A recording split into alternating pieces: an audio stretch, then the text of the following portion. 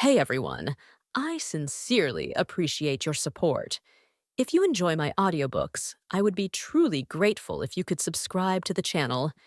And if you'd like to support even further, you're welcome to become a Patreon member, where you can access audiobooks of novels as long as they are freely available on the internet. Your kindness and support mean so much. Thank you. Ahem. Lin Feng coughed violently, his chest heaving with each breath. Dizziness clouded his mind as he slowly blinked his eyes open. A white ceiling greeted him, along with a hanging for drip beside the bed. Am I alive? Did I survive? Lin Feng was an ordinary college student who had just graduated this year. To celebrate his newfound freedom before stepping into society, he had booked a 10-day tour group to Iceland. But no one could have foreseen the nightmare that awaited them. As their old-fashioned three-masted sailboat approached Iceland's coast, a violent storm rolled in, lightning flashing like judgment from the heavens, thunder roaring like beasts, and waves crashing against their vessel with the fury of a titan. The sailboat groaned and rocked violently under the weight of the storm. People clung desperately to the railings, trying not to be thrown into the merciless sea. Then came the killer wave, towering tens of meters high, a monstrous wall of water crashing toward them. It's over, Lin Feng thought, frozen in horror. The wave struck the ship with devastating force. The hull shuddered. People were flung like rag dolls. Lin Feng slammed into a wall, the impact nearly knocking him out cold. Seawater flooded into the cabin, roaring with unstoppable ferocity. By some miracle, the currents briefly lifted the boat. Lin Feng clung to the nearest mast with all his strength. Half the deck was already submerged. Sailors scrambled to unfasten lifebuoys as panic gripped everyone. Summoning the last of his strength, Lin Feng climbed the mast. Rain soaked him to the bone as he looked down at the sinking ship, despair settling in his chest. He regretted coming here, regretted everything. Suddenly, a blinding flash lit up the sky. Lightning crackled, and struck the mast. Lin Feng's world exploded into light. Then, nothing. He didn't know how long had passed before he slowly stirred again. The sterile smell of antiseptic filled his nose. Machines beeped softly around him. He was lying in a hospital bed. I survived? He whispered to himself. A voice beside him said, filled with relief, "My child, you're awake." Lin Feng turned his head. A middle-aged man with kind eyes sat by the bed, clearly overjoyed. "You are?" Lin Feng asked, his voice hoarse and confused. "I'm Arthur, the village chief." Village chief? Arthur? Before Lin Feng could speak again, a surge of strange images flooded his mind, memories that weren't his. Foreign memories, yet, they felt real. The man's face turned grave. "What's wrong, Arthur? Talk to me," he urged, mistaking Lin Feng's silence for trauma. The memories kept coming, fragment by fragment, until Lin Feng understood. I've transmigrated. The body he now inhabited belonged to a 16-year-old Icelandic boy named John Arthur.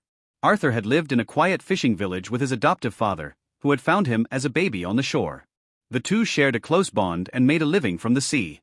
Just days ago, father and son had gone out to fish when disaster struck. A tsunami had capsized their boat. Arthur was knocked unconscious, and his body drifted until he was found clinging to a wooden plank. Now Lin Feng was no more. He was Arthur. "Mayor, have you found my father?" he asked softly, emotion welling up in his chest. The village chief's expression darkened. "I'm sorry, child. The rescue team only found you. Your father, he's gone." A deep ache pierced Arthur's heart. Is this my sorrow? Or his? No, it's both. From now on, I am John Arthur. Lying in his hospital bed, Arthur stared blankly at the ceiling, his thoughts spinning. He wasn't in China anymore. He wasn't even sure he was in the same world. He asked the nurse what year it was. Her answer, March 2010. 2010?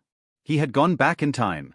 Arthur found a mirror and stared at the reflection of a young man with pale skin, blonde hair, and blue eyes. The face was unfamiliar, yet it was his. He had no family left. No connections. Only a small government subsidy to survive as a minor. The thought of returning to China briefly crossed his mind. Could Lin Feng still exist in that world? He stared out the window, dazed. Then the sound of the TV in the ward caught his attention. The Icelandic government has placed an order for Jericho missiles from Stark Industries. Arthur turned sharply. On the screen, the Icelandic president was shaking hands with a bald man, Obadiah Stane. The Obadiah Stane, villain from Iron Man. His eyes widened.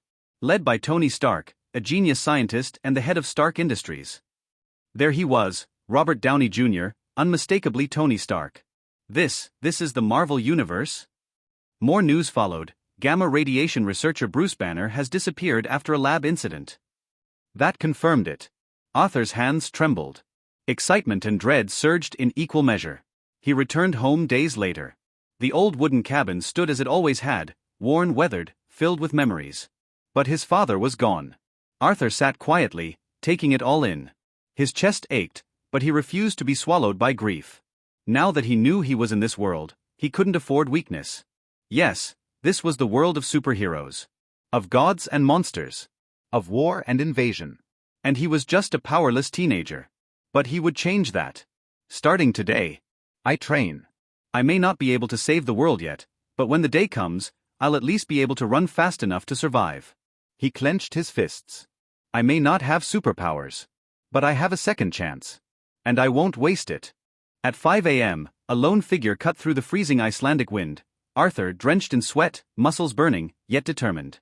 Each step was heavy, but he didn't stop. In this dangerous world, power meant survival, and survival began with strength. Though it was still early morning, the sun hung stubbornly in the sky. This was the polar day, one of the strange phenomena that came with living near the Arctic Circle. In Iceland, the sun sometimes refused to set. The air was biting cold, barely a degree above freezing. Yet Arthur wore only a short-sleeved shirt, his breath forming clouds as he pushed forward. His blonde hair was soaked with sweat that had frozen into thin crusts, steam still rising from his overheated body. Despite the cold, Arthur felt strangely at ease. He had always been more resilient than most. Even as a child, he'd loved the water and rarely felt cold. Now, that same endurance kept him moving, 2 hours into a grueling run. After the run, he dropped to the ground and launched into strength training. Push-ups, leapfrogs, pull-ups, shadowboxing. His limbs trembled with effort, but he kept going. If I keep training like this, I'll end up bald, he muttered to himself with a weak chuckle, imagining himself as Saritama from One Punch Man. By noon, he was scarfing down a lunch of grilled fish, again. The same meal every day had dulled his appetite, but hunger trumped distaste. He chewed numbly, staring out toward the sea. The ocean stretched endlessly beyond the pier, cold and vast. Just looking at it made Arthur's heart clench. The trauma of the storm, the helplessness of that night, it still haunted him. His body might have survived, but his mind was scarred. Still, he refused to be ruled by fear. With a steady breath, Arthur stripped down and dove into the ocean. The moment he entered the water, something strange happened. Instead of panic, a deep, instinctual calm washed over him.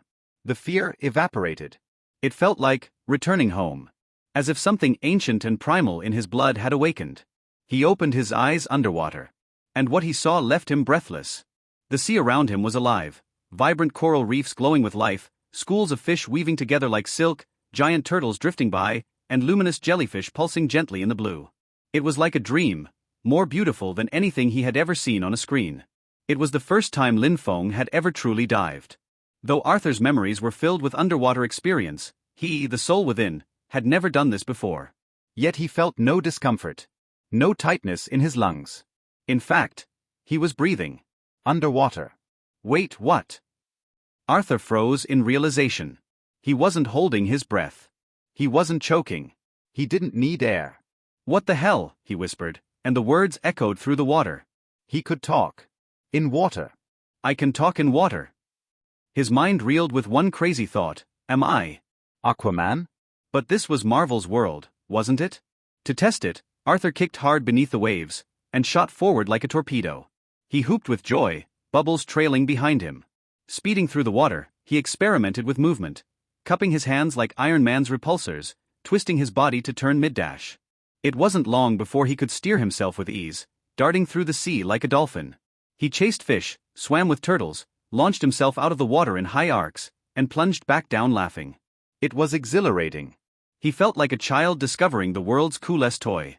Every motion was effortless. Every movement filled with power and grace. Diving deep, he stared upward through the water. The sunlight filtered down in rays, sparkling like stars. He kicked off from the ocean floor with all his might. He surged toward the surface like a rocket, whoosh, and burst through the waves, flying more than 100 meters into the air before gravity reclaimed him. Yeewa! He plummeted back into the sea with a splash, but even that impact didn't hurt. His body absorbed it like a sponge. No pain. No bruises. No pressure. Even at extreme depths, he felt perfectly fine. His curiosity sparked again. Aquaman's body was bulletproof in the movies. Could his be the same? Arthur swam downward and found a jagged shard of iron embedded in a rock. He picked it up and jabbed it against his thigh, hard. Clink. The metal vibrated and bent slightly. His skin didn't even show a scratch. Arthur stared in disbelief. This is real. I'm not just imagining it. Then another thought struck him. Aquaman could communicate with sea creatures. He closed his eyes and let himself float, tuning out everything else. Slowly, he focused on the sounds around him. And then he heard it, the soft, rhythmic calls and clicks of sea life. At first, it was faint, but as he focused, the voices grew clearer. It was as if the ocean itself was speaking to him. He raised his hand toward a nearby school of fish. Suddenly, soft ripples of energy pulsed from his palm, like sonar waves. The fish paused, turned, and slowly began swimming toward him, drawn by some invisible bond. Arthur's eyes widened. Incredible. He wasn't just in a new world. He was something new in it. There are a few white clouds floating in the blue sky, and seagulls are circling in the sky. The blue sea seems to be the same color as the sky, and the sea breeze blows waves. This is the vast Atlantic Ocean.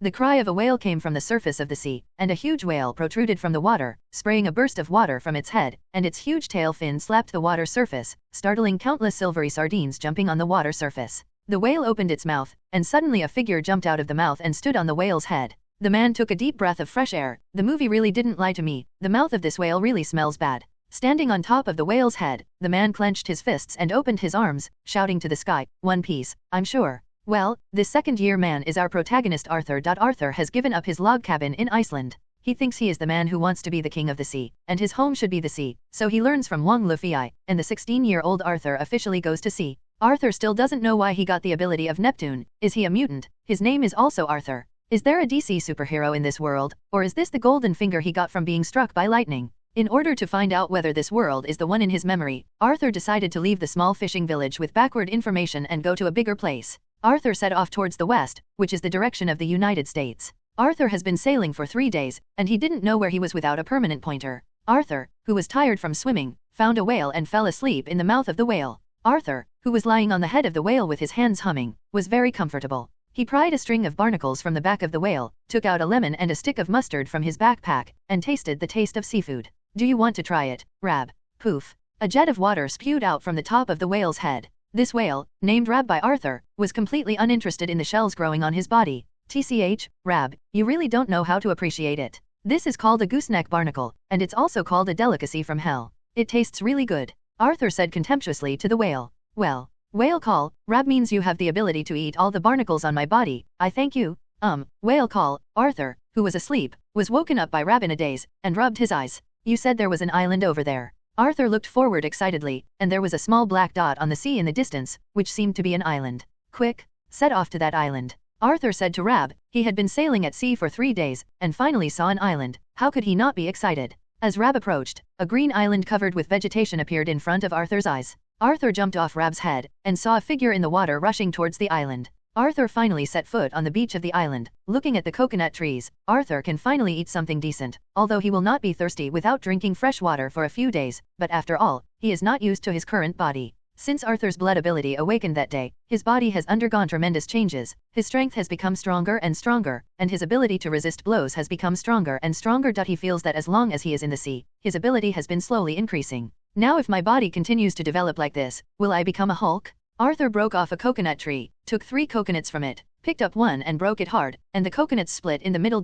If someone saw it, they would definitely sigh, "Is this still a human being?" The island is full of vegetation and there are many animals, but no traces of human beings have been seen, and it seems to be an uninhabited island. As the sun went down, Arthur sat on the trunk of the broken coconut tree by the sea. In front of him was a bonfire, on which a skinned boa constrictor was strung with branches, and it was roasting with oil. "I don't know where this is. How far is it from the United States?" Arthur said to himself. Ever since he came to this world, he has been alone. Few people talk to him. He is used to being alone and silent. Arthur is going to rest on the island for a day, and prepare to eat before setting off, otherwise he can only eat sashimi and shells every day in the sea. The next day, Arthur caught another wild boar. After being dried by fire, it is divided into small pieces and packed into a backpack, and the water bottle is also filled with coconut water. This backpack is an oilcloth waterproof backpack he brought out from home, and it contains some of his daily necessities. Arthur stood above Rab's head, glanced at the island behind him and said, "Let's go, continue west." On the blue sea, a ship from New York was sailing. The ship's name is the Freedom of the Seas.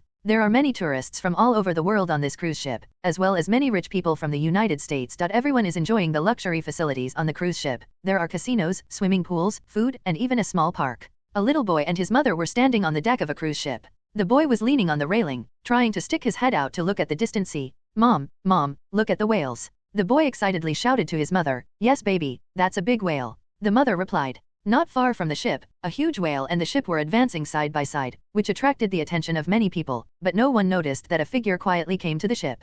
Arthur, standing on the deck with his tail on, waved at the whale, "See you next time, Rab." On a luxury ship named Freedom of the Seas, Arthur lay on the railing and blew the sea breeze, his long golden head floating in the wind. He had made it clear that the destination of this ship was New York, and he didn't need to run around in the sea like a headless fly. As long as he stayed on the ship, he could go to New York City. There was everything on this luxury cruise ship, and Arthur finally enjoyed human food again: bread, steak, cakes, and red wine, all of which he longed for too much. Sitting in the restaurant, Arthur gorged on the food in front of him, completely ignoring the strange looks from the people around him. He hadn't had a good meal since time travel, and Arthur ate for 2 hours. Hiccup Arthur, who was lazily walking on the deck, burped. He was so full, and walked around to digest food. Arthur walked around on the ship. "Don't tell me this ship is really big. Hey, beauty." Arthur greeted the blonde beauty who was walking towards him. As a result, the beauties didn't even look at him, and he was ignored. Arthur didn't think about his current image either. He was disheveled and torn, like a beggar. Arthur was bored after shopping around, so he found a very luxurious looking room. He happily took a bath, shaved off his beard, and looked at his young face again in the mirror. Arthur said narcissistically, "I'm still so handsome. Who are you?" A middle-aged man's voice came from behind Arthur. It seemed that the owner of the room had returned. "Sorry." Arthur turned around and stabbed the man's neck with a knife, knocking him unconscious. Arthur put the strange man on the sofa and found a wallet from him, which contained many cards and a large stack of dollar bills. Arthur found a blue shirt and a pair of trousers from the closet, which seemed to fit him well. Arthur opened the door and went out. Arthur wandered around on the boat again, and before he knew it, he came to the casino. Watching the crowded casino, Arthur suddenly became interested. The casino is very big and there are many people. There are all kinds of dice and chess here, as well as waiters in suits and beautiful blonde croupiers. Arthur stood in the crowd and watched these people playing Lanzo poker. He couldn't play, he could only play mahjong. The winners laughed, and the losers were dejected. Looking at these rich people in various poses, Arthur thought of his poor life with his father since he was a child. Although it was plain, it was also warm. As he walked, Arthur saw a familiar figure. Damn it, Robert Downey Jr. Oh no, it should be Tony Stark here. Arthur stood excitedly in the crowd and looked at Tony Stark surrounded by two beauties in front of the gaming table. It's exactly the same as in the movie, only younger. Arthur sighed. Arthur didn't go up to say hello to Tony, because he didn't know how to get to know his favorite superhero. Tony Stark hasn't made a steel armor yet. In this way, Arthur silently observed Tony Stark on the boat every day, and Arthur jumped into the sea at night to absorb the energy brought to him by the sea. A week later, the ship finally arrived at the destination, which is the port of New York City in the United States. Arthur got off the ship with everyone and looked at the strange city in front of him. New York, here I come. Arthur didn't go up to get to know Tony Stark in the end. He knew that there would be better opportunities in the future, and there would be a long way to go. There's a new grilled fish restaurant on New York City's East Beach called Atlantis, and that's what Arthur's going to do next. He has to live in New York to participate in the plot. Arthur returned to his old profession, fishing at sea. Arthur opened the grilled fish restaurant with US dollars from the wallet of a hot man on the boat. He even hired a young chef. The chef's name is Jack. He has worked in a restaurant in the countryside for many years and has great kitchen experience. After coming to New York, he came to work in this newly opened restaurant. Jack discovered that his boss was very miraculous. He could drive his small boat back with a full load every morning and bring back a large amount of fish. There were all kinds of fish, even hundreds of pounds of bluefin tuna. How did he do it? Jack secretly asked the young boss in his spare time, and the boss told him that he had been fishing for a living since he was a child. In fact, fishing is too easy for Arthur now. He can already communicate with fish and control fish within 100 meters of him. By going to the seabed to absorb energy every night, his ability is getting better and better. The stronger. This Atlantis restaurant on the coast of New York is completely popular. Not only can you eat fresh fish, but you can also eat delicious bluefin tuna dinner on weekends. The name of Atlantis restaurant spread throughout the surrounding area, and many people came here because of its reputation. Arthur had no choice but to hire a chef and two waiters. Many tables and chairs were placed on the beach outside the store for guests to dine, and Arthur even invited some wandering singers to sing for everyone. Looking at the thriving restaurant, Arthur also has a sense of belonging to this place, and this will be his home from now on. Jack, the guest at table 6 wants a piece of grilled scallop. Understood. Table 8 has steamed sea urchin and grilled sardines. Coming. At night, the Atlantis restaurant was still very busy. Suddenly there was an exclamation from outside, followed by the sound of things being broken. I saw a group of people walking outside. The leader was a bald man with tattoos all over his muscular body, and the dozen or so young people next to him were also dressed in colorful clothes, and their hair was dyed colorful. The big man in the lead smashed a dining table with a baseball bat in his hand, and the two guests hid aside in fright and dared not speak out. Who is your boss? Tell him to come out. The big man yelled at the waitress, who was startled and trembling. I'm the owner of this store. Who are you? Arthur came out of the kitchen. Who am I? Haha, my name is Lone Wolf. I'm the boss of the Wild Wolf Gang. This is my territory. If you dare to open a shop in my territory and still not greet us, I think you are impatient. The big man yelled Road. Oh, I need to get your permission before I open a store. Arthur said calmly as he looked at them. Ha ha ha ha. Several gangsters laughed. Of course, if you want to open a store here, you must pay protection fees first. I will only give you 70% of your income. Boss. Jack looked at Arthur eagerly with a pale face. How could the restaurant continue to open after giving them 70%? Arthur waved Jack to reassure him, and said to the big man, why should I pay you? Before I get angry, I suggest you disappear quickly, or you won't be able to leave in a while. Ahahaha. The gangsters laughed contemptuously as if they had heard the funniest joke. The bald man looked at Arthur with a ferocious face and said, since you don't drink a toast, don't blame me, brothers, come on. Smash this shop for me. A red-haired gangster rushed towards Arthur with a dagger, and with a whoosh, the gangster flew back quickly and hit the beach heavily. Arthur withdrew his kicked leg. Very well, you made me very angry, and the consequences will be serious. Arthur said to the gangsters with a blank expression. I saw Arthur rushing into the crowd like a tiger, punching the gangsters one by one. In the blink of an eye, more than a dozen gangsters were lying on the ground, only the bald man was still standing. The bald man swallowed his saliva. He didn't expect to kick the iron plate today, but the bald man didn't panic at all. He took out a pistol from his arms, pointed the gun at Arthur. Stand still, or I'll kill you with one shot. Arthur pouted. I don't know who gave you the courage to point a gun at me. Stop talking nonsense, don't move, or I will kill you. I bet you don't have bullets in your gun. Arthur countered. The bald head was completely enraged, and he was about to pull the trigger on Arthur, only to see Arthur came to him in an instant, and grabbed his hand holding the gun. Ah! The bald man let out a scream, and saw that his hand was broken into a strange shape by Arthur, and the pistol fell from his hand to the ground. Then the bald head was kicked out by Arthur, hit a coconut tree, and passed out. It's done. Arthur clapped his hands, turned his head to look at Jack and the guests, and saw that everyone was dumbfounded and stared at Arthur blankly. Jack called the police, and the police took away several gangsters after taking notes. Before leaving, the police chief looked at Arthur with a strange look. The lone wolf is a relatively difficult thorn in this film, and unexpectedly he was taken care of by a young restaurant owner. The restaurant has resumed normal business, but Arthur is quite famous in the nearby area. The gangsters around him have heard that the lone wolf fell into the hands of the owner of Atlantis restaurant, and they don't dare to let anyone come to the restaurant again. Trouble. Atlantis restaurant has recently withdrawn from new dishes. It is said that the restaurant hired a Chinese chef to introduce several Chinese dishes. Arthur sat in the corner of the restaurant, eating a plate of Yangzhou fried rice with happiness on his face. There were also two side dishes on the table, a dish of stir-fried shredded pork with green peppers and a plate of mapo tofu. He finally tasted the familiar taste again because he recruited a new chef named Zhao Long from Chongqing, China. Zhao Long came to New York alone to work hard. He originally opened a small Chinese restaurant, but he also encountered local bullies. The income he earned was only enough to pay protection fees. Reluctantly closed. Zhao Long can only work part-time in a New York restaurant. Yesterday he came to this most famous restaurant to try his luck and wanted to apply for a waiter. It is said that this restaurant has a booming business and the employees are treated very generously. Unexpectedly, Zhao Long was caught by the boss at a glance and asked him to be the chef of the restaurant, and he was given a very high salary. Zhao Long felt that he was chosen by the goddess of luck. He cherished this job very much and decided to work in Atlanta. The restaurant will continue to work well. The boss seems to like Chinese food very much. It's great.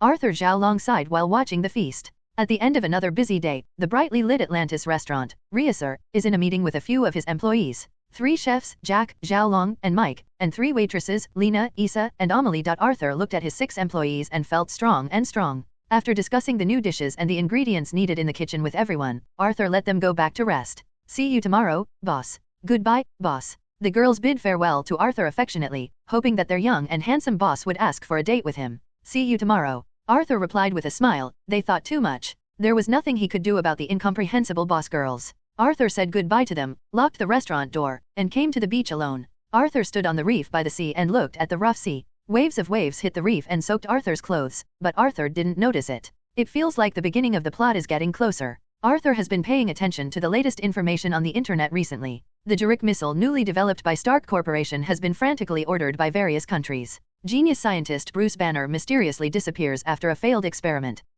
Looking at these two normal news, Arthur knew that the plot of the Marvel world was about to begin. After a period of investigation, Arthur confirmed that this is the world of Marvel, not the comic version but the movie version of the Marvel Universe. Because the mutant X-Men have not been heard of in this world, and there is no Gotham City in this world, which means that DC heroes have not invaded, so how can I explain myself as Aquaman? It can only mean that this is the golden finger given to him by God. In order to cope with the beginning of the next plot, Arthur can only speed up the improvement of his strength. He needs to eat a lot of food every day, insist on exercising every day, and sink to the bottom of the sea at night to absorb the energy of the sea. He found that the deeper the seabed, the faster it can absorb energy, and he was very happy to know that there is a way to continuously become stronger. Arthur swam into the bottomless trench. Days are being passed in an orderly manner, and Arthur also feels that his body is getting stronger and stronger. Recently, his strength has grown a lot, and he can lift a car effortlessly with one hand. His vision and hearing have also become more sensitive. He can even observe flies flying in the air, which is a bit like Spider-Man's ability, and he feels that his current reaction ability is not much better than Spider-Man's.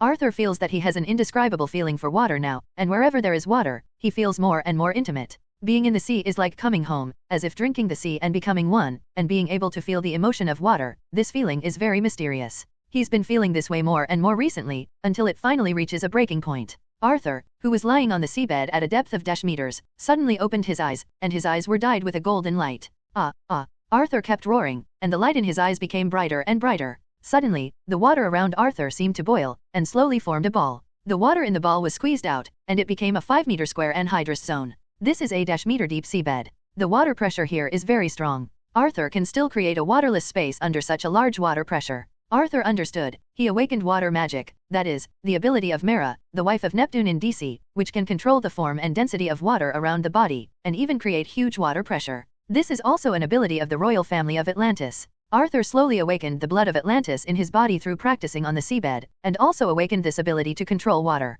Arthur's ability to control water only lasted for a while before he was a little exhausted and felt a little dizzy. Using this kind of power was very exhausting of his mental strength. With his current mental strength, he can only use this ability to control water for 2 minutes, and the power of the water he controls is also very limited. He has practiced more firmly, and one day I will be able to fully master this ability. Arthur is paying attention to the news every day. He is waiting for the plot to come. Except for eating, he spends most of his time on the bottom of the sea desperately absorbing energy. The business of the restaurant was left to Jack. He appointed Jack as the manager of the restaurant. As for the procurement of ingredients, Arthur no longer needs to do it. Now they have a fixed purchase channel, and he will only take care of it unless a customer orders some rare fish. The restaurant has been able to operate stably and has brought him a steady stream of income. It can be said that Arthur is also a rich man, but he is not very interested in money. He has no need for a house or a car because he lives in the sea. He thinks the car is too slow and cannot run as fast as he does. So he raised the salaries of several employees again and again, so that several employees were particularly grateful to him. Where can I find such a good boss? Several sister papers expressed their desire to agree with each other with their bodies. In the evening, it was rare for Arthur to go to practice. He was going to take a day off and enjoy some delicious food. Arthur sat in the corner. On the table were his favorite spicy chicken, boiled pork slices, fried beef, fish with pickled vegetables and a large bowl of rice. Arthur concentrated on eating. Suddenly, there was a burst of exclamation from the guests in the restaurant, and Arthur looked up to see what was going on, only to see urgent news being broadcast on the TV hanging on the wall. A giant monster appeared on Broadway in Manhattan, New York City. This monster is very destructive. Now the military has intervened and is fighting fiercely with the monster. Oh my God, what kind of monster is this? It's too scary. Fortunately, it didn't show up here, right? Boss?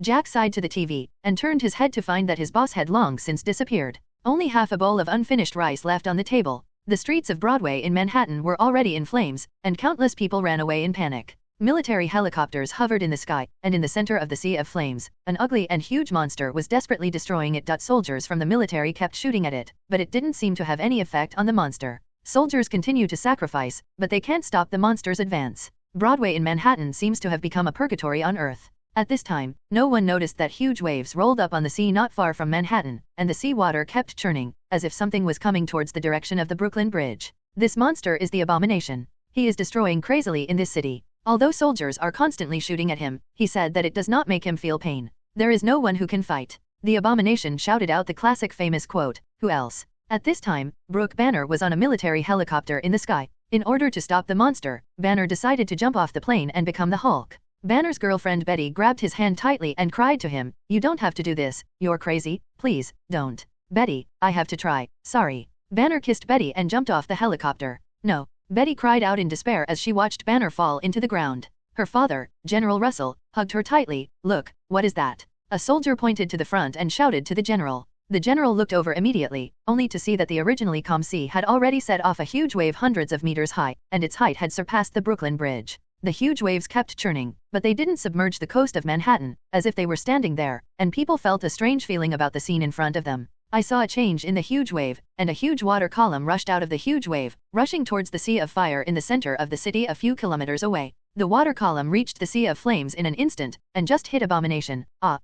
Abomination felt that he was about to be crushed by the impact of the water pressure, and let out a scream. The jet of water was exhausted at last, and Abomination lay on the ground gasping for breath. His bones had been crushed by the water, and yellow blood spit out from his mouth. The surrounding fires were also doused by the water jets, and the surrounding soldiers didn't know what happened. They saw a jet of water falling from the sky, and while extinguishing the fires, they also knocked down the monsters. Is this a manifestation of God? Soon someone discovered that there was an extra person standing in front of the monster. "Danger? Get out of there," the soldier yelled at the man. I saw this man turning around. He was a young blonde boy. The boy smiled slightly at the soldier. "Dangerous, be careful." Only the soldier yelled eagerly, and it turned out that the monster stood up again. This monster has a super self-healing ability, and it seems that all the damage it just received seems to have recovered in the blink of an eye. The monster punched the boy in front of him, and the surrounding soldiers all closed their eyes subconsciously. The boy must have been crushed to pieces. How can that be? The boy grabbed the arm that the monster had dropped with his little hand, and the monster couldn't break free from the boy's hand no matter how hard he tried.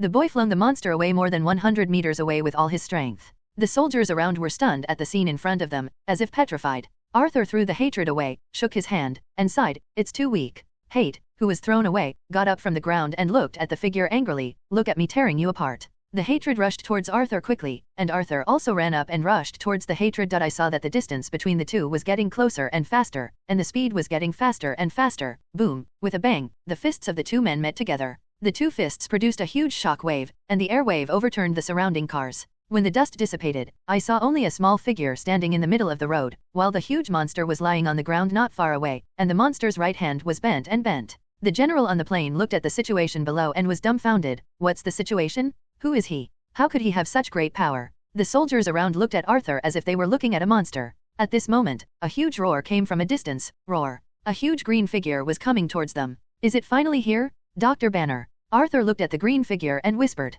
Roar, Banner. Hate stood up again, seeing the familiar green figure. Hate was furious. He pulled back his severed arm, and walked towards the Hulk step by step faster and faster rush away. Banner, who transformed into a Hulk, also rushed towards the Abomination, and the two huge figures got faster and closer, and finally collided with each other with a bang. As a result, the Abomination was punched and flew out by the Hulk. Everyone looked at this familiar scene and felt that they had seen this scene before. Seeing the two huge figures wrestling together, the surrounding cars were blown away, and the soldiers came back to their senses and continued to shoot at the Abomination. Arthur glanced at the two fiery giant creatures, and ran to the back of the scene, because he heard a short cry for help coming from under the collapsed house, and his hearing was already very sensitive. Arthur came to a boulder, held the boulder with both hands and lifted it vigorously. He pushed the boulder aside, picked up a man covered in blood from below, and put him on the ground. He rescued 4 more people from the ruins in succession. "People, call an ambulance," Arthur said to a soldier, who immediately picked up the walkie-talkie. The Hulk and the Abomination are still fighting inextricably, but Arthur is looking around to rescue the injured.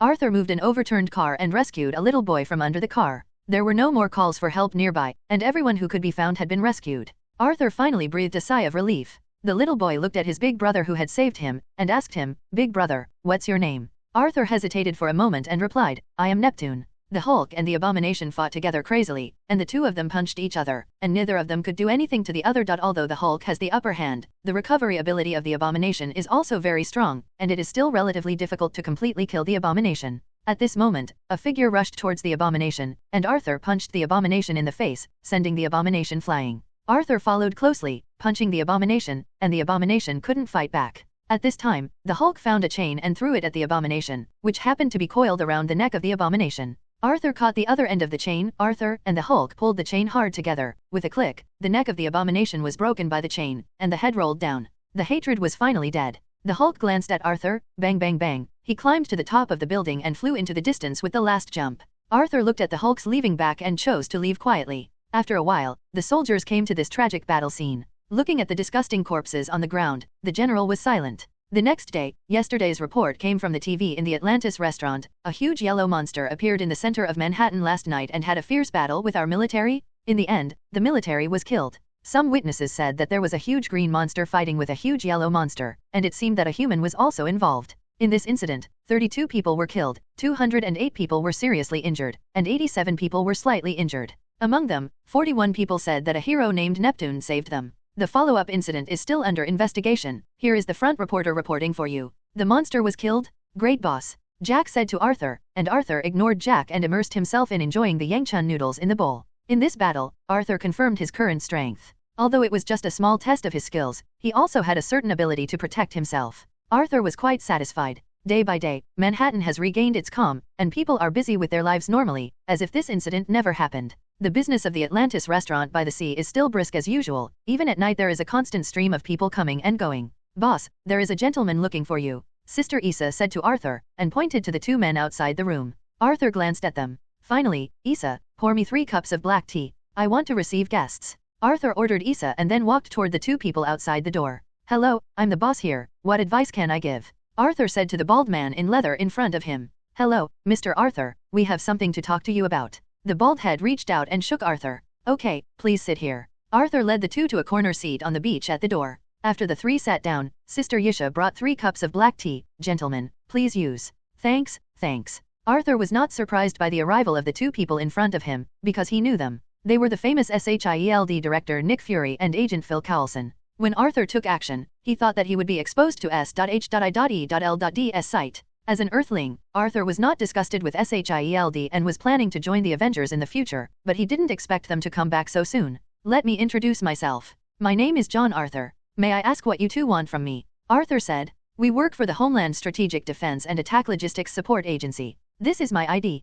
Nick Fury took out an ID with a familiar logo and showed it to Arthur. Can you tell me again what security agency you are? Arthur replied. We are people from the Land Strategic Defense and Attack Logistics Support Bureau, Nick Fury said helplessly. The name of your unit is hard to remember. I suggest you change your name. We will consider it. We came to you to ask you if you are Aquaman. Nick Fury looked at Arthur and asked seriously. Your joke is not funny at all. Arthur continued to laugh. Don't be too busy denying it. Just take a look at these photos. Nick Fury took the tablet from Coulson and put it in front of Arthur to show a set of photos. There were pictures of him fighting the Abomination, and pictures of the Hulk and him strangling the Abomination by the chains. Although the photo is blurry, you can still recognize that this is Arthur. Okay, I admit it, this is me. Arthur shrugged while looking at the photo. It's fine if you don't deny it. Our Homeland Strategic Defense and Attack Logistics Agency is to supervise some special existences on the Earth, such as aliens, and special humans like you and the Hulk. Nick Fury told Asia S.E. introduced. Can you tell me what happened to you? Why do you have the special ability you have now? Nick Fury asked. My abilities are born with me. I come from the kingdom of Atlantis under the sea. Arthur continued to fool the 2 of them. We investigated you. You grew up in Iceland, and your father died in a shipwreck. Since you were capable, why didn't you save your father in the shipwreck? Nick Fury obviously didn't believe Arthur's statement. Well, I didn't have the ability at that time. It was during that shipwreck that I awakened my ability, so I survived. Arthur said half-truthfully. Okay, can you describe your special ability? Nick Fury asked Arthur. I can breathe in the sea and move quickly in the sea. My body is also stronger than normal people. The specific strength is similar to that of the monster I fought. Arthur revealed a little bit about his abilities. We can also see how powerful you are through the video. We have a plan and invite you to join. Nick Fury took out a document and handed it to Arthur. It said the Avengers Plan, and it really was the Avengers Plan. Arthur looked at it intently. The Avengers Plan is a plan I propose to fight against the threat of aliens or against special humans. I intend to invite you, a powerful human with special abilities, to form an action team, so that we can deal with some emergencies. Nick Fury said. Who are on your list? I'm sorry, this is top secret information. I can't disclose it for the time being. I can only tell you that the Hulk you have seen before is also on the list of our planned recruitment. Nick Fury said to Arthur. What do I need to do after joining? You can also see that I still run a restaurant and don't have much free time. We will only contact you when we need you to move, and you can usually move around freely. Is there a salary? Of course, the monthly salary of $5,000 is the same as that of a civil servant. Okay, I have one last request. Any request? Can you change the name of the Security Bureau? I don't like it. In this way, Arthur successfully joined the Strategic Defense and Attack Logistics Agency, now called S.H.I.E.L.D., with advice provided by Arthur. Coulson drove Arthur to a building in Lower Manhattan. This is our S.H.I.E.L.D. office. Looking at the building in front of him, Arthur felt very familiar. Isn't this the same building as Captain America? The building with the elevator? Arthur followed Coulson to the office on the 25th floor and handed Arthur a form. Please fill in your file information. Arthur could only pick up the pen and fill it out. Okay, your information is top secret. Most people cannot see your file. This is your ID. You are welcome to join S.H.I.E.L.D. Coulson handed Arthur an ID. Arthur took it and saw the familiar S.H.I.E.L.D. logo on the certificate. When he opened it, it read Intern Agent of the Strategic Homeland Defense and Attack Logistics Support Agency. Training Agent. Arthur asked Coulson strangely. Yes, you are currently a trainee agent, because the Avengers project has not been launched yet, and you are just a member of S.H.I.E.L.D. Coulson replied. Okay, a trainee agent will be a trainee agent. This is your mobile phone. We will notify you through this mobile phone if we need you to take action. Please keep it. Arthur took the mobile phone and put it in his pocket along with his ID. You may need to undergo a physical examination next. We want you to provide some blood samples to analyze your physical condition.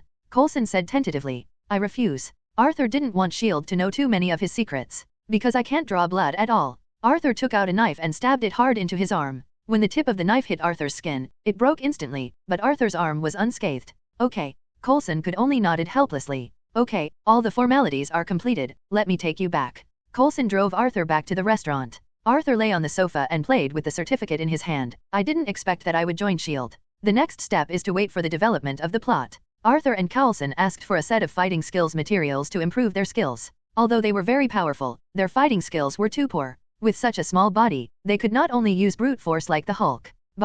Arthur returned to his boring daily life, doing a series of training in the morning, visiting the restaurant at noon, and returning to the seabed to absorb energy at night. Arthur built a house on the bottom of the sea using a sunken ship as his secret base. It contained some treasures he collected on the bottom of the sea, including antiques, gold coins, pearls, masonry jewelry, etc. He could not use these things. He did not. Money is short, he is not interested in money, these things can be used as small gifts for others. Arthur lay on a bed made of coral at home under the sea, closed his eyes, slowly relaxed his mind and body, and absorbed the energy that the sea brought to him. Many colorful small fish swim happily around Arthur, as if playing hide-and-seek. Arthur felt that the energy he could absorb was getting less and less, as if his body had reached a full capacity, and the effect of his nightly practice on him was getting smaller and smaller. Arthur also felt confused. Has his body's energy reached a critical point, or is the energy in this sea area no longer able to meet his needs? Arthur plans to go to other sea areas to try. His current physical condition makes him feel helpless. In the Atlantis restaurant, Arthur told the restaurant members that he needed to leave for a while, and ordered them to take care of the restaurant, and everyone nodded in agreement to reassure him. In the endless Atlantic Ocean, Arthur shuttles through the sea at a fast speed. In Arthur's eyes, the world under the sea is still so beautiful and colorful. Arthur kept heading towards the deep sea. He wanted to find the most special sea area in the Atlantic Ocean, the Bermuda Devil's Triangle. It is said that there have been many mysterious disappearances of ships in the Devil's Delta. Even aircraft and submarines have mysteriously disappeared in this sea area. This is a dangerous and special sea area. Arthur always felt that there was a mysterious force calling him in this special sea area. Arthur just swam towards the deepest part of the seabed. This sea area has many large trenches, bottomless, complex underwater environment, and many active volcanoes. Arthur can see the crater magma boiling. Arthur swam deeper and deeper. The surroundings were pitch black and there was no light, but in Arthur's eyes, it was like daylight, and Arthur moved forward quickly. However, Arthur, who was advancing, felt that the currents around him were different. The more he walked, the more turbulent the currents became. Arthur could only move forward with difficulty. The surrounding ocean currents are getting more and more turbulent, and the water pressure is also increasing. Arthur's forward speed has become slower and slower. Suddenly, a huge waterspout is formed in front of Arthur. The sea water converges from the surrounding to the center, forming a huge vortex that sucks everything around it. Arthur felt something was wrong, turned around and backed away, but unfortunately his position was too close to the whirlpool. The huge current pulled Arthur, and Arthur could only move forward with difficulty with all his strength, away from the whirlpool a little bit. But the sky is not as expected. The whirlpool seems to be heading towards Arthur, and Arthur is getting closer and closer to the whirlpool. Facing the power of nature, Arthur still can't resist. It's over. Arthur's eyes went dark. He felt his body being pulled by the sea water, and the world was spinning. Arthur was sucked into the maelstrom and passed out. Arthur woke up leisurely. He tried to open his eyes and looked at the surrounding situation. Fortunately, he was still on the bottom of the sea and did not fall into the magma of the trench volcano. Arthur only felt severe pain all over his body, as if he was about to fall apart. This was the first time Arthur felt such pain since he crossed. Arthur lay motionless on the seabed, absorbing the energy from the sea and regaining his strength. He found that this sea area can absorb far more energy than the previous sea area, and he was very happy. After an hour, Arthur finally stood up. Although he was still a little weak, he could move freely. Arthur didn't know where he was swept by the vortex, and there was no difference between the surrounding environment and the previous seabed. The seabed was full of black rocky mountains, which felt very hard. There are also some strange fish, very ugly, but they all glowed. Arthur felt very miraculous. Arthur even saw white shrimps in the crevices of the rocks, which also emitted a faint silver light, which was very beautiful. Arthur tried to communicate with them, but found that they only had simple thinking and could not tell Arthur the information he wanted. Arthur swam in one direction. He felt a mysterious force calling him in that direction. It was the force he felt before. Arthur wanted to see what it was. Arthur kept moving forward, and suddenly he saw that there seemed to be light in the deep sea ahead. How could there be light on the bottom of the sea? He swam towards the glowing area, turned around a rocky mountain and finally saw the glowing thing. Arthur was shocked by the picture in front of him. There was a huge building in front of him. It should be said to be a huge city. The city is very huge, and its architectural style is also very special. It is a bit like a temple in Athens. There is a huge entrance at the entrance of the city. The building on it looks like a huge conch. There are also sculptures of various fish in the city. The buildings are colorful. Because it is covered with colorful coral reefs, there are two huge sculptures at the door, which are two giants with a man on the upper body and a fish on the lower body in armor holding a trident. It's unbelievable. Arthur was stunned by the buildings in front of him. He didn't expect such a huge building on the bottom of the sea, and it seemed that there were a lot of creatures around the building. Could this be the legendary Atlantis? But isn't Atlantis from the DC Comics, Marvel World too? Well, Arthur has never read Marvel Comics, only watched movies, and the building in front of him is indeed the mysterious kingdom of Atlantis under the sea. Arthur has always regarded himself as an Atlantean, and he is the king of the sea. As a result, Arthur didn't know how he felt when the real Atlantis appeared in front of him. Okay, let's go and have a look first. Arthur swam towards the mysterious Atlantis. Slowly approaching the huge building, he realized that the building was bigger than he thought, and Arthur also saw a lot of people on the main road of the building. Atlanteans. He didn't expect that there were Atlanteans in the Marvel world. Arthur hid behind the stone and secretly observed the Atlanteans in front. Their skin was blue, and their hair was either blonde or red. They can live freely under the sea. Their clothes are also very gorgeous, and the clothes on their bodies are shining like fish scales. Male Atlanteans wore little or no shorts, while women wore very flamboyant clothes. There are also pairs of soldiers patrolling around the city, wearing bronze armor and holding tridents in their hands. It seems that it is a bit difficult for Arthur to sneak into the city. Arthur's skin color is obviously different from theirs, and if he sneaks in, he may be spotted at a glance. Just when Arthur sneaked around the patrolling soldiers to see if there was any way to get into the city, someone shouted from behind. Stop! Who are you? Terribly, Arthur found out that it was an Atlantean, and there was a silver strange fish next to him, which looked like a scout, and he was discovered by this strange fish. The Atlantis scouts saw Arthur's appearance and warned loudly, "It's land humans! Land humans invade!" Following the scouts' loud warning, several groups of soldiers came out from the side, outflanking Arthur. Seeing that the situation was wrong, Arthur rushed out quickly with all his strength. "Grab it! Don't let him get away!" The Atlantis soldiers behind him chased after him. Arthur, who was running away, suddenly felt a sense of danger behind him. He suddenly turned to the side, and an energy beam formed by a stream of water rubbed against his body and shot towards him. Arthur turned his head and took a look. It turned out that the trident in their hands could shoot water energy, just like a laser cannon. Arthur was full of envy. What a good weapon! I saw Arthur constantly jumping from left to right, with a dozen soldiers behind him chasing closely, and the trident in his hand continued to shoot energy water cannons. Arthur could only dodge flexibly. Continuing like this is not an option. Arthur's body hadn't fully recovered, and the soldiers behind him were pressing hard. If he continued like this, he would be caught by them sooner or later. Arthur gritted his teeth and suddenly turned around, rushed towards a soldier, knocked him down with a punch, and rushed towards another soldier. Arthur was like a tiger entering the flock, but none of the soldiers who fought against him could survive around. The surrounding soldiers also saw Arthur's strength, and distanced themselves from Arthur with water cannons to attack Arthur. Arthur fought and retreated, but these Atlanteans couldn't get rid of them like a gangrene, and they kept water cannoning Kite Arthur. Arthur was very annoying. Arthur, who was constantly fighting, saw a large group of Atlanteans coming from a distance, and there was also a leader. I only heard the leading man say, "Get out of the way, let me deal with him." The surrounding soldiers stopped attacking upon hearing his order, raised their tridents and shouted in unison, "The king is invincible! The king is invincible! The king is invincible!" Arthur was speechless for a while. Unexpectedly, the king of Atlantis was summoned. At this time, Arthur carefully observed the king in front of him. I saw that the man in front of him was different from other Atlanteans. He had white skin and black hair. He was about 25 years old and looked very young. He looked no different from normal humans. "Who are you?" Arthur was very surprised by the human-like Atlantean in front of him. "I, Namor Mackenzie, am the king of Atlantis. Who are you? How can land humans come here?" Namor asked. "My name is Arthur. You can all live under the sea. Why can't I come?" Arthur joked. "I know who you are now. You are that traitor's bastard." Namor looked at Arthur and said fiercely. Arthur is full of question marks. "Traitor, evil species? I'm going to catch you and throw you into the bottomless abyss." Namor looked at Arthur with a hideous expression. Holding the silver trident, Namor stabbed towards Arthur at a fast speed. Arthur turned sideways to avoid the stab, grabbed the trident that was stabbing him, and kicked Namor in the chest. This kick sent Namor flying, and the trident fell into Arthur's hands. Arthur glanced at the trident in his hand and threw it vigorously at Namor. Namor dodged the blow, and the trident sank deep into the rocky mountain. Namor pulled out his trident and fired a water cannon at Arthur. Namor's water cannon was much more powerful than ordinary soldiers. Arthur looked at the energy coming from the lasing and felt the danger. Arthur dodged, and the energy hit the rocky mountain behind him. A huge hole was blown out of the rocky mountain, which shows the power of the water cannon. So big. Arthur looked enviously at the trident in Namor's hand. It's a good thing. It can be used for melee combat and long distance. There was no response, and he couldn't use the trident. On the bottom of the Devil's Delta in Bermuda, and above the kingdom of Atlantis, two figures fought fiercely, and a huge burst of energy made the people of Atlantis notice the battle. However, at this moment, a scout in the palace of the Kingdom of Atlantis was reporting the situation to the High Priest of Atlantis. High Priest, the king is fighting a land human. Land humans? Come to the deep sea? Well, I get it, you go down. After the scouts left, the old blue-skinned High Priest said to General Sartu beside him, it should be his child who has returned. Him? You mean the traitor? Sartu asked. The High Priest nodded. Arthur was fighting Namor inextricably, and the two of them punched and kicked each other, although neither of them could do anything for the time being. But Arthur gradually fell into a disadvantage. Arthur felt that the ability of the person in front of him was very similar to his own. The body was as resistant to blows, and the same super high-speed explosive power in the sea, but his strength was not as good as his own. But Arthur's current state is not good, and the opponent still has a good weapon, and the opponent's combat skills are far superior to his own.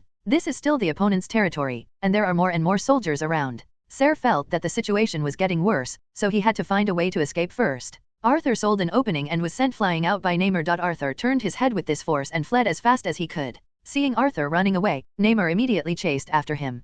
Catch me, don't let him run away. Countless Atlantis soldiers followed. Arthur's speed was getting faster and faster, and he threw the pursuers far away in a short while. He didn't dare to be careless, and rushed towards the direction that summoned his power. Suddenly Arthur felt that the pursuers were catching up again. He turned his head and saw Namor leading countless soldiers chasing up. However, they were riding various fish with saddles and reins on them. Damn, there's still a mount, isn't this cheating? Arthur could only accelerate with all his strength and headed in that direction at high speed, but the speed of the pursuers behind him was also very fast, and the distance between the two sides was getting closer and closer. He only heard a puffing sound, and a bunch of energy water cannons shot at him from behind Arthur. Arthur could only dodge the shots flexibly by sprinting left and right. Arthur, who was trying to escape, was accidentally hit by a water cannon. Arthur staggered suddenly, and after stabilizing his figure, he gritted his teeth and tried to escape forward. Arthur said that he had never been so embarrassed before. Could it be that today is more ominous than good? Arthur felt the calling force getting stronger and stronger, as if it was a head-up, but the pursuers were getting closer and closer, and Arthur thought of a good way. Arthur stopped, opened his hands facing the approaching pursuers, and let out a series of mental waves. I saw the fish rushing under the seats of the Atlanteans suddenly went crazy, turned around and attacked the fish behind, and the formation of the Atlantean soldiers was chaotic. Seeing this, Arthur turned around and fled forward. Arthur finally came to this mysterious summoning place, which was a huge bottomless trench, and the mysterious power came from below. Do you want to go down and have a look? Arthur hesitated, and at this moment a huge water cannon energy shot from behind, just hitting Arthur. It was Namor who had arrived. Arthur was blown away by the energy, and then water cannons hit Arthur continuously, and dozens of Atlantean soldiers lined up in a fan shape and shot at Arthur. Arthur let out a miserable cry under the savage bombardment of countless energy water cannons. Arthur kept being hit, his body kept flying backwards, and finally fell into the trench. Countless energy water cannons hit Arthur, blasting him down the trench, and Atlantis stopped shooting until it was out of range. Looking at Arthur, who was blasted into the bottomless trench, Namor was expressionless. A soldier next to him asked, "Do you want to continue the pursuit? Your Majesty." The soldier next to him slapped the soldier, "You want to court death? This is the forbidden land of the bottomless abyss, sea god, who dares to go down?" Namor raised his hand, "No, no one can come out alive after entering the sea god's forbidden land, let's go." The surrounding soldiers raised their tridents and shouted happily, "Long live the king! Long live the king!" As soon as Namor returned to his palace, he heard someone report, "The High Priest has an audience, Your Majesty. Let him in." Namor handed the armor off to the servants, and sat on the golden throne. The old High Priest walked in from the outside trembling with a cane. "Your Majesty, I heard that a land human just broke into it." "Yes, it's a young man who looks less than 20 years old. This person is very powerful. Not only is his ability comparable to mine, but he can also move freely in the water." The High Priest asked tentatively, "Then is he a descendant of that person?" "It must be. Except for the evil seed of the traitor, there will be no blood of Atlantis left." Namor was very angry about Arthur's matter. Unexpectedly, under our pursuit, this child with royal blood survived. The high priest sighed, in all counts, he is still your younger brother. That traitor was executed in secret back then, and his evil seed was naturally not recognized by Atlantis. Namor obviously felt very disgusted with Arthur, a hybrid of Atlantis and humans. Namor's mother was once the great princess of Atlantis, because she fell in love with a human being and gave birth to Namor with him. Namor, who has human skin color, was looked down upon by everyone since he was a child. Life of abuse. And Arthur was born to his mother's younger brother and a Wakanda woman. Atlantis and the Wakanda Black Panther were feuds. Arthur's father actually secretly met with a Wakanda woman. The old king at the time very angry, he banished Arthur's father to the bottomless abyss, hunted down Arthur's pregnant mother, and later said that Arthur's mother had been executed, but Arthur secretly survived. Okay, I've already sent that evil seed into the bottomless abyss, let's stop this matter, I don't want to hear anyone talking about it, Nemo ordered. Obey, your majesty. The high priest knew the ins and outs of the matter. This matter was a disgrace to the royal family of Atlantis. Not many people knew about it. The royal family still had to conceal the existence of Arthur. The huge canyon not far from the kingdom of Atlantis is called the Bottomless Abyss, also known as the Forbidden Land of the Sea God. Legend has it that this is the place where Poseidon, the god of the sea, fell, and this grand canyon was formed by the battle between the god of the sea and the demon god. Arthur was already unconscious when he was knocked into the bottomless abyss, and his body fell freely toward the abyss, and it took a long time for Arthur to sink to a boulder on the bottom of the sea. Underneath the boulder was fiery red magma, and the temperature of the surrounding sea water was very high. Arthur was lucky not to fall directly into the magma. Lying on the boulder, Arthur seemed to be a corpse, but when countless blue energies invisible to the naked eye gathered towards Arthur's body. At the bottom of the bottomless abyss, Arthur had been lying motionless on the boulder for a week. In fact, he had already woken up, but he found that the energy in this place was far better than other seabeds, so Arthur sank down to absorb energy and restore his physical condition. After a week of repairs, Arthur's body has not only reached its peak state, but he also feels that his mental power has finally broken through. He can hear the sound of all objects at a greater distance, and his ability to control water is also stronger. Finally, it is no longer only usable for 1 minute, but can be used in actual combat. Originally, Arthur wanted to continue to practice, but he felt that the power calling him was getting stronger and stronger, which had already affected his mind, so he had to stop practicing. Arthur stood up and looked at the surrounding situation. There was a piece of fiery red magma under the boulder, and there were no living things around because the temperature was too high. Arthur didn't feel the heat, which showed that his body was stronger. The Grand Canyon is formed by black mountains. Opposite him, a huge mountain stands in front of him. Although it is far away, it can be clearly seen, which is enough to prove how huge this canyon is. There is a huge dark cave on the opposite mountain, and the mysterious summoning power came from the cave. Without hesitation, Arthur swam towards the cave. No matter what happened, he had to figure out what was calling him. The closer you get to the cave, the more you can feel the hugeness of the cave. I don't know how the mouth of the cave, which is several thousand meters high, was formed. The cave is so deep and dark that even Arthur's eyesight can't see what's inside. After Arthur entered the cave, he swam for a long time. There was nothing in the cave, but the cave became narrower as he walked. It felt like the whole cave was a funnel. Finally came to the end of the cave, Arthur saw clearly the scene in front of him. It was a huge monster statue, hundreds of meters high, with a horse-headed snake and 8 tentacles like an octopus. It is the Pegasus mount of Poseidon. And the feeling of summoning came from under the statue. Arthur swam over and finally saw what summoned him. It was a pitch-black weapon inserted in the rock, and the rocks around the weapon were densely packed with cracks. Go out. What's this? Arthur felt the strong call of the weapon like a sound wave. The moment Arthur grasped the weapon, the call stopped, and he only felt the weapon in his hand trembling continuously. The weapon trembled more and more violently and buzzed. Arthur gritted his teeth and pulled out the weapon vigorously. It turned out to be a trident. There was a violent vibration from the trident, and Arthur saw a miraculous scene. The black stone shell on the surface of the trident fell off, revealing the golden metal inside. Arthur looked at the trident in his hand intoxicated, as if looking at another piece of art. The dark golden metal of the trident was engraved with runes, which looked simple and mysterious. The trident also stopped vibrating and became quiet. Not only was the trident not as cold as metal, but it was slightly warm when held in his hand. Right at this moment, the whole cave shook violently, and the crack where the trident was just inserted was getting bigger and bigger, and the horse-headed snake-body Pegasus statue above the trident was also covered with cracks in an instant. Huge boulders fell from the cave, and Arthur saw that something was wrong, so he accelerated and fled outside the cave. Arthur found that his speed had doubled compared to before. During the acceleration process, the trident also sent a warm energy to his arm. It seems that the speed increase is an auxiliary ability of this trident. Good baby? The moment Arthur rushed out of the cave collapsed completely. Countless boulders fell into the hot magma, billowing thick smoke covered the sky and the sun, and the entire abyss shook. The people of the kingdom of Atlantis, not far from the abyss, felt the violent tremor of the earth, and Namor in the palace also felt the tremor. Earthquake. No, there was never an earthquake in Atlantis. What happened? Could it be related to the bottomless abyss? The ground in the bottomless abyss was trembling, boulders were falling, and a golden figure with extremely fast speed was moving forward. Roar, roar. Arthur heard the roar of monsters coming from above his head. Arthur speeded up and rushed upwards, only to see huge figures protruding from the caves with black stone walls in the abyss canyon. They are giant hyang monsters, some are like crabs, some are like octopuses, some are like lizards, but they are very strange. These bodies are all huge, each one like a hill. They were all sleeping, but the violent canyon vibration woke them up. Arthur kept dodging the attacks of the monsters at an extremely fast speed. Just as he escaped the pliers of the giant crab, he suddenly saw a huge mouth full of teeth biting him. It was an ugly giant lantern fish stuck on the wall was integrated with the stone wall, and if Arthur's reaction ability and explosive speed hadn't been greatly improved, he would have almost died in the mouth of the fish. While Arthur was still in shock, a tentacle suddenly emerged from a crack in the stone wall and entangled Arthur. The speed of the tentacle was so fast that even Arthur didn't react. Arthur, who was caught, only felt a huge force as if he was squeezed from the depths of his body. Arthur was bound into a rice dumpling by the tentacles, and he couldn't struggle no matter how hard he tried. I saw the tentacle monster protruding from the crack. It was a dark red giant octopus. No wonder it could get into the narrow crack. The octopus opened its huge mouth full of rows of tiny teeth, and the octopus sent Arthur towards the mouth. Seeing that Arthur was about to be buried in the belly of the fish, the octopus suddenly stopped moving as if it had been frozen in the next second.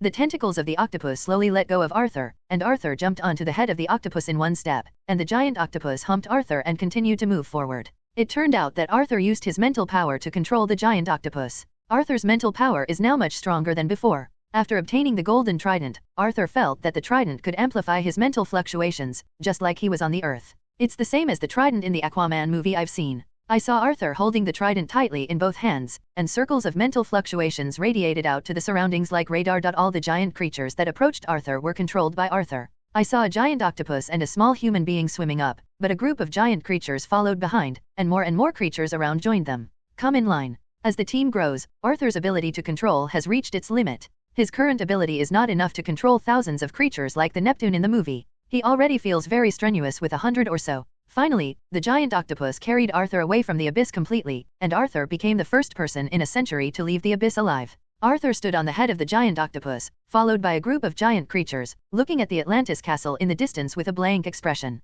Atlantis, I'm back. In the palace of Atlantis, Namor sat on the throne and was worried. The previous earthquake made him feel unusual. Although Atlantis was tens of thousands of meters deep, since Namor remembered, Atlantis there has never been an earthquake in Sri Lanka. Whether this has something to do with the bottomless abyss, Namor had a strong premonition. Report. A soldier rushed in and interrupted Namor's meditation. Report to your majesty. Landman, that landman is back again. What? Namor stood up angrily. The man from the land has returned and brought many huge monsters with him. General Sartu is leading the army to fight fiercely with him. Your majesty, please lead the troops to support him, the soldier said in a panic. Go and tell the defense forces to assemble. The maid put on the armor for Namor, and Namor took the trident handed by the guards and strode out of the palace. When Namor led a group of defenders to the entrance of the city of Atlantis and saw the tragic situation here, countless Atlantis soldiers fought with ugly giant creatures. These giant creatures have rough skin, thick flesh, and infinite strength. The soldiers' water cannons did little damage to them, but the soldiers suffered heavy casualties under the attack of monsters.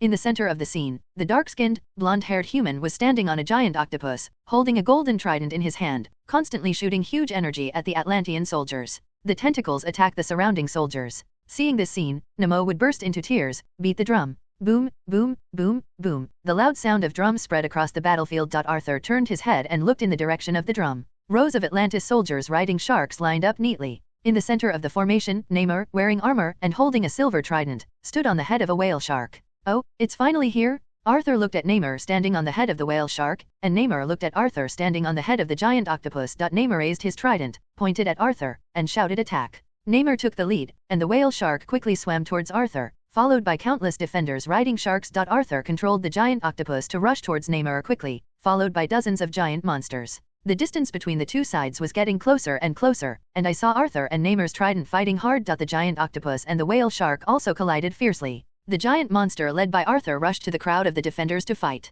The shockwave of the violent collision caused both Arthur and Namor to fly upside down. Arthur stopped after flying more than 10 meters, while Namor hit several soldiers behind him, making a painful sound. Looking at Arthur in front of him, Namor couldn't believe that he was able to come out of the bottomless abyss alive and brought back so many giant creatures, and he felt that Arthur's strength had been greatly improved compared to before. The right hand that had just fought with Arthur was still shaking. Namor noticed the golden trident in Arthur's hand. This is the trident of sea god, impossible. The shape of the trident in Arthur's hand is exactly the same as the trident in the hands of the sea god Poseidon in the ancient murals in the palace of the kingdom of Atlantis. How could this land person get the sea god trident? How could Trident recognize him? Neymar's face was full of disbelief, and he asked Arthur, "Where did you get the sea god trident? Is it called the trident of the sea god?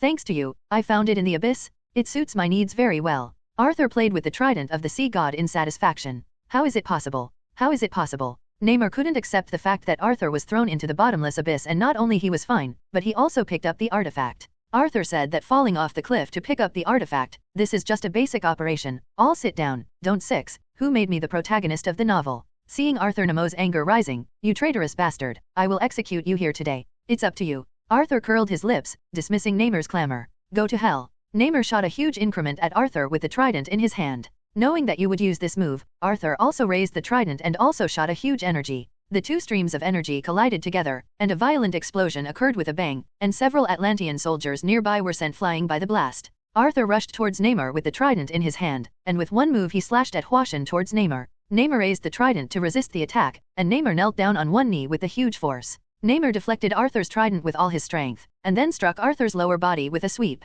Arthur stepped back to avoid the attack and stabbed Nemo with the trident. Neymar dodged sideways and punched Arthur. Arthur deflected Neymar's fist and turned around and elbowed Neymar's chest. Neymar staggered from the blow. Neymar turned and kicked Arthur flying sideways. Neymar slashed at Arthur with the trident. Arthur resisted with the halberd and kicked Neymar. Neymar also kicked Arthur, and the two kicked each other. Neymar and Arthur are inextricably fighting together. Although Arthur is stronger than Neymar, Neymar's combat experience is obviously stronger than Arthur's, but Arthur's reaction speed is amazing. For a while, neither of them can do anything to the other. Both of them have super fighting ability. You give me a punch and I give you a kick. The more they fight, the braver they are. The two tridents clashed continuously, making a metallic clanging sound. The defense army and the giant beasts also fought fiercely. Although the defense army has a large number of people and is very flexible and constantly shoots the giant beasts from a long distance, the black skin of the giant beasts is like thick armor. The damage caused by the energy water cannon to the giant beasts limited. The behemoth still has some unexpected attack methods, and the defenders suffered heavy losses for a while.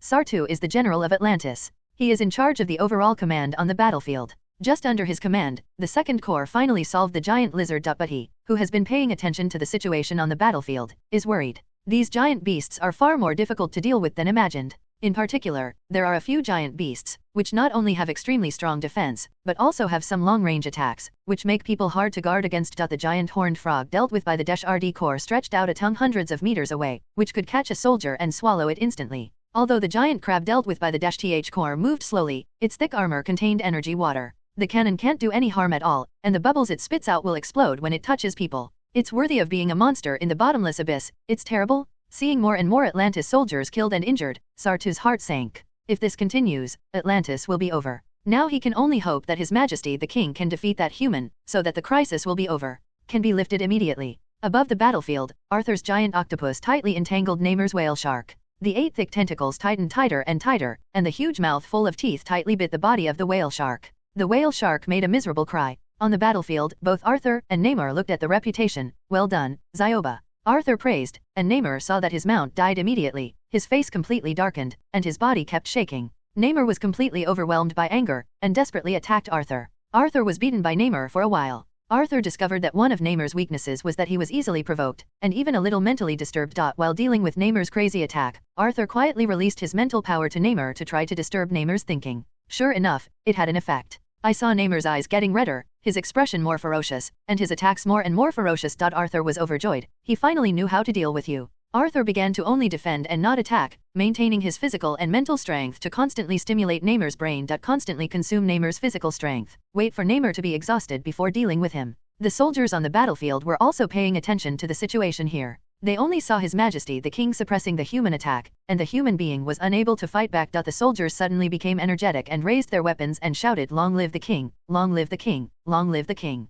S.H.I.E.L.D also noticed the battle between his king and humans, but he didn't feel joy. Instead he frowned slightly. He noticed that although the human beings were pressed and beaten, they were accumulating physical strength. Although Neymar's attack was fierce, it did not cause any harm to the human beings. S.H.I.E.L.D had an ominous premonition. Neymar kept attacking Arthur with red eyes, and Arthur passively defended against Neymar's attack, but as time passed, Neymar's attack rhythm gradually slowed down. He began to pant heavily, and his body began to tremble slightly. Arthur knew that Neymar's physical strength was about to run out. As the saying goes, 1 declines and 3 exhausts, so Arthur deliberately started to fight Neymar. Arthur began to fight back, and fought back with Namor with wide open arms. Namor's physical strength dropped significantly, and he retreated after being beaten by Arthur again and again. But he was beaten to the ground on one knee. Namor is currently in a particularly bad state. His body is shaking constantly, his nose is panting heavily, his mind is in a mess, his eyes are red, and he keeps repeating, "I'm going to kill you, I'm going to kill you." Namor suddenly jumped up high, raised the trident over his head and struck at Arthur with all his strength. Arthur saw the timing, blocked Namor's attack with the trident, kicked Namor hard in the chest, and kicked Namor vertically upwards. The moment Namor flew up, Arthur opened his arms and used his water control ability to expel all the seawater around them, forming a waterless zone. Namor was caught off guard in the air, and fell heavily to the ground. Arthur took advantage of the situation and pushed the trident into Namor's abdomen. Namor let out a tragic cry. Arthur grabbed Namor's head with his right hand and hit the ground hard. There was a thud, and Arthur hit a deep hole on the ground with Namor's head. Arthur pulled out the trident from Namor's abdomen, and blood spurted out immediately. Arthur kicked Namor and flew out, hitting the water wall heavily, and then Arthur picked up the trident and shot with blue energy Namor's chest. Namor was lying motionless on the ground after being hit, already very weak. Arthur stuck the trident to the ground and clapped his hands together vigorously. I saw the seawater all around in this waterless space instantly pressing down on Namor on the ground. Namor let out a miserable cry. The surrounding Atlantis soldiers heard their king's cry and wanted to come to rescue the king, but a huge black figure stood in front of them. It was that huge octopus. It had completely wiped out Namor's whale shark. Killed. Arthur walked step by step towards Namor, who was lying on the ground dying. With every step he took, the hearts of the Atlanteans around him made a thud, thump, thump, thump, until Arthur came to Namor. In front of Emo, looking at Namor, who was motionless and his abdomen was blood red, Arthur stretched out his right hand and grabbed Namor in the air. Blood gushed out from Namor's abdomen and flew towards Arthur's right hand like running water. A ball of blood formed above Arthur's right hand. Namor could only let out a low roar. Faced with such a cruel scene, the Atlantis soldiers closed their eyes and couldn't bear to watch anymore. Seeing that Namor was about to be killed by Arthur after draining his blood and dying, S.H.I.E.L.D came to Arthur. "Stop. You can't kill him." "Oh, why can't I kill him?" Arthur stopped, playfully playing with the water polo made of blood from the mobile phone. "Because he is your brother." S.H.I.E.L.D had no choice but to tell Arthur what happened to Arthur. The surrounding soldiers also heard who Arthur's parents were, and they were all very surprised.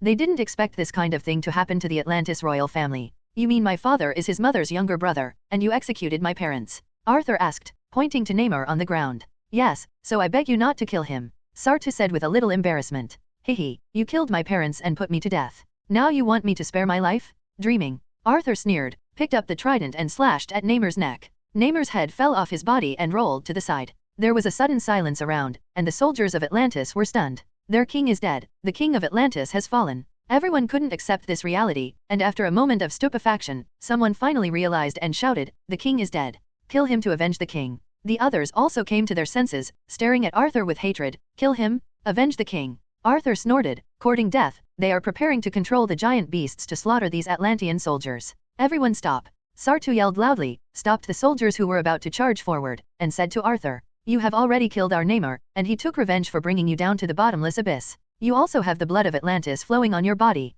I don't want us to perish together." Although S.H.I.E.L.D also wanted to avenge Namor, but their strongest king was dead, and the army suffered heavy losses. Besides, they couldn't do anything to Arthur now, so they could only give in temporarily, and the matter of revenge would be discussed later. Arthur was right after thinking about it. "Although they wanted to put me to death, I also got the trident of the sea god by a blessing in disguise. Killing Namor is enough, and it is not appropriate to kill him anymore. He is not a murderer." Namor was also the first person he personally killed, and the others did not pose any threat to him. As for the hatred of his parents, he didn't feel much. Firstly, he had traveled through time, and secondly, his biological parents died when he was born, and the man who single-handedly raised him was his father. "Okay, I'll let you go today. If you want revenge, you can come to New York to find me." Arthur turned around and led a group of giant beasts to retreat towards the bottomless abyss. The war between the kingdom of Atlantis and Arthur ended in failure. Not only did Atlantis suffer heavy losses, but the king also fell. The high priest was silent when he heard the news, sighed and said to S.H.I.E.L.D, "You did the right thing. Let's forget about the revenge. Now Atlantis can't stand the toss. The next aftermath work I leave it to you." S.H.I.E.L.D nodded in agreement. Phil Coulson has been very tired recently. Bjorn Arthur, a trainee agent who joined S.H.I.E.L.D before, has been out of contact for almost 2 months. His cell phone location has always been in the Atlantis restaurant. When he asked the restaurant staff, he said he went on a trip, but no information about his trip could be found. Coulson knew that he liked to be active in the sea, so he couldn't bring his mobile phone with him. Coulson said that he must change him to a waterproof mobile phone next time. Tony Stark, the heir of the Stark Corporation, was just kidnapped by terrorists in the Middle East a few days ago. The above asked S.H.I.E.L.D to also participate in the investigation and rescue Tony Stark. S.H.I.E.L.D. has also secretly investigated recently that Stark Corporation executives seem to be involved in this kidnapping incident. Fortunately, the military personnel found Tony Stark, who had been missing for a week in the desert yesterday, and Coulson was relieved. Tone. Where the hell did Arthur go? Wait until I find him and deduct half a year's salary from him, Coulson thought harshly. Goodbye, Zioba, goodbye, everyone. Arthur waved goodbye to the giant beasts in the bottomless abyss. Arthur returned to the bottom of the abyss to practice for a month, completely saturating his energy. Next time I want to upgrade, I don't know where to find a sea area with greater energy. After Arthur left the abyss, he swam towards the surface of the sea. He really didn't dare to travel in the deep sea near Atlantis. If he encountered a maelstrom again, he didn't know where he would be swept up next time. On a sea surface in the Bermuda Triangle, Arthur was flying in the air 50 meters above the sea level. He discovered that the Poseidon Trident allowed him to fly short distances. This ability was really useful. He could finally fly. Arthur had a lot of fun. Happily, he is heading towards New York and is ready to go home. It's been nearly 2 months since I came out this time, and it's been delayed by 1 month from the planned comeback time. I wonder how the restaurant is doing. Do you miss him? Oops, I forgot about Tony Stark. Judging from the news information 2 months ago, Tony should have been kidnapped. I wonder if he has made the iron armor. Did Coulson contact him? Arthur thought of this and immediately sped up and flew towards New York. On a night when the moon was high, at the Atlantis restaurant, Issa sat on the seat by the floor-to-ceiling windows, staring at the crescent moon in the sky with her hand on her chin in a daze. Why hasn't the boss come back? Emily next to her joked. Why, is our beauty Issa thinking about her boss again? Issa blushed and acted coquettishly. Yeah, I just miss the boss, don't you? Emily heard that she also showed a longing look on her face. Yeah, when will the boss come back? Lena also came over. All the staff in the restaurant expressed strong condemnation of Arthur's behavior of throwing away the shopkeeper. Why haven't you gone back yet? It was Xiaolong, Jack, and Mike, who had already packed the kitchen and got ready to leave work. We want to discuss why the boss hasn't come back yet? Has he contacted you? Yisha asked Xiaolong. No, the boss hasn't contacted us. The three of Xiaolong shook their heads. I'm so mad, I want the irresponsible boss to give us a raise when he comes back. Yisha said angrily. Increase? Everyone's wages will be increased. Arthur's voice came from behind the crowd. Boss.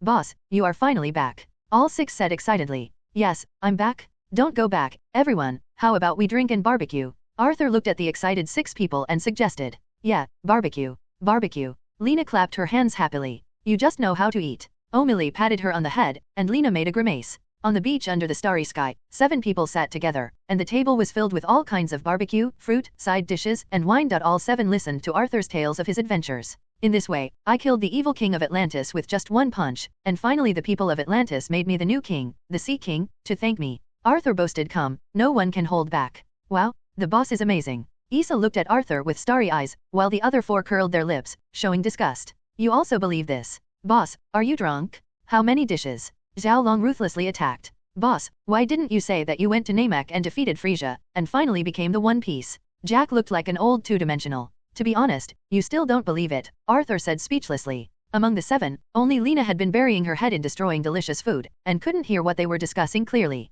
Cheers. Cheers. All 7 of them clinked their glasses and drank them all. After listening to Jack's report, Arthur felt that the restaurant's business was booming, and Arthur was also very happy. He planned to allow everyone to invest in the restaurant, and everyone would get a dividend at the end of the year. Yeah, long live the boss. The 6 people shouted happily when they heard the news of the dividend. Seeing the happy people in front of them, Arthur finally felt home. In the end, everyone was drunk. The 3 beauties crawled on the table, Xiaolong and Mike lay on the beach. Only Jack and Arthur were still sober. Boss, that man named Coulson has come to see you several times since you went out. Jack said. Understood, let's get them in, don't let them catch a cold. Arthur looked at the drunk people. In the end, Arthur and Jack carried the 5 of them into the dining room and threw them on the booth sofa, and Jack also found a sofa to rest. Arthur came out alone, took out the mobile phone Coulson gave him, and dialed Coulson's number. Hey, is it Arthur? Do you know you're coming back? Where have you been? Even Coulson, who has a steady personality, was a little excited. I just came back and went to the kingdom of Atlantis to deal with some things.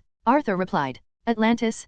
Please explain the details. Coulson suddenly became interested. Arthur briefly told his experience, but he did not say anything about his improvement in strength and obtaining the artifact. Okay, since that's the case, you can write a detailed report tomorrow. We need to archive this information. Coulson said. Okay, I see. Arthur hung up the phone. Arthur looked at the Atlantis restaurant behind him. He felt that it was time for him to buy a house. Now he didn't have to go to the bottom of the sea to practice every day, and he should live a normal life. Yes, go buy a house tomorrow, Arthur thought firmly. The next day, Arthur went to the gold shop first, and exchanged a small part of the gold coins in his small vault for dollars. Coupled with the income of the restaurant in recent months, it should be barely enough to buy a villa. Arthur found the largest real estate agency in New York and chose a villa by the sea within 10 kilometers from the restaurant. The villa is built on the edge of a cliff by the sea, a bit like Tony Stark's villa. Of course, the villa only has 2 floors and a total of just over 300 square meters, which is completely incomparable to Tony's. This villa cost us $, and Arthur sold 2 antiques in order to buy it. The villa is well decorated, and you can move in with your bags. Arthur also went to the mall to buy a lot of furniture and daily necessities. Looking at the new home in front of him, Arthur nodded with satisfaction, and called Jack to tell them to close early today, so they all came to celebrate his move to the new home. Arthur also went into the sea and caught 2 big lobsters and crabs, as well as a bluefin tuna. Now his villa is by the sea, and he can jump into the sea directly from home. Arthur also specially asked the decoration company to make a glass door on the floor-to-ceiling windows. Ding dong, Arthur stood up and opened the door. They should have come. When the door opened, it turned out to be the 6 people from the restaurant. Boss, your new home is so beautiful. Boss, you are so rich that you bought a Seaview villa. Boss, do you still need a mistress in your home? I don't want to work hard anymore. The 3 girls chattered while visiting the villa. The 3 of Zhao Long, Jack, and Mike moved in the drinks brought by them, and the restaurant only sold drinks, so Arthur didn't go to the supermarket to buy them. Arthur pointed to the seafood and various ingredients in the kitchen and said to the 3, I will leave these to you. After all, you are professionals. Don't worry, boss, you can just wait for a big meal. Jack assured, patting his chest. Yeah, big meal, big meal. Lena jumped up and down happily when she heard these 2 words again. Arthur looked at the snacker speechlessly. Zhao Long, you can order some special dishes, Mok Xiu Wang, sweet and sour fish, pot-wrapped pork. I've been thinking about this for the past 2 months. Arthur said to Zhao Long. Okay, please, boss. The 6 of them had a party at Arthur's new home until midnight, and they got drunk again, and Arthur was also drunk. He was very happy to see everyone when he came back this time. The emotions brought about by the battles he experienced before and more than a month of solitary practice were also completely vented. The next day, today was the weekend, when the restaurant business was at its peak. All 6 of them left early and went to work. Arthur sat alone in front of the computer and browsed the news information that had happened in the past 2 months. Tony Stark was successfully rescued after being kidnapped by terrorists. On the same day, he announced at a press conference that Stark Industries would stop the production and sales of arms and weapons. This incident caused a lot of noise like detonating explosives. People thought Tony Stark was crazy. An arms and weapons company doesn't sell weapons. Stark's stock also dropped to freezing point instantly. Arthur sighed, it's a pity, he has no extra money. Otherwise it won't be long before he buys the shares of Stark Company and can make a lot of money. It's too eye-catching to always sell antiques from the bottom of the sea, so I should keep a low profile. At this time, the phone rang and it was Coulson calling. Hey, Arthur, I have a mission that I'm afraid I'm going to trouble you a little bit. Is there any reward? Arthur asked. Coulson was speechless. He had never seen such a person asking for money. Okay, just kidding, come over to my house and let's talk in detail. The address is. Arthur said. It didn't take long for Coulson to arrive at Arthur's new home. Come in. Arthur invited Coulson in. I didn't expect you to buy a house just 2 days after you came back. Coulson visited Arthur's villa. Isn't it inconvenient to live in a restaurant before? Now I find that I still need a place to stay. Let's get down to business. Is there anything I need to do? Arthur asked. The thing is like this, Stark Industries, you know. Coulson asked, and Arthur nodded. Howard Stark, the founder of Stark Industries, is also one of the founders of S.H.I.E.L.D. His son Tony Stark was kidnapped and successfully rescued. Coulson said. I've heard about it, and there's been a lot of noise in the news recently. Arthur said. We need you to protect Tony Stark for a period of time. We have investigated that his kidnapping this time is not simple. It seems that the top management of Stark Corporation is also involved. We still have to ensure the safety of Tony Stark. He is very special to our S.H.I.E.L.D. Coulson said. Ask me to be a bodyguard? Does Tony Stark know? How long do I need to protect him? Arthur asked. Tony doesn't know. We will arrange for you to sneak into the company to protect him personally. As for the time, I don't think it will be long. Coulson said. Infiltrating into the company? Me. Arthur pointed to his nose and asked in confusion. Yes, I can arrange for you to work as a security guard at Stark Company. While protecting Tony Stark, you can also investigate the person behind Stark Company, Coulson said. Let me be a security guard. Let me be a dignified Neptune to be a security guard. Arthur looked at Coulson's open mouth. There is nothing we can do about it. There are still many things waiting for me to deal with. Our other ace agent is currently on a mission, but she will be able to come over to assist you later. Coulson said helplessly. Are you talking about Black Widow? Thinking that the famous Widow's sister would also be his partner, Arthur suddenly felt that it was not unacceptable. Coulson, where is your dignity? Arthur, it smells so good. Okay, I promise. When are we leaving? Now. Arthur put on a black suit. His tall body and blonde hair looked quite handsome. Since his bloodline awakening, Arthur's body has grown much faster. In just a few months, Arthur has grown a head taller and his body has also grown. He is much stronger and looks like a young man in his 20s. Others cannot tell that he is not yet an adult. Arthur came to the Stark building, watching the people coming and going of the Stark company. Arthur walked in. "Hi sir, do you need any help?" the beautiful front desk girl asked Arthur. "Oh, my name is Ian Arthur and I have an appointment." "Okay, please wait a moment. My sister made a phone call," and a fat figure came out of the elevator after a while. Walked up to Arthur and asked, "Are you John Arthur?" "Yes." Arthur looked at the person in front of him. "Isn't this Happy, Tony Stark's confidant? Follow me." Happy Hogan took Arthur to the 16th floor, which is the Stark security department. "I heard you were introduced by the Ministry of Defense." Happy asked. "Yes." Arthur nodded. "My name is Happy Hogan, and I'm the security chief of the Stark Corporation. You will be working under me from now on. Please fill out this form first," said Happy. Arthur honestly filled out his resume and handed it to Happy. Happy looked at it and nodded in satisfaction. It seemed that the interview was passed. Harper led Arthur to the top floor, and met Stark's assistant Peppas, the future CEO of Stark Corporation, a woman known as Pepper. Pepper and Arthur got to know each other and told Happy that Tony was not at the company. He had been staying in his home studio and hadn't appeared for several days. Harley took Arthur to meet several other colleagues, all of whom were veterans who were in charge of the company's security work. Several security guards looked down on the young Arthur, but Arthur showed his hand and brought down the 4 big men in an instant. After that, Happy invited Arthur to be Tony's bodyguard. Arthur even met the Stark industrial villain boss Obadiah Stane. Obadiah didn't express any opinion on this new Tony's bodyguard, but nodded slightly to say that he knew. After completing the entry procedures, Arthur finally met Tony Stark at Tony's home. Looking at Robert Downey Jr., he felt very cordial. Iron Man is his favorite Marvel superhero. Tony looked at the young man in front of him and frowned, and said, "The person introduced by the Ministry of Defense? Good skills? I don't need a bodyguard, you can go." Arthur said hurriedly, "I came here because someone asked me to come. Because of what happened to you before, the country wants to ensure your safety." "The country invited you here? Just you? How old are you? Are you an adult? No matter how you look at it, you are here to protect you." Tony looked at Arthur with contempt. Arthur didn't feel uncomfortable with Tony's contempt. He knew that Tony was this kind of person, who only believed in himself and not others. After experiencing many things, he gradually got better. "I'm 20 years old. Don't worry, ordinary agents are no match for me. I'm very skilled and can definitely complete the task of protecting you." Arthur said as if I could fight 10. "Okay, I agree, you can stay here, but without my consent, you can only move around on the first floor." "Happy, you can arrange a room for him." Tony turned his head and went back to his studio. Happy arranged a room for Arthur, told Arthur about his work, warned him not to enter Tony's studio privately, and gave him a mobile phone to keep in touch. Arthur's life as a personal bodyguard began, but after a few days, he couldn't rest anymore. Tony had been mysterious in the studio and rarely came out, so he basically had nothing to do and took a nap on the deck chair in the yard all day long. On this day, Arthur saw a truck arriving and delivering many large boxes. Arthur stepped forward to check that they were all metal parts. Tony came out of the villa. "They're here to deliver the parts I ordered and asked them to move the boxes to the studio." Tony patted Arthur on the shoulder. Arthur knew that he was starting to make the steel suit, and ordered the workers to move the box to Tony's workshop. Arthur also came to Tony's studio for the first time. The studio is located on the 2nd basement floor, underground in the parking lot. The studio is very large, but it is more like a warehouse. There are various machines, no less than 20 computers, various parts are piled up everywhere, and there is even a modified car. Arthur looked at Tony as if he were a mad scientist. It was hard to imagine Tony spending all day in this pile of parts obsessed with his research. Tony held a bottle of wine and handed Arthur a glass. "Have a drink." Arthur took the cup and pointed to the table full of parts. "Is this your hobby?" Tony poured half a glass of wine for Arthur and clinked glasses with him. "You don't understand. I'm doing something very powerful, and I'm going to do something big. Cheers." Arthur picked up his glass and drank it down. "Can I see something?" Tony said mysteriously. "You will know when I make it.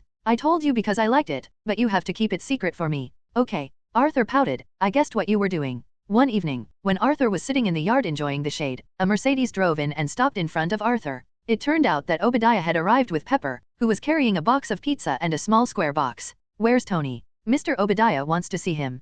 Pepper Paws asked. "In the studio, you can go down and find him. I told him on the walkie-talkie and he never paid any attention." Arthur nuzzled. After Pepper left, Arthur brought Obadiah to the living room and said to him, "You wait here for a while. It's okay, don't worry about me, I'm coming here. It's like going back to my own home." After finishing speaking, he walked to the piano and started playing on his own. After a while, Tony and Pepper came to the living room together. Tony was eating the pizza that Obadiah brought him. Pepper sat aside and processed the documents. Arthur left the living room silently and continued to go outside to enjoy the cool. Obadiah wanted to persuade Tony to give up the idea of stopping the production of weapons based on the company's shareholders' dissatisfaction with him, but Tony disagreed, and the two fell apart without saying a word. Before leaving, Obadiah said to Arthur, "Tony is a stubborn person. This time, many shareholders of the company are dissatisfied with him and want to kick him out of the company. I hope you can persuade him." Okay, I'll persuade him. Arthur replied with a smile. After that, no one came to see Tony again. Only Pepper came to see Tony once a day. Tony never came out of the studio.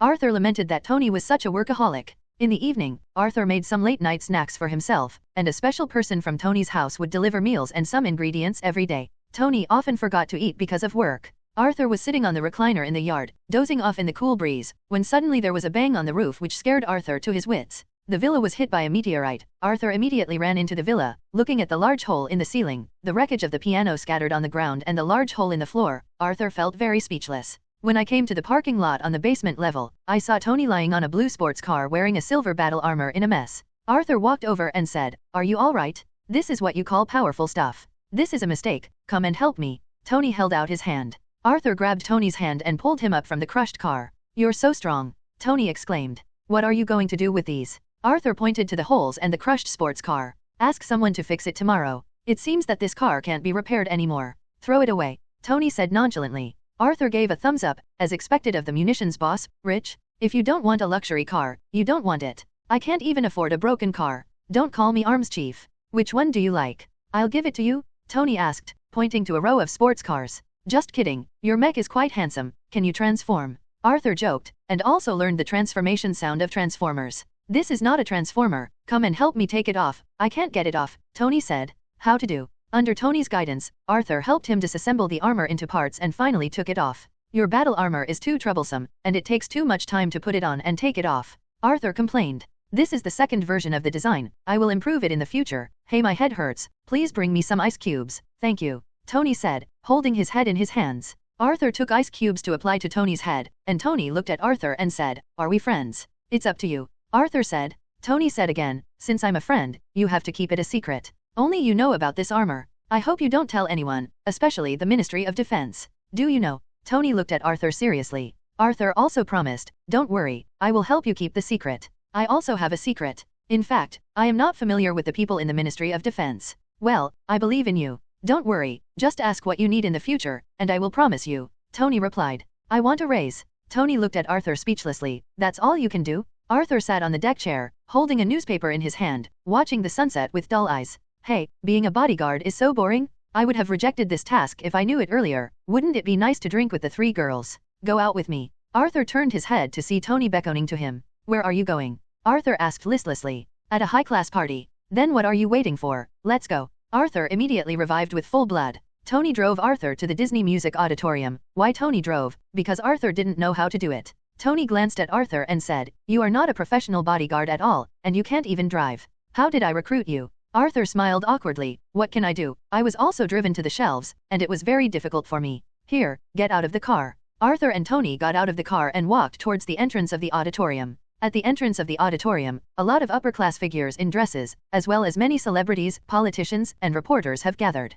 The arrival of Tony caused the screams of many female stars. All the beautiful stars came forward to say hello to Tony and wanted to say a few more words to Tony, but Tony ignored them and strode forward. Arthur, who was following behind, looked at Tony enviously, and exclaimed, "It's so damn good to be rich. One day, I will also show myself in front of others like Tony. Let the girls scream around me." Arthur secretly swears in his heart. Tony saw Obadiahston in the crowd, went up to say hello to him, and then took Arthur to the bar in the hall of the auditorium. "Scotch whiskey, 2 glasses." Tony ordered to the waiter. At this time a person next to him turned around and said to Tony, "Meet you again, Mr. Stark." "You are?" Tony glanced at him. "I'm Agent Phil Coulson." Coulson glanced at Arthur and said to Tony, "Oh, I know you. Who are you?" "The Homeland Strategic Defense and Offensive Logistics Agency is now called S.H.I.E.L.D. Coulson said. "S.H.I.E.L.D? You should have changed your name like that," Tony said. "We need to talk to you, talk about what you have encountered during this period. How about we meet at Stark Tower at 24 o'clock on the 7th?"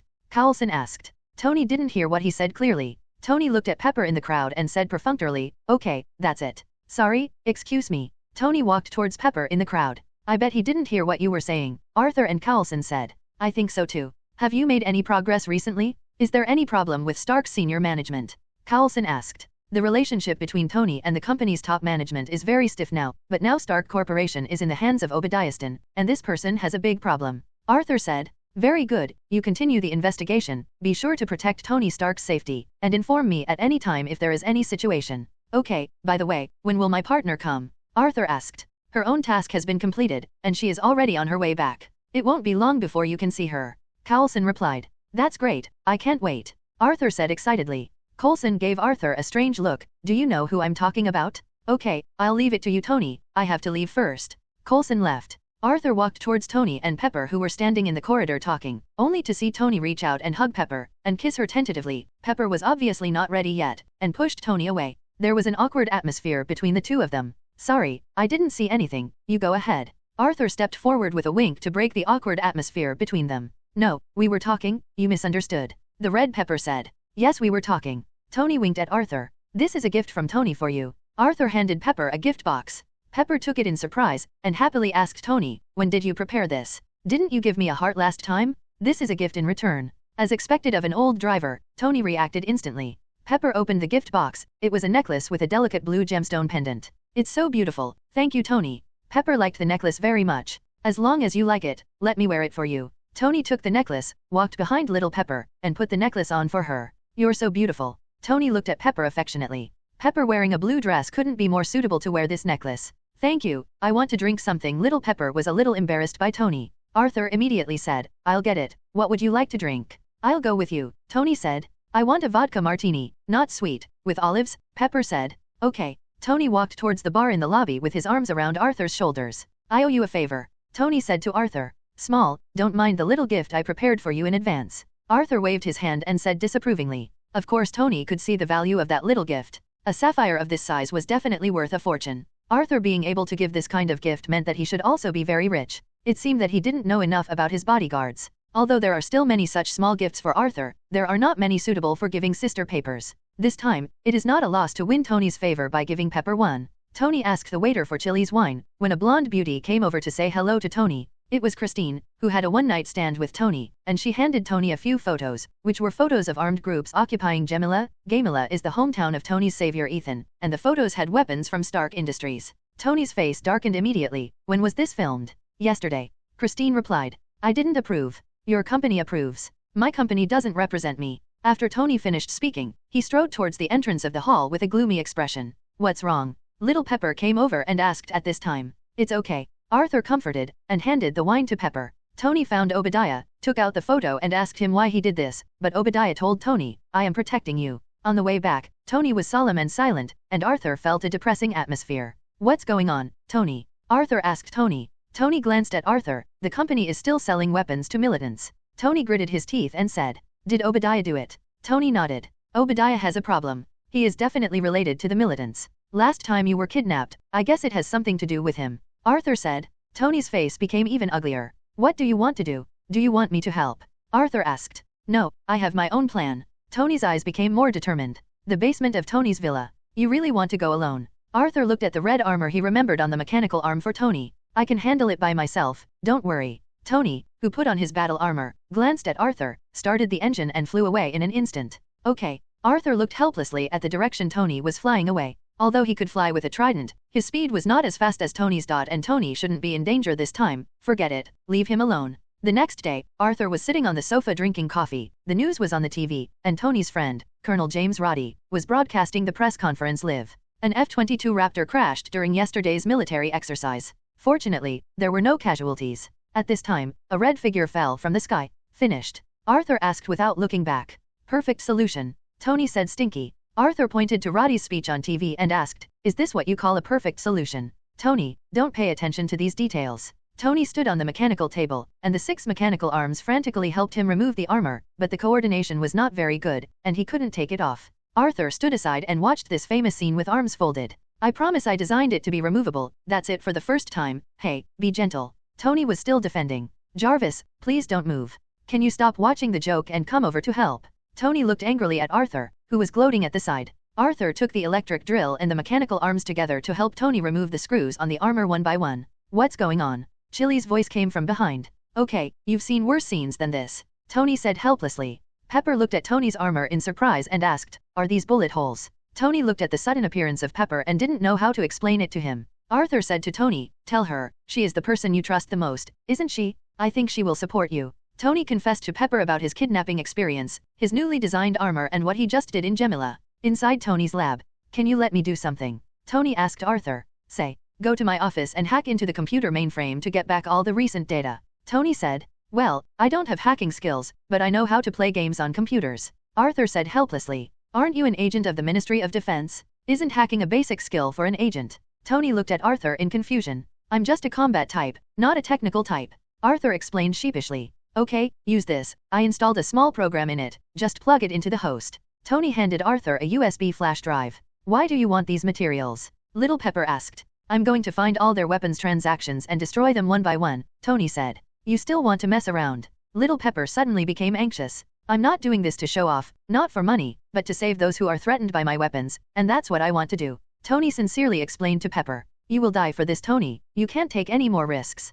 Pepper said to Tony. If I didn't have this belief, I would have died in the cave. I didn't go crazy, I just understood my mission. My heart tells me that it is right to do this, and you will support me, won't you? Tony said affectionately looking into Xiaojiali's eyes. The four eyes met. Well, you have to know, you are my everything. I can't live without you. You must protect yourself. Pepper was finally moved by Tony. Actually, it doesn't need to be so troublesome. We just need to get the evidence that Obadiah participated in the kidnapping of Tony, and then I will get him and take the company back from him, Arthur said. The kidnapping of Tony has something to do with Obadiah?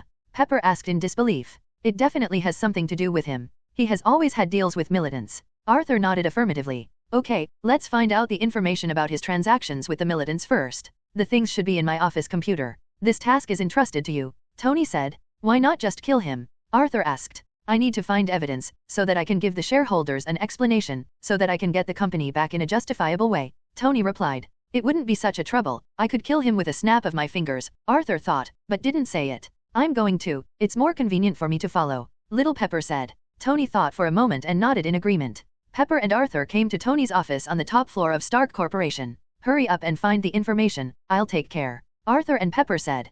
Pepper immediately ran to the desk computer and inserted the USB flash drive to operate, while Arthur stood at the door to observe the movement outside. Found it, Little Pepper said happily. Quick, someone is coming. I'll hold him back. Footsteps came from outside the door. Arthur could only open the door and walk out, and Obadiah came to meet him. What are you doing here? Obadiah asked. I came to look for you. I just arrived at the office and found that you were not there. Arthur was quick to think. Oh, what can I do for you? Before you asked me to persuade Tony to give up the matter of stopping the production of weapons, Tony has recently let go a little bit. He still thinks the company's development is still very important, Arthur said indiscriminately. Oh, really? Tony finally figured it out. That's great. I was afraid that Tony was more stubborn. By the way, I seem to have something else to excuse me first. Obadiah gave a meaningful look. Tony opened the door to his office and left. After Obadiah left, Arthur walked into the office and asked Pepper, It's all right, Obadiah has left, do you have the information? I found the information, come and take a look.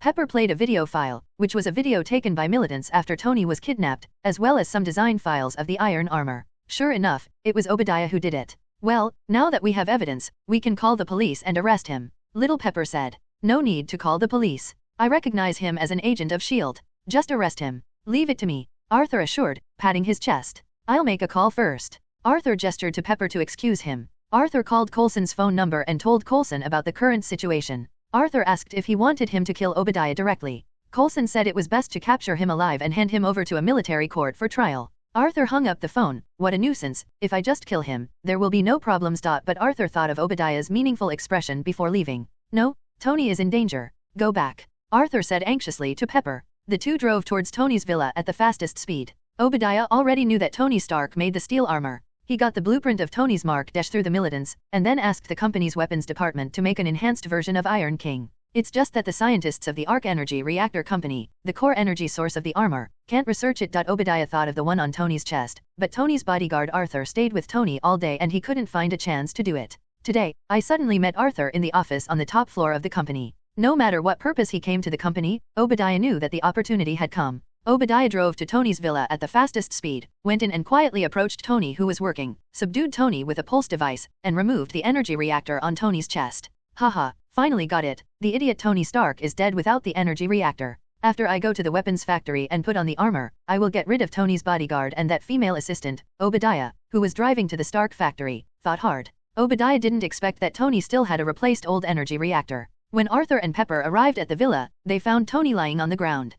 Pepper immediately went to help Tony up. Tony, are you okay? Pepper cried and called Tony's name. Tony woke up Yo-Yo, saw Arthur and Pepper, finally heaved a sigh of relief, and stretched out his hand to help Pepper wipe away his tears. It's a good thing you're okay. Pepper also looked at Tony very worriedly. Tony told Arthur Obadiah that he had taken his arc energy reactor, and Pepper also told Tony Obadiah that he was secretly making armor again. After hearing this, Tony said, "If I had known it earlier, I would have killed him directly according to Arthur's idea. He must have activated the armor. No, I have to stop him." Tony immediately went to the second floor to put on his battle suit. Arthur asked, "Can this energy reactor of yours drive your armor? Your current physical condition is better not to go. Let me solve him, and leave it to me." "Leave it to you? Do you know the power of the armor? Just stay here and protect Pez." Tony said. "No, Tony, you can't take risks." Pepper said anxiously. "Don't worry, I'll come back after I deal with him. I'll protect myself. You just stay here and don't go anywhere, understand?" Arthur told Pepper. "Tony, you or I."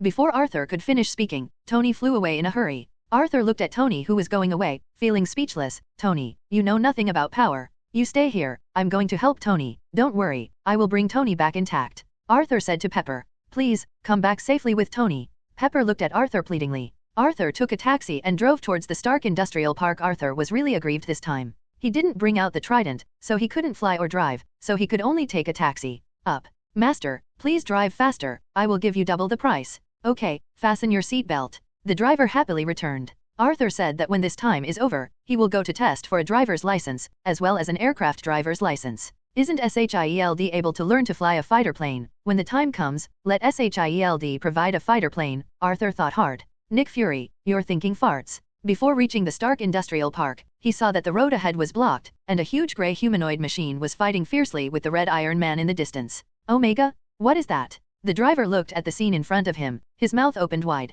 Arthur paid for the car, got out of the car and ran towards the battlefield. Tony and Obadiah were in an inseparable fight. "This company depends on me to develop to what it is now, and no one can get in my way, especially you." Obadiah was wearing a huge mech, and attacked Tony frantically. Tony's energy was not enough, and the attack weapon of the armor had not yet been designed urgently. He could only use the palm of his hand to launch energy cannons. The Overlord was not powerful enough, so he was beaten by Obadiah.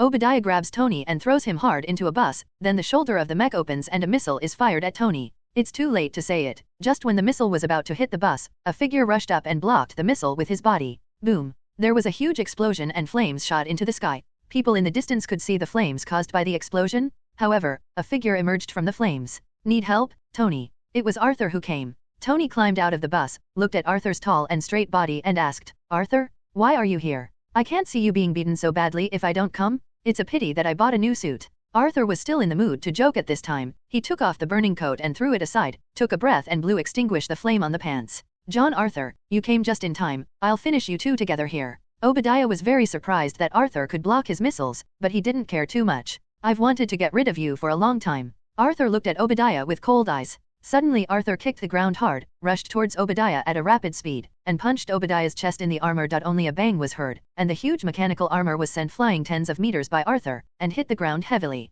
Tony stared at the scene in front of him dumbfounded. "Is this still human?" Obadiah got up in embarrassment and asked, "Who are you?" "I'm someone you can't afford." Arthur rushed forward again, attacking Obadiah with his fists, and beat him back steadily. Obadiah raised his fist to fight back, but was dodged by Arthur relying on his dexterity. Arthur saw the timing and punched the Iron Overlord. The huge metal arm and the tiny human arm smashed together, but the huge Iron Overlord was sent flying out by Arthur and fell heavily to the ground. Tony watched Arthur show off his might and prestige, and he was very unconvinced when he was reduced to the background version. He ran towards the Iron King and wanted to join the battle. Obadiah was stunned by Arthur, but he immediately thought of a way, and saw flames spewing out from the engine under the huge armor, and the huge body of the Iron Overlord actually flew up. "Do you think I can't hit you if you fly?" Arthur squatted down, jumped hard and flew towards the T-Bawang in the air, punched the Iron Bawang in the abdomen, and blasted the Iron Bawang out. Arthur fell back to the ground.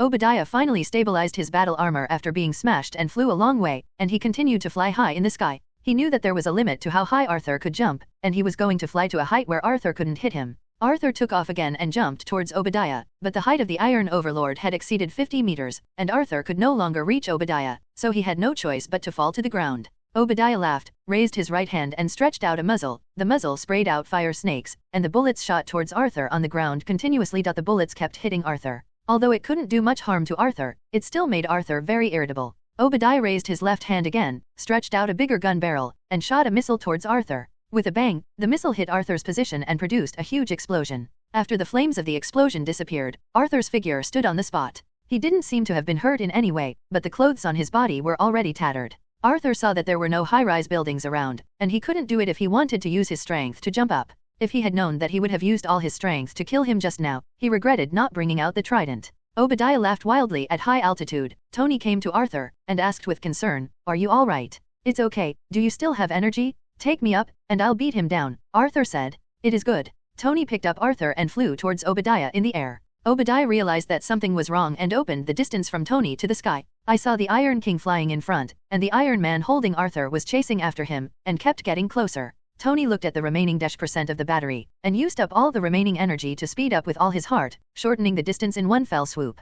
Closed the distance from the Iron Giant. Seeing the Iron King getting closer, Arthur and Tony said, "Give me a ride." Arthur stepped on Tony and kicked hard, and rushed towards Obadiah quickly, while Tony was kicked by Arthur and fell to the ground. Arthur bombarded the Iron King like a missile, punched a big hole in the back of the Iron King, and brought it to the ground. Arthur stepped on the Iron Bully's body and fell hard to the roof of a factory, directly smashing the roof through a big hole. Suddenly, a huge explosion occurred in the whole factory, and the flames shot up into the sky. Before landing on the ground, Arthur jumped off the back of the Iron Overlord and walked up to the Iron Overlord step by step. Looking at the Iron Overlord lying in front of him, Arthur grabbed the energy reactor on its chest and tore it off. Suddenly, the mechanical armor loses energy and cannot move. Arthur grabbed Iron King's helmet with both hands and violently removed it. Looking at the dying Obadiah, who was bleeding from the corner of his mouth, he punched Obadiah in the chest. Arthur took the energy reactor and walked out of the factory. The raging fire in the factory was getting bigger and bigger, and Arthur turned his head and left. Arthur found Tony lying in the woods, and handed him the energy reactor. "Are you all right, Tony?" "It's okay, it's done." Tony took over the reactor, put it on and restarted the armor. "It's done. A factory over there must have been burned to ashes." Arthur pulled Tony up from the ground. "What's with your physical strength? Are you superhuman?" Tony asked. "Have you ever seen Superman who needs a taxi?" Arthur replied. Tony stared into Arthur's eyes. "Forget it if you don't want to say it. Let's go back." Stark Corporation Conference Hall. Many reporters have come here to participate in the Stark Corporation press conference. Tony Stark is going to explain what happened last night. Colonel James Roddy was making an opening speech. In the lounge next to the conference hall, Coulson said to Tony and Arthur, "This is your speech, you can just read it. You were on vacation on Avalon Island yesterday. 50 witnesses." Coulson glanced at Arthur. "Your bodyguard is with you, too. Okay, how about Obadiah?" Tony took the speech. "He's on vacation, and the probability of a small plane crashing is pretty high," Coulson said. Roddy stood on the podium and said, "Mr. Stark will be asked to make a statement. He will not answer reporters' questions." "Thank you." Stark stepped onto the podium. "The last press conference was a long time ago. I don't remember how to speak, so let's read it from the script. There is a suspicion of being involved in the incident on the highway last night, but in fact Sorry, let me interrupt. Do you think we will believe your words?" Reporter Christine interrupted Tony's speech. "You can question the official statement, and you can also question that I am a superhero, although I have so many personality defects." Tony said. "No one doubts that you're a superhero," Christine said. Rhodes reminded Tony to follow the script when he saw something wrong. "Well, the actual situation is..." Tony hesitated as he picked up the speech. "I'm Iron Man." All the reporters in the audience erupted in an instant, and everyone stood up excitedly. Arthur watched the scene in front of him from the backstage, another famous scene. The others covered their heads, their brains ached. Stark Company Restaurant. "Is my mission completed?" Arthur asked Coulson sitting opposite him while eating lunch. "The task of protecting Tony Stark has been completed, but now the problem is more serious," Coulson said seriously. "What's more serious?" "Tony Stark made the iron armor, and now he's Iron Man?" Tony Stark was just a scientist, a playboy, or an arms tycoon, and now he's a huge danger. Coulson said. "Dangerous?" "Yes, Tony Stark's character is relatively bad in our investigation. He does things based on his preferences. We can't guarantee whether he will put on the steel suit and do something outrageous." Coulson explained. "So I'm also as dangerous as you said?" Arthur asked. "Yes, you are far more dangerous than Tony Stark. So for groups like you, we still have to adopt recruitment management methods, which is the Avengers Plan we mentioned to you before," Coulson said. "Speaking of how many people have joined this Avengers project? You can always tell me." Arthur looked at Coulson and said. "Okay, there are 3 in total including you, and the other 2 are our agents." Coulson replied. "So I'm the only outsider now?" Arthur asked. "You can also understand this, because the Avengers project has not been officially launched yet, and some candidates are still under our observation." Coulson replied. "Let's get back to the original topic. I think I have completed the task of protecting Tony's safety perfectly. You can change the rest of the surveillance tasks to someone else," Arthur said. "Okay, then let your partner complete the next task. She is better at this." Coulson agreed to Arthur's request. "My partner is finally here. She just showed up after I completed my mission." Arthur felt that he was at a huge loss. "Let's go meet your partner." Coulson drove the car towards S.H.I.E.L.D. with Arthur. S.H.I.E.L.D. 18th floor. Arthur finally met his partner, the famous Black Widow, Natasha Romanoff. This is Ian Arthur, and this is Agent Natasha Romanoff. Nick Fury introduced the two. Hi, I'm Arthur, nice to meet you. Arthur held out his hand. Hi, nice to meet you too. Natasha shook hands with Arthur. Looking at the widow sister in front of him, she was as beautiful as in the movie, which was very exciting, but thinking of her age, Arthur still dispelled the unrealistic thoughts. Okay, I'm going to trouble you next, Natasha. Nick Fury said to Natasha, and Natasha nodded. You have completed your mission very well. I have nothing to trouble you for now. If necessary, we will contact you again and the mission reward will be credited to your card. Is there anything else you need us to do? Nick Fury asked Arthur. Yes, I want to fly a plane. Arthur said seriously. Nick said that if I just ask you casually, I still take it seriously. In the next week, Arthur really stayed at S.H.I.E.L.D. to get both his car and airplane driver's licenses. He asked S.H.I.E.L.D. to give him a plane. Nick said you are thinking too much. Arthur returned to his villa, and made an appointment with the 6 of them in the restaurant for 2 more gatherings. This time Arthur has nothing to do for the time being, and he is going to rest for a few days before talking. I was just lying on the sofa and about to take a nap when the phone rang. Hello, Tony, why are you looking for me? You resigned just as you said. I heard that you left just after I was done with the company. Are you dissatisfied with me? Tony complained. My mission is completed. You are no longer in danger, and I no longer need to protect you. Should you let me do something of my own? Arthur said. I put 2% of the company's shares in your name, which is considered to be your reward for this period of time. Don't think it's too little. Stark's stock has soared recently. Don't you plan to celebrate with me? Tony said. So generous? The boss is so generous? It's time to celebrate. You haven't been to my house yet. Come and treat you to dinner. The address is. Arthur excitedly invited Tony, making a fortune. An hour later Tony came and Arthur beckoned him in to sit. Your house is pretty good, but it's a little small. Tony said. Nonsense, can I compare with a big boss like you? I'll just be a little bodyguard. It would be nice if I can afford this kind of house. Arthur joked. Just pretend, you will lose money just because of your powerful ability? Do you think I will believe it? Tony said. How can you not be short of money if you are capable? Do you know Peter Parker and Stephen Strange? Arthur said. Who are Peter Parker and Strange? Tony was at a loss, having never heard of these two people. A college student, a surgeon, Arthur said. Okay, stop talking nonsense. To be honest, what is your situation? How can you be as strong as Superman? Tony asked. I won't hide it from you. I can be considered a half-Atlantean. I can live in the sea, but my body is just a little stronger than normal people. Arthur confessed to Tony. Atlantis? Isn't it from a fairy tale? Just a little stronger than normal people? Can this be called just a little stronger? Tony asked. Atlantis does exist. It's in the deep ocean of the Atlantic Ocean. I've been there. As for my physical strength, it's not a big deal on Earth. I know of at least 2 of them. I've seen one stronger than me. Never fought him though. Arthur was referring to the Hulk. Better than you? Isn't that the same as a monster? It is indeed the same as a monster. Okay, what about Atlantis? Can you tell me about it? Tony said. Come on, I'll take you to see it. Really? Can you take me there? Do you want me to go back and put on my armor? No, I'll just drive. Tony pointed to the Atlantis restaurant in front of him and said to Arthur, are you kidding me? Okay, sit down first. Don't you want to celebrate? This is my place, and today I will let you taste what is real food. Arthur said, patting his chest. An hour later, Tony was full of praise for the table full of special seafood and Chinese dishes. This restaurant of yours is really good. I will come here often to eat in the future. Tony signed autographs for the 3 fans of the restaurant. Now Tony can be regarded as a big star. You are welcome to come anytime. Treat this place as your own home, and you will be free forever. Enough friends, come on, cheers. Cheers. Atlantis is deep under the sea in the Bermuda Triangle. Arthur told Tony about his experience in Atlantis. It's amazing that someone can live on the bottom of the sea, and you can control marine life, Tony said in surprise. It's not just marine life. In theory, I can control all creatures. It's just that the ability to affect different creatures is different. I only saw Arthur raise his hand, and 2 seagulls flew on the table, dancing a ballroom dance.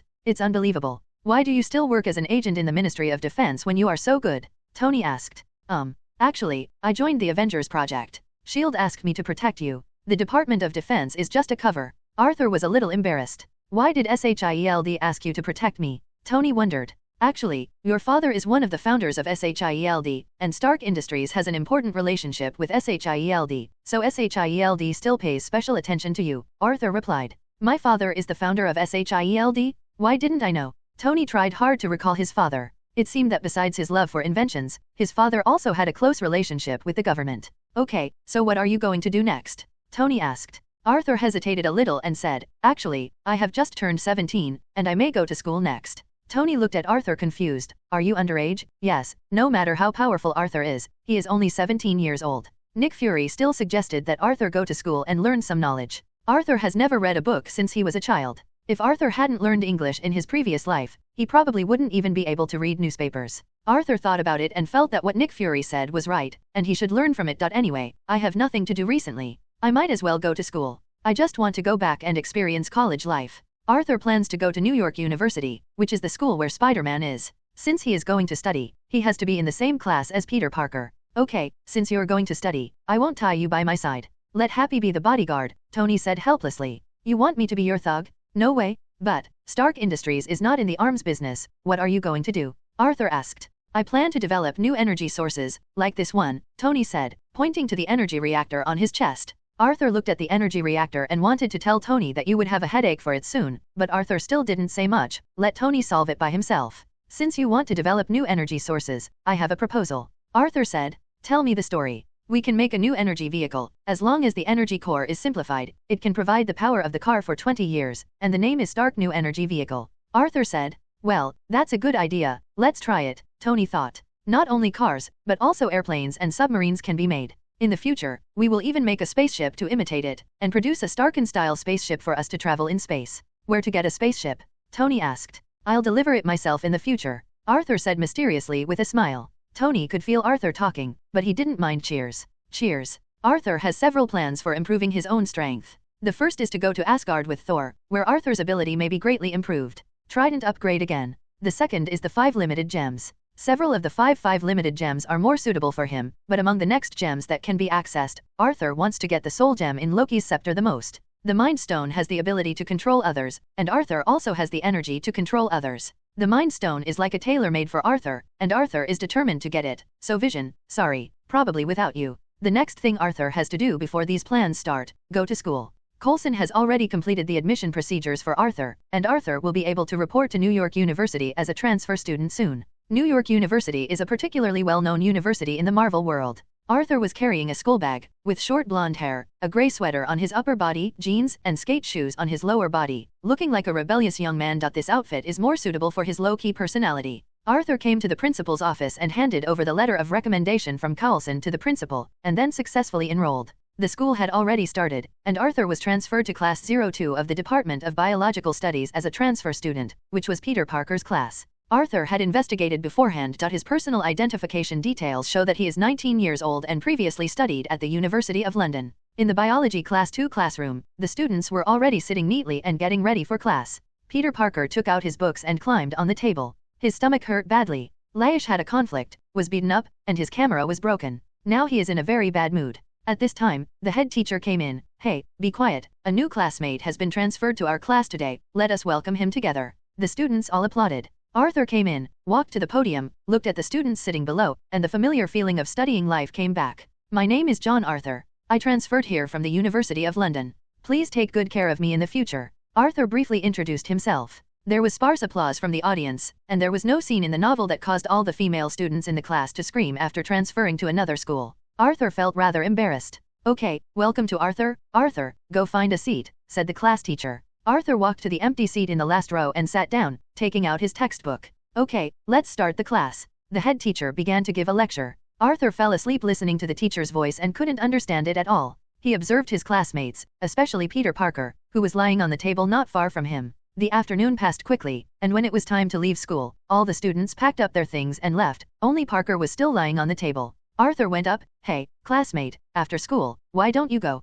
Peter Parker looked up at Arthur and said, Oh, I'm leaving too. My name is John Arthur. I just transferred here today. Arthur held out his hand. My name is Peter Parker. Peter and Arthur shook hands. The two left the school together and walked towards the bus station. Following the taciturn Peter, Arthur knew he was not in a good mood. Are you okay? Arthur asked concerned. I'm fine. Peter smiled reluctantly. Where do you live? I live in Queens. What about you? I live quite far out by the sea near Oldfield Cape, said Arthur. You live so far? Peter was very surprised. Then I'll go first. See you tomorrow. See you tomorrow. Arthur started his college career. Although the courses were a little behind, Arthur was still studying hard. One morning, Arthur came to school in an Audi he had blackmailed with Tony. Arthur walked to the school hallway lockers to get his textbooks. At this moment, 3 boys came from behind. The leading boy was taller, with a burly figure and a crew cut, and the other 2 boys were more ordinary. Hey, I heard you're a new transfer student. The crew cut boy said provocatively. I don't know you, please get out of the way. Arthur said lightly. You are quite cool, haha.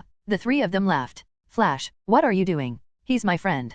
Peter rushed out from one side, standing in front of Arthur. "Oh, Peter Parker, have you forgotten the lesson I taught you last time? How dare you stand out?" Freshman with the crew cut stretched out his hand to grab Parker's collar. At this moment, a hand grabbed Flesh's hand at a faster speed. Peter turned around and found that it was Arthur who shot, and Arthur gave Parker a reassuring look. "It was you who bullied Peter before." Arthur grabbed Flesh's wrist and twisted it forcefully, knowing that with a click, Flesh's thick wrist was dislocated by Arthur.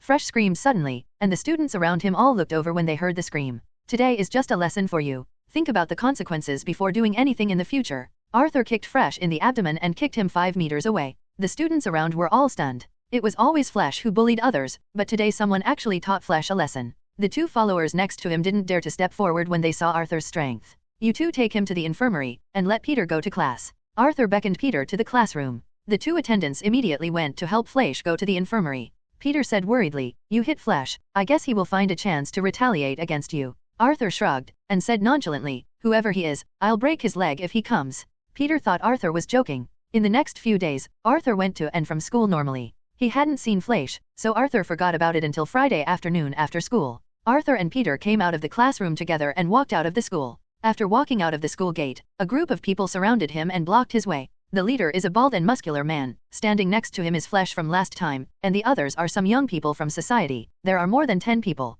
"Brother Jed is him," Flesh pointed at Arthur and said to the bald muscular man. "It was you who hit my brother last time." The bald muscular man walked up to Arthur and looked at him and asked, "I taught him a lesson. You blocked my way home. Now I am in a good mood to advise you to get out of the way, otherwise, you will bear the consequences." Arthur said nonchalantly, "He asked us to get out of the way, ha ha ha." The bald muscular man and more than a dozen young people laughed. "You beat my brother and still want to leave? If I break your hand, it will be evened out." The bald muscular man said viciously, "What are you trying to do?" Peter demanded loudly, standing in front of Arthur. Arthur pulled Peter away and asked him to hide aside. Peter refused. Arthur told Peter to stay still, and then Arthur walked up to several people and said, "You guys go together, I'm in a hurry. I'll teach you a lesson today. Come on, brothers." The muscular man said and punched Arthur in the face. Arthur grabbed the muscular man's fist. No matter how hard the muscular man tried, Arthur's hand remained motionless. Arthur kicked the bald muscular man's calf, and saw that the muscular man's leg turned into a strange shape and was broken by Arthur's kick. Flesh next to him rushed up to Arthur with more than a dozen people, holding some wooden sticks, iron pipes, and other weapons to attack Arthur. Arthur kept dodging in the crowd, and then kicked out, breaking a person's calf with each kick. In the blink of an eye, more than a dozen people fell asleep on the ground and wailed. Arthur looked at Peter Parker, who was dumbfounded, and hit him on the head. "Send the ambulance to the hospital." Peter Parker was stunned. Arthur looked quite muscular, but he didn't expect him to be so capable. Suddenly a police car drove over, and 2 policemen got off from it. Looking at the dozen or so people lying on the ground and Arthur and Peter in the middle, the policeman drew his gun and pointed at Arthur. "Stand there and don't move. Put your head in your hands." Peter immediately put his head in his hands, but Arthur remained unmoved, and put his right hand into his trouser pocket. "Don't move. If you move again, I'll shoot." The policeman looked at Arthur nervously. "Don't get excited, I'm letting you take a look at this." Arthur took out a small black notebook from his trouser pocket and threw it to the policeman. The policeman picked it up, opened it, and immediately saluted Arthur. "Sir, these people are fighting illegally, take them all away." Arthur said, "Okay, you go slowly." The attitude of the policeman was completely different from when he came. "Who is this doctor you speak of?" Arthur asked. "He was my father's former colleague, named Kurt Connors, who was doing biological research at Aussie." Peter told Arthur about his father. "Is this person trustworthy? Just tell him the decay rate formula? You don't want to think about why your father didn't tell anyone the formula? Are there any side effects of biological genes on the human body?" Arthur felt that Peter was too young, do things without considering the consequences. "Nick Fury, you are not qualified to say that about others." Peter was silent. He also agreed with Arthur's point of view, but he still believed that the doctor was a good person. "I believe in the doctor. He will not conduct human experiments privately without clear research." Arthur looked at Peter speechlessly. "You will be slapped in the face by this sentence soon?" After school, Peter, Gwen, and Arthur were wandering in the street, watching Peter and Gwen talking and laughing. Arthur said that he shouldn't agree to come out together. "Are you guys together?" Arthur asked curiously. Peter gave Arthur a look that you understand. "Yes, we are together." He grabbed Gwen's hand and looked at her affectionately. Arthur was immediately hit by 99 points of crit. Arthur felt that the world was full of malice towards single dogs. Then the 3 of them watched a newly released movie together and went to dinner together. Peter and Gwen had a great time, but Arthur was not interested. Arthur drove Gwen home first, and Peter said to Arthur in the car, "Gwen invited me to her house tomorrow night." "Oh, seeing the parents so soon?" Arthur said blankly. "What should I do? Will Gwen's family dislike me?" Peter was a little confused. "Don't worry, her family will definitely not like you." Arthur hit. "Why?" Peter looked at Arthur. You cheated someone's precious daughter just after you were in high school, and you still expect her to treat you well. Arthur said. It's normal for high school students to fall in love. Peter retorted weakly. So you should dress more formally tomorrow, and behave better in front of Gwen's parents. You'd better buy some gifts to show your sincerity. Arthur said. A gift? Peter was a little embarrassed. I still have 2 bottles of good red wine, you can take them as gifts. Arthur knew that Peter had no money, and giving him expensive things was too exaggerated for a high school student, and 2 bottles of better red wine were not very expensive, but it is more suitable for Peter's student status, which should satisfy the other's parents. Thank you very much, you helped me a lot this time.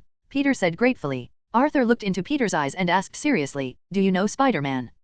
Peter hesitated and said, actually, I am Spider-Man. He told Arthur about his experience of being bitten by a spider and gaining superpowers. Arthur looked at Peter, and smiled. He was glad that Peter still didn't choose to hide it from him. You don't seem surprised. Peter asked Arthur strangely. I guessed it a long time ago, and I've seen a few superheroes, what's so surprising? Arthur said lightly. You guessed it. Peter looked at Arthur strangely. He didn't pay attention to Arthur saying that he had seen a superhero, thinking that Arthur had seen it on the internet. Looking at the figure in the online video, I guessed it was you. Arthur said half-truthfully. Is it so obvious? Peter didn't believe Arthur's statement. On the morning of the 3rd day, Arthur was sitting on the sofa at home while watching TV while eating breakfast. At this time, Arthur's phone rang and it was Tony calling. Arthur answered the phone. Hello, Arthur, I have good news for you. Tony's tone on the phone was very excited. Find a solution to palladium poisoning. Arthur asked. How do you know? I found the information he left me in the movie film made by my father. It turned out that he had predicted that I would create an energy reactor, and he left me information about new elements, Tony explained. Does it feel like being taught a lesson by someone more than 10 years ago? Arthur joked. You can guess this too? Now I finally don't have to die? What should I say? Let's have a party and celebrate. Tony said excitedly. There is still a party? Didn't you just fight with Rhodes at the birthday party a few days ago? By the way, you gave him a set of battle armor, and you didn't give me one. Arthur said dissatisfied. You have the nerve to say so. I invite you to my banquet and you don't even want to give me a battle armor? No way. Tony yelled. Aren't I busy that day? I just happened to attend the funeral of my classmate's uncle. Besides, your kind of birthday party is a mess, which is boring. Arthur explained. Okay, I'll forgive you this time, and I'll invite you to a gathering next time. I'm also busy with the research of a new armor, so I won't talk to you. Hang up. Tony hung up the phone. Arthur put down his phone and suddenly noticed the news on TV. A major incident occurred on the Williamsburg Bridge at 9 o'clock last night. According to witnesses, this incident is related to Spider-Man. The police announced the official issuance of a warrant for Spider-Man's arrest. Arthur thought that Dr. Lizard had already appeared, and he would go to ask Peter about the specific situation later. Arthur came to Peter's house, knocked on the door, and it was Aunt May who opened the door. Hello, Auntie, this is a special product from my family, I'll bring it to you to try. So it's Arthur, you kid, what do you bring with you even here? Aunt May said. It's just a little seafood. It was very fresh this morning. Is Peter at home? Arthur put the seafood box on the table. Peter, your friend is here for you, Aunt May called. Peter came out of the room and was very happy to see Arthur. Why are you here? Go to my room. Peter took Arthur to his room. Why are you here? I saw the news, what's going on? Arthur asked. It was a monster that looked like a lizard, and it caused a lot of chaos on the Williamsburg Bridge, and I went to save people. Peter said. Then do you know who the monster is? Peter thought for a while. I don't know, I didn't see his face clearly. Well, how's your meeting with the parents going? Arthur asked. It's okay, but Gwen's father is the sheriff of New York City, and he seems to have a deep misunderstanding of Spider-Man. Peter said helplessly. It's okay, in the future he will gradually believe that Spider-Man is a good man. Arthur comforted Peter. By the way, let me show you this. Peter took out a small glass bottle, which contained a dead spider. The spider's body was red and its limbs were transparent. It bit me, said Peter. This spider is so beautiful, Arthur admired, looking at the spider in the bottle. Peter also showed Arthur some of his collections and some photos he had taken. Then Arthur had breakfast at Peter's house and tasted Aunt May's meatloaf. The taste was something he would never forget. On Friday, Arthur and Peter were walking in the school corridor. Peter looked around mysteriously and said to Arthur, Arthur, there is one thing I know the most. Arthur, who was putting things in the locker, asked, what's the matter? Peter whispered, Arthur, you are right. Dr. O'Connor seems to have really experimented on himself. The lizard monster last time was him. Arthur was not surprised by the news, and said lightly, I expected it a long time ago, he must not be able to withstand the temptation of the decay rate formula. Peter could only sigh that Arthur was so accurate at seeing people. At this moment, with a bang, a huge hole was smashed through the wall of the school corridor, and a giant lizard monster more than 2 meters high rushed out and faced the students. They roared. Peter shouted to the crowd, run. The students reacted, screaming and scrambling to the gate of the teaching building. Gwen also saw the monster, glanced at Peter, and followed the crowd to escape. Go away, Arthur, I'll deal with him. Peter said anxiously to Arthur. Haha, it just happened to be delivered to your door. I haven't made any shots recently, so I need to loosen my muscles. Arthur laughed and walked towards the lizard man. Arthur is dangerous, you are not his opponent. Peter knew that Arthur was good at fighting, so much so that he knew that Arthur was not an opponent of the lizardman, but in the next second Peter was stunned by the scene in front of him. I saw Arthur walking in front of the tall lizard man, and the lizard man grabbed Arthur with a claw. Arthur punched the lizard man in the chest at a faster speed. There was also a big hole in the wall. Omega. Peter was frightened by Arthur. He didn't expect Arthur to be so strong. Peter was a little proud of getting superpowers before, but now it seems that he is still not as good as Arthur. Arthur rushed towards the lizard man, and with an uppercut, the lizard man flew up and hit the ceiling. When the lizard man fell down, Arthur kicked the lizard man out of the laboratory and smashed it into the laboratory. Too weak, I'll play with you slowly. Arthur walked up step by step. Suddenly a desk flew out of the laboratory and hit Arthur. Arthur punched the desk to the point of scarcity. Broken. The lizard man punched Arthur. Arthur held it with one hand. The lizard man turned around and flicked his tail at Arthur. Arthur grabbed the lizard man's tail, held it with both hands, and kept pushing the lizard man to the ground fall, just like the Hulk threw Loki. Peter saw this weird scene. A 1.8-meter young man grabbed a nearly 3-meter lizard and threw it on the ground. Peter could only stand by and call 666, and even wanted to take out his camera to take a picture of the scene in front of him. The lizard man was thrown to pieces by Arthur. Arthur threw the lizard man on the ground, stepped on the lizard man's chest, and punched the lizard man in the head. Die. At this moment Arthur felt his fist being pulled. It turned out to be Peter's spider silk. Peter quickly said, Arthur, don't kill him. The doctor's brain is only controlled by biological genes. Let's catch him and hand him over to the police. At this moment, the lizardman stood up suddenly, elbowed Arthur and hit him against the locker, then got up and quickly fled towards the bathroom. Arthur stood up and said to Peter, You are so kind. He is completely crazy. The two ran to the bathroom and there was no sign of the lizard man. There was only a huge cave on the ground, and only the sewer could be seen. Arthur spread his fingers to release energy towards the sewer sewage, and the sewage in the sewer suddenly became turbulent. The lizardman was constantly fleeing in the sewer, and he was going to OS Company, where there was a device that could inject biochemical agents into the whole city, turning everyone into a lizardman like him. Suddenly he heard the sound of a huge flow of water behind him.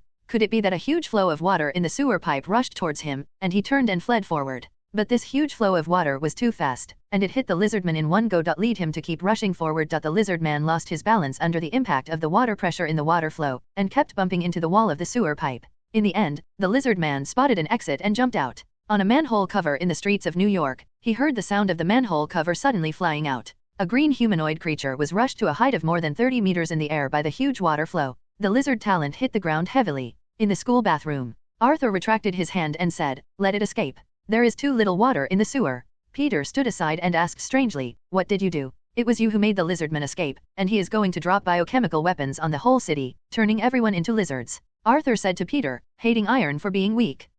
Then what should we do? We have to stop him quickly. Peter was really anxious now. Now I know I'm wrong. Let's go, I know where he is. Arthur drove Peter towards the OSS Company building. New York City suddenly fell into chaos. A huge lizard monster was advancing on the street, and the places he passed were in chaos. After learning about the situation, the New York Police Department dispatched all armed personnel to prepare to destroy the lizard monster. Just at the gate of a bank, an armed police team encountered the lizardman, and a fierce gun battle broke out between the two sides. A block of people fell to the ground after inhaling the green smoke, and some people even started to turn into lizards, and the lizard people took the opportunity to slip away. The lizardman finally ran to the OSS building and climbed up the outer wall of the building. The surrounding traffic was completely paralyzed, and countless people were screaming and running around. Everyone in the Aussie building fled downstairs, and the scene was chaotic for a moment. Arthur and Peter drove to the street that was still some distance from the building, and they couldn't move forward. The road was blocked by long traffic. Put on the equipment and get off the car. After getting off the car, Arthur ran to an empty alley, got up and jumped onto the roof of the building, and then kept jumping forward. Peter put on Spider-Man's clothes and swung forward with spider silk in midair. At this time, a police officer in a helicopter in the sky kept reporting to the headquarters. A monster appeared outside the wall of the Aussie building. If I hadn't seen it with my own eyes, I would never believe it. He was not a human being. He was very strong and kept crawling towards the top of the building. Oh, that's Spider-Man over there, and Spider-Man has also appeared here, and is also heading towards the OSS building. Omega? What did I see? A human being kept jumping on the roof of the building. His speed was too fast, and the jump distance was very far. I couldn't believe my eyes. Is this Superman? The policeman shouted. The lizardman was installing a launcher on the roof of the OSS building when a voice came from behind him. Give up, Doctor, you are doing it wrong. Peter said to him. The lizardman looked at Spider-Man. Peter Parker, you want to hinder me? I want all human beings to evolve, and anyone who hinders me will die. Big words. Arthur appeared next to Peter, looking at the lizard man with contempt. "It's you?" The lizard man was taken aback when he saw Arthur, as if he was particularly afraid of Arthur. Arthur stomped on the ground and rushed towards the lizard man, punching the lizard man in the abdomen, sending the lizard man flying out and hitting the signal tower. Arthur's next punch immediately landed on the lizard man's chest, and the lizard man's chest immediately going down. The lizard man spat out blood.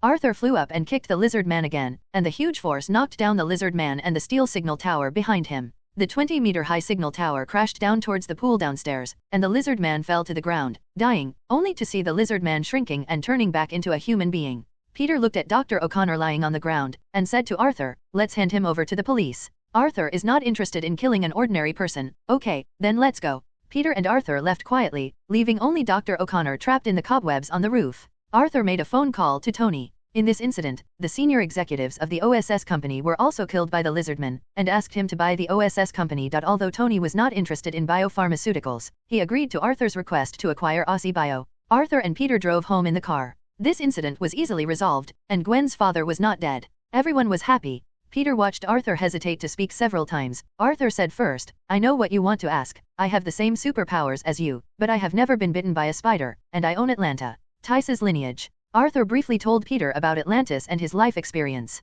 Peter didn't expect Arthur's life experience to be so bizarre, but he was delighted that he was no longer an alien, and Peter also had superpowers. "We are one humanoid." Tony Stark finally created a new element to replace the palladium element, and finally solved his poisoning situation. He built a new arc energy reactor for himself. At this moment, Tony received a strange call, and a familiar voice came from the phone. It was the Ivan Vank who attacked him at the racing track before. "Tony Stark, how are you? You suggested that I double the RPM to generate more power. Good advice. You sound good." Tony asked Jarvis to track down the caller's location. "I'm going to change the history of the Stark family. What your father did to my family 40 years ago, I will do to you in 40 minutes. Ivan Vank hung up the phone. Location tracking failed. It can only be located that he is probably in the Manhattan area. Tony had an idea and looked at the news. His old rival Hammer Industries, the second largest arms dealer in the United States, will hold an arms conference in Manhattan. Tony ignored Jarvis' dissuasion, installed the latest energy reactor, put on his armor and flew directly to the conference site. Tony found that his good friend James Lord was also at the press conference. Tony greeted Rhodes and told him that Ivan Vank was still alive.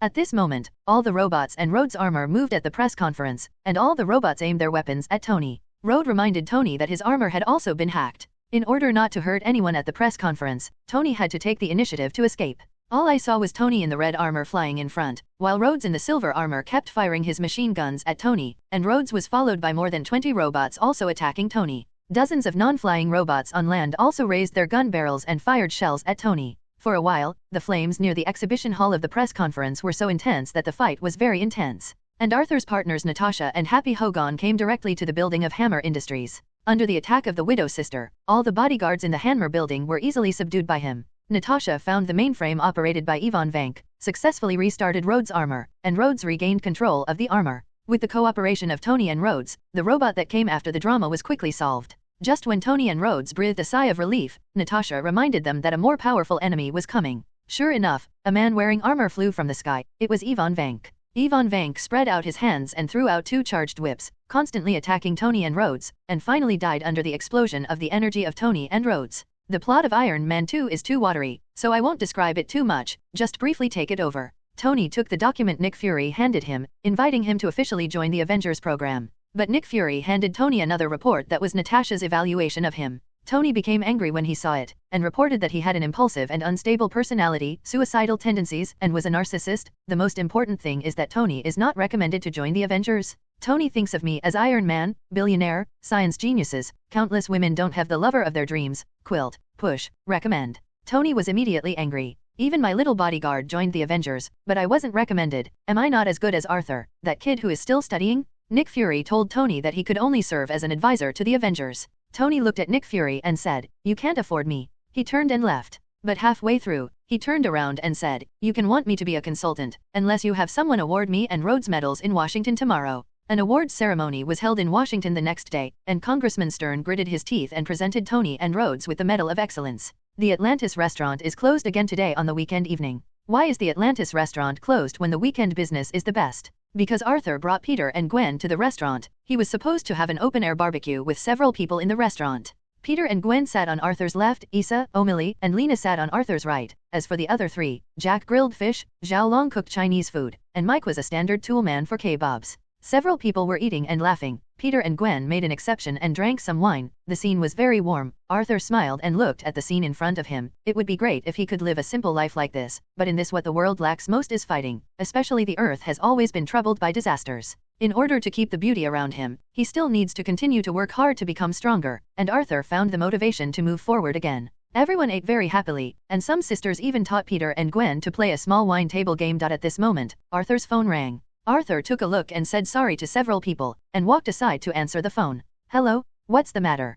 Carlson. Hey, Arthur, a meteorite fell from the sky in New Mexico. We have an amazing new discovery. I need your help. After waiting for so long, it's finally here. Arthur looked at the hung-up phone with a smile on his lips. In a small town called Charming Wonderland in New Mexico, just 3 days ago, someone saw a meteorite falling on a sand dune not far away after a huge storm. Later, he looked for it, but found a huge round in the crater. There was a hammer standing there in the middle. He pulled out the hammer vigorously but found that it couldn't be pulled out at all. This incident was known to more people, and countless people came here to try to pick up the hammer on the ground, but the hammer seemed to grow on the ground, and no one could lift it. Some people even tied a rope and dragged it with a car, not moving at all. Someone suggested to dig out the soil under the hammer, but it turned out that the soil around the hammer could only be dug out. The soil under the hammer seemed to be as hard as steel under the hammer, and it could not be dug at all. Arthur sat in Coulson's car, drinking mineral water, and complained, "I hate this dry and hot place. I can feel the energy in my body slowly draining." Coulson glanced at the pile of empty bottles under Arthur's feet. "Don't worry, although there is no lake here, it still rains a lot. Won't it affect your performance?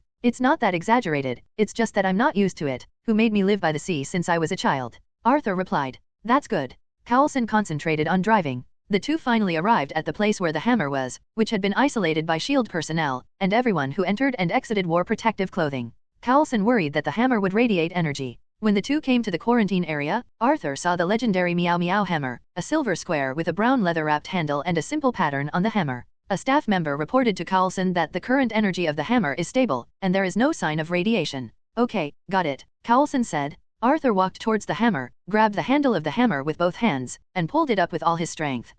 I saw that Arthur's feet had sunk into the soil because of the huge force, but the hammer still remained motionless. Arthur gave up. It seems that the hammer will not admit itself. It only admits that there are only Thor and Captain America. After all, I am also a good person, and I often defeat evil villains to save people from fire and water. Arthur can't figure it out. I don't know the origin of this hammer. According to our detection, it is not a substance on the Earth. It should come from outer space. The hammer still has huge energy. Fortunately, the energy is relatively stable at present. Coulson explained. "I know what it is," said Arthur. "You know." Coulson looked at Arthur. "Yes, you can understand it as one of my abilities. I can know something about the future." Arthur could only make up a lie. "Oh, you still have this predictive ability? Then tell me about the origin of the hammer." "This is the weapon of the legendary Thor, the Prince of Asgard. It is made from the core of a neutron planet, and only Thor can handle it. Of course, this is not a legend. Asgard gods do exist, you can understand them as aliens." Arthur said. "Is this true? I have to report to the director. This information is too important."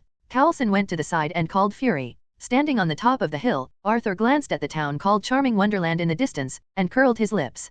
Can such a poor place be called Charming Wonderland? Thor should already be in town. At this time, Coulson brought a blonde man with a bow on his back and introduced Arthur. "This is Clinton Francis Barton, our ace agent, nicknamed Hawkeye. This is what I said, John Arthur. You guys get to know each other." "Hi, I've heard of you for a long time. I'm Barton." Barton held out his hand. "Nice to meet you. I have admired your name for a long time. Just call me Arthur." Arthur shook hands with Barton.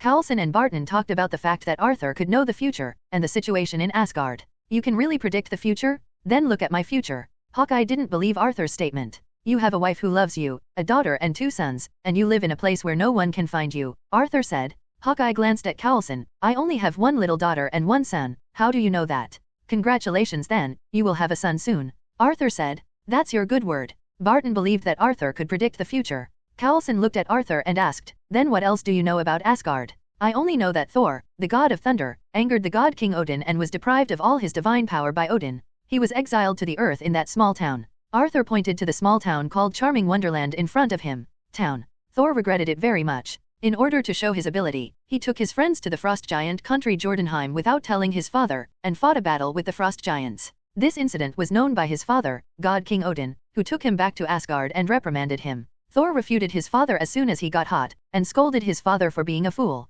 As a result, Odin deprived him of gained divine power and was exiled to the atrium. Thor vented the depression in his heart, and the way of venting was to eat the food on the table with big mouthfuls. Looking at the man who had already eaten a large box of jam pies and was still eating, the three people beside him were shocked. Is this still human? These three people are the astronomer Jane Fortes and his friend Daisy Lewis, and Eric Shavig, a doctor of astronomy, who rescued the man named Thor in the storm. Thor, who was eating, heard a fat man next to him talk about the satellite crash. S.H.I.E.L.D. released the news that the government's satellite crashed. He couldn't sit still, and he was going to get his hammer back. Thor got up and walked out of the restaurant, walking in the direction the fat man said, and the three doctors chased him out. Jane looked at Thor and asked, "Where are you going?" "I'm going to get my stuff back." "You mean that sweater is yours? You want the satellite back from the government's segregated place?" Jane asked. "Yes, if you take me there I will tell you everything you want to know," Thor said. Jane discussed with the two of them and wanted to plant him in the past, but the doctor and Daisy disagreed, thinking that Thor was a lunatic. Thor left alone, and Jane suddenly saw that their residence was surrounded by several cars, and many people in suits were looking for something in their house, so the three ran over immediately.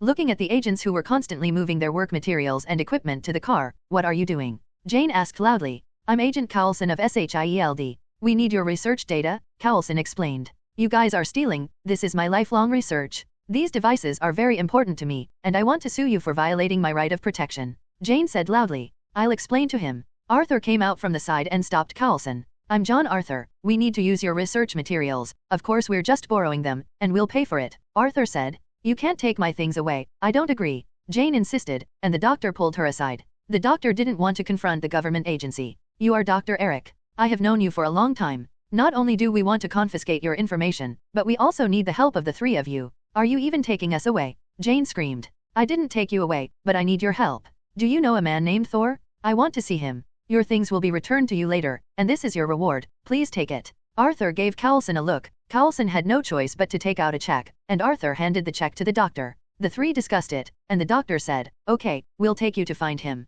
Thor was walking on the road when a black van drove up beside him and stopped. The door opened and there were Dr. Eric and Jane. Boarding. After Thor got into the car, he found a strange man sitting beside him. The man held out his hand to Thor and said, "I am John Arthur, the Sea King of the Atrium. I am very glad to meet you, Thor." Thor glanced at Arthur and shook hands with him. "Are you from Atlantis?" "It can be said that I have the blood of Atlantis in my body," Arthur replied. "Asgard knows the kingdom of Atlantis in the Atrium. In the battle between Asgard and the Titans in the history very long ago, the sea god Poseidon fell in the Atrium, and the place where the sea god fell was born. The country called Atlantis." The other three people in the car listened to their conversation, and there was only one thought in their minds, another madman, back to Atlantis. "Why don't you say you are from Paradise Island?" Arthur took a few people to the place where the satellite fell, communicated with Coulson, and asked Thor to try to pick up Thor's hammer. At this time, thunder and lightning flashed in the sky, as if it was about to rain. Thor looked up at the lightning flashing across the sky, and smiled at the corner of his mouth. "Watch it." He walked towards Mjolnir with an arrogant step as if he didn't recognize his relatives. Arthur covered his face, the picture was so beautiful. "Don't talk too much, it will be your death scene in a while," Arthur thought. People around watched Thor approaching the hammer, and a bald man with glasses next to him reported, "A large amount of electromagnetic energy is emitted from the hammer. Continue to monitor," Coulson said. Arthur glanced at the bald head, showed a mysterious smile, and said to him, "Work hard, you will have a bright future." The bald head said that he didn't understand what Arthur meant. Thor looked at Thor's hammer on the ground, with a smug smile on his face. He stretched out his right hand to grab the handle of the hammer. "Come on, my old friend. If you try hard, you won't be able to move it." The smile on Thor's face stopped, and he grabbed the handle of the hammer with both hands and pulled it up with all his strength. But the hammer still remained motionless. No matter how hard he tried, he couldn't lift Thor's hammer. Thor looked up to the sky in disappointment, roared in pain, knelt down in front of Mjolnir again, looked at Mjolnir, and murmured, "Father, is this the punishment you gave me? I know I was wrong." Arthur stepped forward, patted Thor on the shoulder, and comforted him. "This is a test Odin gave you. As long as you understand it, you can pick it up again." Thor looked at Arthur and asked, "Really?" Arthur nodded. Looking at Thor, who was sitting alone on the stool and not speaking, Arthur said to the three doctors, "He is very depressed now, just let him be quiet." Coulson looked at the dejected Thor from the side, and asked Arthur, "Are you sure he is really Thor? I don't see anything special about him." Arthur nodded. "He just hasn't figured it out yet. There will be variables in the future. He will find himself and be Thor again." "What variable?" Coulson asked. Arthur just smiled mysteriously and didn't answer. The rain in the sky was getting heavier, and Thor sat on the stool and was annoyed alone. He felt that his father was completely disappointed in him. Thor. Thor raised his head and saw someone standing in front of him. Loki. It was Thor's younger brother Loki. "How did you come?" "Father is dead." Loki said something that stunned Thor. "You broke the peace of the kingdom of gods." I pleaded with my father for you, but my father did not agree. Now the burden of the king falls on me. Loki said. Can I go home? Thor burst into tears. The conditions of the truce agreement of the kingdom of gods include your exile, and the Queen Mother also agreed. I'm leaving, goodbye, my brother. Loki left after finishing speaking. Arthur watched all this secretly from the side, and did not go up to expose Loki's lies. After Loki left, Arthur walked towards Thor. Let's go out for a drink. Arthur called Dr. Eric, and the three drove to a bar in the small town. The neon lights flicker in the dark bar, and many people come here to get drunk. Thor, who was sitting at the bar, gulped down his beer, and said to the two people beside him, I know I did something wrong. Everything is wrong. I regret my actions. Dr. Eric comforted Thor by the side. If you realize your mistakes, it means you are on the right track. Thor said painfully, for the first time in more than 1,000 years, I don't know where I should go. Arthur patted Thor on the shoulder and said, this incident made you really grow up. You don't have to be depressed. Your father is not dead but just asleep. Thor looked up at Arthur in surprise. Really? How do you know? I know many things, and I also know that your little friends will come to you soon. Arthur replied mysteriously. Really? Great. Father is fine? Great. Thor was not sad at once, but full of joy. Don't be too happy. Loki has always been jealous of you. He actually has the blood of the frost giant. He will not let you go back to Asgard. Arthur said. What? Loki is a frost giant? How is that possible? Thor couldn't believe it. Okay, I don't care if the Asgard you talk about is real or not, but it's a kind of fate that we met. Let's have a toast, said the doctor. Thank you, doctor, and thank you Jane and Daisy. I am really glad to meet you. Cheers. The three picked up the beer in their hands and cheered. The three talked and laughed until midnight, and Thor told them a lot of interesting things about Asgard. Dr. Eric obviously couldn't drink, and he fell unconscious after a few drinks. Thor looked at Arthur with a wry smile, and said, let's go back. I'll carry him. Sol picked up the doctor, and the three drove back to their camp. Looking at Sol and Jane sitting by the campfire, Arthur exclaimed, it's nice to be young. When will I find the person in my life? As if you are not a young man, do you want me to introduce you to one? Hawkeye Barton came to Arthur's side at some point. Introduce me? You don't know all the people from S.H.I.E.L.D. You don't mean Natasha, do you? Arthur asked. Why isn't Natasha pretty? Barton joked playfully. Don't be kidding, Natasha is very beautiful, but I don't know what's going on with her. If you introduce Maria Hill to me, I can think about it, Arthur replied. Oh, so you like Hill's one, don't worry, wrap it on me, and I'll tell her when I get back, Barton said. Don't, I'm joking. I haven't met the person I like, but I'm quite envious of your happy family, and I'm going to add another boy soon. Arthur changed the subject. Is this true? I thought you said it casually last time. Barton looked at Arthur curiously. Do you dare to make a bet? If I win, you have to invite me to your house for dinner. Arthur said. Okay, I've made a bet. Regardless of whether you win or not, I will invite you to my house as a guest. Barton said. A word is settled. A word is settled. In the kingdom of Asgard, the domain of the gods, Thor's four friends, Sif, Hogun, Fandral, and Vorstag, came to Asgard together, wanting to meet Odin, the father of the gods, and intercede for Thor. But when he came to the main hall, he looked up and saw that the person sitting on the throne was not Odin, but Thor's younger brother Loki. Where's the father? Hogun asked. Father is still asleep, and Queen Mother is also worried that he won't wake up. Loki said. We want to see the queen. Sif wanted to talk about Thor with Thor's mother, the mother of the gods. The Queen Mother is always by my father's side. If you have any urgent matters, you can report to me. Loki refused. Then he stood up from the throne and looked down at the four of them. I am your king. The four had no choice but to kneel down on one knee for Thor, and begged Loki, my king, I hope to pardon Thor's punishment. Loki sneered, and said, this is an order from my father? We are at war with Jotunheim, and our people need peace. In this critical moment, we need to work together for a sense of security. Sif rushed up as soon as she heard the fire. You just don't want to let Thor go. You're afraid that he will compete with you for the throne. You stood up and wanted to go up and teach Loki a lesson, but Vistag grabbed him and said, forget it, all right, let's go. The four held back their anger, took a deep look at Loki, turned and walked out of the hall. We can't just go on like this, we have to take action. Sif said to the three. Let's find Thor and bring him back. Hogun suggested. That's betrayal, and that's suicide. Vistag said. If it was Thor, he would do it for us. Sif said seriously. But Heimdall is still guarding Hongqiao. Fandral reminded everyone. Let's go talk to him. Sif said to the three of them, who glanced at each other and nodded. The gatekeeper of God's domain, Heimdall, the watchman of Hongqiao, looked at the four people in front of him and asked, are you planning to disobey the order of our king Loki? Are you willing to break the warrior's oath and even commit the crime of betrayal to rescue Thor? Yes, Sif said firmly. Okay. Heimdall turned his head and strode away. I will open the Hongqiao. The four of them didn't understand what Heimdall meant. Why did they leave in the middle of the sentence? And suddenly a bright white light appeared on the Excalibur controlling Hongqiao. Loki looked at the activated Hongqiao in the distance from the high platform of Asgard. He knew that the four of them must have gone to the courtyard to find Thor. It was you who forced me. Loki strode towards the treasure house at the bottom of the Asgard. There is a super powerful weapon here, which should be said to be a set of armor. It is the armor of Odin, the father of all, the destroyer. It's made of URU metal and is indestructible. It can also emit huge energy rays. Atrium, Earth. A strong energy appeared 15 miles to the northwest, but then disappeared. An agent reported to Carlson. Let's go and see. Carlson was about to drive over to see what happened. I'm coming with you, Arthur said, and got into Carlson's car. 4 strangely dressed people appeared in the town. 3 men and 1 woman were wearing armor and holding cold weapons, as if they were filming. The surrounding residents are pointing at them. They are Sif and the 4 of them.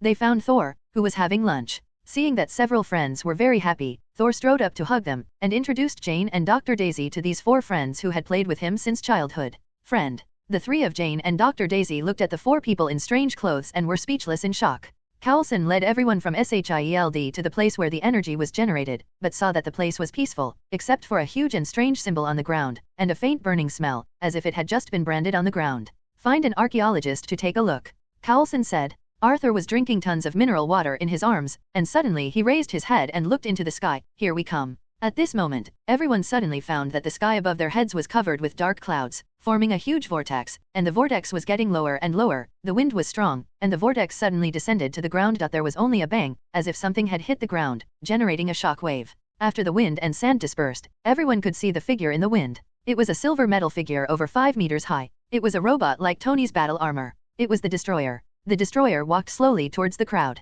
Carlson picked up the horn and wanted to shout to the robot, but Arthur stopped him. Dangerous. Go as far as possible. Carlson heard Arthur's warning, turned around and ran back, and said to everyone, get out of here. Arthur looked at the destroyer in front of him. The eyes are full of covetousness. The entire destroyer is made of URU. URU is a unique metal of Asgard. It is indestructible and has magical effects. It is a luxury for Odin to use URU to build such a huge armor. Arthur held the sea god Trident, stood in front of the destroyer, looked up at it, and said, Loki, the earth is not your back garden, and it's not a place where you can step on it casually. The destroyer looked at Arthur in front of him, and slowly opened the mask. Suddenly, a flame burst out from the mask, and a huge red energy shot straight at Arthur. Arthur raised the trident, and a beam of blue energy shot towards the red energy. The 2 streams of energy, one hot and the other cold, collided together, and a violent explosion broke out. The white smoke from the explosion covered the sky. Arthur frowned and looked at the destroyer in front of him. The place was still too dry, and the energy he used for the blow just now was only half of the original.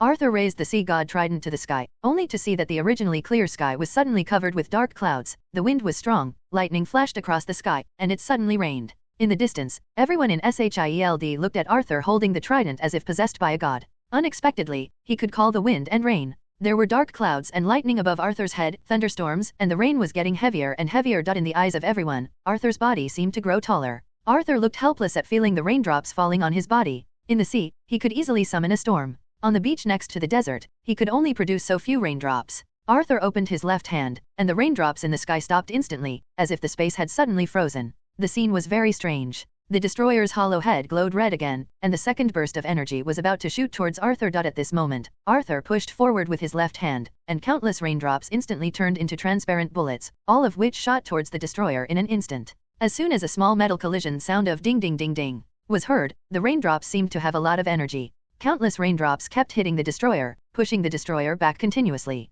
A red light flashed on the head of the destroyer who was being attacked by the raindrops, and the red energy shot out instantly. Arthur could only hold up the trident to resist. The huge energy sent Arthur flying backwards, and the raindrop attack was also interrupted. Arthur stood up, looked at the destroyer in front of him, flew up with a trident, and rushed towards the destroyer at an extremely fast speed. The trident hit the destroyer's chest hard, and the huge force sent the destroyer flying backwards. Arthur followed at top speed, constantly attacking the destroyer's body in the air. The collision of the trident and the destroyer made a piercing metallic sound.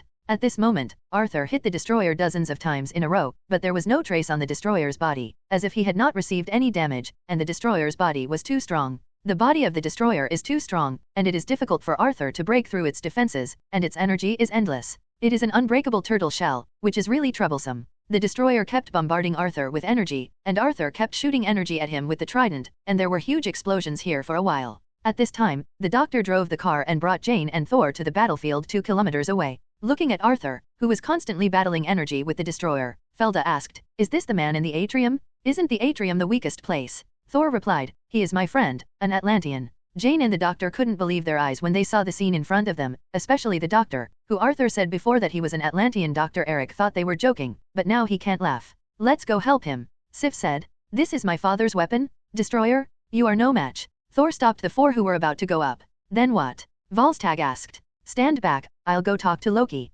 Thor said. No, you are going to die now. Sif disagreed with Thor's suggestion. This matter was originally caused by me, let me solve it, I have a plan. Thor looked at the 6 people firmly, turned and walked towards the destroyer. Arthur, who was fighting the destroyer, noticed Thor approaching, but he didn't stop him, knowing that this was Odin's test for Thor. Thor kept approaching the destroyer enough. Loki, stop it. The destroyer suddenly stopped attacking, and Arthur also stopped, staring at Thor who was coming. Brother, if I have ever done something wrong to you, no matter what I did to make you treat me like this, I apologize. Don't fight anymore, it has nothing to do with them, it's all my fault. Thor walked up to the destroyer. Kill me, end this. The destroyer looked at Thor in front of him, a red light flashed in his helmet, and a burst of red energy shot out, hit Thor. The violent explosion immediately sent Thor flying. Thor hit the ground heavily, his whole body was scorched black and he lost his breath. No, Thor. Several people ran to Thor, looking at the lifeless Thor. Jane hugged him and burst into tears, and the 4 of Sif also shed tears. Is this your plan? Sif asked, looking at Thor's corpse.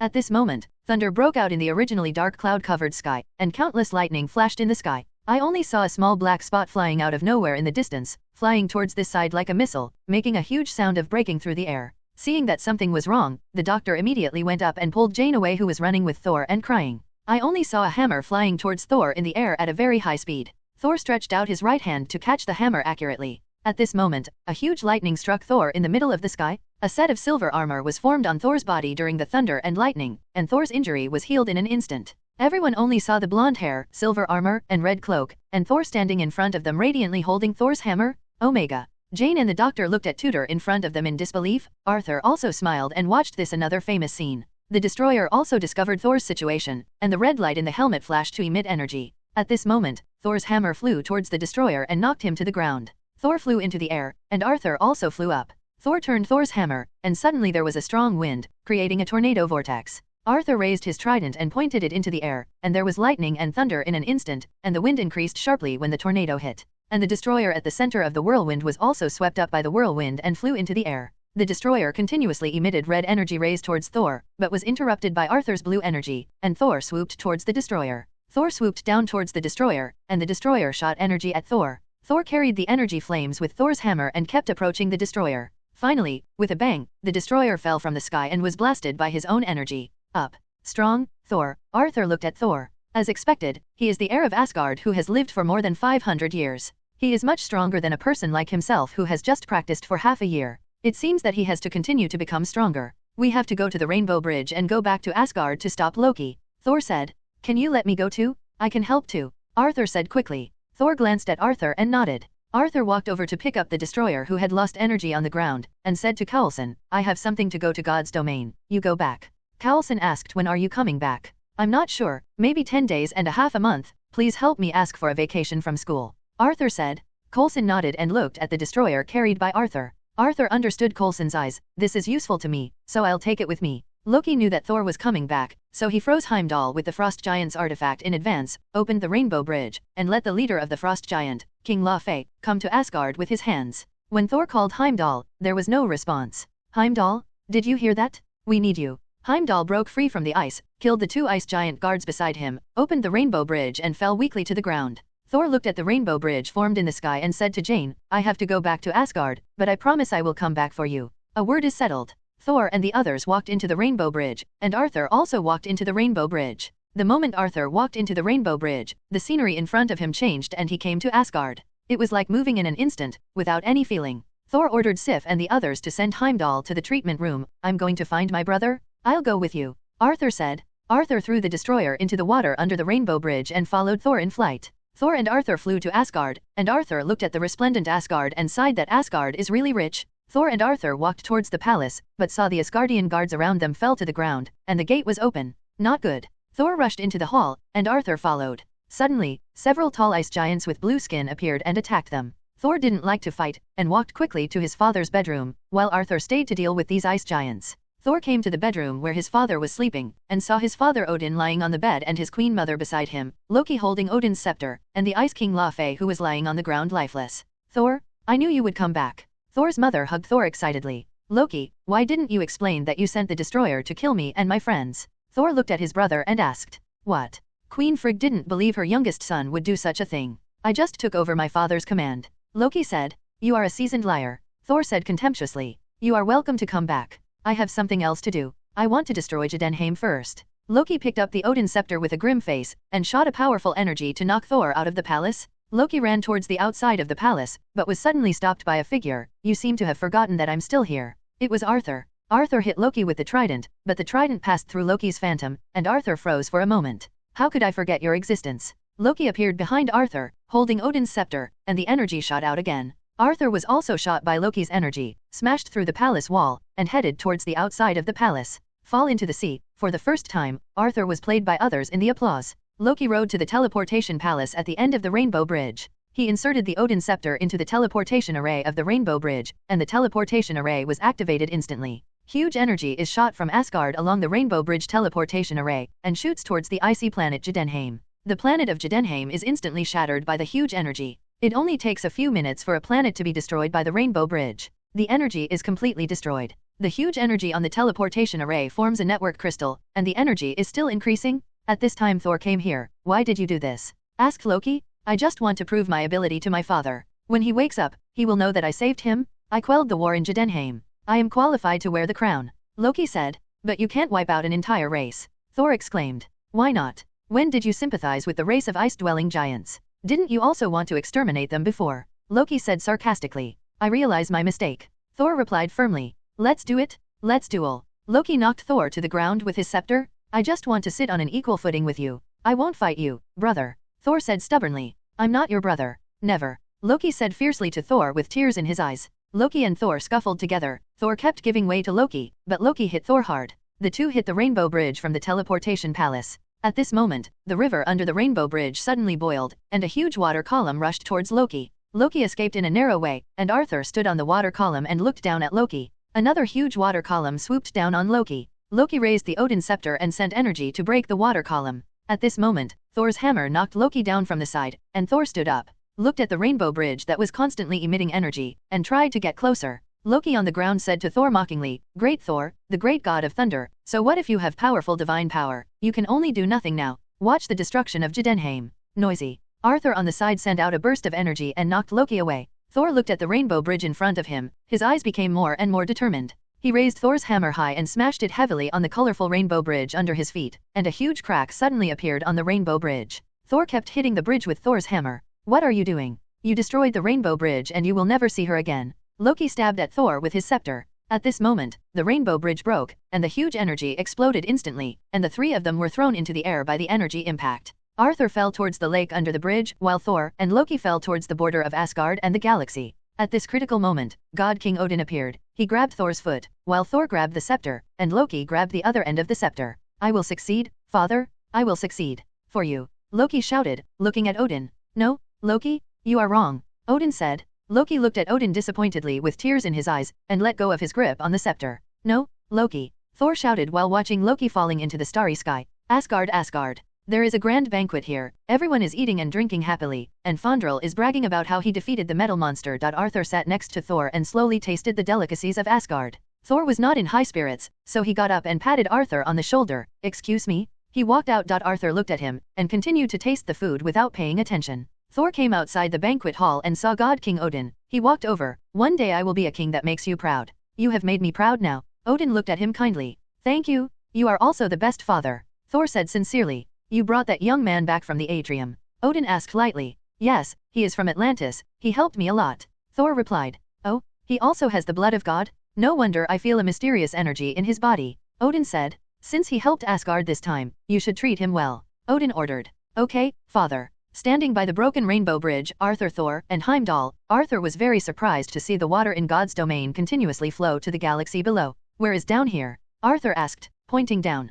Galaxy, Asgard is located above the 9 realms, and the Milky Way is naturally below. Thor replied. Is the Rainbow Bridge unusable? How can I go back to Earth? Thor was also silent. There is a way. Heimdall said, with my current ability, I can forcefully use the Rainbow Bridge once, but I have to rest for a long time. Your Majesty will repair the teleportation array. Okay, don't worry, I'll be in Asgard for a while. Thor will probably go to Earth after a while, and I'll go back with her then. Arthur said. I'm going to Earth too. Thor asked strangely. Your brother isn't dead yet. He covets the cosmic Rubik's Cube on Earth, so he's probably going to Earth soon. Arthur said. Loki is not dead, the Rubik's Cube is on Earth. Thor said in surprise. I can't see Loki, but the Rubik's Cube is indeed in the hands of an organization called S.H.I.E.L.D. Heimdall said. Okay, I need to go to this lake to practice for a while, don't you mind? Arthur felt that there was a huge energy in the waters below Asgard, and as long as he could absorb this energy, he would become stronger. I don't mind, you can practice as long as you want. Thor said. I still need your help with a little thing. I want to learn a little spell. You see, my trident is too troublesome to carry around at all times. I know you can change the weapon into various things. Can you teach me this spell? Yeah, asked Sir. No problem, I have this kind of magic book in my room, I'll get it to you later. Thor replied. That's great. Arthur looked at Heimdall again. Don't look at me, I have nothing to give you. Heimdall said. Didn't we destroy the destroyer before? I brought it back to the bottom of the hidden lake. I know you saw it. I need you to keep it a secret. Arthur said. This is something from Asgard, you have no right to take it away. Heimdall said blankly. This is also my trophy? I also worked hard to defeat it, so why can't it be counted as my share? Arthur quibbled. Okay, I told my father, let him reward you with the destroyer. Anyway, it's broken and it's useless to keep it. Thor said nonchalantly. Heimdall looked at Thor speechlessly. You are really cheating. Do you know how many you made it? Really? It's a deal? In fact, I don't want too much. I just want to find a dwarf from Vidani to build a set of armor for me. Hee. Arthur smiled cheaply. Don't worry. Thor assured, patting his chest. Arthur and Thor went to his room and got Thor's magic book. Looking at the text on it, Arthur said it was a heavenly book. Can't understand a single word. Thor says he taught Arthur magic himself. 3 days later, Arthur finally dated a few simple little spells. Thor only knows these few. Arthur said to Thor, okay, I'm going to practice. If there is anything important, you can deal with it first. Don't wait for me. I don't know how long I will practice. Thor nodded in agreement. Arthur laughed, got up and jumped from the high platform of the palace to the water below. A wave was stirred up and he disappeared. Earth, New York Midtown High School. Peter Parker looked at the empty seat behind him. Where did Arthur go? Hearing that he had asked for leave, Peter even visited him at his home. As a result, there was no one at home, and I went to the restaurant to ask Issa, but I didn't know where he had gone. Always so mysterious, Peter packed his school bag and got up and left the classroom with Gwen. After school, Peter, who had just left school, was stopped by a man in a suit. Are you Peter Parker? Please come with us. Who are you? Where are you taking Peter? Gwen asked immediately in front of Peter. You misunderstood. Do you know Mr. Arthur? The man explained. Are you sent by Arthur? Peter asked. That's right, I just invite you to go, there is someone to meet. The man in the suit said. Okay, Gwen, you go back first, I'll go. Peter blinked at Gwen. Gwen knew what Peter was capable of, and she wasn't worried that something would happen to him. She watched Peter and the man get into a Mercedes and leave. The man in the suit drove Peter to a luxury villa and opened the door. Here we are, please follow me. He took Peter to the villa. Here they are. Peter saw a fat man in the villa. Go, you are Peter Parker, right? Come with me, the boss wants to see you.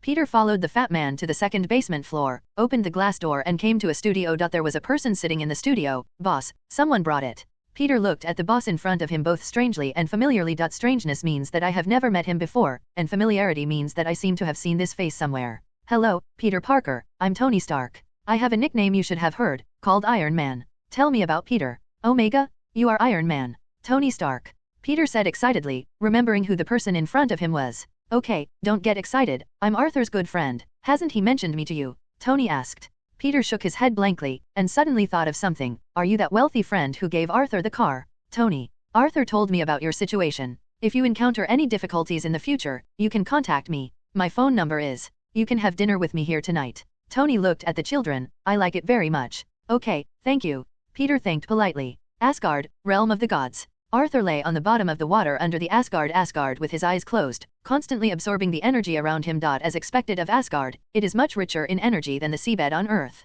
No wonder Hela and Odin are invincible with the blessing of Asgard's divine power. This energy is endless. Arthur said why he didn't travel to Asgard, otherwise he would sign in for 100 years underwater and come out of the mountain. Invincible? Huge energy was constantly washing over Arthur's body, making his body stronger. In fact, Arthur's body was about to reach its limit. No matter how much he cultivated, the strongest body would be about the same as Thor, the god of thunder. If he wanted to be stronger, he would have to have the blood of ancient gods. On the contrary, Arthur's mental power is constantly improving. With the improvement of mental power, his water control ability and mental attack can have greater power. Arthur's spiritual power is constantly absorbing energy, growing little by little. A year later, Arthur at the bottom of the water opened his eyes, and his spiritual power radiated to the surroundings, just like a radar, capable of sensing any small energy fluctuations within a kilometer nearby. As long as it is a living thing, there is energy, and some non-living things also have energy, such as magic weapons. Arthur's mental strength is more than double that of a year ago. In fact, Arthur is far from reaching the bottleneck stage and can continue to absorb energy. But Arthur knew that Loki should be going to the Earth soon, and if he continued to practice, he would miss it. Arthur was determined to get the soul gem, so he stopped practicing on his own initiative. Arthur hasn't had a good time in this water area yet, and has been busy practicing. Arthur slowly swam down. The waters of Asgard are floating in the universe, which is very magical, and there are no creatures in the water. It is not common for Arthur to swim to the deepest part of the seabed. The bottom of the sea is a layer of water curtain. Arthur stretched out his hand through the water curtain and felt that there is no water behind the water curtain, it is air. With a heartbeat, Arthur passed through the water curtain and saw the clouds, and there was a high mountain in the center of the water. Once passing through the water curtain, the sky and the earth will be turned upside down, the bottom will become the top, and even the gravity will be reversed, which is very magical. The water curtain has turned into a water surface, and what you see when you look up is a huge Milky Way, countless stars, and the high mountain in the middle of the water is the bottom of Asgard's Asgard. The Immortal Palace is in the shape of a rhombus. No matter which side it is, the Immortal Palace is a high mountain, but a palace is built on that side of the mountain, and this side is still in its original state. Arthur swam towards the mountain of Asgard, and after a while, he swam to the side of the fairy mountain, climbed up the fairy mountain, and looked at the strange and rocky fairy mountain while walking. Arthur felt that it was worthy of God's domain, even a mountain very peculiar. I don't know what kind of stone the fairy mountain is made of. This kind of stone is dark gray, but it is transparent in the middle, a bit like glass. The whole mountain actually glows silver under the sunlight. Arthur could feel the subtle energy flowing in the mountain, which he couldn't feel before, but now that his mental power had improved, he could feel the subtle energy continuously converging upward. Or, follow the past to see, where does the energy end up going? Arthur magnified the perception of his consciousness, and kept moving towards the direction of energy flow in the mountain. Looking ahead, this direction seems to be the top of the mountain. There were no living things on the huge fairy mountain, and it was surprisingly quiet. Only Arthur was climbing. It was just ahead, and Arthur was about to climb to the top of the mountain. He felt that the energy of the main fairy mountain was converging towards the front. This feeling became stronger and stronger when he came here, indicating that he was getting closer to the destination. Arthur walked forward, and finally saw a gap in the rock. The gap was only 1 person wide, just enough for a person to enter. There was no light in the gap, it was pitch black, as if the sun could not shine in. All the energy of the fairy mountain was gone flow into the gap. Arthur was hesitating whether to go in. He felt a little panicked, but he was also very curious. Thinking of his current physical strength, there was generally no danger. Wealth are sought in insurance. Arthur walked into the gap, and the moment he entered, his eyes suddenly went dark. Am I blind? Arthur stepped back again, and he could see things again in an instant, which meant that there was no light in the gap at all. This is wormhole? In order to confirm the conjecture in his heart, Arthur walked into the gap again. There was no light and it was pitch black. Arthur could only support the wall and walk. Suddenly Arthur seemed to feel that there was another crack in front of him, which was the exit. Arthur walked out, his eyes suddenly lit up, but right here, the temperature seemed to have dropped a lot, and it was very cold even touching the rocks. Arthur walked out, it was a world of ice and snow. Where is this? Although it was cold, Arthur felt very comfortable. The water content in the air in this place was very high, far exceeding any land Arthur had been to. Arthur felt like he was in the sea, and his body energy was running very fast. Where is this? How can there be such a place for me? Arthur walked outside. This was a large canyon. After walking for a long time, he finally walked out of the canyon. Outside the canyon was an ice field. Arthur finally saw a person on the ice field, and he couldn't be said to be a person. He seemed to be a wild man, wearing thin clothes, with a very tall figure, holding a huge wooden stick in his hand. The most special what's more, his skin is dark blue, just like the Atlanteans. Arthur knew where it was. People with this kind of skin were only found in outer space, and only frost giants lived in the icy and snowy environment. This is Jotunheim, and the place where I just walked is the Gap in the Nine Realms. Gap in the Nine Realms. Loki knows the location of the Gap in the Nine Realms, so he can freely enter and exit the Earth and other worlds. Arthur left Jotunheim, and looked for other exits in the Gap. He found many exits, some of which came out of the world of flames, and some of them came out of birdsong, flowers, and dense forests. After going out to the 5th exit, it was in a cave. After walking out of the cave, Arthur looked into the distance. Where is this? What came into view was a forest. Arthur released his consciousness and found that there were many animals around, but no humans. Arthur soared into the sky and looked at the whole mountain at his feet. This was an island. The island is surrounded by endless sea. Arthur landed on the beach, looking at the drink bottle washed on the beach by the waves. Coca-Cola? Finally back on Earth. Arthur roared excitedly, suddenly jumped into the air and plunged into the sea, disappearing. A secret S.H.I.E.L.D. base in Western California. There was an attack here. This is the research base of the Rubik's Cube in the universe. The Rubik's Cube was activated independently. After Loki walked out of the Rubik's Cube, he controlled Barton and took away the Rubik's Cube and Dr. Eric. Nick Fury looked at the ruined military base in front of him. Coulson and Hill asked, "What should we do now? Officially launch the Avengers Plan? We must take back the Rubik's Cube." Nick Fury's eyes were full of determination. Nick Fury called all the people from S.H.I.E.L.D. together, and everyone came to S.H.I.E.L.D's helicarrier to assemble. Recall Natasha and ask him to contact Dr. Bruce Banner. Stark, I will contact him personally. Arthur has not returned after going to God's domain. Nick Fury ordered. There is no news about Arthur yet, Coulson said. This kid. Forget it, I'll go see Steve Rogers. Nick Fury was also helpless towards Arthur.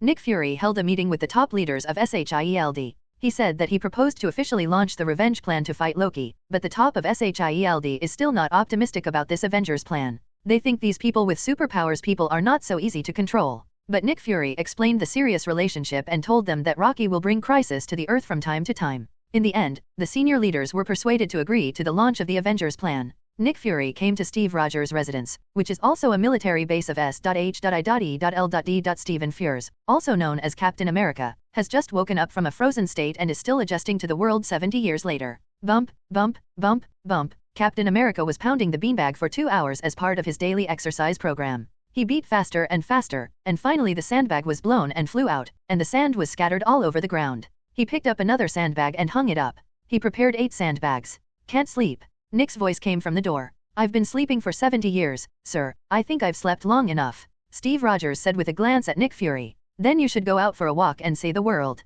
The world was still at war before I fell asleep, and when I woke up they told me the war was won, but they didn't say what we lost. Now they want me to return to the world. Steve Rogers said. I want you to save the world. Nick Fury handed over a document. Steve Rogers took a look. It was the information of the Rubik's Cube. He fell into a deep sleep just to destroy the Hydra Red Skull's plan to use the Rubik's Cube to unify the world. It was salvaged from the bottom of the sea when Howard Stark was looking for you. The cosmic Rubik's Cube is the key to developing infinite energy. Nick Fury said. Who got him? Steve Rogers asked. His name is Rocky. He is not a local. There are still many things you need to understand when you join. This world is even stranger than what you remember. Nick Fury explained. So far, I don't think there is anything that can surprise me. Steve Rogers stood up and packed his things. I bet $10 that you're wrong. I put the quest information in your apartment. Can you tell us anything about the Rubik's Cube? Nick Fury asked. You shouldn't have fished it up. Steve Rogers left without looking back. Nick Fury. New York Beach. A figure appeared from the sea and walked towards the beach. He was Arthur. Arthur crossed the Atlantic and returned to New York. Looking at the familiar Atlantis restaurant in front of him, Arthur felt very warm in his heart. The Atlantis restaurant was still the same as when he left, the restaurant was full of guests, and the business was still brisk. Sorry sir, it's full now, can you wait a moment? A strange girl asked Arthur in the clothes of a waiter. Arthur? What's the situation? Arthur glanced at several waiters in the restaurant, but none of them knew him. Did I go to the wrong restaurant? No way. Arthur looked around. This is the Atlantis restaurant. The same decoration and the same booming business as before. The difference is that there are some Iron Man posters on the wall, and there is a statue of Iron Man at the door, which seems to be Tony's idea. I'm looking for Jack. Is he there? Arthur tried to ask his sister. Look for manager Jack. He is going to inspect other stores, and he may not come back until night. The girl said. It turned out that a branch was opened, and I was scared to death. I thought I had gone to another parallel universe, and Arthur breathed a long sigh of relief. Then who is in charge here? Arthur asked. Our store manager is Zhao Long. He is in the kitchen. Do you need me to call him? The girl said. No, I'll go find him myself. I know him well. Arthur said as he walked towards the kitchen. In the back kitchen of the restaurant, 3 chefs and 2 assistants are cooking in full swing. Among them, Arthur only knows Zhao Long, and Arthur doesn't know the others. Zhao Long. Arthur patted him on the shoulder. Zhao Long turned around and saw clearly that the person behind him was Arthur, and shouted in surprise, Boss. You are finally back, boss. After Zhao Long handed over the work to a chef, he pulled Arthur aside. Boss, where have you been? It's been a year since you disappeared. I asked Mr. Stark and he didn't even know where you went. Oh, I went to outer space to play, and I won't be able to contact you for a while. Arthur said. Boss, you are still so good at joking. Zhao Long said. Arthur was speechless. You still don't believe the truth, and asked Zhao Long, where are the others? What happened to the restaurant? Zhao Long replied, we opened 4 more restaurants in other places in New York under Mr. Stark's suggestion. Isa and the others are each in charge of 1 restaurant, and Jack will be the general manager to manage all the restaurants. Yes, you guys, you did a great job. Let them know, come to my house for a gathering at night, and get me something to eat now. I haven't eaten much in a year. Arthur said happily. Okay, I'll make some side dishes for you right now, and I'll bring everyone together in the evening. Zhao Long nodded and agreed. Well, remember to bring something to eat at night. I guess there must be nothing in my villa. Arthur said. Arthur sat on the beach and ate egg fried rice made by Zhao Long and a few side dishes. He hadn't tasted this in half a year. It was so comfortable. That night, in Arthur's villa, Zhao Long, Jack, and Mike prepared the ingredients, while Lena, Isa, and Amelie cleaned the tableware and prepared to cook hot pot tonight. Arthur is now making crayfish next to him, making a spicy crayfish. Boss, you're too irresponsible. It's been a year since you disappeared, longer than last time. Issa pouted and looked at Arthur resentfully. Arthur looked at the dangerous gazes from several people, and knew that this time was a bit too much, and he left rather hastily, and he didn't tell them that this time he really committed public outrage. I'm very relieved to entrust the restaurant to you. I've been busy recently, and I may be away often in the future, so I leave the restaurant to you, Arthur said. You still have to go. Yisha said loudly. You, the hands-off shopkeeper, do everything comfortably, let us do everything, and you are happy waiting to count the money, won't your conscience hurt? Zhao Long said funny. It's easy to handle. The income from the newly opened restaurant belongs to you, and I don't need to give me the income from the old restaurant. Let's use it to maintain the operation. It doesn't matter if you can open a few more. Jack, you have the final say in the future, Arthur said. I'm just kidding, boss, don't be angry. Zhao Long immediately became anxious and explained. I'm not joking. You are in charge of the restaurant, and I didn't do anything. In the future, the restaurant will be handed over to you. The chances of me going to the restaurant may become less and less, Arthur said seriously. After hearing this, several people were both happy and disappointed. The joy was that their income might be doubled, and the disappointment was that the boss was about to give up the restaurant. Of course, Arthur is not going to give up the restaurant. He is not short of income from the restaurant, and he is very happy to make the life of the few people more prosperous. Besides, his future plans may not be on the earth, and the life with the few people is also the same. Gather less and leave more. Come on, don't talk about this, start it, I'm hungry. Arthur took care of several people and began to eat hot pot. Come on, let's cheer together. Cheers. A secret underground base in California. There are many people busy here, not only with huge scientific instruments, but also several scientists and mercenaries patrolling around. This is a temporary base that Loki found. Loki got help from the ancient titan Thanos, and lent him a scepter capable of controlling others, and the Chitauri army helped him occupy the Earth, and the request was for him to bring back the cosmic Rubik's Cube. He wants to create an instrument here that can amplify the energy of the Rubik's Cube infinitely, so that he can open the door of time and space, so that the Chitauri army can come to any place, so that it can make the world surrender at his feet and make him stupid the elder brother and the eccentric father and king see how powerful they are. Loki has heard of the superheroes on Earth, and it is quite troublesome to unite them, so he wants to take the initiative to destroy their alliance, and Loki has a plan in mind. Eric, who was controlled, said, we need a substance called iridium. Patton investigated and found that this substance is only available to a person named Heinrich Cypher, who is currently in Germany. Loki looked at Barton and said, I have a plan. Barton said, I have a plan too. Over the sky above Washington, USA, a huge helicarrier is sailing in the sky. This is a battleship of S.H.I.E.L.D. 3 Avengers, Natasha Romanoff, Bruce Banner, and Steve Rogers, have assembled on the helicarrier. Steve Rogers still lost $10 to Nick Fury, and he was still surprised that the aircraft carrier was going to the sky, and Bruce Banner is secretly on guard. In his impression, people from the US military and government want to kill him, but no one can kill him, and Banner himself can't do it. The staff of S.H.I.E.L.D. on the helicarrier are all concentrated here, and Nick Fury ordered to look for Loki through cameras all over the world. The agents under him began to get busy, while Steve Rogers and Banner also stood aside to visit. Coulson was very excited to see Captain America Steve Rogers. He is a loyal fan of Steve. He grew up listening to the stories of Captain America. Captain America. He walked towards Steve Rogers and said hesitantly, there's something, if you find it troublesome, forget it. Steve Rogers said, no trouble, what's the matter, you say? Coulson hesitated for a while before saying, I have an out-of-print suit. It took me several years to collect it. It's still very new. We found Loki, facial features match 67%. Just then the glazing agent reported. Where is it? Nick Fury asked. Stuttgart, Germany, 28 Cunning Street. He doesn't seem to want to hide. The bald glasses agent said. Captain, it's your turn. Nick Fury said, looking at Steve Rogers. Natasha and Steve Rogers flew a fighter plane towards Germany. This time they wanted to catch Rocky, while Dr. Banner continued to search for the Rubik's Cube by searching for gamma rays on the sky carrier. Nick Fury took out his phone and called Tony Stark, asking him to go to Germany to support Steve Rogers and Natasha. Asgard, Asgard. Thor strode into the resplendent hall, came to God King Odin, and knelt down on one knee. Father, are you looking for me? Heimdall saw Loki. Odin said, really? Loki is really alive? Thor asked in surprise. Yes, not only is he alive, but he also got the cosmic Rubik's Cube from the Atrium people. He has connections with evil forces. Odin said. What? No, I have to go to the Earth to find him. Thor said anxiously. You go to the Atrium to catch him and bring back the cosmic Rubik's Cube. The people in the Atrium seem to want to use the cosmic Rubik's Cube to do something. Odin ordered Thor to say. Yes, Father, by the way, do you want me to ask Arthur to go with you? He has already left Asgard, and I don't know when he left. Odin said. Thor strides towards the Rainbow Bridge. He needs Heimdall's power to send him to Earth. A large theater in Stuttgart, Germany, where a lecture was held by Dr. Heinrich Cypher. during the speech, broke into a man wearing a dress holding a scepter. He is Loki. Loki subdues Heinrich in one fell swoop, using a small device to remove his right eye and get his iris. And Barton used his iris to open the door of the material warehouse in Heinrich's laboratory and got a mineral called iridium. After succeeding, Loki did not leave. He used his avatar to control the crowd and made them all kneel down. Loki was so high profile that he was actually waiting for someone from S.H.I.E.L.D. to find him. Sure enough, just as he was about to kill an old man who wanted to resist, Captain America Steve Rogers fell from the sky and reflected the energy he shot back to him with his shield. Rocky stood up and fought with Captain America. The two fought inextricably. At this moment, Iron Man Tony Stark fell from the sky and shot Rocky, and aimed his weapon at Rocky, making him surrender. At the same time, Natasha also aimed the artillery of the fighter jet at Loki, but Loki raised his hand and surrendered unexpectedly. He was deliberately caught by them, so as to carry out the next plan. Natasha drove the combat transport plane with Steve Rogers and Tony Stark and captured Loki on the way back. Steve Rogers looked at Rocky, who was sitting on the plane, honestly and said, "I have a bad feeling." "Why?" "Because he surrendered so easily." Tony Stark said, "I don't think it's easy, this guy is pretty strong." Steve Rogers said, "Anyway, you're already old, and your skills are not bad. How do you exercise?" "Pilates." Tony asked. "What is Pilates?" Steve Rogers asked. "It's similar to aerobics. You may have missed a lot of things.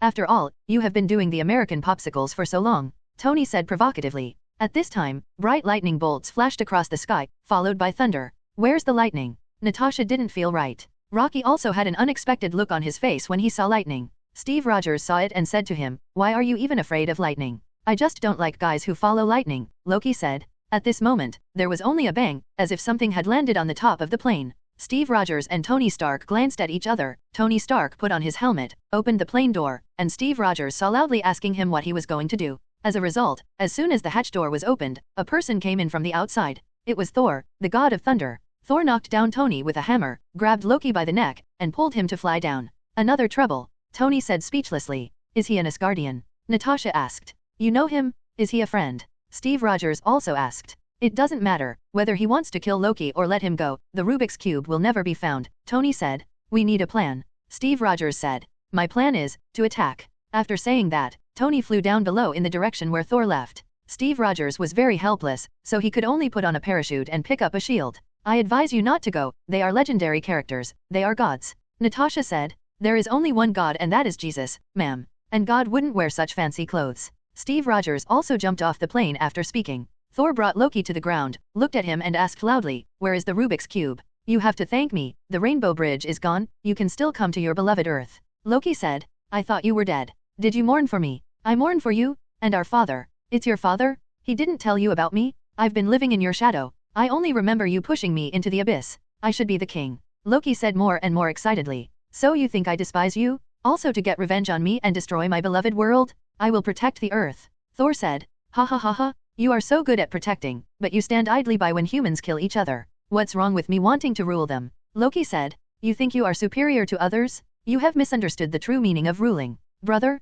turn around." Thor persuaded sincerely. At this moment, a red light flashed, and Thor was sent flying out by the flying Tony. "This is not something you can intervene in." Thor stood up. Thor's hammer flew out and knocked Tony in the armor out. Thor's hammer automatically flew back into Thor's hand. The fallen Iron Man raised his right hand, and the violent energy shot knocked Thor into the tree. Tony followed closely and kicked Thor into the air. That tree. Thor raised his hammer to summon lightning and struck Tony Stark. Tony's armor was hit by lightning continuously, but Tony found that the energy of the armor had reached -%. "What's happening here? Can it still be charged?" Tony concentrated the energy, and issued a huge energy shock from his hands and chests, knocking Thor down severely. Thor stabilized his figure and flew towards Tony Stark, and since Tony flew too, the two wrestled together in the air. They fought from the sky to the ground. During their fight, the trees were broken and fell one by one. Just when the two were fighting inextricably, Steve Rogers came. "Enough? Stop it? What are you trying to do?" Steve Rogers asked Thor. "I'm here to end Loki's conspiracy," Thor said. "Then prove it with action and put the hammer down," Steve Rogers said.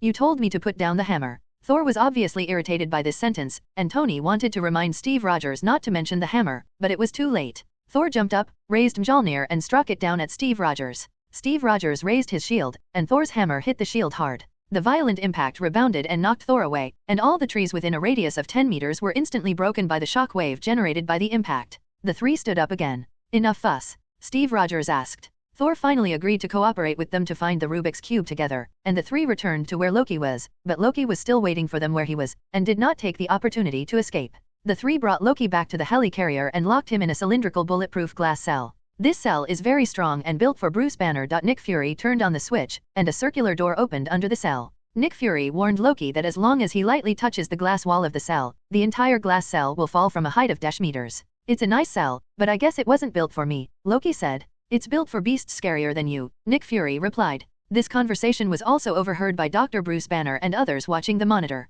You waged war on our world? You took power that didn't belong to you, you claimed peace but took pleasure in killing, you drove me to despair, you will regret it. Nick Fury said. Are you angry when you lose what you have obtained? What can you do with the power of the Rubik's Cube? Let all mankind see its true power, Loki said sarcastically, and this sentence was also heard by the three of Tony. Go. Thor, what exactly is Loki's plan? Steve Rogers asked. He has an army of Chitauri, they are not Asgardians, they come from other planets. Loki intends to lead this army to attack the Earth. Thor replied. Army? It's still an army from outer space. Steve Rogers looked at the few people with worry in their words. He still needs to build a portal, which is why he took away Dr. Eric Salvig. Dr. Bruce Banner analyzed. Eric? He's my friend. Thor said. Loki cast a spell on him, controlled him, and one of our companions, Natasha said. Don't you find it strange that Rocky surrendered so easily? Steve Rogers asked everyone. Isn't this normal? Loki's brain circuit is obviously abnormal, and he looks like a lunatic at first glance. Banner said. Pay attention to your wording. Even if Loki loses his mind, he is still an Asgardian, and he is my brother. Thor said righteously. He killed 80 people in 2 days. Natasha immediately made up the knife. He was adopted. Thor excused awkwardly. Then why does he need iridium? Banner asked. Iridium can be used as a stabilizer, he can prevent the portal from collapsing. Tony Stark walked over and said. Iridium allows Loki to open the portal as far as he wants, and for as long as he wants, Stark continued. He has to heat the Rubik's Cube to 1.2 million degrees to break through the Cullen barrier. Banner continued. Finally someone who understands. Tony walked up and shook hands with Dr. Banner. The others were at a loss and couldn't understand what the two of them were saying. Dr. Banner and Stark started with Loki's scepter and used gamma-ray tracking to find the location of the Rubik's Cube. The two cooperated tacitly, and Tony liked Banner very much, and even invited him to Tony's laboratory. Banner said that the last time he went to New York, he smashed up several streets there. Banner was still thinking about what Loki said. What is S.H.I.E.L.D. doing with the Rubik's Cube? And Tony also has doubts in this regard. Wait for me to investigate, and I'll know when I crack the encrypted file of S.H.I.E.L.D. Tony said. I just think Rocky is trying to make us tense and lose our judgment. We obey orders. Steve Rogers said. Following orders is not my style, Tony said. You only care about your style, don't you? Steve Rogers asked Tony. You're the only one in the room dressed up and useless, Tony sarcastically said. Steve, don't you think it's weird? Banner said. Just find the Rubik's Cube. Steve Rogers walked out, but he was also curious about what S.H.I.E.L.D. was going to do with the Rubik's Cube. After thinking for a while, he suddenly turned and walked towards the secret warehouse of the mothership. He's the guy my dad keeps talking about? Wouldn't they just keep freezing him? Tony teased. He's right about Rocky, he's definitely better than us in that regard, Banner said. Natasha walked outside the cell where Loki was held, and spoke to Loki, guessing Loki's purpose, and Loki wanted Banner to transform and create chaos. However, Loki's real purpose is to make these few people suspicious of each other and make their team fall apart. What are you doing? You should search for the whereabouts of the Rubik's Cube. Nick Fury questioned Stark and Banner. The search has already started, and if there is any result, we can narrow the range to within 800 meters. Banner replied. What's phase 2? Tony had successfully deciphered the secret documents of S.H.I.E.L.D. Just then, Steve Rogers threw a weapon once made by Hydra on the table. Phase dashes S.H.I.E.L.D. using the Rubik's Cube to make weapons. Sorry, computer searches are too slow for me, Steve Rogers said. Steven, we search for everything related to the Rubik's Cube, which doesn't mean we. Nick Fury wanted to argue. Excuse me, Nick, what else do you have to say? Tony interrupted Nick Fury, and took the information on the computer that S.H.I.E.L.D. used the Rubik's Cube to make weapons. I was wrong, Director. The world still hasn't changed, Steve Rogers said, looking at Nick Fury. Do you know about this? Banner asked Natasha who brought him here. Do you want to leave here? Dr. Banner? Loki wants to control you. Natasha looked at Banner and said. Don't you also want to control me? Banner asked. I just want to know why S.H.I.E.L.D. uses the Rubik's Cube to create weapons of mass destruction. Banner asked Nick Fury. Because of him. Nick pointed to Thor. Me. Thor, who was eating melons, said that I'm here to see if it can be related to me. Last year an alien came to Earth and sparked a battle. Not only did we know that there are other beings in the universe, but they are more powerful than we thought, Nick Fury said. My people just want to live in peace with Earth. Thor explained. But you are not the only alien life, are you? You are not the only threat. Nick Fury said. You use the cosmic Rubik's Cube to make weapons, and you will attract Loki and his accomplices. This is a signal to other races, announcing that the Earth is ready to launch an advanced war. Thor warned Nick Fury with righteous words. This is just a helpless move, we must be prepared. Nick Fury said. This reminds me of nuclear deterrence.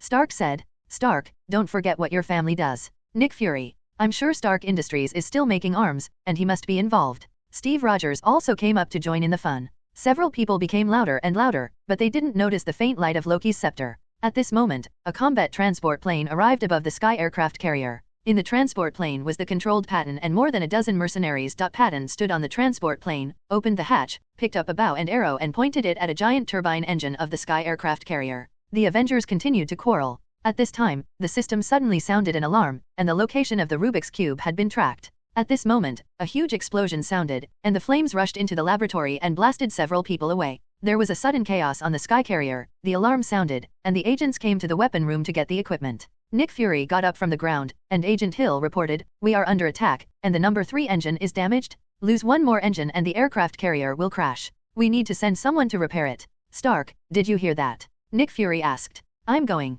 Stark walked to the weapons room, where his armor was. Coulson activated the highest defense and sent someone to check the cabin. Natasha, are you okay? Nick asked. Are we okay? Natasha looked at Dr. Banner, who crashed into the cabin with her. Banner, you have to hold on, don't let Loki succeed, we will be fine, I promise. Natasha said, looking at Bruce Banner, who was lying on the ground in great pain. You promise? Banner yelled at Natasha. Suddenly, Banner's body continued to swell, tearing his clothes and revealing his green skin. He didn't stop until he grew to a height of more than 4 meters. Natasha looked at Banner's situation, broke free from the calf pressed by the oxygen cylinder, turned around and ran. The Hulk chased after him, with a huge roar from his mouth. Loki in the glass cell heard the Hulk's roar, and a smile appeared on the corner of his mouth. It's done? At the same time, Barton boarded the deck of the aircraft carrier, found a vent, and led the mercenary team into the aircraft carrier. Don't let the engine start, the others will follow me. Barton led the mercenaries towards the control room. Drive the aircraft carrier to the sea. Nick Fury ordered the aircraft carrier controller in the sky. At this moment, a grenade was thrown into the control room and a huge explosion occurred. Hill was also knocked to the ground by the grenade. 4 mercenaries walked in with guns, but they were dealt with by Nick Fury, who was hiding aside. Natasha was still being chased by the Hulk, and she slapped her hand and hit the wall. The Hulk walked towards Natasha, ready to continue attacking her. At this moment, a person flew over and smashed the Hulk into the warehouse beside him. It was Thor, the god of thunder. The Hulk threw a punch at Thor, but Thor dodged it, and Thor hit the Hulk in the jaw with a backhand. The Hulk punched Thor and raised his hands to resist. The two competed for strength, but Thor was punched by the Hulk's other hand and flew more than 10 meters away before hitting the ground. Thor wiped his nosebleeds, raised his right hand, and looked at the Hulk rushing towards him. The moment the Hulk rushed to him, Thor's hammer flew into Thor's hand, and the hammer hit the Hulk's jaw, throwing he was sent flying, and the Hulk's skull buzzed from the blow. The Hulk became even more angry, and rushed forward to fight with Thor. The two fought more and more fiercely, and the entire third floor was destroyed by the battle between the two. Thor gradually became no match for the Hulk. Sir, if this continues, the aircraft carrier will be dismantled by the Hulk, so we have to find a way. Hill said. Send fighter jets and divert fire to attract the Hulk. Nick Fury ordered. An F-22 fighter plane came out of the third-story window where Thor and the Hulk were fighting, aiming at the Hulk's machine gun and firing. Click, click, click. Countless bullets were fired at Hulk, which immediately angered Hulk. The Hulk got up and jumped. His huge body was extremely capable of jumping. He jumped onto the fighter jet in one fell swoop, and frantically dismantled the fighter jet. The fighter pilot saw that the situation was wrong and immediately jumped out, while the Hulk and the fighter fell towards the ground. Everyone on the aircraft carrier breathed a sigh of relief, as the crisis had been resolved. At this moment, an arrow shot into the control room and suddenly exploded. The second arrow hit the computer terminal, and the arrow unfolded into 2 plugs, which were just inserted into the interface of the main engine. Immediately, all the computer screens of the spaceship went black, and the No-engine also stopped rotating. Barton achieved his goal and left towards the cabin. The Skycarrier with 2 engines turned off could no longer continue to fly, and the remaining 2 engines could no longer drive the carrier, and the Skycarrier slowly sank downward. Iron Man Tony Stark flew into the turbofan of the No. 3 aircraft carrier engine. He wanted to push the turbine to turn and restart the No-engine. Tony increased the thrust and successfully turned the No-engine. Steve Rogers also solved the remaining enemies and pulled the idle switch to successfully rescue Tony in the high-speed rotating turbine. And Thor just came to Loki's cell and saw the cell door was wide open, and Loki was about to come out of the cell. He roared and rushed to Loki, but he jumped on a phantom. This Loki was fake, and Thor was locked into a glass prison by Loki. Loki laughed and was about to activate the switch and drop Thor and the cell from a height of -meters. Don't move. Coulson pointed a huge weapon at Loki, and Loki could only raise his hands in surrender. Coulson was about to activate this new weapon, but was pierced by Loki standing behind him with a scepter. It turned out that Loki, who just raised his hands, was also a fake. No. Thor was very angry when he saw Coulson, who fell to the ground. Loki walked to the console, pressed the button, and Thor's glass cell fell to the ground in an instant. "You're doomed," said Coulson, who was lying on the ground. "Your superheroes are falling apart, and your sky carrier is about to crash. What else should I worry about?" Loki said that the flying dragon was on the face. "How could I lose?" Coulson pulled the trigger, and instantly a mass of red energy shot towards Loki, knocking him into the air. This weapon was made with reference to the destroyer, and this was Coulson's last attack. However, this shot failed to solve Loki. Loki got up and went to the deck in stealth, and got on the transport plane that Barton had prepared in advance and left the sky carrier. But Barton met Natasha, who was looking for him in the cabin, and the two fought a battle, and Natasha successfully subdued Barton. The crisis was over. Bruce Banner and Thor fell to the ground, and Stark and Steve also got the news that Coulson had sacrificed. Steve looked at the Captain America card Coulson had collected, deeply regretful. And the other Avengers also realized the importance of unity. They lost badly this time, and they must act immediately. Stark and Steve analyzed Loki's motives and concluded that Loki was going to open the portal on the roof of the Stark Corporation building in New York, and they decided to set off immediately to stop Loki. Tony Stark put on his battle armor and flew towards New York, while Steve Rogers brought Natasha and Barton, who had just lifted his mind control, driving a transport fighter towards New York. Tony Stark didn't know the whereabouts of Thor and Banner. He needed to find more helpers. He first asked Jarvis to call Arthur, who had never heard from him. Beep, beep, beep. As usual, no one answered. It seemed that Arthur still hadn't come back. Just when Tony was about to let Jarvis hang up, the call was connected. "Hello? What are you doing, Tony? You interrupted my sweet dreams." Arthur's familiar voice came from the phone. "Oh, thank God, you are finally back. Where have you been this year?" Tony asked in surprise. "I went to Asgard, the domain of the gods. I just came back yesterday, and I'm still jet-lagged," Arthur said listlessly. "Asgard? Thor's country? You came back with Thor?" Tony asked. "No, I came back by myself, and Thor came back too. What happened?" Arthur asked with a confused face. Tony told Arthur in detail what had just happened. "Fuck, I almost missed the show. Wait for me, I'll be there soon," Arthur said angrily. He didn't expect that Loki had already started to act, and almost missed his plan. Tony called Peter Parker again, told him the detailed information, and asked him to put on his uniform and come to Stark Tower in New York. Stark came to the roof of his Stark building and saw Dr. Eric playing with a giant instrument. The cosmic Rubik's Cube was in the instrument, and it was here. "Sir, I have turned off the power to the ARC's reactor, but the unit is self-powered," Jarvis reported. "Shut him off, Dr. Eric," Tony said to Eric. "It's too late, it can't stop anymore, it has something to show us, a new universe," Dr. Eric said as he looked at the Rubik's Cube intoxicated. Tony raised his hands and fired a beam of laser energy at the Rubik's Cube device in order to destroy the transmission device. As a result, a layer of energy shield was formed on the surface of the transmission device, which blocked the energy Tony shot and bounced back. Both Tony and Dr. Eric were blown up. "Fly out. That energy shield is pure energy and cannot be broken," Jarvis reported. "I see it. Change the plan," Tony said. "Sir, the Mark 7 is not available yet," Jarvis said. "Then don't have the wheels, I don't have time," Tony insisted. Tony Stark walked from the roof to the room step by step, and stretched out a mechanical arm on the floor as he walked, removing the damaged steel armor for him. Loki looked at him from the side, and also walked towards the room. "Are you here to surrender?" Loki asked. "Actually, I'm here to threaten you," Tony said. "Then you shouldn't take off your armor," Loki said. "Would you like a drink?" Tony walked to the bar, picked up the glass and poured himself a drink. "It's useless to delay, the Chitauri army is coming, and no one can stop it, so what am I afraid of?" Loki asked. "The Avengers are a team of us, the most powerful group of heroes on Earth." Tony secretly carried 2 bracelets on his hands as he spoke. "Let me introduce you, there's your brother, a soldier from the ice, a guy with serious anger management, 2 top secret agents, and you, boy, you offended them all," Tony said.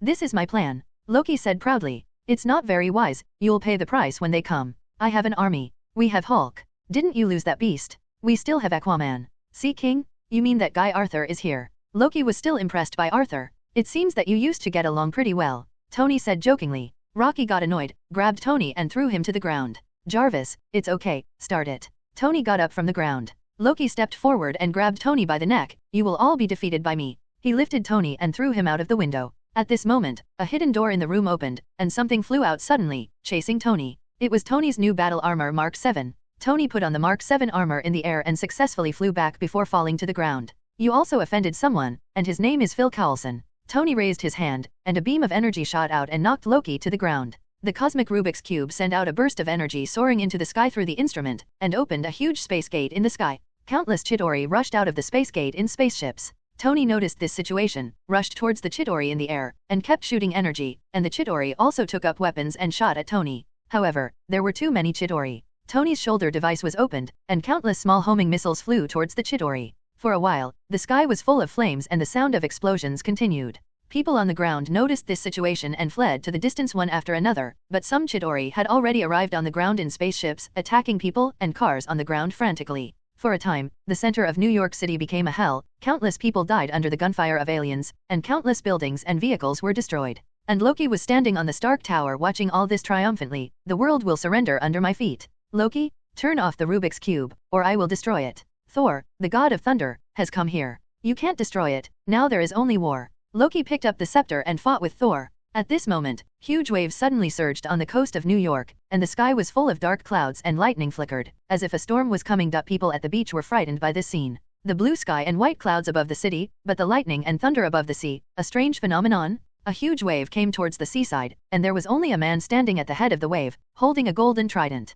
The man suddenly rose into the air and flew towards the city. After the man flew away, the sea returned to calm, and the dark clouds gradually dispersed. Look, what is that? It seems to be a person, holding a trident. Mom, is that Superman? People on the beach exclaimed in amazement as they watched the figure of Arthur disappearing in the air. A transport fighter jet also came towards Stark Tower. Stark, we are at your 3 o'clock direction. Natasha's voice came from the intercom. Are you going to buy takeaway? Go to Park Avenue, and I'll lure them over to be your targets, Tony said. I only saw countless alien spaceships chasing and shooting Tony. Tony kept dodging and led him to Park Avenue, where Natasha's fighter plane was already waiting. After Tony flew by, Natasha opened fire, and the alien spaceship chasing Tony was continuously hit by machine guns, exploded and crashed. However, alien spaceships continued to pour out of the space gate. Arthur came to the space gate with a trident in hand, and continued to shoot blue energy at the swarming Chidori. And Natasha's plane also came here, and Barton and Natasha saw Arthur, who was constantly attacking aliens in the air. That's Arthur? Great. I thought he hadn't come back yet.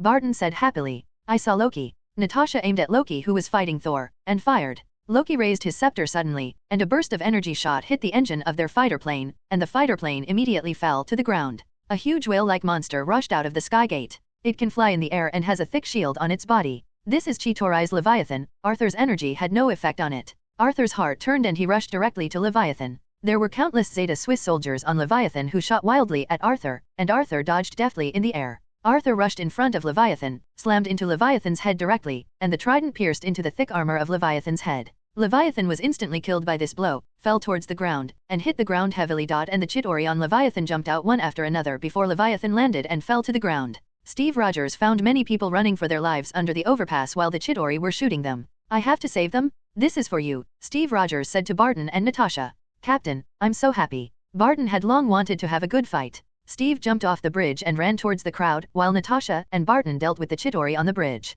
Barton shot one arrow, and Natasha shot with 2 guns. The two cooperated quite tacitly. It reminds me of Budapest. Natasha said.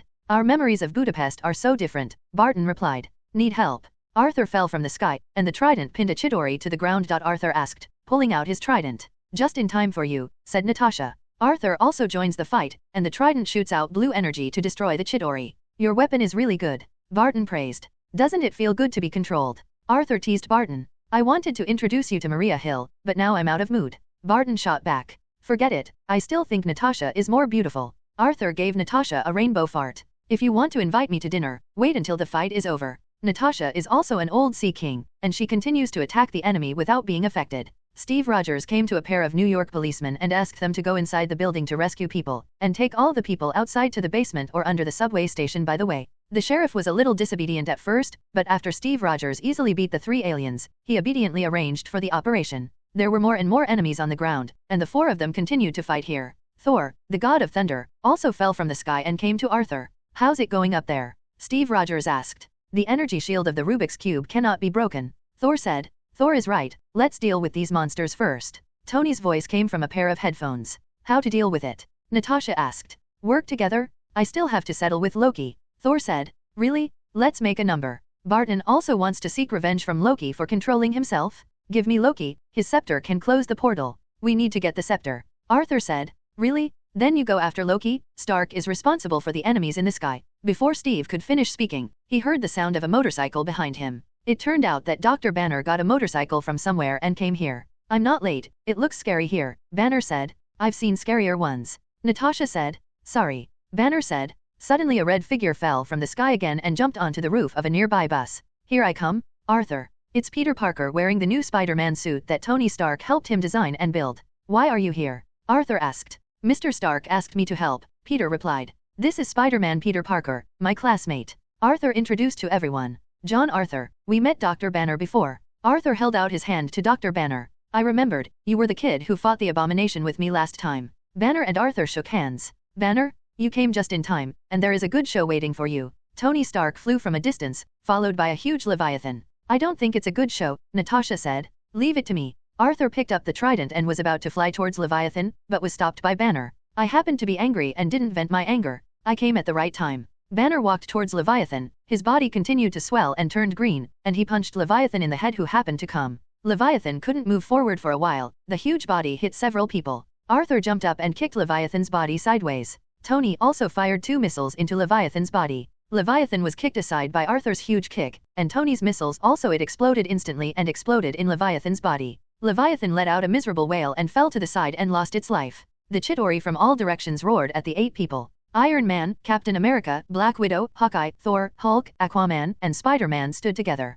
The Avengers officially assembled? Loki sat in an alien spaceship, looked at the 8 people on the ground, and said, the whole army is attacking. Immediately, 3 Leviathans and countless Chitauri spaceships flew out from the portal. The captain orders. Tony said, okay, listen up. We need to hold the line before closing the portal. Barton, you go to the roof, observe the battlefield, and report the enemy's movements. Stark, you hold the blockade and don't let them run for 3 blocks. Steve Rogers arranged. Can you take me for a ride? Okay. Stark took Barton and flew away. Thor, go guard the portal, summon lightning to strike them, and slow down their steps. Arthur, go chase Loki, get the scepter and close the portal. Natasha, Peter Parker, and I are on the ground to contain the troops. Hulk smashes it hard. Arthur flew into the air with a trident in his hand. Hulk jumped up and hit the Chitauri climbing on the wall of the building. Peter Parker, Natasha, and Captain America fought with enemies on the ground. Thor flew to the top of a clock tower, raised his hammer to the sky, and instantly dark clouds covered, and a huge lightning fell from the sky to the hammer of the god Thor, and Thor's hammer absorbed the lightning and sent a stronger lightning to the teleportation the door, a Leviathan that just came out of the portal and countless spaceships smashed directly, and exploded on the spot.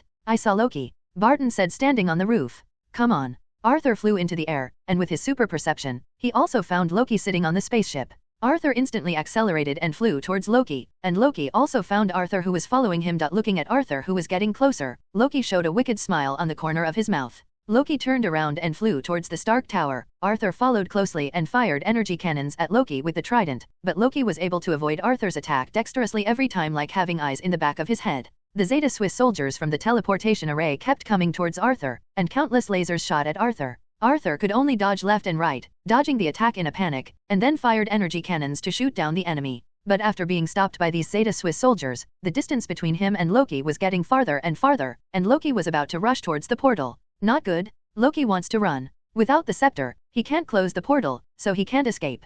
Arthur ruthlessly accelerated towards Loki. Thor also noticed the situation here. He struck Loki with lightning, but he dodged it deftly. Thor had no choice but to use lightning to strike the enemy in front of Arthur, covering Arthur to stop Loki from escaping. Arthur rushed towards Loki at the fastest speed, but Loki was getting closer and closer to the portal, and in an instant he rushed into the portal and disappeared. As soon as Arthur gritted his teeth, he also rushed into the portal. After rushing into the portal, he came to the universe. Arthur's physical strength was already able to survive in the universe. Arthur looked at Loki who was flying towards the huge Chitauri battleship, accelerated and continued to chase away. And there are countless Chitauri spaceships around him. He can't control so many. He wants to catch up with Loki and steal the scepter in Loki's hand. Under the attack of countless laser cannons, Arthur kept dodging and chasing Loki in front, but Loki stopped the spaceship in front and turned to look at Arthur. This is a great gift I prepared for you. Enjoy it slowly. Ha ha ha ha. After speaking, Loki's body slowly disappeared. At this time, Arthur didn't know that he had been fooled by Loki. This was the 3rd time he was cheated by Loki.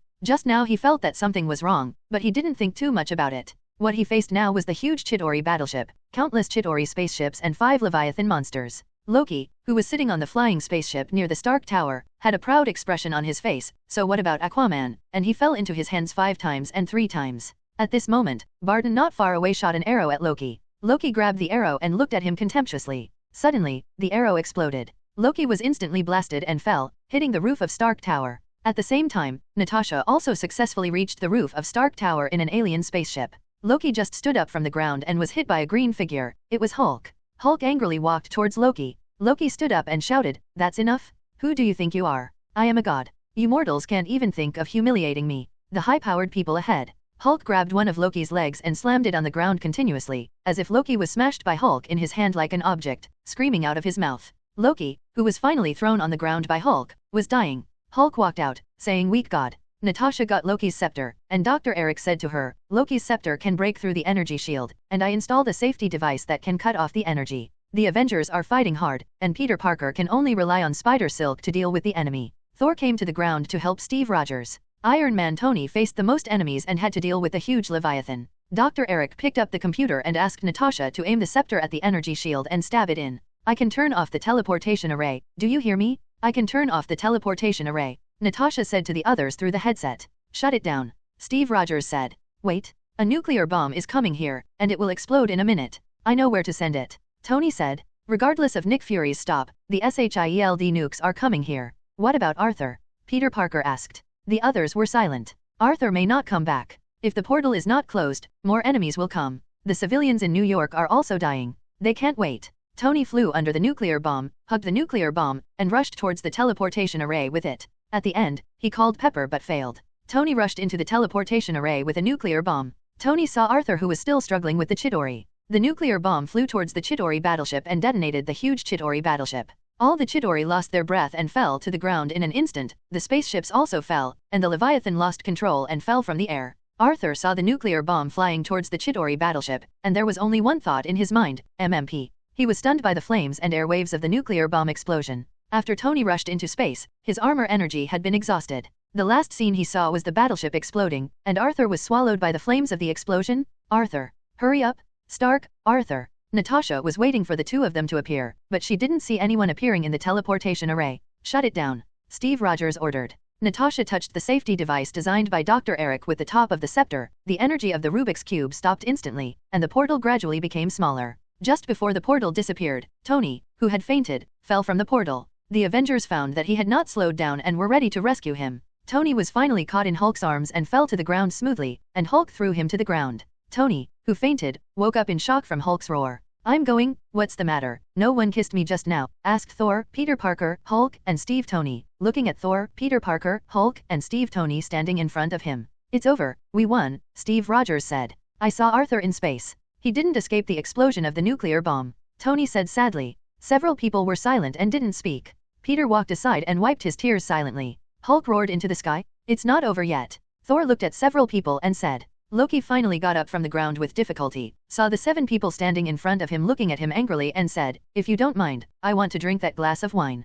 Okay, let him stand up. We have a lot of opportunities to play cool in the future, Tony said. Just then the S.H.I.E.L.D. action team came, and the bald agent I-12 said, leave it to us. The action team took away Loki's scepter and the Rubik's Cube. I will command the search team, said the captain. I will direct the search, Loki said in his voice as Captain America, and complained, you can bear it when he talks like this. Thor took out a metal mask and put it on him. This is the mask that Asgard wears to the prisoners, which can make the prisoners speechless. Everyone walked into the elevator together. The Hulk wanted to go in but was stopped by everyone and told him to go up the stairs. Hulk punched the elevator door angrily and walked up the stairs obediently. Hate stairs. Hate stairs. While the city was devastated, the feats of a team of heroes known as the Avengers in what turned out to be an alien invasion were wonderful for everyone. It's nice to know they exist, that someone is watching over us. Iron Man, Hulk, Captain America, Hawkeye, Black Widow, Spider-Man, Aquaman, Thor. This team called Avengers is so cool, I like them so much. Jan Arthur, known as the King of the Sea, died in this incident. In order to commemorate him, people went to the seaside to pay tribute to him.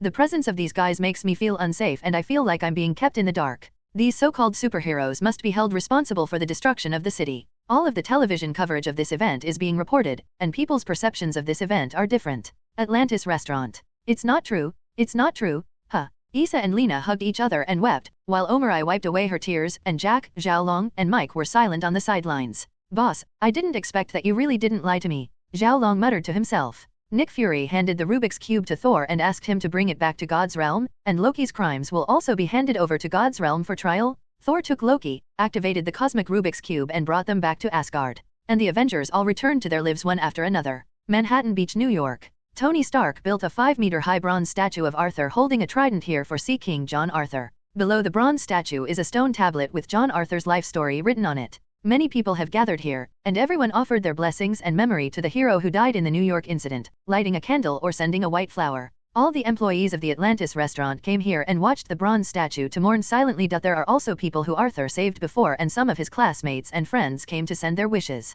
Peter Parker and Gwen also came here. Peter Parker looked at the bronze statue in front of him without crying. He thought of his uncle who passed away, and the words that his uncle said: with great power comes great responsibility. His eyes became more and more firm. Where am I? Arthur felt his whole body was falling apart, and slowly opened his eyes, and saw that he was not lying in a small metal prison. Where is this? Arthur tried to sit up, his clothes were torn, and his trident was not with him. Arthur observed the situation outside the cell. It seemed to be a spaceship. The walls of the entire corridor were made of steel, and there were many densely packed wires and conduits at the top of the corridor. Arthur shouted to the outside, "Hey, is there anyone? Come. Shut up. Why are you arguing?" After a while, a red alien with dark red leather jacket and blue skin came over. Where is this?" Arthur asked. "You're on our spaceship, and we're space predators, boy. Have you heard of us?" said the blue-skinned alien. "Predator? Yondu?" Arthur asked confusedly. "Uehuo, boy, do you still know the name of our boss Yondu?" said the blue-skinned alien. "Why am I on your spaceship?" Arthur asked. "You have so many questions?" "Our radar detected fluctuations in the battle nearby. The boss asked us to take a look. We saw the wreckage of a battleship and countless Chitauri corpses. We found you nearby. Signs of life have brought you back," said the blue-skinned alien. "Oh, thank you for saving me. Have you seen a trident?" "It's mine," Arthur said. "I don't know, but we will bring back all the weapons and other materials that can be used. But boy, listen carefully, all the materials we found belong to us, including you." "Me? What are you going to do? What are you doing?" "Ha ha ha ha, do you want to eat you, or sell you until Boss Yondu decides?" "Boy, just stay here obediently." The blue-skinned alien left after speaking. "It's so unlucky that I can choke myself when I drink water." Arthur sighed. He was going to show off his power in front of the New York battle, let the whole world see how powerful he is, and then secretly take the soul gem from the traitor of S.H.I.E.L.D. The perfect plan is flattering. As a result, Loki was overshadowed. Not only did he not play a major role in the battle, but he was also beaten into a panic by the Chitauri in the universe. In the end, he was affected by the nuclear bomb explosion and fell into the hands of the predators. I really didn't read the almanac. Too careless. Arthur didn't know what he should do now, although it was easy for him to break out of this cell, but this was in a spaceship. What would happen if he got out? Kill all the predators? Don't be kidding. He still remembers how Thor was controlled on Sakaar in the movie Thor. He doesn't want to try the methods of these cosmic people, so he should wait and see what Yondu will do to him. In this way, Arthur stayed in the cell for 2 days, and was finally received by the leader of the predators, Yondu. Arthur followed the blue-skinned alien to the hull of the spaceship, and saw countless aliens with colorful skins, as well as the very familiar Yondu and the blonde Star-Lord Peter Quill. "Boss, I brought the man," said the blue-skinned alien. Yondu still looks like in the movie, with blue skin and a dark red leather jacket with a flame symbol on it, and a red signal antenna on his head, a bit like Ultraman. Arthur held back his laughter. Yondu stared at Arthur for a while and asked, "Boy, what's your name?" "My name is Ian Arthur. Are you from Missouri?" Quill on the side looked at Arthur with strange eyes after hearing Yondu's words. Yes, but we're called Earth," Arthur replied. "What are you doing near the Chitauri warship?" "What happened there?" Yondu asked. "The Chitauri snatched the Rubik's Cube through a man named Loki in Asgard, and then used the Rubik's Cube to open the portal. Then the Chitauri invaded the Earth, which is Missouri. I was talking to the Chitauri at the time." "Fight." Arthur briefly introduced what happened. "You mean you defeated the Chitauri? It's up to you? Ha ha ha ha, kid, you're not afraid of slipping your tongue." Yondu obviously didn't believe Arthur's words. "If you don't believe me, you can try it," Arthur said expressionlessly. Suddenly, a red arrow pointed at Arthur's throat, and Yondu said, "Boy, you must have the ability to be crazy. This is the territory of predators." "Well, I'm not lying, that's how it happened." Although Arthur didn't think the arrow could hurt himself, he still didn't want to turn against the predator. "We don't care if what he said is true or not, but he is not a vicious person, let him go." Peter Quill held Yondu back and pleaded for Arthur. "Just because he's from your hometown." Yondu looked into Quill's eyes. "Well, I'll leave him to you, and I'm too lazy to deal with him." Yondu still dotes on Quill. "Let's go. Come with me." Quill patted Arthur on the shoulder. Arthur let out a sigh of relief, but fortunately he didn't have to turn against them, and followed Quill to a small room. "Thanks. My name is John Arthur, you can call me Arthur." Arthur said. "My name is Peter Quill, and I'm from Missouri too, and I have a lot of questions for you." Quill said. "Okay, you can ask." Arthur said, and then Quill asked Arthur a lot of things on Earth, and Arthur patiently answered him one by one. Quill handed Arthur a set of his own clothes for him to change into. Arthur said thank you for taking it over, and changed his horrible clothes. "I want to ask you a favor," Arthur said to Quill. "What's the matter? Tell me." "I lost my weapon during the battle. I think you should have found it. Can you get it back for me?" Arthur said. "What kind of weapon?" Quill asked. "It's a golden trident." Arthur said. "Oh, I seem to have a little impression. You come with me, we can sneak him back." Quill said. "Really? Thank you so much. If I have the opportunity to go to Earth in the future, I will treat you well." Arthur said happily. Quill took Arthur secretly to the warehouse where the loot was kept. Stop. What are you doing? A red-skinned guard asked. Quill was about to speak when he was stopped by Arthur. Arthur looked into the guard's eyes and said, "You haven't seen us? Open the door." A miraculous scene happened. The guards actually opened the warehouses, and then stood back to their original positions, as if they had never seen them. How do you do it? Quill asked. Small means, I just controlled his brain. Arthur said lightly. What? You can control others, so powerful. Quill looked up and down Arthur with curious eyes. It's just a trick, let's go in quickly or we'll be discovered soon. Arthur opened the door and walked into the warehouse, and Quill followed. Arthur looked around, and finally saw his trident on a shelf. Found it. Arthur climbed up and took down the trident. Just find it, let's go, your trident is too obvious, easy to be spotted. Quill said. It's not easy. Arthur held the trident flat in his palm, and then saw the trident flashing golden and turned into a dark gold bracelet. That's okay. Quill was stunned. He found that his fellow countryman was very mysterious and had endless tricks. I kind of believe what you said that you singled out the Chitauri army alone. Quill looked at Arthur and said seriously. I have a big deal to do, will you go? In the room, Quill was packing his things and preparing to leave. What business? Arthur asked from the side. Yondu accepted a deal, it's the Cosmic Spirit Orb. The buyer is willing to make an undeniable price. Cosmic Spirit Ball. Arthur felt that the name sounded so familiar. Yes, the Predators have finally found the whereabouts of the Cosmic Spirit Ball through continuous research. This time we will grab the Cosmic Spirit Ball before Yondu, and then go to exchange for that money. Quill said happily. Okay, please take me with you. Arthur finally remembered what the Universe Spirit Ball is. Isn't it the power gem among the 6 infinity gems? I didn't get the soul gem before, and now the power gem appeared in front of me again. I really survived a catastrophe, and there must be blessings in the future. Quill took Arthur with him and set off in his Marauder Quinn spaceship. Their destination was an abandoned planet called Morag Star, Earth, USA, Washington. Steve Rogers was jogging by the lake in the morning. He began to try to accept his new life. It is his habit to insist on exercising every day. Today he just met a new friend. His name is Sam Wilson, who works in the Ministry of Veterans.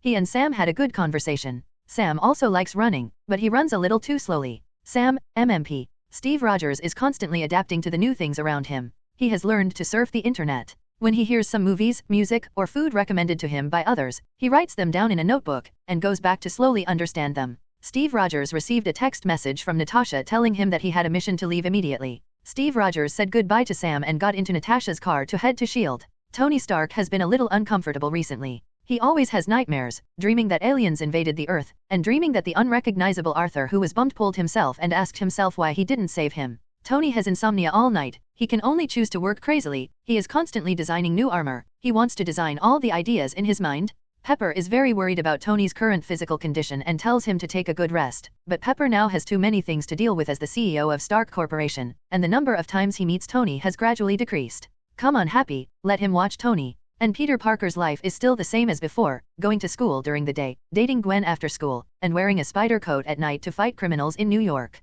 Of course, Peter Parker's life has also changed. Gwen's father finally accepted himself and Spider-Man. Since the New York incident, Spider-Man has become more famous. You can often see this most down-to-earth superhero in the Avengers team in town. He has more fans. The attitude of the police towards him was much better, which made Peter Parker's life more enjoyable. Loki was brought back to Asgard, before Odin, the father of the gods. Haven't you realized the magnitude of your crime? Everywhere you go is war, destruction, and death, said Odin. I go to the courtyard as a benevolent god to rule the earth, just like you, Loki said. We are not gods. We are born, live and die just like humans, said Odin. But we can live for 5,000 years, said Loki. It's all because you want the throne, said Odin. It's my birthright, said Loki. Your birthright is to die at birth? You should have been abandoned on a cold rock. If I hadn't taken you in, you wouldn't hate me here now, said Odin. If I should be executed, then show mercy and do it quickly. I don't like talking to you. Loki said. You are still alive only because your mother couldn't bear to kill you, and you will never see her again in the future, and you will spend the rest of your life in the dungeon. Odin said. What about Thor? I was imprisoned in the dungeon until I died, but you want to make that fool king? Loki asked. Thor must do his best to repair the damage you have done. He will restore order to the 9 kingdoms, and then he will be king. Odin replied. Loki was thrown into the dungeon by Odin, while Thor led the troops to suppress the rebellion in Vanaheim. Since the 9 realms learned about Jotunheim, people in Vanaheim, Nornheim, and Rhea have rebelled against Asgard. Thor is going to suppress them and restore peace to the 9 realms. In space. Quill's spaceship is jumping in space. Arthur is holding a trash can and retching. Is this the first time you have tried space jumping? Quill asked Arthur looking at the seasick. This is my first time leaving the earth. Vomit. Cough. Arthur said with a sallow face. Oh, poor boy, would you like some music to relax? Quail asked. Don't play your damn music, I'm going to throw up after listening to those few songs for a few days, vomit. Arthur said uncomfortably. This is a golden song in our hometown. I have listened to it for more than 30 years, and I still haven't gotten tired of it. Quill said with the tape in his hand. If my cell phone hadn't been blown up during the previous battle with Chidori, I would let you listen to what is called modern music. Arthur said. Mobile phone? What is a mobile phone? Don't you use a Walkman to listen to music? Quill asked in confusion. A mobile phone is a phone? You can listen to music, watch videos, and play games on it. You can understand it as a small computer. Arthur explained. Telephone? Isn't that a landline that can only dial? Missouri's technology is developing so fast. Quill said in amazement. Earth's science and technology are developing so fast that they all use the energy of infinite gemstones as weapons. Arthur complained. We've arrived, that's Morag. Quill said, pointing to the huge grey planet in front of him. It's finally here, I'm going to go out and get some fresh air. Arthur said. Okay, sit tight. The spaceship landed smoothly on the surface of the planet Morag. Arthur and Quill walked down from the spaceship. Quill took out a detection instrument. Go this way. Walking in one direction, Arthur followed. I quite like it here. Arthur said, there is no sunshine this week, the ground is full of smoke, and springs will be sprayed from the rocks everywhere, just like rain, and the air has sufficient water content. The two walked near a dilapidated building, and Quill took out an instrument, which emitted a blue light and scanned the building in front of him. The previous appearance of the building appeared in the blue light, and there were still many figures on the street, indicating that aliens should have lived on this planet before this week. The two followed the instructions of the instrument and came to a building. Quill took out his Walkman and put on his headphones, dancing with the music. Quill held out his hand to Arthur to let him join him. Arthur shook his head and said to him, it's a bit abnormal for you to specify. Arthur followed Quill, who was dancing and advancing, and the two came to a huge door.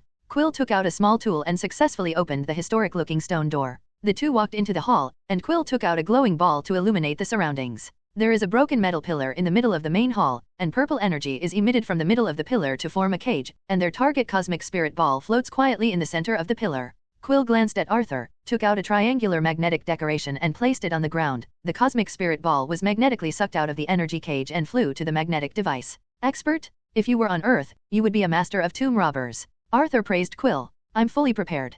Quill looked proud, bent down and picked up the cosmic spirit orb. Who? Arthur felt that someone had come to the door. Hand over the things. 3 strangely dressed aliens walked in and pointed guns at the two of them. Oh, there's trouble. Quill said to Arthur. I hate when people point guns at me. Arthur said to the 3 aliens. Hand over the cosmic spirit orb? I'll say it again, said the leading alien. Oh, there are always people who don't understand human language. After Arthur finished speaking, the trident appeared in his hand, and a burst of blue energy shot at the 3 aliens, and the 2 aliens in front were killed by the energy on the spot. The leading alien was blown out and flew out. There are still enemies outside. Go this way. Arthur blasted a big hole in the wall behind him with energy, and took Quill out of the hall from here. The two ran outside. On the way, they saw 5 aliens in armor and holding guns and an alien spaceship. Quill threw out a triangular magnetic device, and the huge magnetic force immediately attracted all 5 people together. Arthur took the opportunity to use the trident to send out an energy cannon to instantly solve the 5 people. Seeing the alien spaceship next to him, Arthur raised his right hand, and suddenly 2 jets of water from the nearby rocks came towards the spaceship. Arthur's 5 fingers clenched into fists, and 2 jets of water instantly condensed into a cone shape and pierced towards the spaceship. The enemy's spacecraft was instantly pierced by a huge cone-shaped water column. Boom, it exploded to pieces. Let's go, Arthur said to Quill. Quill didn't expect Arthur to be so strong, not only can fire energy cannons, but also has the ability to control water. The two boarded the spaceship and soared into the sky, but they didn't see the leader of the alien just now watching them from below. Predators. The leader of the aliens is Star Hunter class. He was Ronan's subordinate, and he recognized Quill's clothes and fighter plane. Looking at the 5 dead people and the spaceship blown to pieces, Class said fiercely, Ronan will find you. Predator ship. Arthur pointed to an extra red-skinned woman and asked, what's the matter with this woman? Quill said what's your name? Barrett, the woman replied. By the way, Barrett, I forgot that she is still on the spaceship. He is the girl I met on Xandar. Quill said, you're really not picky eaters. Arthur sarcastically said, what, do you have a woman? Quill asked, but Arthur didn't speak. Haha, you're still a chick. Quill pointed at Arthur and laughed. I'm only 18 this year, and I focus on cultivation, and I'm not interested in women. Women will only affect my speed of drawing a gun. Arthur said nonchalantly. No woman likes you, don't hide it. Quill exposed Arthur's lie, and Arthur blushed. Just then, the communication phone rang. Peter, I have a call for you. Barrett said and pressed to answer. No, wait, don't. Quill. The video came, and it turned out to be Yondu. Hey, Yondu, Quill said. I'm in Morag. I didn't see the cosmic spirit orb, and I didn't see you either. Yondu said. I'm nearby, and I've helped you out of big trouble. Quill said. So where are you now? Yondu asked. I didn't intend to tell you. Quill said. I have worked so hard to find the whereabouts of the Cosmic Spirit Ball, so hard. Yondu said. I found it first. Quill said. We marauders have principles. Yondu said. Your choice is to grab as much as you can. Quill said. When I picked you up from the earth, my men wanted to eat you. They have never eaten human flesh from the earth. I stopped them. I saved your life. I will find you. I want to. Quill hung up before Yondu could finish. He looks very angry. If we put him together, will they come and catch us? Arthur asked. He can't find us. Quill said. Actually, Yondu treated you very well. He really saved you. Arthur said. He saved me? He kidnapped me. Quill yelled. You'll know later. Arthur knew that Quill couldn't listen now, so he stopped talking. Morag. Courage was furious, and he didn't expect Quill to take the Cosmic Orb before him. Give me a reward for him? A reward of Desh is offered, but I want to catch him alive. Yondu ordered to accept it. When you picked him up, I told you and sent him there according to the customer's request. He is just our product? You are too soft-hearted towards him. A predator said duty-wise. I'm too soft-hearted towards you, don't worry about Quill. Yondu opened his cloak to reveal his weapon, an arrow. Once he's brought back, I'll kill him with my own hands. What we worry about is who will get that spirit ball. Yondu said. Kree Battleship Dark Star. Ronan the Accuser sits on the throne, with Gamera and Nebula standing next to him. Class reported below. Master, those two are thieves.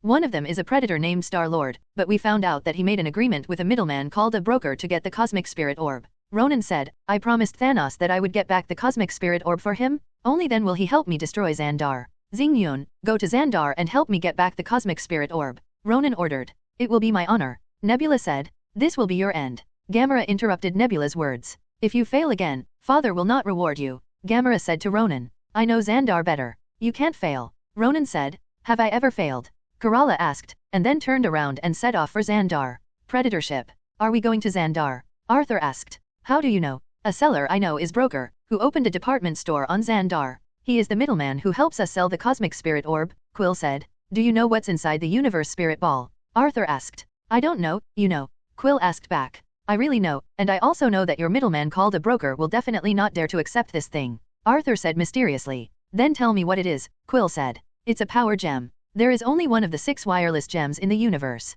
It should be the Kree who attacked us just now, and their leader Ronan is also looking for this power gem. Arthur explained. What? So we've been targeted by the Kree? Quill asked. Yes, we are being targeted by Ronan and the Predators again now. What are you going to do? Arthur looked at Quill and said. I'm still going to try to find a broker first, and I still can't miss this opportunity to make a fortune. Quill said. Okay, I agree. If you can't sell it, can you give it to me, and I'll help you get rid of the Kree people. Arthur said. You also want the Cosmic Spirit Ball? Quill asked. Yes, the power gem has the ability to destroy the world, and I can become stronger with it. Arthur said. Okay, if you can't sell it, I'll give it to you. A word is settled. A word is settled. The spaceship came to the beautiful Xandar Star. Xandar Star is a planet with a powerful technological civilization in the universe. It looks like the Earth from outer space, but it is much bigger than the Earth. Walking on Xandar, Arthur lamented that Xandar's technology is really advanced. Xandar people have white skin and yellow hair, which is similar to that of Earth people. Of course, there are many people from other planets with other colors and skins.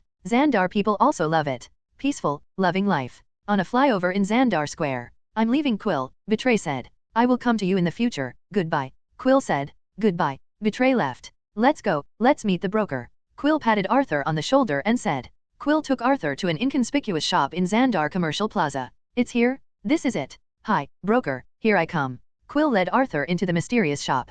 Mr. Quill, who else is there? Asked the broker with 4 hairs on his head. This is my friend Arthur, the Cosmic Spirit Ball. The mission is completed. Quill took out the Cosmic Spirit Ball and put it on the table. Shouldn't Yondu come? The broker asked. He originally wanted to come in person, but he could only send greetings, and let me tell you that your eyebrows are the coolest among the peers. Quill started the joke, and Arthur couldn't help but laugh. The broker's the look is so funny. Are you laughing at me? Asked the broker. We are strictly trained not to laugh no matter how funny it is. Arthur said. You are laughing. The broker took out a few copper pieces and put them on the table. We've had a lot of trouble getting it. Quill said. It's normal to be risky in your line of business, said the broker. A monster with a mechanical head, it seems to be Ronan's subordinate. Quill said. Ronan? I'm sorry, Mr. Quill, but I won't get involved in any transactions involving Ronan. The broker's expression became very frightened for a moment, and he stuffed the Cosmic Spirit Ball into Quill's hand. I can't afford to provoke someone like Ronan, you guys go away. The broker drove Quill and Arthur out of the shop. Arthur and Quill standing at the door of the small shop said, This time, don't you believe me, I said he wouldn't dare to accept this thing.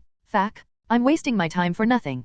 Quill, whose dream of getting rich had been broken, was a little annoyed. What's wrong? A green-skinned girl asked at the door of the shop. This guy turns his face and doesn't recognize anyone. Peter Quill, everyone calls me Star-Lord. Quill's old habit is repeated, and he likes to strike up a conversation when he sees a woman. Isn't this Gamera? Arthur on the side recognized the green-skinned Gamera, the daughter of the tyrant, and it seemed that the raccoon and the Trident were also nearby. Gamera came up and said a few words to Quill, snatched Quill's cosmic spirit ball and kicked Quill, reincarnated and escaped. Arthur was ready a long time ago. A drop of water shot out from his hand and just hit Gamera's calf, and Gamera staggered and fell to the ground.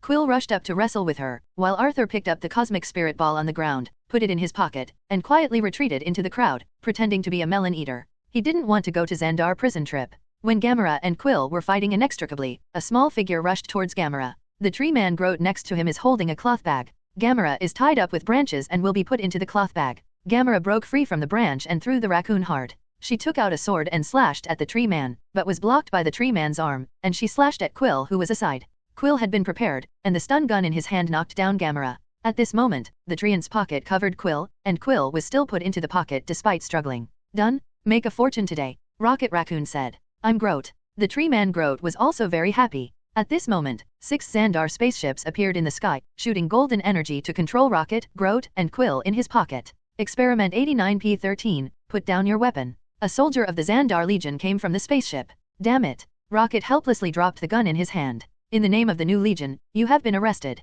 The crime is endangering the lives and property of others. Gamera was also controlled by 2 Xandar Legionnaires. Hey, isn't this the Star Prince? The leader of Xandar's army team leader also knew Star-Lord. My name is Star-Lord. Quill said. Sorry, I caught him for petty theft before, said the captain and the team members next to him. Quill looked around and finally saw Arthur standing behind the crowd, and Arthur waved to him. Fuck. Not enough friends. Quill complained. The 4 were taken away by the Xandar army. Arthur knew that they could escape, so he ignored him and walked towards the crowd. Temple Thanos territory. Ronan came here to meet Thanos, and Thanos knew that Gamera was captured by the Xandar Nova Corps. Excuse me, Thanos, it was your daughter who caused the trouble, yet you summoned me. Ronan said. You'd better keep your voice down, accuser, the Chitauri chief warned him. She was defeated by a group of barbarians first, and then sent to prison by the Nova Corps. Ronan said. You're the one with empty words now, said the Chitauri chief. It's your people who say she has betrayed us. Show respect. Accuser. Ronan took the hammer and sent out a blast of energy to kill the chattering Chitauri. Ronan looked at Thanos. I just hope you take this seriously.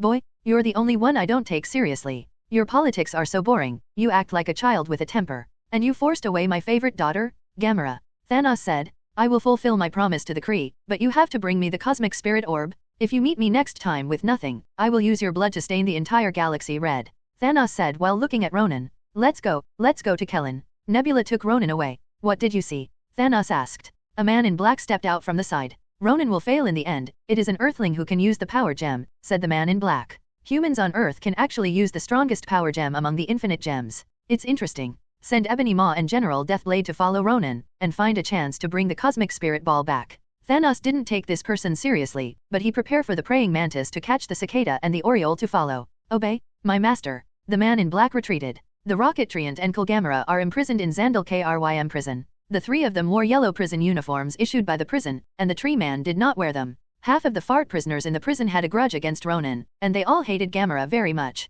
In the middle of the night, Quill saw Gamera being taken away by a few prisoners. They followed all the way, and the rocket followed.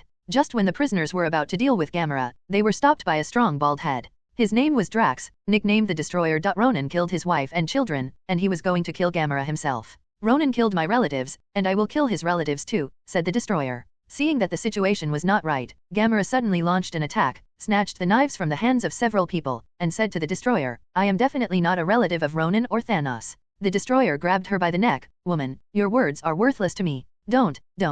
Quill jumped out at this moment, preventing the Destroyer from pulling his hands on Gamora. If your target is Ronan, it's useless to kill her, Quill said. Didn't this woman assassinate you too, said the Destroyer. There are too many women who want to kill me, Quill said. She betrayed Ronan, and Ronan will come after her? You can kill him when he finds her, Quill said. The Destroyer thought for a while and felt that Quill was right, let go of Gamera, turned and left. Listen, I don't care if you live or die, Quill said to Gamera. Then why did you stop that big man? Gamera asked. Since you and Ronan don't deal with it, we should unite together, Quill said. Where's the Cosmic Orb? Gamera asked. In a safe place, the most important thing now is to get out of this ghost place, Quill said. How to leave? This rocket man has successfully escaped prison 22 times. Quill pointed to the rocket holding his hand next to him. We need to get out, and then we'll go straight to Yondu to collect your dash bounty. Rocket said, I'll buy your cosmic spirit ball for 40 billion. Gamera said suddenly, What? What? Both Quail and the Rockets were stunned by the number. If we can escape from prison, I will take you to meet the buyer, and the three of us will share the sale price equally.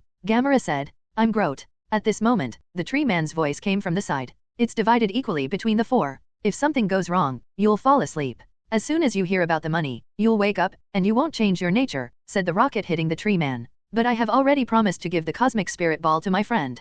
Quill said a bit embarrassed, but he also wanted 40 billion. What? Groot. All three of them were surprised by Quill's generosity, and they gave away 40 billion as they said. At that time, I will sell him a share. Rocket said, okay. Quill agreed after thinking about it. Arthur was wandering around on Xandar. He couldn't drive a spaceship, so he couldn't go. He asked around, but there was no spaceship that could go to Earth. If it would cost a lot of money to rent a spaceship to take him there, he didn't have any money. He could only go back to the spaceship and wait for Quill and the others to come back. Arthur played with the cosmic spirit ball in his hand, and wanted to open it to see what the power gem looked like, but he remembered that after the power gem appeared, it was too noisy and conspicuous, so he still didn't dare to try to open it on Xandar. I don't know if I can bear the energy of the power gem. Arthur is listening to the song while eating the food on the Quill spaceship.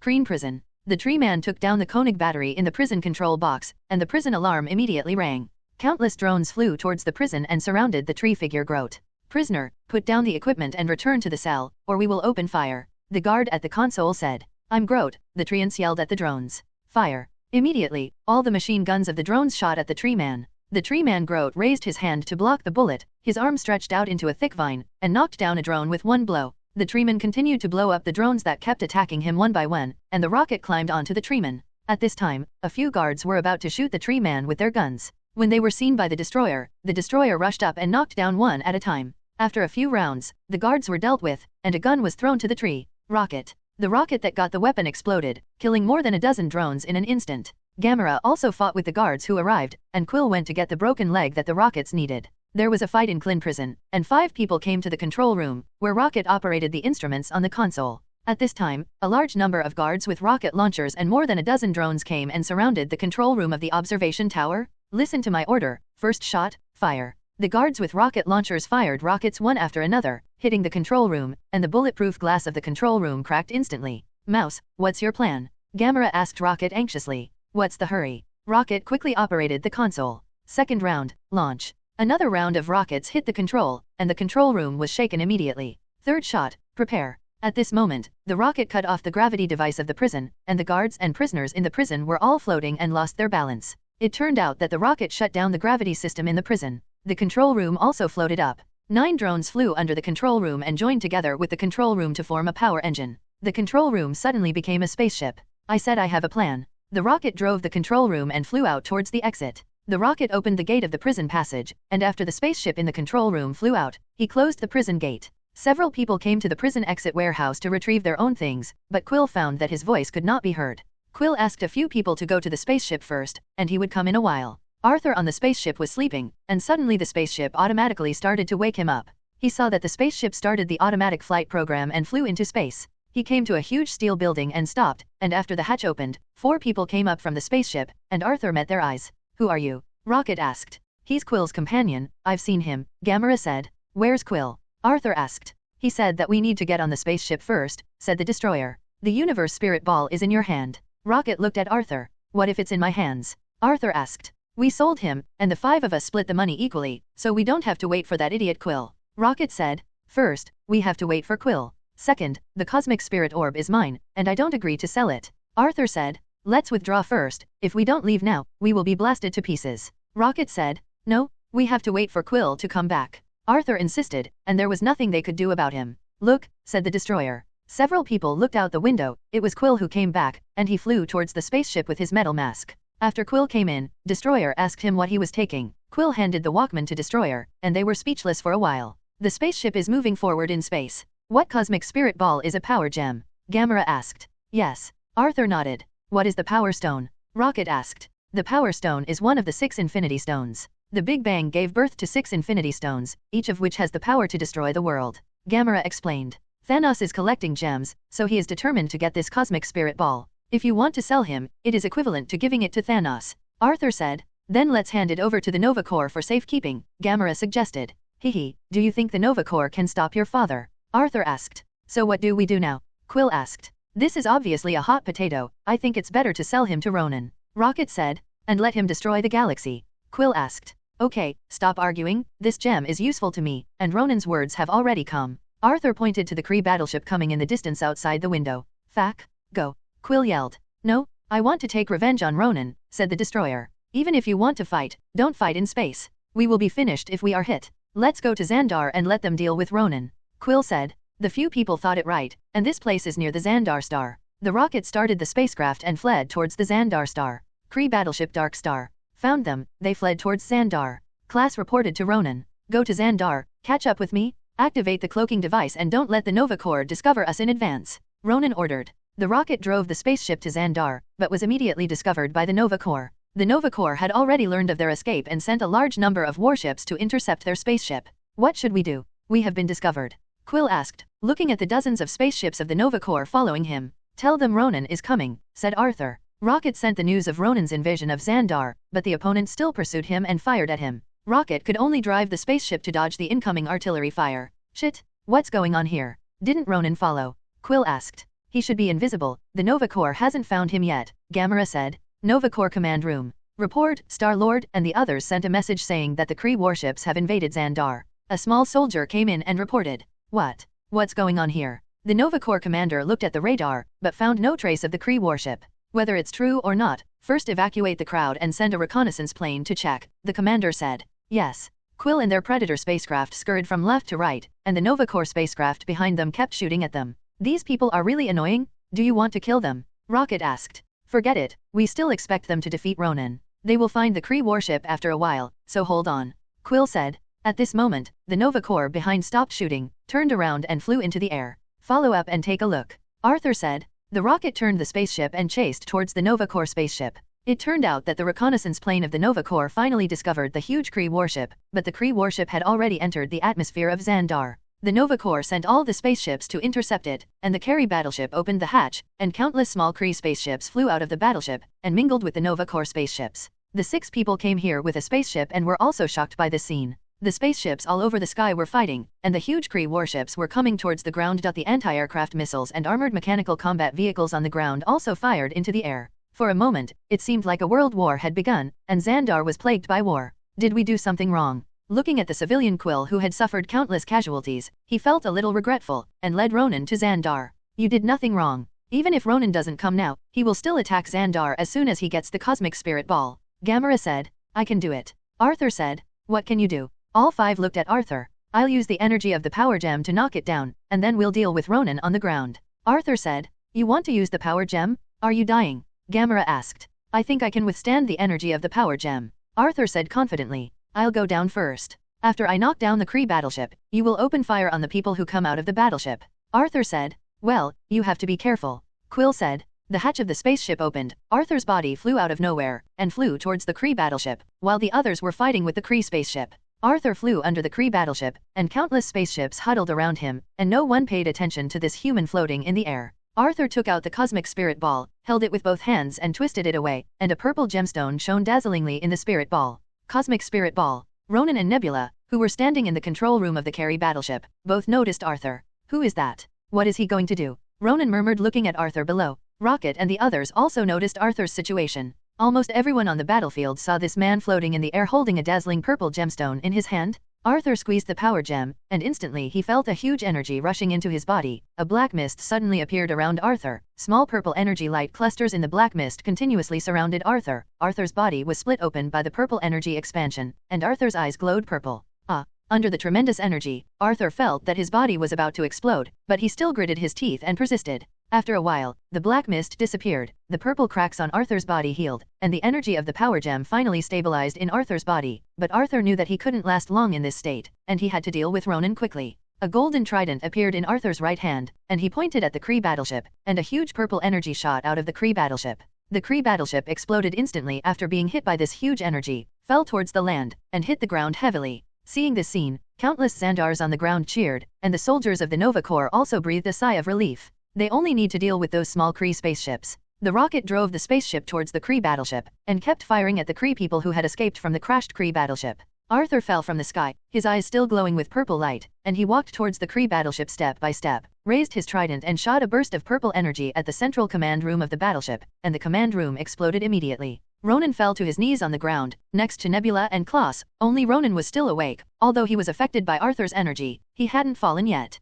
Impossible? How can you use the power of the Infinity Gem as a mortal? Ronan yelled at Arthur. Who told you that I am immortal? I am the Sea King from the Earth. Die. Arthur shot out purple energy again, and the energy penetrated Ronan's chest, and Ronan's whole body burst into ashes. Arthur put the gemstone back into the cosmic spirit ball, and the energy disappeared in an instant. Arthur felt the emptiness in his body, his legs had no strength, and he almost fell to his knees. Rocket and Trident Groot along with Gamera and Destroyer came before Arthur. It's over. Arthur said weakly. It's really you. Quill patted Arthur on the shoulder. The Destroyer saw Klaus on the ground, stepped forward and chopped off his head, as revenge for his relatives. As he continued towards Nebula, Gamera stopped him, saying leave her alone, she's my sister. Just when Destroyer was about to argue with Gamera, a missile shot towards them, hitting Arthur's chest and sending him flying. The cosmic spirit ball in Arthur's hand also fell to the ground, and the cosmic spirit ball floated up and landed in someone's hand. Gamera's complexion changed drastically when he saw the person coming. It was Ebony Maw, Thanos' military advisor, and a very powerful mage. A golden gun pierced Arthur's chest and pinned him to the ground. Arthur screamed. He is General Deathblade, a subordinate of Thanos. The great Thanos has long expected that Ronan's success is more than failure, and now he has easily obtained the cosmic spirit orb. Haha. Ebony Throat laughed. General Deathblade pulled out the spear from Arthur's chest and kicked the dying Arthur away. At this time, the Guardians of the Galaxy came to their senses. The Destroyer rushed towards General Deathblade, and Quill went to rescue Arthur on the ground. The rocket fired at Ebony Maw but was blocked by an energy shield. Forget it, what Thanos wants is the cosmic spirit ball, we should go back and return to our lives. Ebony Throat said. Gamera? You know the fate of betraying Thanos. Ebony Maw warned Gamera. A crescent-shaped spaceship appeared in the sky, emitting a blue light. Ebony Maw, General Deathblade, and Nebula lying on the ground were sucked away by the blue light, and the spaceship disappeared. Arthur woke up lying on the hospital bed. Arthur felt that his body was about to fall apart, and his chest was in severe pain. Seriously injured again, Arthur smiled wryly. His luck is really bad, he will be injured every time he fights. You're awake. Quill and Gamera looked at Arthur. Please give me some water. Arthur needed water to replenish his energy, and Quill poured him 8 glasses of water before he drank enough. Where is this place? Arthur finally had the strength to speak. We are still in Xandar. Although we defeated Ronan, the Cosmic Orb was still taken away by Thanos. Quill said what happened. It's really a trick. Arthur smiled wryly, but he remembered that after Quill and the others left in the movie, Thanos destroyed Xandar and took away the power gem. At least the Xandars didn't have to be killed by Thanos, and the tree man Brut wasn't blown into a sapling. At least the ending was much better than in the plot. Arthur could only comfort himself with this reason. Okay, you're awake, and we're ready to go, Quill said. Xandar Star has lifted our wanted arrest, we have to leave quickly, otherwise it will be miserable if Yondu finds out that I am here. Quill said. Okay, let's go, I just need you to take me back to Earth. Arthur said. Several people boarded the spacecraft and set off again. The 5 formed the Guardians of the Galaxy and decided to travel through the universe together. Their next goal was to send Arthur back to Earth to recuperate. Looking at the beautiful planet in front of him, Arthur exclaimed that I am finally back. Quill has complicated feelings. He was taken away by Yondu since he was a child and has never returned. He has been living in the universe. Looking at his home planet in front of him, he feels very strange. Okay, let's go to my house and I will treat you well. Arthur said. Fortunately, it was midnight, and their spaceship was not easy to be found. Arthur asked the rocket to park the spaceship on the lawn outside his villa. The location of Arthur's Sea View Villa is relatively remote, and generally no one will come here. Arthur led a few people to the gate of the villa. This is my home, welcome to Earth as a guest. Your house? It looks nice, Quill said. I like the environment here, Gamera said. I'm Groot. Groot said, while Rocket and Destroyer didn't comment. Arthur opened the door of the villa, turned on the lights, and invited them to come in and sit. Arthur found that his villa was cleaned very clean and spotless. He opened the refrigerator and found that there was nothing to eat. He said to the 5 people, you guys take a rest first. I will go buy something delicious tomorrow. It is too late now. Arthur arranged for all 5 of them to rest, and they were speechless all night. Early the next morning, Arthur had a good night's sleep. After getting up and washing up, he found that they were still asleep. It was really a series of recent events that exhausted them. Arthur unwrapped the bandage on his chest and found that the wound had healed. Although the injury was serious, the medical level of Xandar was really high. It took only a few days for the injury to heal. It was still a little painful but it was fine. Arthur found his mobile phone, and several of his mobile phones were issued by S.H.I.E.L.D. After charging the phone for the meeting, he dialed Zhao Long's number. Hello. Zhao Long's voice came from the phone. Hello, Zhao Long, are you in the restaurant? Arthur asked. You are the boss. Zhao Long said loudly. Arthur looked at the phone. Zhao Long should know this number. Why was he surprised like seeing a ghost? It's me, I'm back. Buy some food for me. I want to entertain my friends. Doo-doo. Zhao Long hung up the phone before Arthur finished speaking. Arthur shook his head. Young people nowadays are just impatient. What happened? Are you awake? It turned out that Quill and the other 5 got up. It's so comfortable to sleep. I haven't slept in bed for several years, Quill said exaggeratedly. The rest of the people were also satisfied with their rest, but they were a little hungry, so Arthur asked them to wait for a while, waiting for Zhao Long to buy the ingredients. After a while, the door rang, and it was Zhao Long who came. Arthur was a little speechless when he saw Zhao Long, Jack, Mike, Lena, Isa, and Amelie walking in. Don't you have to go to work today? Boss. Boss. Isa jumped into Arthur's arms, and the others hugged Arthur excitedly, crying while hugging Arthur. The 3 people, a tree, and a raccoon next to them all looked at them strangely. Is this the way the earth greets? Also too affectionate. Arthur is also confused. What are they doing? I have only been away for more than 10 days, and I have not been so excited since I went for a year last time. Stop, stop. Arthur yelled. His wound hurt a little from being strangled by several people. What's the matter with you? Why didn't I see you so enthusiastic when I came back last time? I remember some people gave me a face. Arthur asked strangely. Boss, it was reported on TV that you were dead and died with aliens. Jack explained. Arthur's head was full of black lines. Several people finally returned to normal after a while, and Arthur introduced his new friends to them, 4 aliens and half-earthlings. Isa and the 6 of them were very curious about these friends of Arthur, except Quill, who was more normal, a green-skinned woman, a gray-skinned muscular man with patterns all over his body, a talking raccoon and a tree man. God, what did they see? But for Arthur's friends, they are quite receptive. After all, Arthur is an Avenger. Several people are going to help Arthur cook a big meal to celebrate Arthur's resurrection, and also welcome Arthur's alien friends to come to Earth as guests. Several people went to the nearby supermarket to buy ingredients and drinks. Arthur stood on the edge of the cliff and waved to the sea. The big lobsters and crabs and tuna automatically flew into the bucket in front of him. Thumb praised that his ability is really easy to use. 2 hours later. In the living room of Arthur's house, 12 people sat on a large round table, which seemed a bit crowded, and the table was full of wine and food. Arthur picked up the wine glass and said to everyone, "Congratulations on being able to get together. Cheers. Cheers X11. Everyone eats and drinks freely, even Grodd eats happily. Quill and the others admire the delicious food on Earth. Think about what they eat every day on the spaceship. That's how it is." Zhao Long and Arthur explained what happened after he left the Earth. You mean the whole world knows me now? They think I'm dead. Arthur asked. The 6 nodded. Arthur was a little speechless, but once he thought it was a good thing, he could carry out the next action secretly. Don't tell me that I'm still alive, Peter Parker and Tony. I will tell them. You keep it secret for me, and I plan to take a good rest for a while, Arthur said. The 6 people agreed that they knew it, and the meal lasted until the evening before the 6 got up and left. And Quail and the others also expressed that they were leaving, and after they sent Arthur back, they were going to continue their adventures in the universe. Really not playing for a few more days? Arthur asked Quill. No, we're still not used to staying in one place, and now that I'm being wanted by predators, it's still more dangerous to stay on Earth, Quill replied. Okay, see you later. Arthur handed Quill a box. This is. Quill took the box. This is a music player. I have downloaded tens of thousands of classic music in it, and I will give it to you as a souvenir. Arthur gave Quill a Sony player and a pair of top-notch headphones. He just arranged for Zhao Long to go to the city to help him buy these.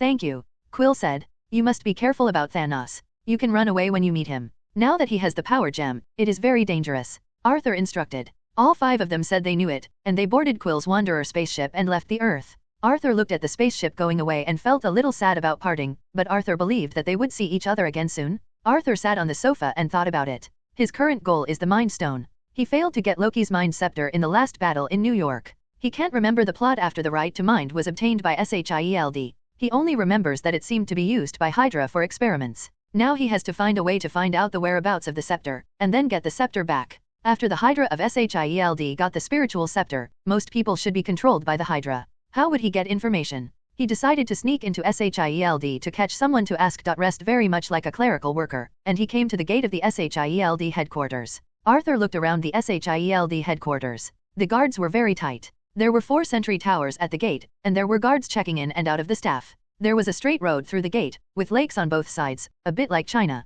The ancient city river. There were quite a lot of staff members entering and leaving S.H.I.E.L.D. Arthur lowered his head and walked into the gate of S.H.I.E.L.D. headquarters, and walked in among the crowd. Just when Arthur passed the inspection guard, he was stopped by a guard. Excuse me, sir, please show your work ID. Arthur looked around, took out his secret agent ID and handed it to him. The guard next to him saw that Arthur took out the ID and didn't pay much attention to him. Arthur took the opportunity to control the guard with his mental power. Sorry sir, please come in. The guard returned Arthur's work card and let him in. Arthur smiled at him and continued to follow the crowd towards the S.H.I.E.L.D. building. Arthur came to the S.H.I.E.L.D. lobby, which looked no different from other government agencies. There were many staff, as well as the front desk and receptionist. When Arthur came to the elevator, he pressed the -th floor casually. After reaching the -th floor, Arthur found that this was the archives room. Arthur sneaked into an archive room, and felt dizzy looking at the densely packed files on the shelves. It was obviously impossible for him to find the whereabouts of the Mind Stone here. Somebody is coming. Arthur heard footsteps outside, and Arthur hid behind the archives door, waiting for this person to come in.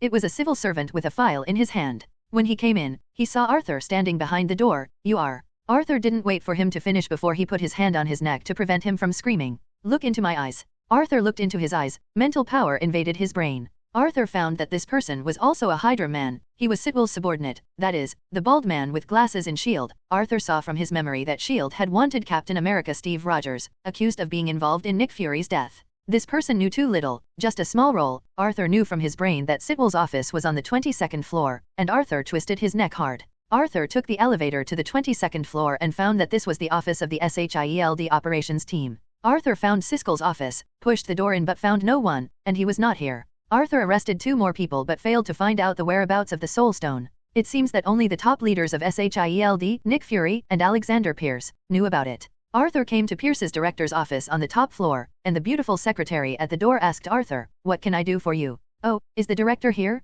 I have something to report to him." Arthur said to the beautiful secretary. "Sorry, the director has a schedule to go out today and is not in the office." The secretary said. "Oh, okay, I'll come see him tomorrow." Arthur turned and left. It seems that Arthur came here for nothing today. It is not so easy to find the Soul Stone. It seems that he has to ask Nick Fury. The news that Nick Fury is dead must be false. Arthur still remembers that he is still alive, but Arthur doesn't know where he is hiding now. Arthur left the S.H.I.E.L.D. headquarters without being noticed by anyone. By the time S.H.I.E.L.D. found the bodies of those people, Arthur had already left. Tony Stark House, New York. It took Arthur 4 and 10 minutes to get back to New York from Washington, and now he was advancing faster and faster in the sea. Arthur came to Tony's villa and asked Tony to ask him to help. Arthur opened the door of Tony's house with the password. Tony had not changed the password and came to Tony's studio on the 3rd basement floor. "Sir, Mr. Arthur is here." Tony, who was working, heard Jarvis report. "Who are you talking about?" Tony thought he had heard wrong. "You still haven't changed, only this hobby," Arthur said to Tony from opening the glass door into Tony's studio. Tony was studying the new armor again, looking at the parts all over the floor. Arthur felt speechless. What number did Tony get to mark? "Arthur, you're not dead." Tony saw that Arthur thought he was hallucinating because he hadn't rested for too long. He rubbed his eyes to make sure that it wasn't hallucination, it was real Arthur standing in front of him. "What? Are you disappointed that I didn't die?" Arthur joked. "Yes, I'm so sorry you didn't die." Tony also joked. "I heard you erected a monument for me." Arthur asked. Yes, I also wrote all your scandals on it." Tony looked at Arthur, the two smiled at each other, and hugged each other. "Welcome back," Tony said sincerely. Arthur looked at the haggard Tony and asked, "How long have you not rested?" "Not long, just a week," Tony said indifferently. "What? It hasn't been long for a week, aren't you afraid of sudden death?" Arthur said. "I feel fine. By the way, how long have you been back?" Tony asked. "I just came back yesterday and I'm looking for you today, so I'm a good friend," Arthur said. "You came to me with something, tell me, what's the matter?" Tony saw through Arthur's essence. "Well, you know what? Something happened to Nick Fury." Arthur said. "What? Something happened to Nick? How is it possible? He stays in the old headquarters of S.H.I.E.L.D. all day, who can get him?" Tony encountered more surprises today than he had in the past few months. S.H.I.E.L.D? S.H.I.E.L.D. is no longer up to Nick Fury. Arthur told Tony everything he knew from going to S.H.I.E.L.D. and that Alexander Pierce was Hydra. "You mean S.H.I.E.L.D. has been basically infiltrated by Hydra? They not only attacked Nick Fury, but also wanted Steve?" Tony asked. "Yes, I guess they are still planning to attack our Avengers. I can't find Nick Fury and the captain now, but I know that one person must know his whereabouts." Arthur said. "Who? Maria Hill? She is the person Nick Fury trusts the most. Nick will definitely ask her for help after an accident. Do you have her contact information?" Arthur asked. Stark glanced at Arthur and said to Jarvis, "Jarvis, call Hill." "Okay sir, I'm calling Maria Hill for you." Beep, beep, beep, beep. "Hello, I'm Hill, is it Tony Stark?" Hill's voice came from the speaker. "Yes, I'm Tony Stark." Tony said. "What's the matter with you?" Hill asked. "Did something happen to Nick Fury? Is he with you?" Tony asked. "How did you know something happened to him?" Hill asked back. "Don't worry about it so much, I'll just ask you if he's with you." Tony said. "Yeah, he's right there with me," Hill admitted.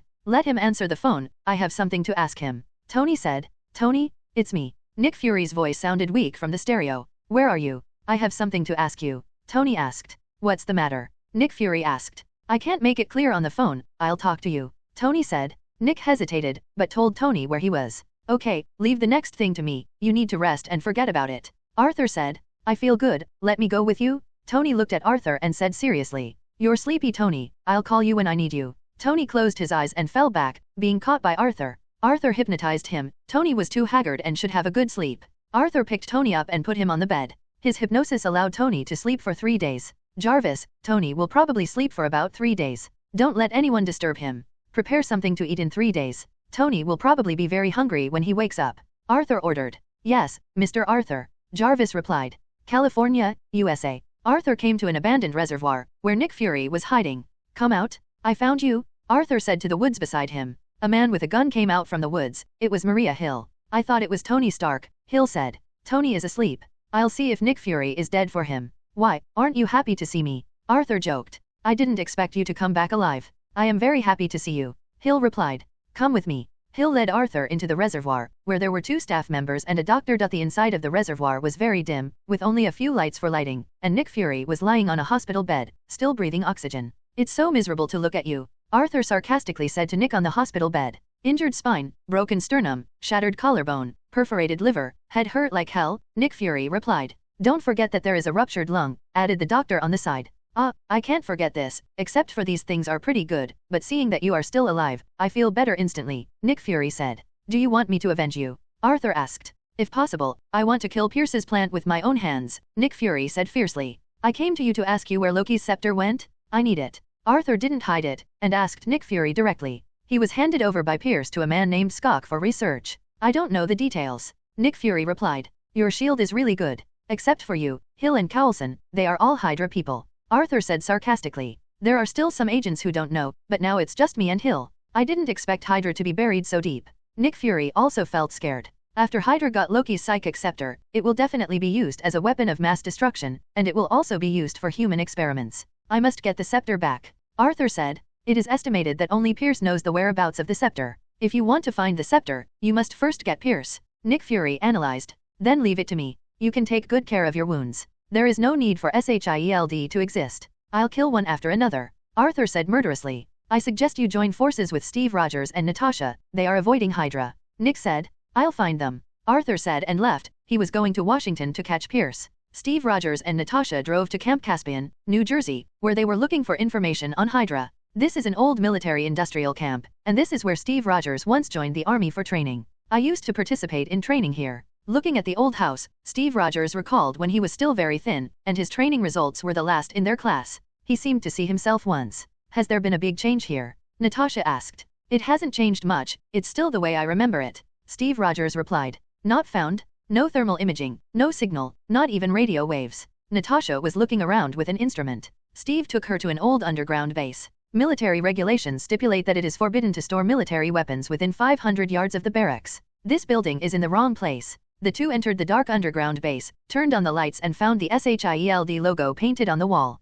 Is this S.H.I.E.L.D.? Natasha asked. Probably where it was founded, guessed Steve Rogers. They opened the door of an office and saw 3 photos hanging on the wall. That's Stark's father. Natasha said. Howard. They looked at the picture of Howard Stark. Who is this girl? Asked Natasha. Steve Rogers didn't speak, turned, and left. It was a picture of his girlfriend, Peggy Carter, next to a picture of Colonel Phillips. Steve Rogers found a secret door, a huge bookshelf that was empty. Steve forcefully opened the secret door, and inside was an elevator. Why hide the elevator? Natasha scanned the elevator password with an instrument, and the two took the elevator down to a secret warehouse underground. Inside is an antique supercomputer made up of countless computers. This is not like a data source, these are old antiques. Natasha complained. But she noticed a docking station on a table, which was out of place with this pile of antiques. Natasha took out the USB flash drive that Nick Fury gave to Steve and inserted it into it. The moment the USB flash drive was inserted, all the antique computers in the room started to run, and a line of words appeared on the middle monitor, which was a classic line from a movie. Natasha typed yes on the keyboard and pressed enter, and the supercomputer started up.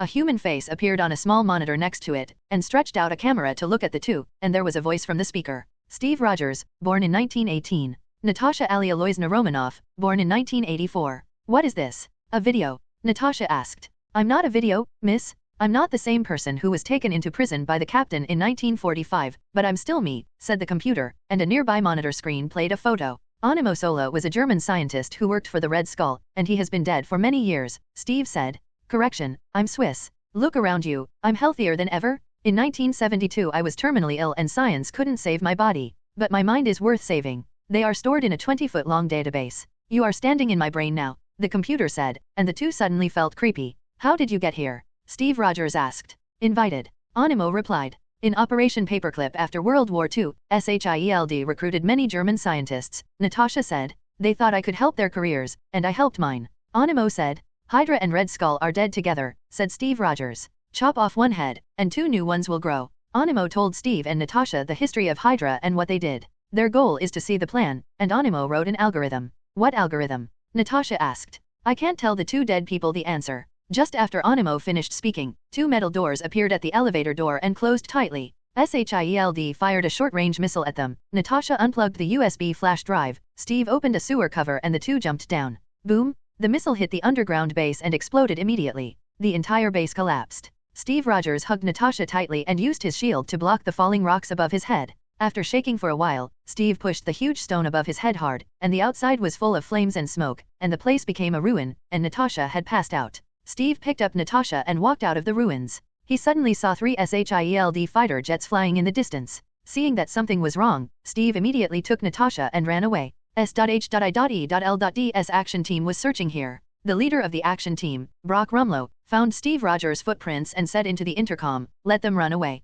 Washington, America. Arthur asked Hill for the address of Alexander Pierce's house, and Arthur wanted to stop him at the door of his house. Arthur came to a rich man's villa area, and this was Pierce's home. It was a luxury to have such a large private residence in a place like Washington where every inch of land was expensive. Arthur came outside Pierce's villa, poked out his consciousness, and realized that there was only one woman in the villa, and Pierce hadn't come back yet. I don't believe in evil anymore. Arthur jumped onto a tree in front of Pierce's house. This time he was going to wait until Pierce came back. Arthur was lucky this time. After waiting for 2 hours, it got dark, and a black Hummer drove in from outside and parked in the parking lot outside the villa. Finally waiting for you, Arthur jumped down from the tree and strode towards the Humvee. Arthur opened the car door and pulled Pierce, who was still in a daze, out of the car and threw him to the ground. He was about to go up to control him, when suddenly a gunshot came from the car. Arthur felt a bullet hit his head, and Arthur tilted his head to avoid the bullet. Alexander Pierce, the director of S.H.I.E.L.D., who was thrown to the ground by Arthur, let out a scream. Arthur glanced at him, and Pierce's eyes turned white and he fainted.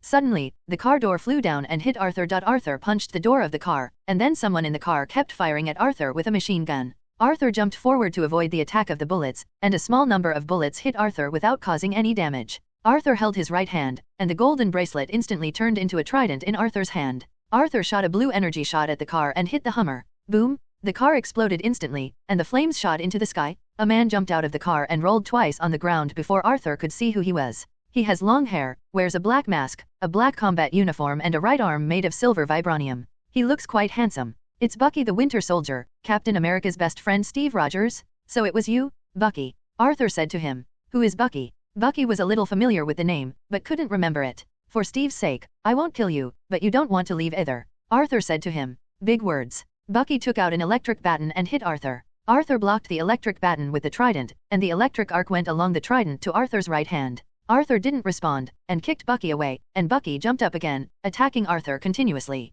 Arthur kept dodging and counter-attacking. He even put away his trident and started a hand-to-hand fight with Bucky. Arthur wanted to learn fighting skills from Steve Rogers a long time ago, but he never had the chance. Bucky's fighting skills are slightly weaker than Steve's, so he just happened to use him to practice. The two of them fought with one punch and one kick. Bucky's fighting ability is not amazing. He has completed so many tasks for so many years, and his skills are really good. Arthur's skills are much worse, and he has a strong pair. His body doesn't know how to use it. At first, Arthur was at a disadvantage. Although he was extremely powerful, he limited his strength to fight Bucky. Bucky's vibranium arm was not strong enough, and it was quite painful when it hit Arthur. Arthur learned his fighting style while being beaten. Arthur has strong mental power and strong learning ability. He has the same super fast reaction speed as Spider-Man.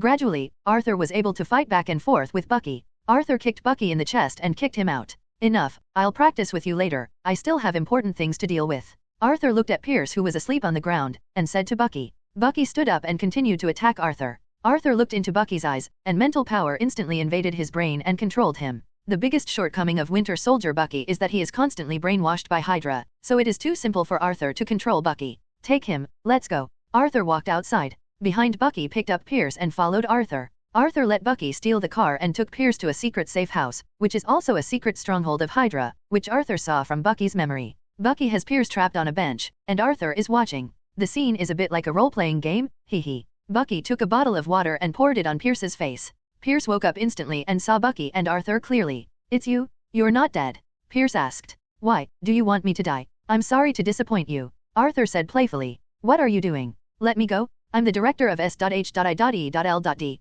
Pierce yelled. "I know who you are, and I know who you work for," Arthur said lightly. "Winter Soldier, kill this man," Pierce ordered to Bucky. "Sorry, Bucky is already my subordinate, look into my eyes," Arthur said. Pierce's eyes glazed over and he stopped struggling. Arthur looked into Pierce's eyes, and his mental power invaded his brain, constantly reading his memory. Arthur saw Pierce handing the scepter to a short-haired man. This person should be the Baron Skok mentioned by Fury. They took the scepter to Sokovia for secret research. Arthur also knew of Pierce's conspiracy. He wanted to get rid of the other high-level members of S.H.I.E.L.D, and wanted to cover the sky with one hand, implement the Insight Plan, and eliminate all those who opposed them by then. As for some of Hydra's secret weapons and secret bases, Pierce doesn't know a lot. It seems that the water of S.H.I.E.L.D is really deep. It's really not easy to figure out what Hydra has done secretly, but let Steve Rogers worry about these things. Arthur didn't kill Pierce. Didn't Nick Fury say he wanted to kill him himself? Arthur locked Pierce in this secret base, told Hill the location, and asked her to take Pierce and hand it over to Nick himself.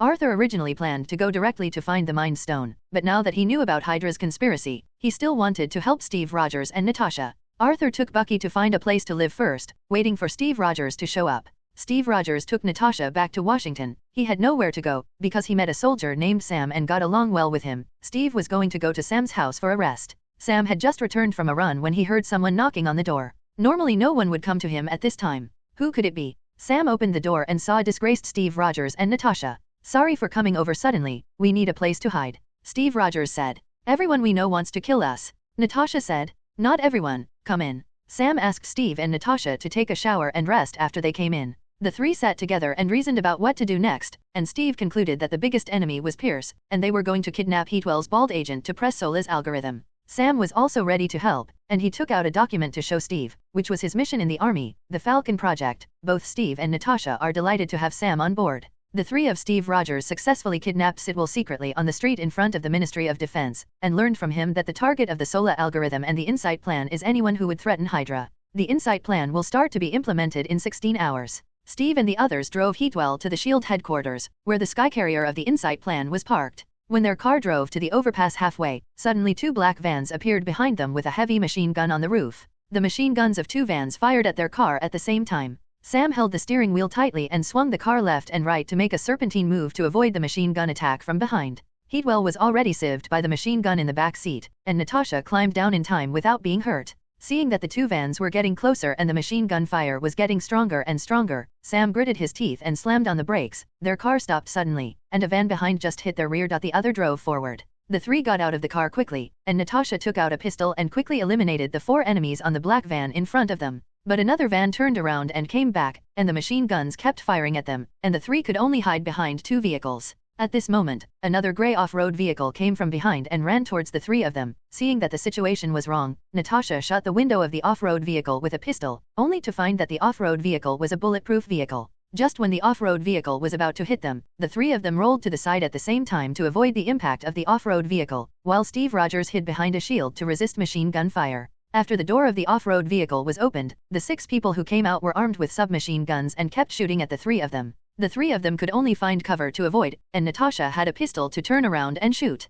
At this critical moment, a figure descended from the sky, and the silver right fist shattered the machine gun on the van. When the three of them saw this person, they had all seen him before. It was the Winter Soldier. Wasn't he with the Hydra? Why did you start fighting with the enemy? A person walked by and drank a bottle of mineral water. It was Arthur. He raised his left and right sides, made a handjob figure and aimed at the Hydra holding a submachine gun, and said crack, like a child playing a game. But what made people dumbfounded was that the person Arthur was aiming at really seemed to be hit by a bullet and fell down on the spot. Arthur pointed his hands at the other Hydra men again. Crack, crack, crack, crack, crack. 5 times in a row, all 5 Hydra soldiers fell down. Natasha stepped forward and took a look. All 6 of them had blood holes between their eyebrows, and they were killed by Arthur's water droplets on the spot. The Winter Soldier also dealt with the 4 people in the van and walked to Arthur's side. Steve, Natasha, long time no see, how are you doing? Arthur asked with a smile. Steve and Natasha came up and gave Arthur a hug.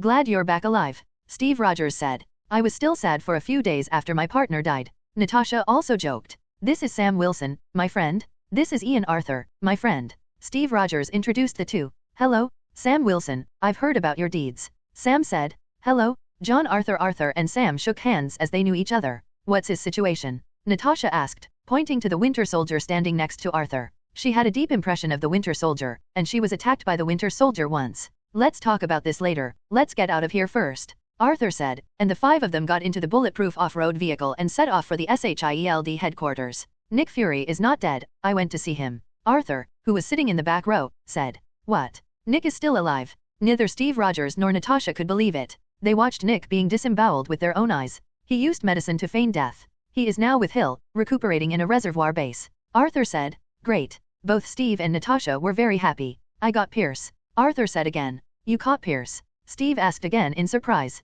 Why are you so startled today? I think you will jump up in surprise when the next news comes. Arthur complained about what happened to the calm Steve today. Sorry, I've been too depressed recently, so I can't control the happy things. What good news is there? This time I will definitely not be moved again, Steve explained. Hey, don't talk too soon, introduce an old friend of yours to you. Bucky, take off the mask. Arthur ordered the Winter Soldier beside him. The Winter Soldier took off his sunglasses and mask, revealing a face that Steve Rogers will never forget. Bucky? You are Bucky? Are you still alive? Steve asked Bucky excitedly. But Bucky didn't answer him. Bucky sat expressionless on the seat, as if he didn't hear Steve's words. Bucky was brainwashed by Hydra and became Hydra's murder weapon. Now he is under my mental control and cannot recognize you for the time being, Arthur explained. So that's the case, then can he find himself again and completely get rid of Hydra's control? Steve asked. Don't worry, after the matter is over, I will delete the Hydra brainwashed memory in his mind and restart his own memory, Arthur said. Great Arthur, everything went well after you came back, and I can finally breathe a sigh of relief, Steve said happily. There is no need for S.H.I.E.L.D. to exist. I think it is up to us Avengers to stand up and protect the peace of the Earth in the future. I will leave it to you from now on, Arthur said. I agree with your point of view. From now on, we will work together to completely crush Hydra's plan and protect the Earth. Steve Rogers looked at Natasha and Sam and said. Both of them nodded. They drove to the S.H.I.E.L.D. headquarters. After Bucky solved the guard at the door, they successfully entered the S.H.I.E.L.D. headquarters. Steve Rogers first came to the broadcast room, turned on the microphone, and broadcast to the entire S.H.I.E.L.D. headquarters. I'm Steve Rogers. You've heard a lot about me these days, and some people were ordered to hunt me down. Now you should know the truth. S.H.I.E.L.D. has changed. It's been taken over by Hydra. Alexander Pierce is their leader, so is Special Forces and Insight Project. Don't know who else is. But they're in this building, probably standing next to you. They assassinated Nick Fury. It's not over. If you launch those helicarriers today, Hydra will kill anyone who stands in their way. We will stop them, and I believe most people will still be on the side of justice. Trust us. Steve Rogers has a knack for presentations. Did you write the script beforehand? Sam asked. I improvised, Steve said. At this time, the S.H.I.E.L.D. building was in a mess. After hearing Captain America's speech, the members of Hydra completely showed their ferocious faces, and slaughtered the agents who didn't know the truth. Hydra was about to launch the helicarrier immediately. They knocked down the resisting people in the control room, and entered the launch command. 3 gates were opened in the water of the lake outside S.H.I.E.L.D., and 3 huge helicarriers slowly took off from the underground warehouse. Arthur stood in the air holding a trident and watched all this. I'm just waiting for you to come out. Arthur picked up the trident and aimed at the turbine engine of a helicarrier and fired an energy cannon. Each shot blew up the 4 turbine engines of the helicarrier. After the helicarrier lost its flight engine, it could only fall to the ground. Haha, this is what Loki taught me. Arthur laughed and flew towards another skycarrier. And the Hydras on the 2 skycarriers also reacted, and the anti-aircraft guns on the skycarriers fired at Arthur. It's a pity that Arthur's target is too small for the skycarrier. Arthur's flying speed is so fast that the artillery fire passes by Arthur, and Arthur easily hits the 4 turbine engines of the skycarrier. Boom, boom, explosions continue. Arthur took down 3 helicarriers with ease, while Steve Rogers and Natasha, Sam, and Bucky were eliminating all the enemies in S.H.I.E.L.D. headquarters. Arthur continued to destroy the 3 skycarriers with energy cannons in the air, not leaving them to the U.S. military. Bucky took a submachine gun and fired at the S.H.I.E.L.D. Special Operations team, while Sam flew into the air to deal with the enemies on the high watchtower. Natasha went to rescue some civil servants who were besieged by Hydra, and Steve Rogers found one of the best opponents, the action team captain Brock Rumlow. The two were fighting fiercely. Bullock was no match for Steve, and Steve's fighting skills were not fake. He didn't lose the slightest bit against Bullock, who was holding a military thorn, and the shield in his hand was even more superb. In the end, Brock was stabbed in the heart by Steve with his own military stab. The Hydra personnel at the S.H.I.E.L.D. headquarters were completely dealt with by Arthur and the others, and the remaining agents also went through Arthur's reading of their respective memories, and 2 Hydra agents who wanted to continue to lurk were also found. Bucky broke his neck on the spot. The rest of the matter was handed over to Natasha, and S.H.I.E.L.D. also came here and told Arthur Pierce that Nick Fury had shot him to death. S.H.I.E.L.D. has also completely disintegrated, and the agents who have not returned outside can only be left to Steve to solve it slowly. Regarding the video that happened here, the US government chose to block the news. Natasha officially participated in the US Congress. Under Arthur's instruction, Natasha took a tough attitude at the meeting on the S.H.I.E.L.D. incident, told members of Congress the fact that S.H.I.E.L.D. was infiltrated by Hydra, and also said that S.H.I.E.L.D. has been completely disintegrated. The congressmen were shocked by the news that S.H.I.E.L.D. had been dismantled, asked Natasha, who will protect the security of the United States without S.H.I.E.L.D. Natasha replied that the Avengers Alliance was officially established, and the Avengers will continue to protect the safety of the Earth, but not under the jurisdiction of any state agency. Members of Congress are very angry and do not agree with the existence of the Avengers, and said that Natasha would be imprisoned. Natasha warned members of Congress that the Avengers are allies of Asgard, and if the United States wants to fight against the Avengers, the Asgardians will come to Earth. We don't want to be enemies of any country or institution, and you need us. The world is a fragile place and we have responsibilities in it, but we are also the ones best equipped to protect her. Come to me if you want to arrest us. Well, you know where we are. Natasha got up and left after finishing speaking. The US Congress has nothing to do with the Avengers. They are a group of very dangerous people. Fortunately, the purpose of this group of people is to protect the Earth. The next day, the US Washington S.H.I.E.L.D. was attacked by terrorists. According to relevant personnel, it is an organization called Hydra. The US Department of Defense is investigating this incident. News is being broadcast on TV. Arthur, Steve husband, Natasha, Sam, Nick Fury, and Hill sat down to eat. Is your injury okay? Steve asked, looking at Nick Fury, who still had a cast on his right hand. It's okay to act, but it will take a while to be alive and kicking, Nick Fury said. At this moment, the sound of a car engine came from outside the door, and then there was a knock on the door. Natasha went to open the door, saw Tony Stark standing at the door, and asked in surprise, "Why are you here?" "I was hypnotized by someone for 3 days, and when I woke up, I found that S.H.I.E.L.D. was gone. I guessed that you were here, so I came to take a look," Tony said while glaring at Arthur. "Come and eat some together. This is the handicraft of Natasha and S.H.I.E.L.D. The taste is still edible." Arthur greeted Tony. "What do you think of our dishes?" Natasha and S.H.I.E.L.D. asked Arthur, looking at them. "Murderous? No, I don't dare to have any objections. Today's food is so delicious. I want to eat more," Arthur said insincerely. "Who is this?" Tony asked, seeing Bucky the Winter Soldier lying on the sofa. "That's Steve's gay friend, and I'm rebooting his brain," Arthur said. Natasha told Tony in detail what happened in the past few days and their decision to strengthen the Avengers, which was approved by Tony. "I have long felt that there is a problem with the members of the S.H.I.E.L.D. team. It is just right to completely eliminate them this time. I will solve the problem of the Avengers headquarters base," Tony said. "The matter is not over yet. Loki's scepter was taken away by Hydra. I'm going to get it back. This scepter can only be in my hands," Arthur said to everyone. "I'll go with you. I didn't have anything to do before. It's time for me to attack this time," Tony said bravely. "No, I can go alone, and you must not go out of everyone this time," Arthur said to Tony. "Why? I need an explanation,"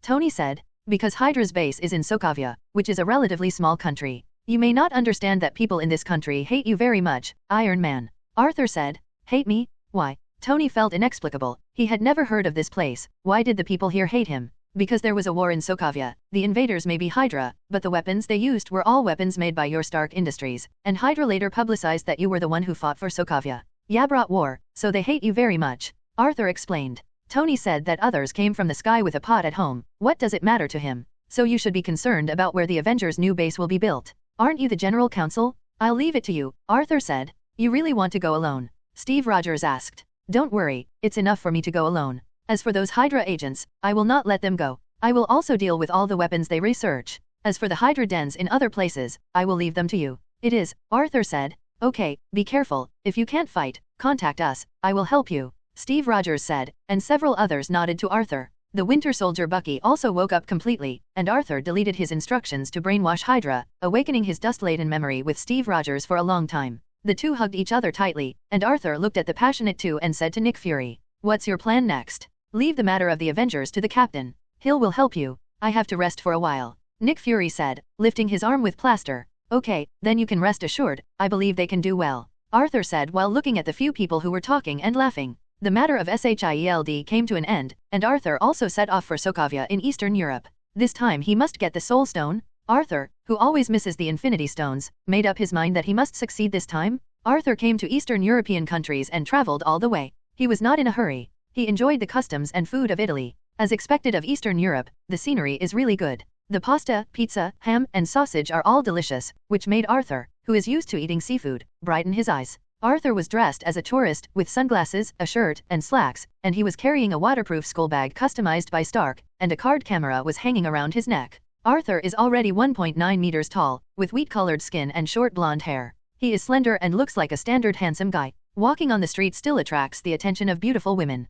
Before leaving, Arthur went to see Peter Parker and told him that he had returned. Peter saw that Arthur was like everyone else, as if he had seen a ghost, but he was very happy afterwards. Arthur came to a small town on the Italian border alone, and found a coffee shop to sit in for a while. "Sir, do you need anything?" A fair-skinned beauty waiter came over and said, "Give me a cup of coffee, do you have any special drinks here?" Arthur said, "The ice cream in our store is very famous, would you like to try it, sir?" The beautiful waiter handed Arthur a menu with various ice creams on it. "Give me this, I'm sorry I have something to ask you." Arthur said, "Excuse me, sir." The beautiful waitress winked at Arthur. "How do I get to Sokovia from here?" Arthur asked. "If you want to go to Sokovia, you can go to the front station and take a bus. We are very close to Sokovia, and it only takes an hour's drive." The beautiful waiter said, "Thank you, sorry for the trouble." Arthur tipped the beautiful waiter $10. The vicinity of Sokovia is a bit far from the sea, and it is a relatively cold place. Arthur still plans to go by bus, as if he is traveling. Arthur tasted the Italian ice cream in this store. "It tastes really good.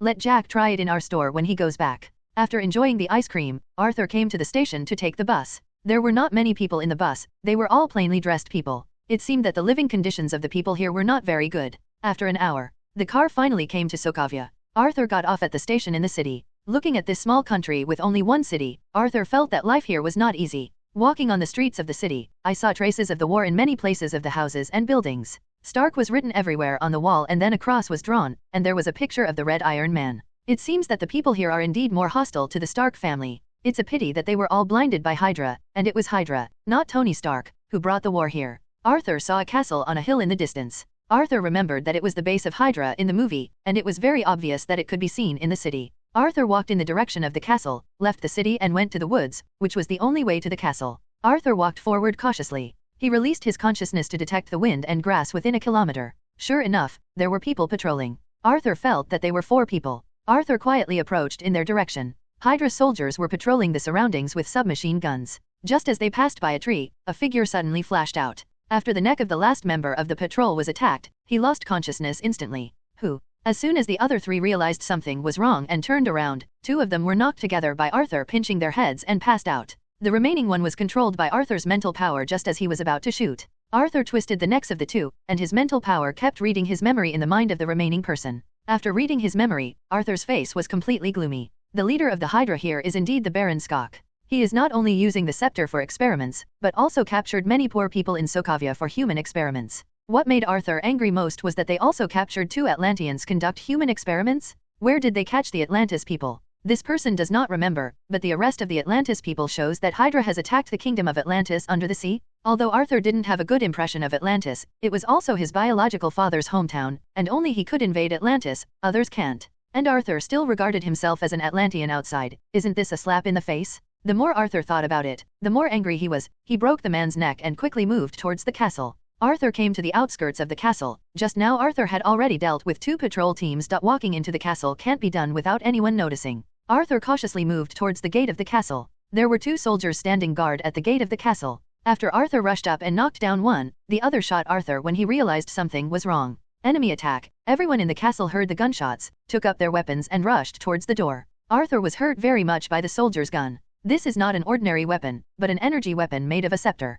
It is so powerful that Arthur dare not be besieged. Arthur took out his trident and fired an energy cannon at the rushing crowd, instantly blowing up the 3 of them. Arthur rushed up, waving the trident continuously. The people who were hit by Arthur couldn't last twice. Arthur's strength is so great that he can directly break the bones of the enemy. However, there are more and more Hydra soldiers. Laser guns are constantly shooting at Arthur. Arthur is beaten very passively. Arthur finally sees Baron Skulljaw in the crowd, and the thief is the first to capture the king. Arthur rushed towards Baron Skulljaw at such a high speed that Arthur rushed in front of him in an instant and punched him in the chest. Skulljaw was sent flying and fell to the ground and passed out. The other soldiers panicked when they saw that their boss had been killed. Arthur rushed into the crowd and fought in close quarters. His movements were very sharp and he hit the enemy's vitals. Be quick and ruthless, this is what he and the Winter Soldier learned. In an instant, more than 20 people were knocked down, and the rest dared to hide in the castle and attack Arthur with a laser gun. Unfortunately, Arthur's mental power is strong, and Arthur found out all the hidden enemies and dealt with them one by one. After solving all the enemies, Arthur found Loki's scepter in the laboratory.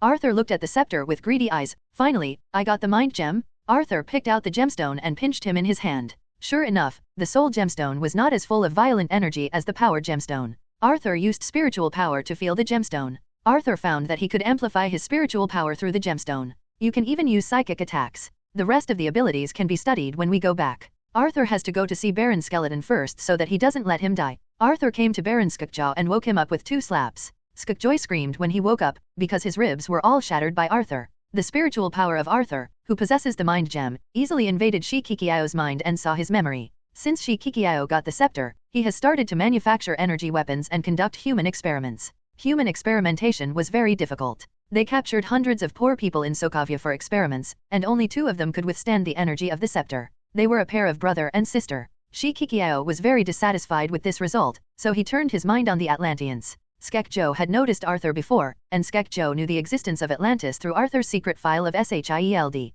Scourge asked Hydra's submarine force to invade Atlantis, but was resisted by the Atlantean army. However, Hydra still dispatched 5 submarines to completely destroy the kingdom of Atlantis and captured several surviving Atlanteans returned to conduct research experiments. Arthur saw that the anger was about to spread here, and Atlantis on the bottom of the sea was gone. He was not interested in reading the rest of the memories, and Arthur brought Skekjaw to the underground laboratory, where the experimental subjects were held. Arthur saw the Sokovian twins in the underground laboratory, the famous Scarlet Witch Wanda and her brother Quicksilver. Now they have just awakened and can't use their abilities flexibly. Wanda is still normal, and Quayin is twitching very quickly. It looks like an animation dropping frames, which is very weird. They also noticed Arthur coming in. Who are you? Wanda asked. I'm here to rescue you. My name is Arthur. Arthur broke their prison door lock with a trident and let them out. You mean your name is Arthur? Are you John Arthur? Quicksilver asked. Yes, you know me. Arthur nodded. We know you when we become ghosts. You are the Avenger? It was you and Stark who destroyed our homeland. Wanda said, looking at Arthur with hatred.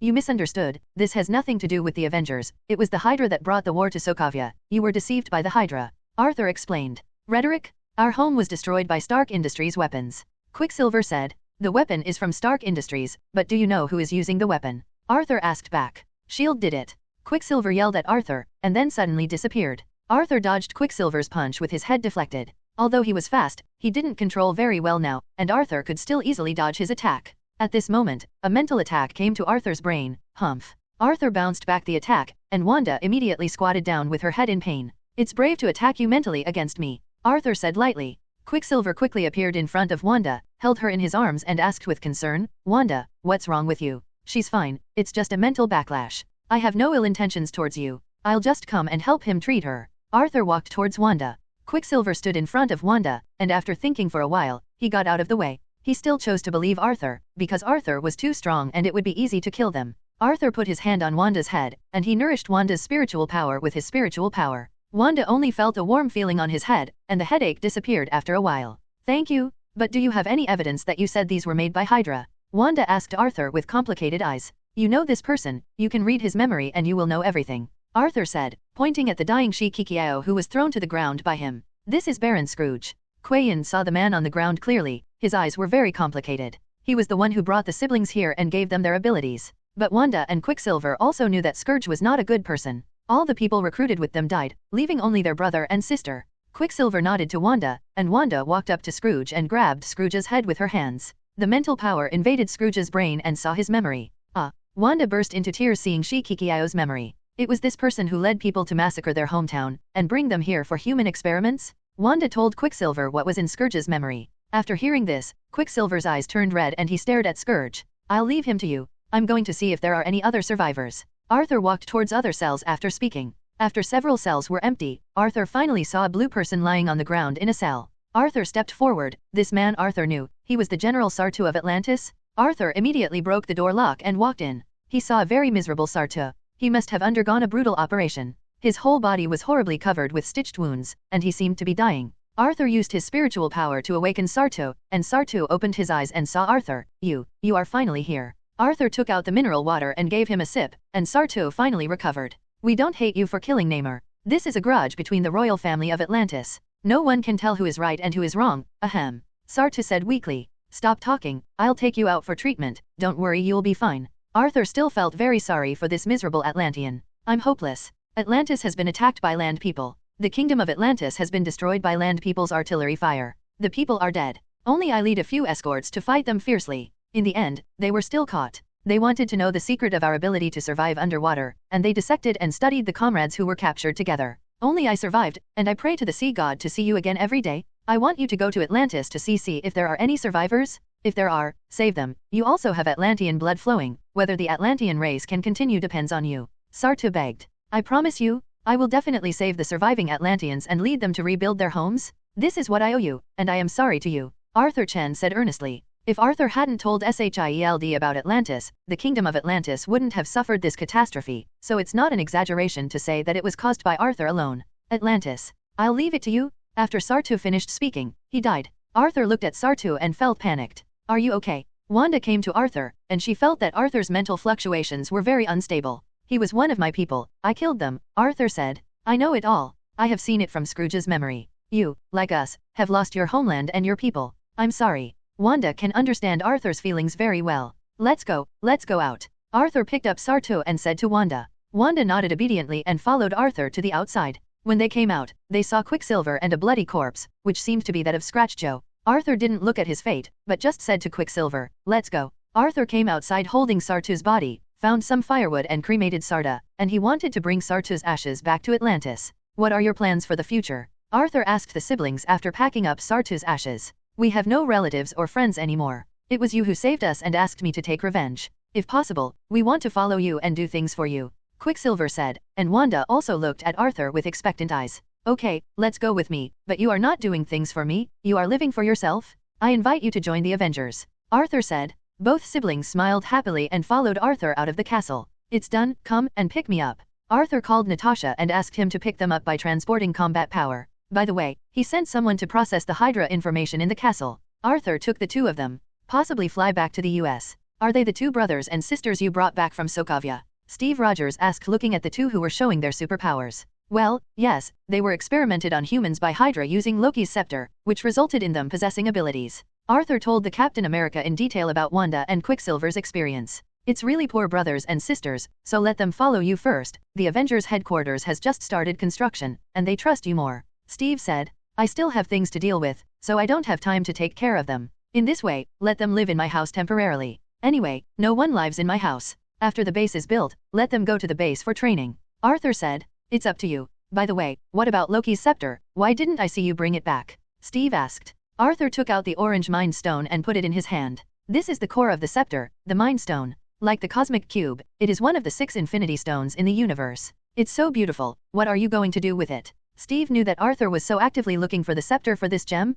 It plays a very important role for me and can improve my strength a lot, so I can't give it to anyone. Arthur said seriously. Well, since it is in this way, it will be left to you for safekeeping. You also need to be careful when using it. The power of the Infinity Stone is not so easy to control. Steve said. Don't worry, I have my own sense of proportion. Let's go. Arthur took his brother and sister on a combat transport fighter jet. This was the first time Arthur flew a plane after he had a pilot's license. He could have flown back to New York by himself, but bringing his brother and sister was troublesome. Wanda couldn't fly yet, and Quicksilver couldn't fully control his speed, so he should just travel by means of transportation. You live in my house temporarily, and you can move there after the Avengers Base is built. Arthur explained to them. We can live anywhere we want. We've been living in prison all these years, and we've gotten used to it. Wanda said the distressing words in the most casual tone. The two brothers and sisters are really miserable. Forget it, they will get better in the future, Arthur thought to himself. The plane landed on the grass next to Arthur's villa. Arthur breathed a sigh of relief, and finally drove back safely.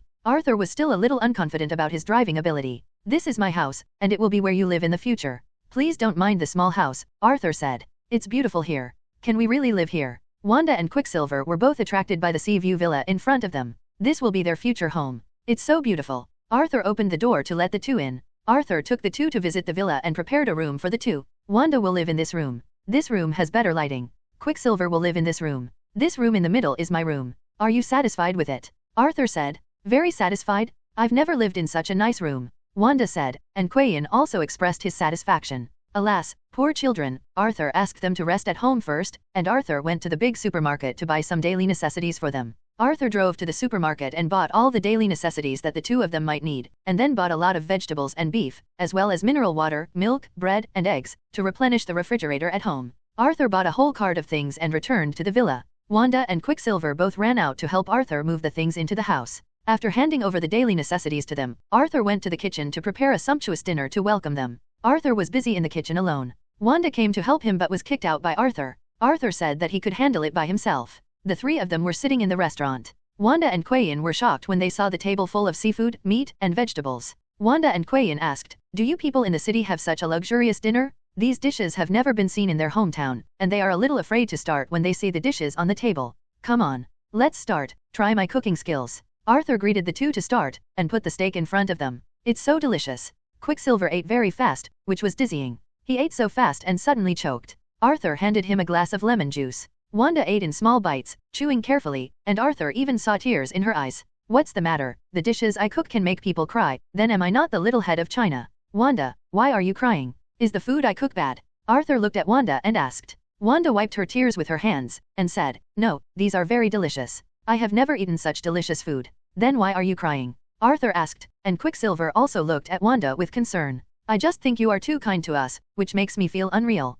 Having lost our home since childhood, Quicksilver and I had no choice but to wander in Sokovia. Later, in order to survive, we joined Sketch Joe's experimental plan. Everyone we meet has ill intentions towards us, and no one has ever been so kind to us." Wanda started crying as she spoke, and Quicksilver put his arm around her shoulders to comfort her. "I'm not a good person, I just think you are very pitiful." Arthur looked at Wanda and said, "In any case, I can still clearly feel your kindness to us, and I will repay you in the future." Wanda said seriously, "If you want to help me, you should train hard.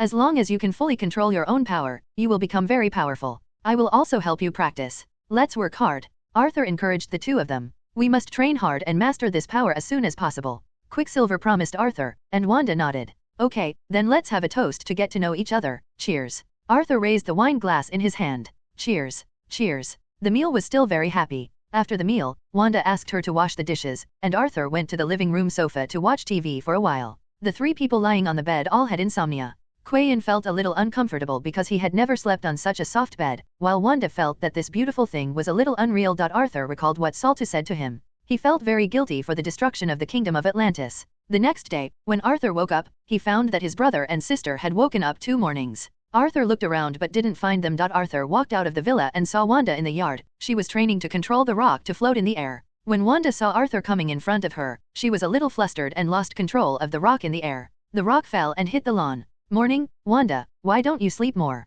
Arthur asked. "Morning, Arthur, brother, I'm used to getting up so early," Wanda said shyly. Brother. This name for Arthur feels strange, but Wanda may have a problem calling him brother. He is only 18 years old, so Wanda must be older than him. "Where did Quicksilver go?" Arthur asked. "He went for a run," Wanda replied. "Wanda, let me ask you a question. How old are you?" Arthur hesitated for a moment before asking. "Quicksilver and I are both just 20 years old," Wanda replied softly. Arthur. "Okay, I'm leaving. You guys take a good look at the house and buy what you want to eat. I put the money on the table." Arthur told his brother and sister. "Don't worry about our brother Arthur, come back soon," Wanda said. "Rest assured that we will take a good look at the house," Pietro said. Arthur has always complained about Wanda calling his brother powerless, and he is embarrassed to say that he is not as old as Wanda, so he can't call Wanda sister. Arthur jumped into the sea and swam quickly towards the Bermuda Triangle. Compared with the last time he came to Bermuda, Arthur's speed was much faster this time. The creatures in the sea only felt something flashing past them, and they couldn't see Arthur's figure at all. He could now travel at the speed of sound in the sea. It took Arthur only 1 day to reach the vicinity of Atlantis, but this time he did not encounter the current vortex, and saw the city of Atlantis directly. Looking from a distance, Atlantis is not as majestic as last time. The buildings are full of ruins. The very tall coral gate has completely collapsed, and the lights in the city are gone. Pitch black. Seeing such a scene, Arthur's heart sank and he swam towards the city of Atlantis. Swimming through the gravel-filled street, the place seems to be in ruins. One can imagine how fierce the battle was at that time, but no matter how powerful Hydra is, it can't move freely in the water. There should be survivors who can survive. Arthur took out the soul gem and squeezed it in his hand. He let go of his consciousness. He could feel the breath of creatures within 10 kilometers. Arthur kept looking around, but found nothing, only small fish and shrimp. It's impossible that no one in Atlantis survived. Arthur searched everywhere, not missing every inch of land. The more I looked for Arthur, the more my heart sank. The whole Atlantis was like an abandoned city, and there was no living person. Arthur swam over the city and overlooked the entire Atlantis, but found no sign of anyone. Unusual, because not only was there no one, but there were no usable supplies, so they should have been taken away. Arthur came to the bottomless abyss beside Atlantis and probed into the abyss with his spiritual power. He saw the octopus Zioba who had fought side by side with him, and Arthur called Zioba up. Little BA, I'm so glad to see you again. Arthur stroked the top of Xiaoba's head, and Xiao BA was also very happy to hug Arthur with his tentacles. By the way, Zioba, did you see the battle in the kingdom of Atlantis that day? Arthur asked Zioba. Xiao BA nodded. That day when he heard the huge explosion, he poked his head out of the abyss and saw the situation of Atlantis. Then do you know if anyone survived in Atlantis? Where did they go? Arthur looked at Zioba and asked. Xiao BA nodded and pointed in one direction, which meant that those Atlanteans were all heading that way. Thank you, Xiao BA, I'm going to look for them, you stay here, I'll come to you later. Arthur patted Xiaoba's head and said. Little 8 was very reluctant to leave Arthur, but it still swam towards the bottomless abyss. Arthur turned around and looked for Little 8 fingers all the way there. Arthur was swimming very fast, and he let go of all his senses, looking around. Finally, he found something in a trench, and he felt the breath of human beings under the trench. Arthur swam down the trench and found it. Arthur felt that there were hundreds of people below. They must be survivors of Atlantis. Arthur swam towards where they were. They all hid in this trench, and there were many caves on the cliff walls of the trench, and the Atlanteans used these caves as temporary shelters. Arthur came to the entrance of a cave. He felt there were 6 people inside, and Arthur walked in. Who are you? Are you from the land? Run, and the land people found this place. A blue-skinned Atlantean woman screamed in fright when she saw Arthur, and the other 5 quickly ran out and saw Arthur, who had wheat-colored skin, was taken aback. Sorry, I have no ill intentions towards you. Do any of you know me? Arthur waved his hand to show them kindness, and did not approach them. It's you? Are you the son of King Dylan? An elderly male Atlantean recognized Arthur. He had once seen Arthur from a distance. What is he, the son of King Dylan? The other 5 people were very surprised. Arthur's existence was well known in Atlantis. Arthur was the son of King Dylan, and he killed King Leonard's son. Namor, what are you doing here? The old man asked Arthur, and the other 5 people stared at Arthur wondering what Arthur's intentions were. I met S.H.I.E.L.D. Before he died, he asked me to help the Atlanteans rebuild their homes. Arthur Chen said earnestly. What, General S.H.I.E.L.D. died? Several people were dumbfounded, and the old man even cried. See God, why don't you protect us Atlantis, we are your people. The old man complained to God with tears in his eyes. Arthur was a little embarrassed. If he counted, now he is the sea god of the earth. S.H.I.E.L.D. is his son and my man. The woman beside him explained to Arthur. It turned out that this was S.H.I.E.L.D.'s family. It was great that all S.H.I.E.L.D.'s relatives were still alive. Arthur took out a jar from his skull bag and handed it to the old man. This is S.H.I.E.L.D.'s ashes. I brought it back. I know S.H.I.E.L.D. hopes that he can return to the sea. Thank you, thank you. The old man took the urn and bowed to Arthur. You're welcome. Arthur immediately supported the old man, preventing him from bowing down. How many people do you have in Atlantis? Are there any people from the royal family? Arthur asked. We still have hundreds of people alive, most of them are women and children. Adult men died fighting to protect us and escape. As for the royal family, there was only Namor back then. Now you are the only one with royal blood, S.H.I.E.L.D.'s wife said. Arthur was a little embarrassed when he heard this. The only heir to the royal family was killed by him, and Atlantis also ended up like this because of him. Who is leading Atlantis now? Arthur asked. It's my father-in-law who takes the lead. He is S.H.I.E.L.D.'s father, and everyone listens to him, S.H.I.E.L.D.'s wife said. Old man, can you tell all the Atlantis people? I will rebuild the city of Atlantis for you and let them all move back to the city of Atlantis. Arthur said. It's easy to move back. I was afraid that people from the land would come and catch us again, so we had to leave our hometown. S.H.I.E.L.D.'s father said. The land people will not come again. I have killed the leader who invaded you at that time. Now there is basically no danger. Don't worry, I will protect you. Arthur said. I have to discuss it with our tribe. S.H.I.E.L.D.'s father said. Okay, I respect your decision. Arthur said sincerely. In an open space above the trench, all the Atlanteans gathered here, and there were almost 400 people. Most of them are old people and women, there are very few young men, and most of them are young boys. As long as there are boys, Atlantis can continue to reproduce. Arthur stood on a high stone platform and watched them. Some old people gathered together to discuss something with S.H.I.E.L.D.'s father. Finally an agreement was reached, and S.H.I.E.L.D.'s father came before the crowd and spoke loudly to all the Atlanteans. People, this is the son of King Dylan, John Arthur, the only royal bloodline. He possesses the golden trident, the artifact of the sea god. He killed the enemies who invaded our country and avenged us. He also returned the ashes of my son S.H.I.E.L.D., and this time will lead us to rebuild Atlantis.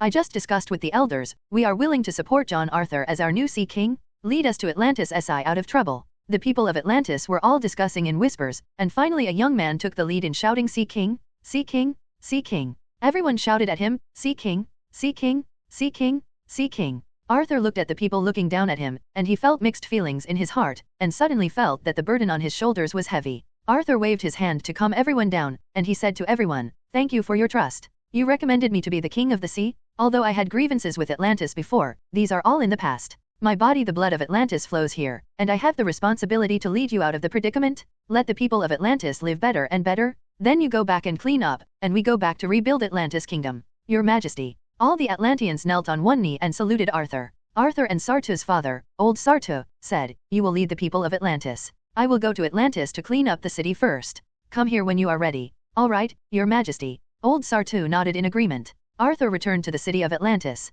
Looking at the ruins, Arthur really had a headache. It would be great if there was a time gem or a reality gem. He can only clean up the gravel on the street first, and Zioba is out to work. Arthur summoned all the behemoths in the abyss and asked them to clean up all the boulders in the city of Atlantis. The behemoths are working in full swing in the city of Atlantis. Fortunately, most of the houses are still intact, but some tall buildings have been destroyed, and there is still no problem for people to live in. Arthur is going to restore the statue of Poseidon at the gate of the city, which is the symbol of the kingdom of Atlantis. Arthur put back the boulders of the Poseidon statue piece by piece. Arthur controlled the boulder to fly and put it back to its original place, and then used the Mind Stone to emit yellow energy to melt the joint and fix it back to its original position. It only took Arthur a while to complete the splicing of the two Poseidon statues. Compared with the original, there are many cracks, which is a bit ugly, but it can be seen that it is a Poseidon statue, right? Arthur comforted himself. As for the gate of Atlantis, there was no other way but half of it had been blown up, so Arthur had to piece together things to get it back to its original shape, but it was not complete. It doesn't matter, Arthur has a way. He found a lot of coral polyps, let them attach to the cracks. As Arthur found more and more coral polyps, the gates of Atlantis also became colorful again. Stand up. Arthur also followed suit and restored some houses that were not seriously damaged. As for the palace of Atlantis, which was the most damaged place, it had become a ruin. Arthur didn't plan to have a palace either. He was more used to living on land. He cleaned up all the gravel, and then smashed all the remaining corners on the ground with energy, turning the entire Atlantis palace into a huge open space. Arthur also found a secret compartment on the ground. When he opened it, he found that it was not a treasure, but a conch horn. He didn't know what it was, so he asked old Sartu when he came. Arthur summoned countless luminous fish and jellyfish from the deep sea, let them settle in Atlantis, and let Atlantis regain its light. After Arthur's tossing, the city of Atlantis finally looked much better than before, at least it was not in ruins. The people of Atlantis brought all the belongings they could take away and swam towards the city of Atlantis. When they came to the place where they had lived since childhood, they saw two huge statues of Poseidon holding tridents and the huge colorful city gates from afar. They were all stunned. When they left, they still remembered that this place had turned into ruins. Why is it the same now? They walked into the city gate, walked on the clean main road, saw the repaired houses, and the glistening fish swimming in the city. Their tears could not stop anymore.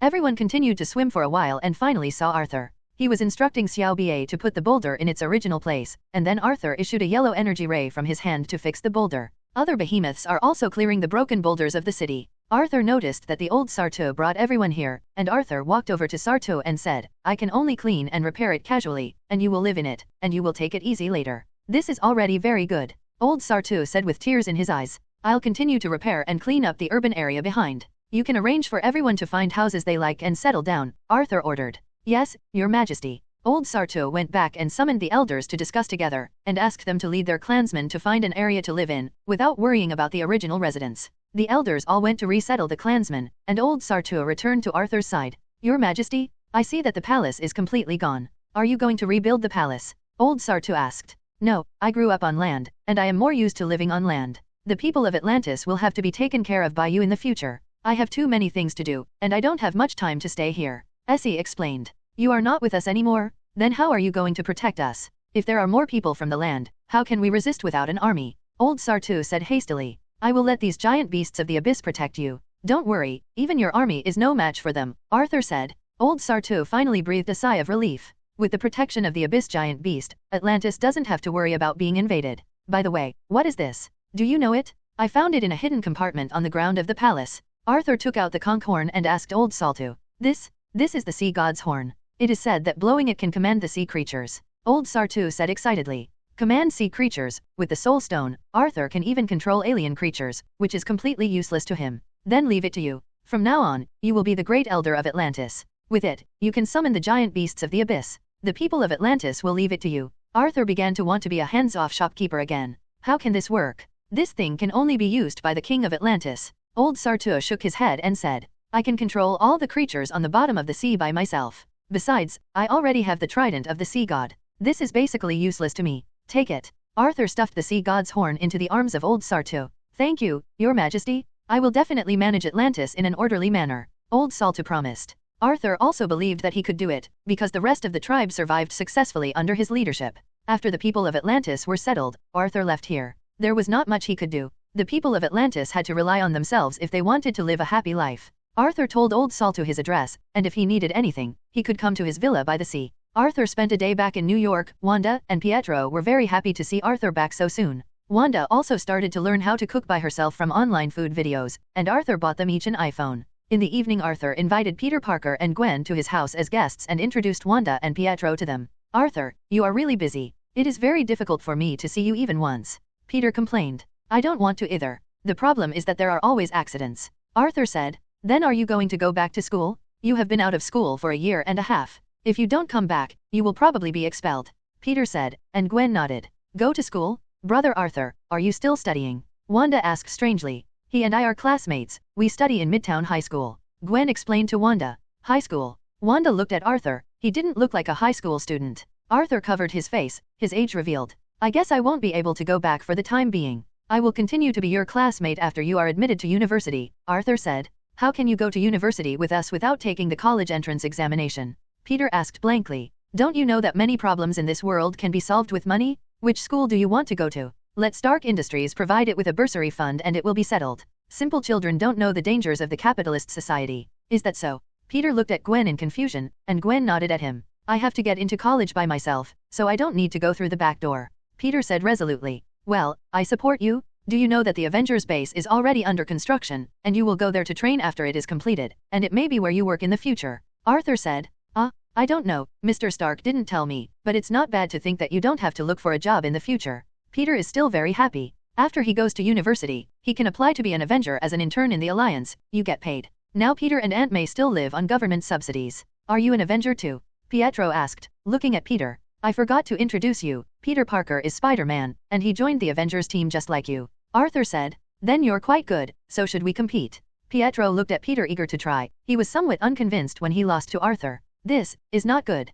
Peter felt that Pietro was Arthur's friend, and it was inappropriate for them to start a fight just after they met. It's good to let them play if they have nothing to do. You should pay attention to yourselves, Arthur said. Don't worry, they're just practicing and sparring. Wanda comforted Gwen. Wanda knew Pietro's character best, and he wouldn't do anything excessive. The two stood still in the yard, while the three of Arthur watched from the sidelines. Then I'm about to go, pay attention to me soon. Pietro said to Peter. Come on. Peter disagreed. He also fought aliens in New York. No matter how fast you are, can you be faster than Arthur? Quicksilver disappeared in an instant, and Peter suddenly felt danger in his chest. Peter leaned back and made a flat bridge to avoid Pietro's punch. Yes, you are the second person who can escape my attack, Pietro said after appearing behind Peter. Peter was frightened into a cold sweat. If he hadn't had the spider sense, he should have been hit just now. He didn't expect Pietro to be so fast, and he finally started to get serious. Pietro disappeared again. Peter dodged Pietro's attack to the right and kicked back, but he missed Pietro. In an instant, he continued to punch Peter's back, but Peter dodged sideways, and he kept punching Peter and dodged, but Pietro's speed was too fast, and Peter still got hit several times.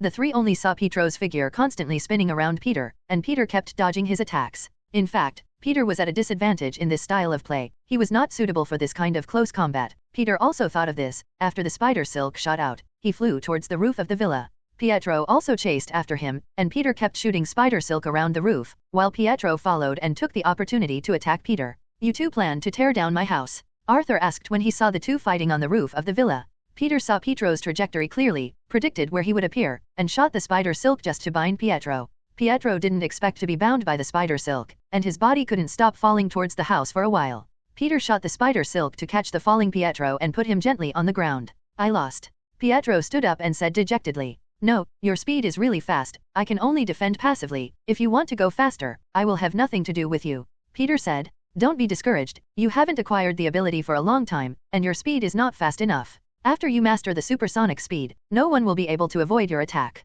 Arthur patted Pietro on the shoulder and comforted him. Well, as soon as I continue to practice, I will definitely beat you next time. Pietro said to Peter. Okay, let's compete next time. Peter happily agreed. The two became friends after this simple discussion, and Pietro told Peter some interesting things about their wanderings when they were young.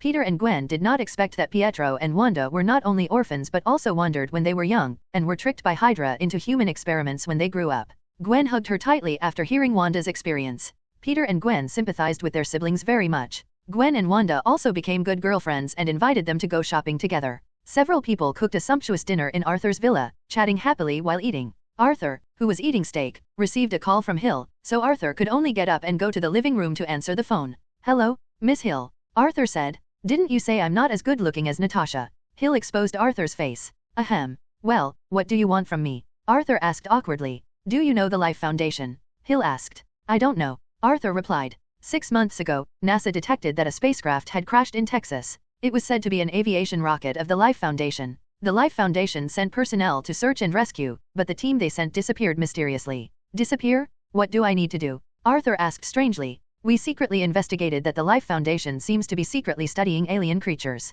They brought back biological samples from outer space for private research. We need you to investigate," Hill said. "Ask me to work as an agent again? Where's Natasha?" Arthur asked. "Natasha is now in charge of the exchanges and cooperation between the Avengers and the governments of various countries. If you don't want to go, you can deal with the political leaders of various countries," Hill said. "Forget it, I still like to fight and kill, and the world is still letting me go." "What about Barton? I haven't seen him for a long time," Arthur asked. "Barton is working with Stark to be responsible for the construction of the Avengers headquarters base and the collation of the materials left by S.H.I.E.L.D., Hill said. "Okay, when it comes to information, help me destroy the information about the kingdom of Atlantis. Just because of this information Atlantis was attacked by Hydra, and the country is already considered dead." Arthur and Hill talk about Atlantis. "Okay, I will destroy it, and I will leave the matter of the alien biological samples to you," Hill said. "Okay, I have a chance to have dinner together. Goodbye." "Goodbye." Arthur hung up the phone. "Is there a mission?" Peter asked. "It's okay, let's continue eating."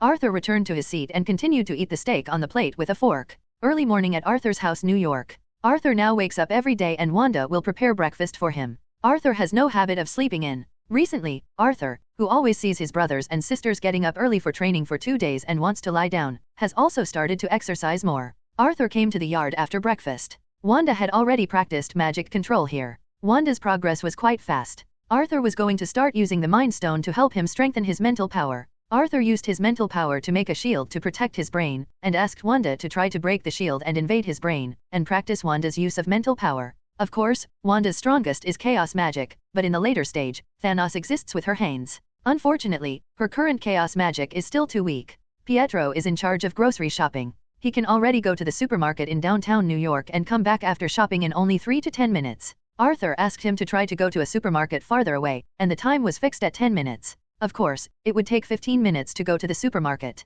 When he can go to Washington to buy groceries within 10 minutes, he will be almost ready for training. The 2 brothers and sisters insist on training every day, and they have to keep up with the food. Of course, they can't eat seafood every day. Arthur is afraid that they will get gout. Stark Industries also has partners in animal husbandry. Arthur asked them to send some fresh and high-quality beef regularly. Help him around the bend. It was really troublesome to receive another investigation mission yesterday, but Arthur has been fine recently. He is waiting for the time of the 9 stars Lianzi. The ether particle is the gem he must get. Without the ether particle, he can only hide behind the Captain of Surprise when facing Thanos, who has the power gem. Arthur investigated the information of the Life Foundation on the internet. The Life Foundation is an organization led by a company called Cornerstone, and its address is in San Francisco. The leader is a doctor of biology named Carlton Drake, doing biopharmaceutical medical research. Arthur doesn't even bother to complain that the biological research companies in this world are going to make trouble. Forget it, he will head to San Francisco in a while, and go to this organization called the Biological Foundation to see what's going on.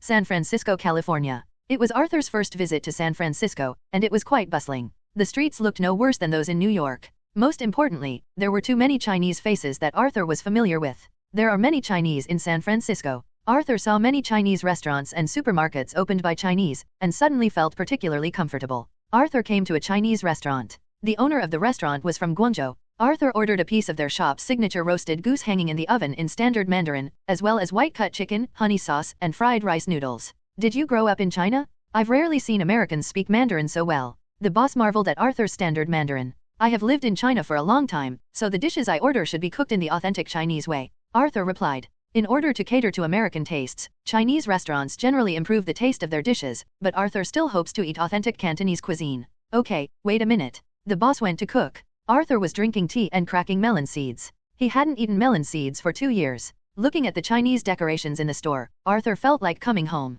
The dishes came out soon, and Arthur had a great time eating them. These dishes were very good, and compared with Xiaolong's Sichuan dishes, they had a different flavor. Arthur kept chatting with the boss during the meal. If it wasn't for the fact that the restaurant's business was pretty good, Arthur would have poached the boss back into his own restaurant as the head chef. He actually wanted to eat Cantonese cuisine every day. Arthur, who was full of food and drink, drove towards the headquarters of the Life Foundation. He borrowed this car from a passerby. The headquarters of the Life Foundation is in a very technological building by the sea in San Francisco. The building is built like a plate inlaid on the Rocky Mountain by the sea. After Arthur came to the gate, he walked in swaggeringly, but the security personnel didn't seem to see him, because Arthur used the soul gem to make everyone around him unable to see him subconsciously. The soul stone was hung on Arthur's chest in a small cloth bag. With the soul stone, Arthur became the strongest agent on Earth. You can go in and out of any place as you like. Loki's use of the Mind Stone was obviously not as good as Arthur's. Arthur came to the first basement floor of the laboratory, which should be the secret laboratory of the Life Foundation. Arthur looked at the glass door and combination lock in front of him, and Arthur used his mental power to invade a female staff member in the laboratory. The female staff member turned and walked towards the door to open the laboratory door for Arthur. Arthur walked into the laboratory and found that there were 3 male staff members in the laboratory. Arthur just glanced at them, and all 3 male staff members fell backwards and fell asleep on the ground before passing out. Arthur asked the female staff member, "Who are you? What are you working on?" "I'm Darask's, and I'm in charge of the research on symbionts." Dr. Dora replied. "What's a symbiote?" Arthur asked. The symbiont is a species of life that Drake found on a comet in outer space. There are thousands of such species there. He brought back a few for research. This kind of life cannot survive alone on the Earth, but it can survive together with the Earth organisms, so we call it a symbiont. Dr. Dora explained. Symbiont? Isn't this Venom? Arthur finally remembered what it was. Drake found a lot of homeless people for human experiments, and has killed dozens of people. One of the symbionts escaped with a man named Eddie Brock, and Drake is now arresting him all over the city. Dr. Dora said. "Okay, take me to see this symbiosis," Arthur said. Dr. Dora took Arthur to a fully enclosed laboratory. There were many instruments in the laboratory. There was a glass container on the table in the middle, and there was an alien symbiote inside. Arthur observed it carefully. The body of the symbiote seemed to be liquid and could be transformed into any shape. This symbiote was blue, indicating that it was not Venom. "Open the container and let it out," Arthur ordered. "No, it's too dangerous, we'll die if we let it out." Dr. Dora actually broke free from Arthur's mind control at this moment, and she was very afraid of this symbiosis. "It's okay, I'll let you open it." Arthur used his mental power to control her again. Dr. Dora went to the computer to input instructions, and the glass container containing the symbiosis opened. The blue symbiont flowed down like a pool of water, moving towards Arthur. Just as it was about to walk in front of Arthur, it stopped suddenly. Dr. Dora looked at the scene in amazement. The blue symbiote crawled along Arthur's body to Arthur's hand. Arthur plays with the symbiote like a stress relief toy. "It's incredible, it can be so obedient," Dr. Dora exclaimed in surprise. "If I wanted I could make you more obedient than it is," Arthur grumbled in his heart. "Who are you? How did you get in?" Just then Drake came to the laboratory with 4 bodyguards, and found the researcher lying on the ground. Looking at Arthur and Dr. Dora in front of him, he questioned. "Yeah," said S.H.I.E.L.D. "Is he Drake?" Arthur asked Dr. Dora. "Yes, master," replied Dora. "Who are you? What are you doing here?" Drake asked hysterically, noticing Arthur in front of him and the blue symbiote he was playing with. "I'm the Aquaman of the Avengers. I've heard of it. I already have the evidence of your private research on alien creatures, and even conducted inhuman research on the human body, so I will sanction you on behalf of the Avengers." Arthur said awe-inspiringly. "Now, it is cool to criticize others from the moral high ground. Shoot him." Drake looked at Arthur with red eyes and ordered to his men. It's a pity that no one obeyed his instructions, and the 4 bodyguards stood motionless as if they were stunned. "What did you do to them?" Drake asked, looking at Arthur. He pulled out a bodyguard's pistol and wanted to shoot at Arthur. Arthur flicked his finger, and a drop of water pierced his right hand holding the pistol, and the pistol fell to the ground immediately. "I hate people pointing guns at me. Dr. Dora, please close the door of the laboratory," Arthur said to Drake. Dr. Dora operated on the computer and the door of the laboratory was closed. "What do you want?" Drake asked. "Don't you want to become one with the symbiote? I will fulfill your wish and let you taste the taste of those who were killed by you,"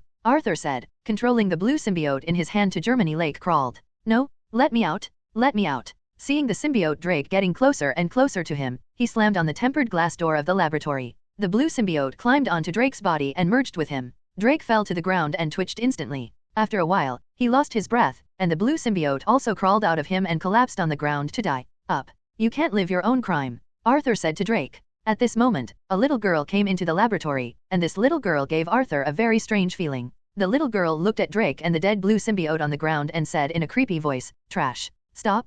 Who are you?" Arthur asked, looking at the little girl. Silver liquid appeared in the little girl's body, her eyes turned white, and she turned into a monster more than 3 meters tall. "My name is Riot. You killed him and disrupted my plan? I will kill you. Oh, you are so ugly," Arthur complained looking at the ugly Riot. Riot suddenly turned his right hand into a long knife and stabbed at Arthur. Arthur dodged sideways. Riot turned his hands into two scythes, jumped to his death, and slashed towards Arthur. Fuck. Killing the original form. Arthur took out the trident to block the Riot's attack, and kicked it back, smashing the tempered glass wall of the laboratory. Riot stood up and rushed towards Arthur's frenzied attack. The hands become different weapons, and there are many tricks. Arthur could only dodge and block constantly. Humph, fancy attack, but your weakness is too obvious. Arthur knew that the Achilles heel of the symbiote was fear of high temperature and sound waves. Arthur gave the Riot who was constantly attacking him a mental attack, and it stopped moving for an instant and became muddled. Arthur took out the soul gem and sent a golden energy ray at him. No. The body of Riot who was hit melted instantly, and the little girl was also melted into gas. Done. Arthur knocked out the remaining 4 bodyguards and Dr. Dora. These people all participated in Drake's brutal human experiments and should be punished accordingly. Arthur took out his mobile phone and dialed Hill's number. Hey, Miss Hill, it's done. So fast? You killed everyone in the Life Foundation building. Hill asked jokingly. How is it possible? It's like this. Arthur told Hill in detail about Drake's secret research and the situation of the symbiote. That's how things are. I have dealt with the 2 symbionts, and one has run away. I have subdued the people in the lab. You can call someone to deal with it, Arthur said. It's really efficient to leave it to you. It's resolved so quickly. I'll send someone to deal with the Life Foundation. You can come back after you solve the last symbiote, Hill said. Okay, then hang up, goodbye. Arthur hung up the phone and glanced at the laboratory, and when he was about to leave the laboratory, Drake's cell phone rang. Arthur took Drake's cell phone and opened it to see that it was a call from a man named Patrick. Arthur answered the phone. Hey, we've got Eddie Brock, Patrick said on the phone. Bring him to the lab right now, Arthur said in Drake's voice. Okay. The other party did not become suspicious, and agreed to Arthur's request. Eddie Brock has been very unlucky recently. He will be fired from the TV station for revealing what the Life Fund is doing behind the scenes, and his girlfriend also broke up with him. A female doctor named Dora found him and took him into the Life Foundation to find evidence, but he was possessed by an alien symbiosis. Then he was hunted down by the mercenaries sent by Drake, but fortunately he escaped with the help of the symbiote Venom, and then he walked into the TV station and put the evidence on the director's desk. When he came out, he was surrounded by countless policemen. With the help of Venom, he broke out of the encirclement and came to the hospital with his girlfriend. He successfully stripped the venom from his girlfriend using the hospital's ultrasound equipment, but was caught by Drake's bald head just as he left the hospital. The bald head drove him to the laboratory on the ground floor of the Life Foundation building. The bald head and a few men pushed Eddie into the laboratory, and what he saw was not Drake but a man he had never seen before. Who are you? Where's Drake? Bald Patrick asked. I've already killed him, Arthur said. The bald head and a few of his subordinates were hit by Arthur's mental attack when they heard Arthur's answer and were about to pull out their guns. They passed out as soon as they rolled their eyes. Eddie looked at the situation in front of him and didn't know what to do. What's going on? Who are you? Eddie asked Arthur. I am Aquaman, Arthur of the Avengers. Have you heard of it? Drake has been killed by me, and we will deal with these people, Arthur said. You are Sea King Arthur? Aren't you dead? You killed Drake. Eddie looked at Arthur and said strangely. Arthur was a little embarrassed, and led Eddie out of the Life Foundation building. By the way, where did the symbiote on your body go, and why can't you feel his existence? I got him out. He should be in the hospital now, Eddie replied. Eddie suddenly found his girlfriend Annie at the door of the Life Foundation. Why are you here? Eddie asked. I've come to save you, Annie replied, but her voice was venomous. It's really loyal. Arthur sighed, and when Arthur stretched out his hand, Venom Annie's body peeled off and crawled into Arthur's hand. Both Eddie and Annie stared dumbfounded. How could Venom listen to this man so much? What are you going to do with it? Arthur asked Eddie, looking at the black liquid creature in his hand. I don't know, it has saved me several times, I don't want to hurt it, Eddie said, looking at the venom in Arthur's hand with complicated eyes. Then leave it to me to deal with, you go, the things here are over, Arthur said to Eddie and Annie. Eddie and Annie thanked Arthur and left. Arthur also turned and left, and finally they could go home. Arthur swam quickly in the sea, heading towards New York. What's the condition of your body? People on Earth actually have such a powerful body. Venom attached to Arthur's arm and said to him, why can't people on Earth have such a strong body? You have never seen a stronger body. Arthur replied. How did you control me? What do you want me to do? Venom was still a little afraid of Arthur.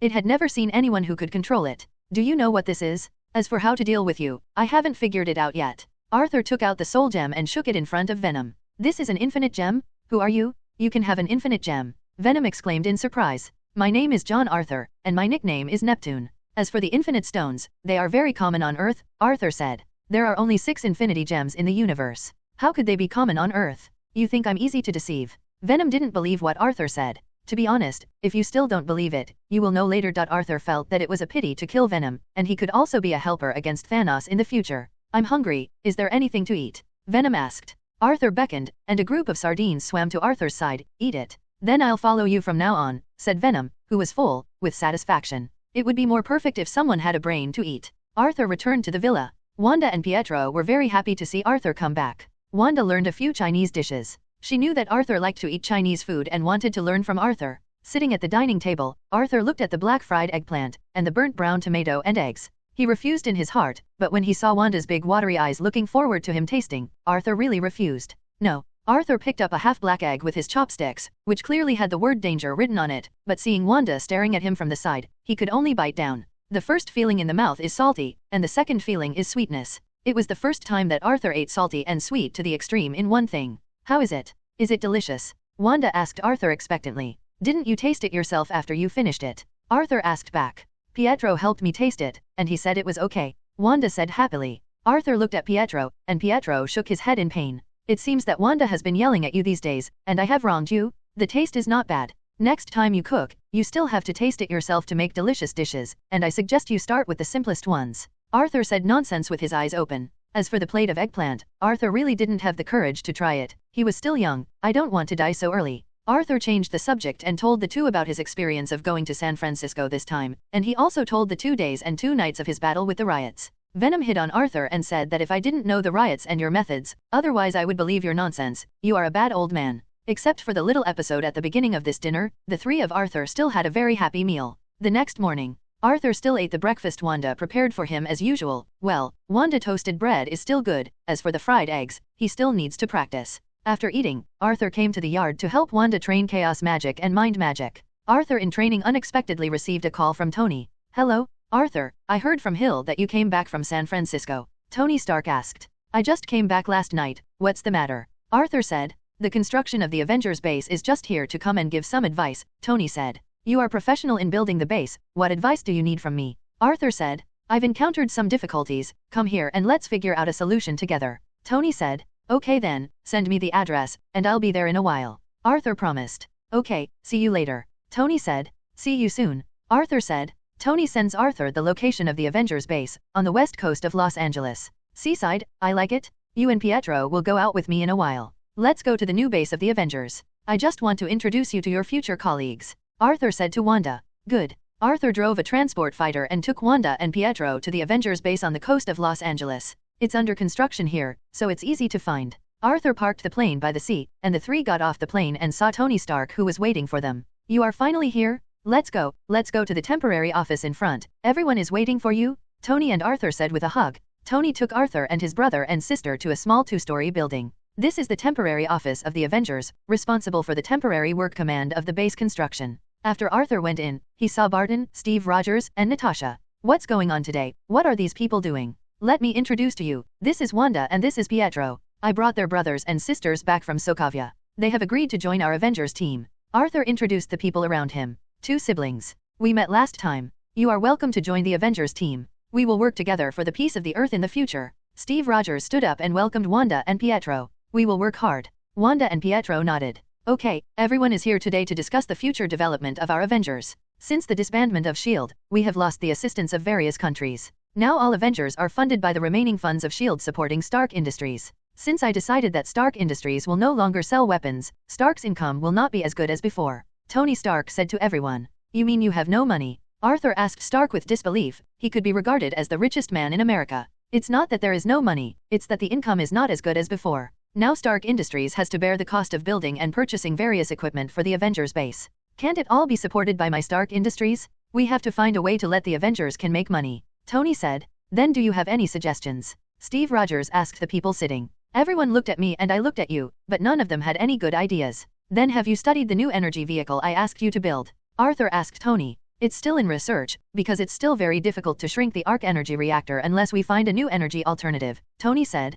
It's a pity that several members of the Guardians of the Galaxy are not here, otherwise we can research and manufacture spaceships. What about the alien spaceships and weapons left by the Chitauri? They can always research new energy sources. Arthur asked. The research is still going on. Our number of scientists is too small. Now Banner is in charge of the research. Natasha replied. So what should I do now? Arthur made trouble. Making money, make money. As a person who travels back in the 21st century, I don't know what industries can make money in the future. Arthur finally remembered his past life memory. I have a solution. Let's make a game. Arthur said. Game. Several people looked at Arthur with idiot eyes. Should this game make money? Yes, it's a game? This is the fastest way to make money at present. Arthur said. Are you going to let me start a game from scratch as an arms company? Are you a little whimsical? Tony asked. Who asked you to do it? Go online and look for an American company called Riot Games. They have a game called League of Legends. It was launched in 2009. Although this game is not very popular now, it will definitely be a cash cow in the future. I let you buy this fist company directly. Arthur explained to Tony. League of Legends? I really like the name. Well, I'll let Little Pepper start the acquisition when I get back. Tony nodded. You have to act fast, no matter how much it costs, you must take him down, and the game agency rights of various countries must be in our hands. Arthur said. Okay. Tony agreed. Iron Man Tony Stark forms Avengers Game Company. Stark Industries invested $1 million to acquire Riot Studios and officially entered the game industry. Stark Industries officially entered the game industry after the new energy. After stopping the sale of weapons, Stark Industries has nowhere to go. The news of Stark Industries' acquisition of Riot Games quickly swept the world. Everyone was surprised by its acquisition of a game company, and no one was optimistic about the original arms dealer to make games. Riot Corporation headquarters, California, USA. Arthur and Tony came here. This time Tony spent $1 million to acquire the fist company. Tony felt that it was a big loss. Such a small game company that has just started dared to open its mouth like a lion. If Tony hadn't believed in Arthur, he would have turned around and left. The final negotiated purchase price was $8,000 million, and the remaining $2,000 million was used as the agent's breach of contract fee. Because Arthur wants to re-sign agency agreements with various countries, the previous agreements need to be voided, and $2,000 million will be used as compensation for the agency. Walking into the Riot Company headquarters, Arthur was a little confused. Is this the Riot Company headquarters? Just kidding me, this house is small and old. Arthur forgot that it is only the beginning of 2012, League of Legends has only been on the market for 2 years, and it has only been in trial operation in China for half a year. Riot can only be regarded as a small company that has just started. Looking at the humble Tony here, the look in Arthur's eyes became even more unfriendly. Meaning you asked me to buy this for $1 million? Arthur patted Tony on the shoulder and said, you will be very grateful for our acquisition soon. I hope. Tony said. The two came to the meeting room. All the employees were here, and they were looking forward to and curious about the new boss. Riot Games has just started, and everyone is still a little worried about the company's prospects, but the acquisition of Stark Industries gave everyone a reassurance, at least the company will not be short of money in the future. When Tony and Arthur came to the conference room, they saw that there were more than 20 people sitting here. Is that all the employees of the company? Okay, everyone should know me, and the Sea King Arthur who is already sacrificed beside me. Tony made a small joke to adjust the atmosphere. The employees all screamed, Iron Man, Iron Man, Aquaman, Aquaman. It seems that everyone is their fans, and Tony finally feels better when he sees the excited employees. Okay, next, Arthur will tell you about the company's next stage of tasks. Tony said, the game was proposed by Arthur, so it is better for him to take the lead. Hi everyone, I'm John Arthur. Let me talk about the future development direction of the League of Legends game. Who is responsible for hero design? Arthur asked. A fat man stood up. My name is Jamie, and I'm in charge of the game design team.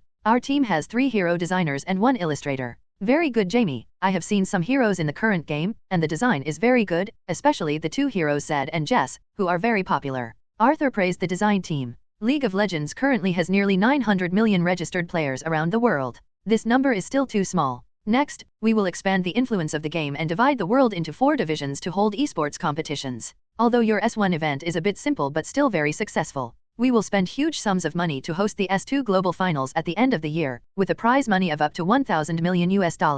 Arthur said. The whole office is boiling over, $1,000 million to hold a contest. This is the highest esports prize money ever. Before that, we need to make a few hero skins to increase the popularity of our game. Arthur said while taking out the materials he had prepared in advance, plugging the U-disc into the computer, and showing everyone the PPT. We are going to launch the Avengers event and launch the skins of 8 first-generation Avengers heroes. We can launch hero skins from some heroes at this stage. For example, Mundo launches the Hulk skin, Varus launches the Hawkeye skin, and Ezreal launches Iron Man skin, Katarina launches Black Widow skin, Kennen launches Thor skin, Blind Sin launches Captain America skin, and Little Murloc launches Aquaman skin. As for Spider-Man, currently, no hero is suitable for it. S.H.I.E.L.D. said. We have a hero we're designing, Elise the Spider Queen, Jamie said. The Spider Queen and Spider-Man can't be connected. Arthur has a headache. Then among all the heroes, his skills are more like Spider-Man. Well, these 8 skins will be designed by you. My request is to restore the gorgeous characters with special effects. This is the key to whether we can open up the market.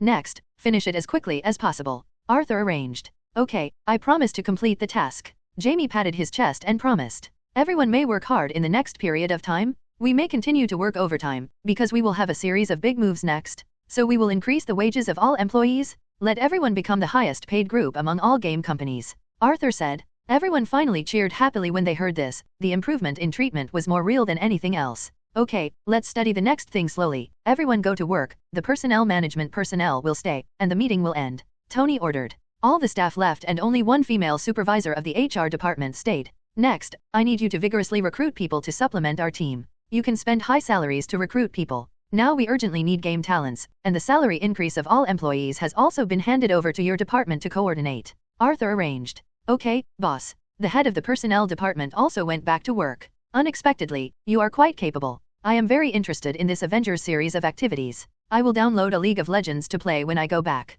Tony is quite relieved about Arthur's arrangement. Okay, the Fist company is handed over to me to guarantee that it will become the Avengers and bring huge income, but I don't have so much time to take care of it. You have to dig a powerful CEO to be in charge of the company's operations. Arthur said. That's right, then I'll ask Pepper to see if there is any suitable person, and I'll go back first. The construction of the Avengers Base and a lot of things are waiting for me to deal with, and I will leave this to you. Tony said. Okay, you can go at ease, I will handle the game company's affairs. Arthur promised. Arthur lived directly in an apartment in Tony, California. Tony was really full of real estate and dared to say that he had no money. Arthur lay on the apartment bed exhausted. He just talked about the requirements of the new skin in detail with the design team, and then talked with the Ministry of Foreign Affairs to ask them to re-sign the agency agreement. In the new agreement, the game revenue will be divided into %% for the head office and only %% for the agency company. All agreements are void. Arthur knew that this would make the agency unacceptable, but League of Legends would make too much money in the future, and the bulk of the income had to be in his own hands. If the agency didn't accept it, he would switch to another agency.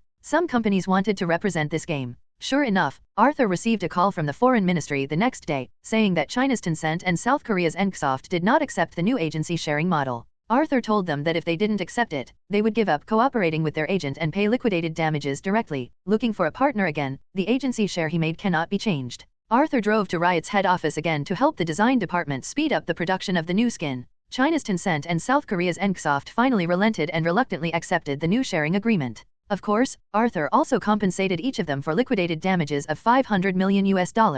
Their requirement is that the establishment of the esports area should be led by them. Of course, they can be in charge of the competition area, but the profit share has to be discussed slowly after sitting down. 2 months passed in a blink of an eye, and there was no news after Stark announced the acquisition of Riot Games. The number of users of the League of Legends game around the world is also slowly growing. At the end of February 2012, Riot Games finally made a big move. Riot Games announced to the world that it will set up 4 major esports areas for club competitions: LCS North America Division, LEC Europe Division, LCK Korea Division, LPL China Division. Each division will invite esports clubs to hold spring and summer competitions, and then the 4 teams with the highest points will be eligible for the Global Finals in October. The Global Finals will be held at the Staples Stadium in Los Angeles. It will be the largest esports event in the world. The prize money for this competition is as high as $1,000 million. All the esports clubs were crazy when they heard the news. The clubs that have not established a League of Legends team are planning to recruit people to form a League of Legends team immediately. The second news is more attractive to the players. In order to celebrate the Avengers and Fist company together, League of Legends will launch the original Avengers Team Series skins. On the homepage of the League of Legends client, 8 Avengers heroes with very handsome looks appear on the promotional page. League of Legends players are excited. Now no one in the world does not know about the Avengers Alliance. For ordinary people, the Avengers Alliance is a mysterious organization. They only know that they are guarding the Earth. As for their members, the more famous members are the 8 people who fought in New York. This time the League of Legends Avengers team skin is the 8 of New York. All players who love Avengers are going to buy a set of Avengers squad skins. As for Avengers fans who have never played League of Legends, they turned on their computers and downloaded a League of Legends to support the Avengers. On March-ST, the Avengers team skins were officially launched globally, and the spring games in each division also officially started. Under the overwhelming publicity of Tencent in China, everyone opened QQ and saw the pop-up window of the League of Legends and the promotional animation of the Avengers team. Players opened the game one after another and saw the skin of the Avengers team. Wow, this eagle-eyed Varus has a handsome skin, and the arrows he shoots are different colors. The big move is a hooked arrow. It's really beautiful. Israel's Iron Man skin is so handsome. The model is really exquisite, and the special effects are also beautiful. It will even fly when it accelerates. Spider-Man Amumu just overturned it. The short Amumu has become Spider-Man, who is as tall as everyone else, and his skills have become Spider Silk. Really good job. Thunder Gods Kenan and Aquaman's Murlocs have made their models as tall as other Avengers heroes, and they are no longer Yordles. Especially Aquaman, the special effects are the best among all skins, and the big move becomes a giant octopus attacking. I just think Katarina's Black Widow skin looks much better, and the throwing knife has also turned into 2 electric batons. The original painting is so beautiful. The Hulk's Mondo skin is very suitable. Compared with the original Mondo, the Hulk has become much bigger, and the axe has turned into a stone. I feel that this Mondo is more fleshy. Captain America's blind monk is the most subversive. Tian Yinbo has also turned into a S.H.I.E.L.D. attack. It looks very fun.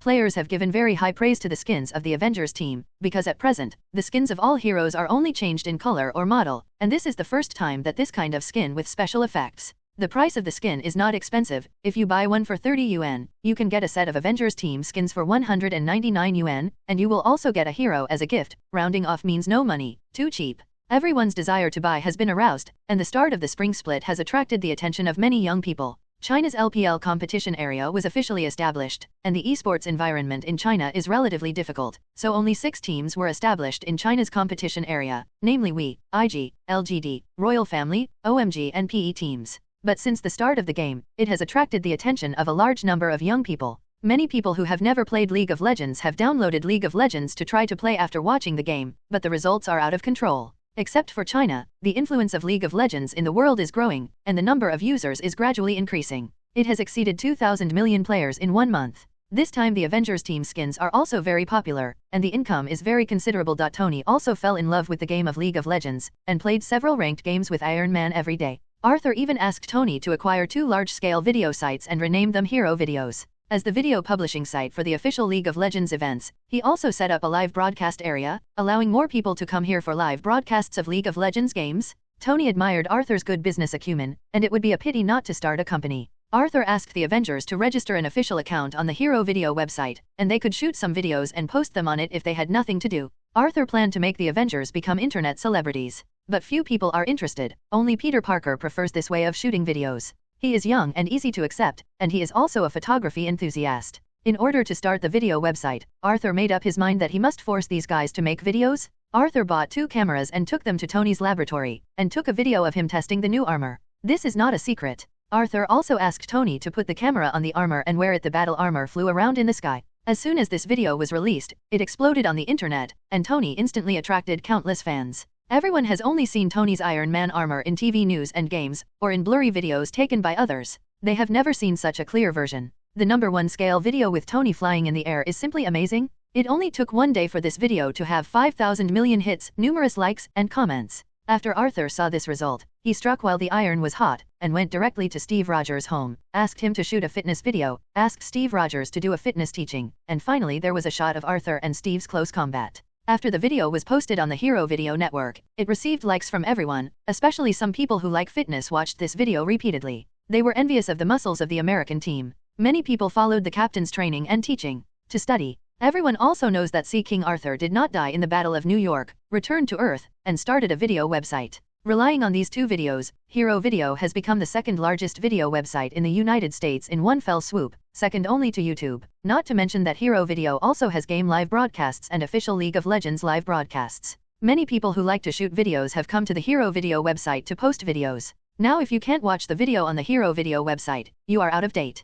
The Avengers Game Company has launched a Chinese version of the Hero Video website for the Chinese market, and has also built a server so that Chinese players no longer need to use a VPN to watch videos. Several video sites and live streaming sites in China feel that the wolf is coming. Arthur knew that next year would be the time when the global 4G network will be popularized, and mobile video will develop rapidly by then, so Arthur must seize the opportunity. Arthur has asked the staff of Hero Video to start developing Android and iOS mobile clients, which are expected to be available for internal testing in the second half of the year. So Arthur has to make the Hero Video website find ways to expand its influence. What should we do? The way is to invite celebrities to stay on the website and post some vlog videos. There is no concept of vlog yet. But for American stars, they still couldn't refuse Stark Corporation's face, so in the following days, many stars announced that they had settled in Hero Video Network and began to post some simple videos on it. In order to give them a leading role, Arthur specially took a VOLG. Arthur rented an underwater photography team and took a video of Neptune showing you the underwater world. In the video, Arthur stands on the bottom of the sea and introduces the beautiful underwater world to everyone.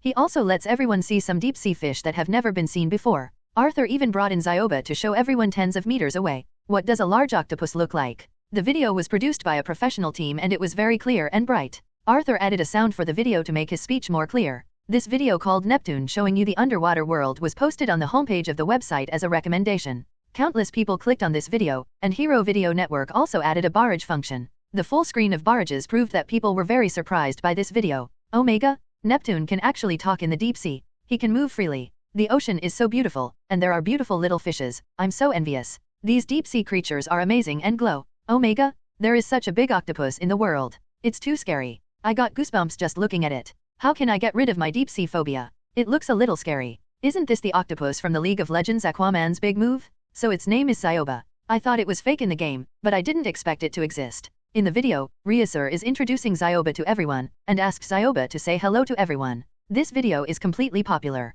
Everyone who has watched this video is yearning for the underwater world. Neptune, Arthur and Octopus have become internet celebrities that everyone knows. Because of this video, the skin sales of the little Murloc Neptune in League of Legends skyrocketed. Arthur also filmed the Widow Sisters makeup tutorial, Hawkeye's daily VOLG archery, and Arthur's Chinese cooking teaching. As for Banner and Thor, they have not appeared on the camera for the time being. Peter Parker's account already has more than 1,000 million fans. He shot several videos of Spider-Man catching criminals, which were unanimously recognized by netizens. Everyone likes his tongue-in-cheek attack, and he can talk criminals so much that they want to call the police. Very interesting. Peter also got extra income from it to subsidize his family, and Peter became more interested in making videos. After this period of video bombing, the number of registered users of Hero Video Network exceeded -million. The members of the Avengers have also been known to more people, and everyone feels that the heroes of the Avengers are more down to earth. Now Arthur has to wear a mask when going out, otherwise it will be too easy to be recognized. Arthur now has more than 2,000 million fans, especially a lot of female fans.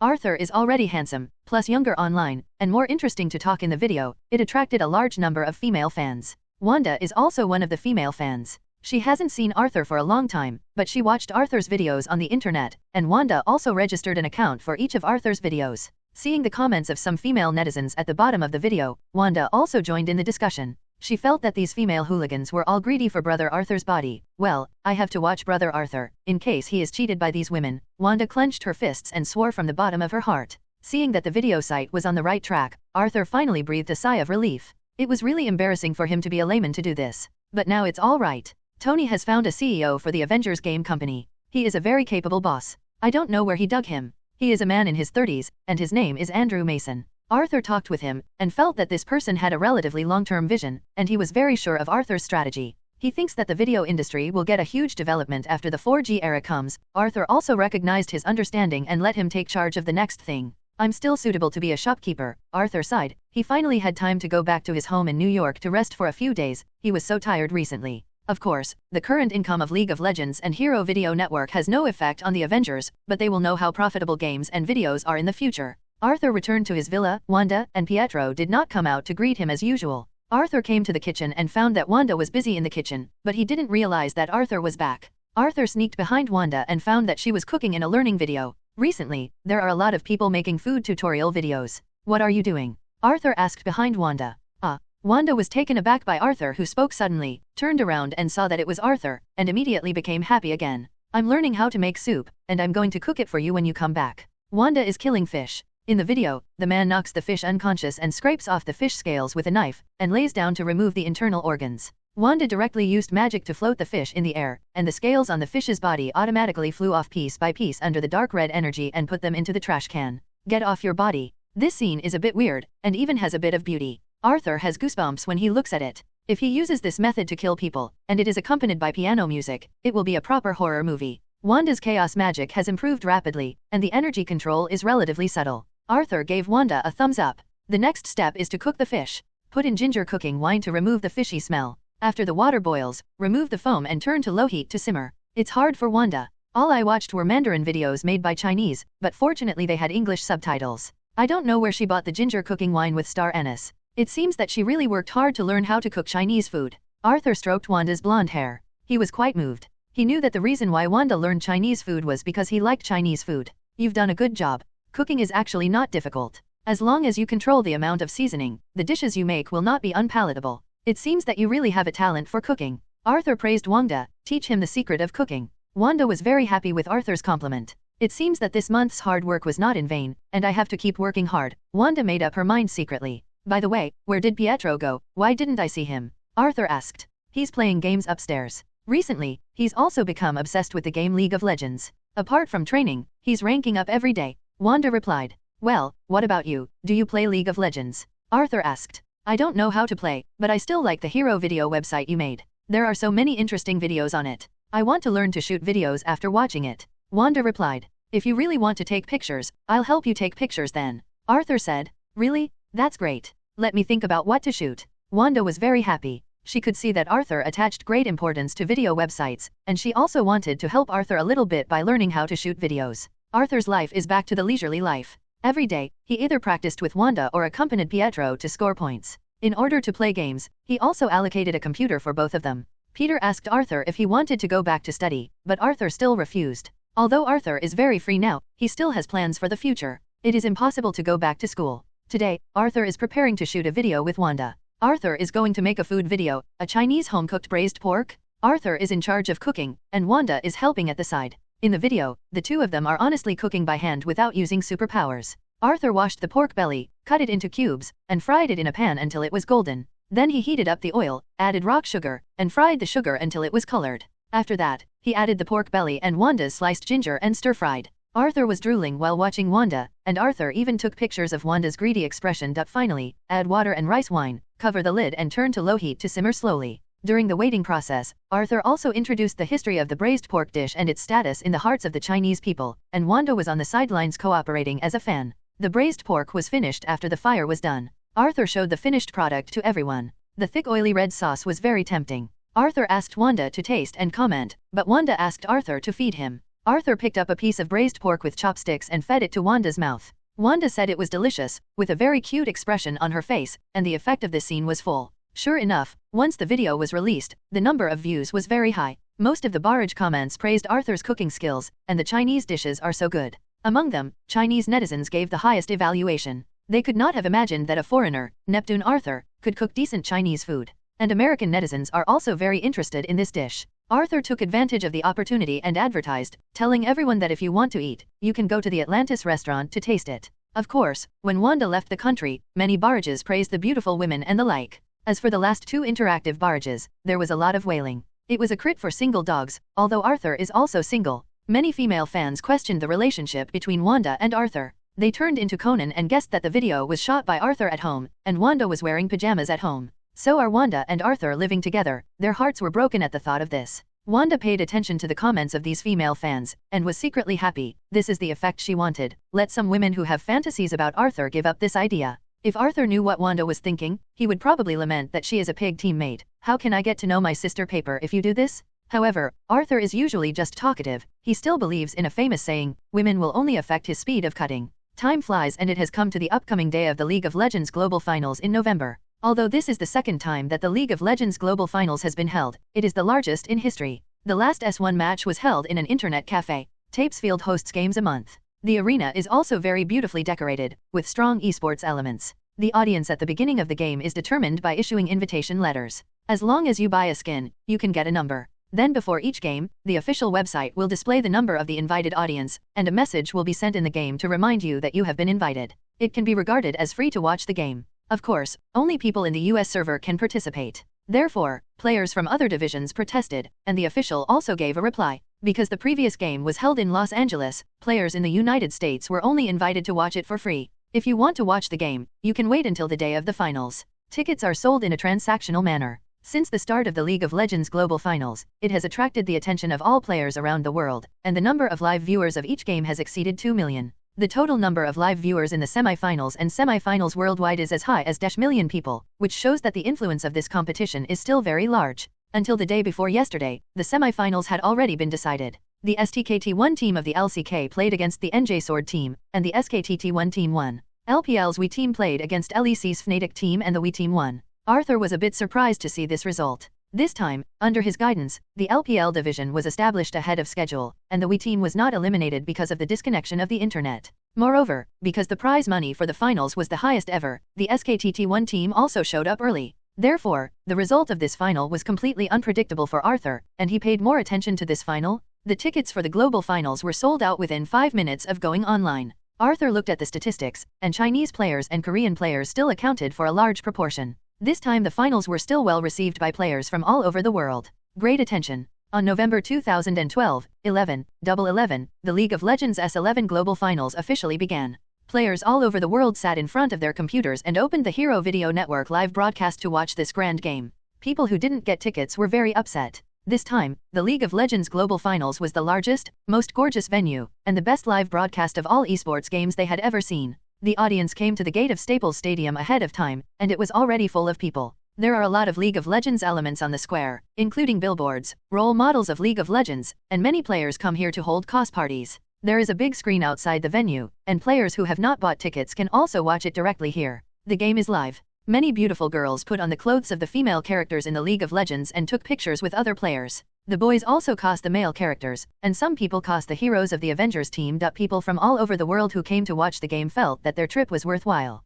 After everyone entered the venue, preparations for the opening ceremony began. The previous esports competitions were played directly, and the finals of the League of Legends showed an animated CG for everyone. The characters in the League of Legends all appear in the animation. They are constantly advancing towards the trophy of the global finals and fighting, and the wonderful moments of the previous games are also edited in it, which seems to give people a feeling of excitement. The moment the nine-tailed fox Ari grabbed the trophy, all the lights were turned off and it was pitch black. Then the music started. It was Numb from Linkin Park. Several members of the Linkin Park band came to the scene to perform the theme song of the League of Legends for everyone. The audience screamed, "It's so worth it to come to an esports game and see Linkin Park's performance." Everyone followed the music and swayed. After the Linkin Park theme song, Arthur walked up to the stage in a black suit, and he is the host today. "How are you, audience friends?" Arthur asked loudly, and then said it again in Chinese. The whole audience cheered, "See King? See King? See King." Arthur is almost a young man who doesn't know him now. The Chinese audience who watched the live broadcast were amazed that Arthur's Mandarin is really standard.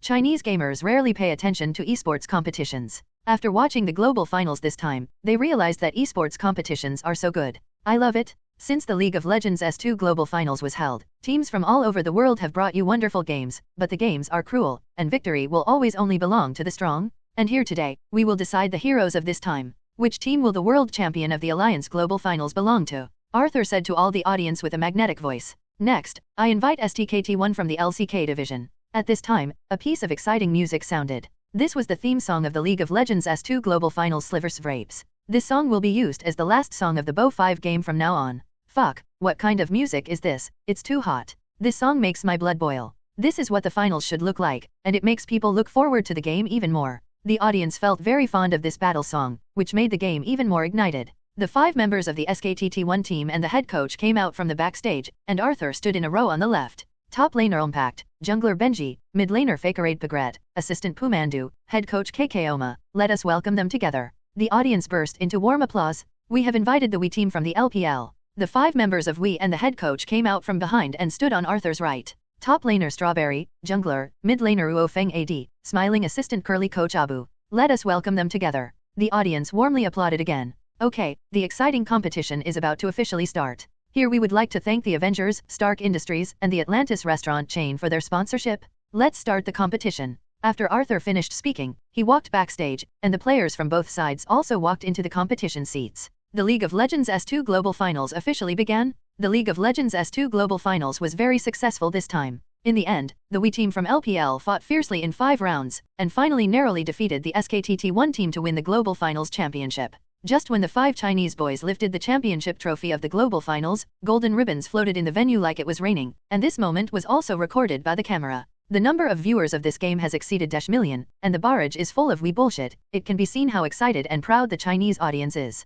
After the game, Arthur conducted a post-match interview. Arthur asked a few guys some questions in standard Mandarin, and told them that winning the championship not only won a reward of $1,000 million, but also could customize their own champion skin. Several people were overjoyed when they heard it. As for the number 2 and number 3 of the global finals, they also have rewards of $300 million and $200 million, and they are worthwhile trips. The League of Legends S2 Global Finals was held perfectly and successfully. Although Arthur and Tony spent a lot of money for this competition, the influence it brought was also very huge. The number of League of Legends players increased by 8,000 million overnight, especially in China. Almost everyone knows that the Chinese team won the World Championship by defeating the South Korean team. Even China Central Television spent 30 seconds reporting the event on the news broadcast. There is a phenomenon in China that internet cafes are full of League of Legends players, and League of Legends has officially surpassed World of Warcraft to become the online game with the largest number of players in the world. The news media who were not optimistic about Stark Corporation's entry into the game industry before had their faces swollen. They could only turn their heads and praise Tony Stark for his vision. Stark Corporation's entry into the game industry was the most correct choice, and Hero Video Network also surpassed the old video website YouTube in one fell swoop because of the live broadcast user of the League of Legends Global Finals, becoming the world's largest live video website. Hero Video also officially launched mobile phone software, which allows you to watch high-definition videos and live broadcasts directly on your mobile phone. On the day of its launch, it rushed to the #1 position in the iOS and Android best-selling lists. Time flies, and Christmas is coming soon. Although Arthur doesn't like Christmas very much, but this year, Wanda and Pietro will spend it together, so he is still ready to make a good decoration and have an unforgettable Christmas. Arthur directly hung a pine tree in front of the house with colorful lights and dressed it up as a Christmas tree. The family Arthur also bought a Christmas tree. I also bought a lot of Christmas decorations to make the home have a festive atmosphere. And Arthur's Christmas is destined to be bad. Arthur saw the news while watching TV at home on the weekend. The American broadcasting station was hacked. A terrorist named Mandarin appeared on TV. The entire United States is now on high alert. All search operations for Mandarin have failed. Then there is Tony's friend, Colonel James Roddy, who is wearing a colorful steel armor and named Iron Patriot. The President of the United States will send him to deal with this terrorist named Mandarin. Then the news from several TV stations was complaining about the armor of the Iron Patriot, thinking that the military was playing house. Arthur also thinks so. This color scheme is really ugly. Next time I see Roddy, I have to laugh at him. At this time, Tony and Roddy were having dinner in the Atlantis restaurant, and the two were discussing the matter of Mandarin. Don't tell me, Arthur's braised pork dish is really good. I've been wanting to try it since I saw that video, Tony said. Then you just go to Arthur's house and ask him to do it for you, Roddy said. To be honest, I still don't believe in Arthur's craftsmanship.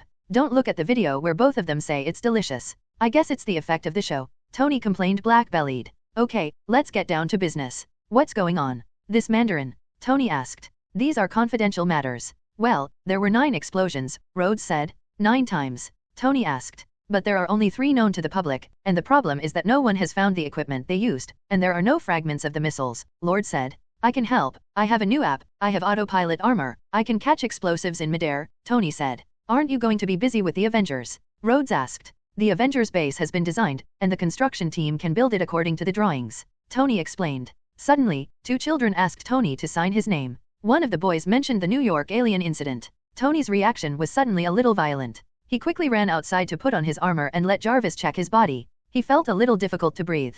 Jarvis diagnoses him with anxiety, and Tony can't believe it. He said goodbye to Rhodes and went home. 2 days later, Arthur finally saw the performance of the Mandarin on TV, not to mention that the performance was quite realistic, and the latter news caught Arthur's attention. Tony Stark's bodyguard Happy Hogan was attacked by terrorists and has been sent to the hospital for emergency treatment. Tony Stark declared war on the terrorists on this incident. Tony told the camera, I'm Tony Stark and I'm not afraid of you. You're a coward, so I decided to kill you myself. This has nothing to do with politics, just old-fashioned revenge. If you're a man, remember my address 10880 Malibu Street, I'm waiting for you. Tony still underestimated the enemy. I remember that his home was bombed by the enemy just after he finished talking about the address. Forget it, I'll go to the hospital to see how Happy's injury is, Arthur thought. Arthur drove to the hospital and asked for Happy's room number, and Arthur came to Happy's ward. Seeing Harpy Arthur, who was unconscious, his body was bombed and covered with injuries, he clenched his fists. Happy had a good relationship with him, and he took good care of Arthur in the Stark Corporation before.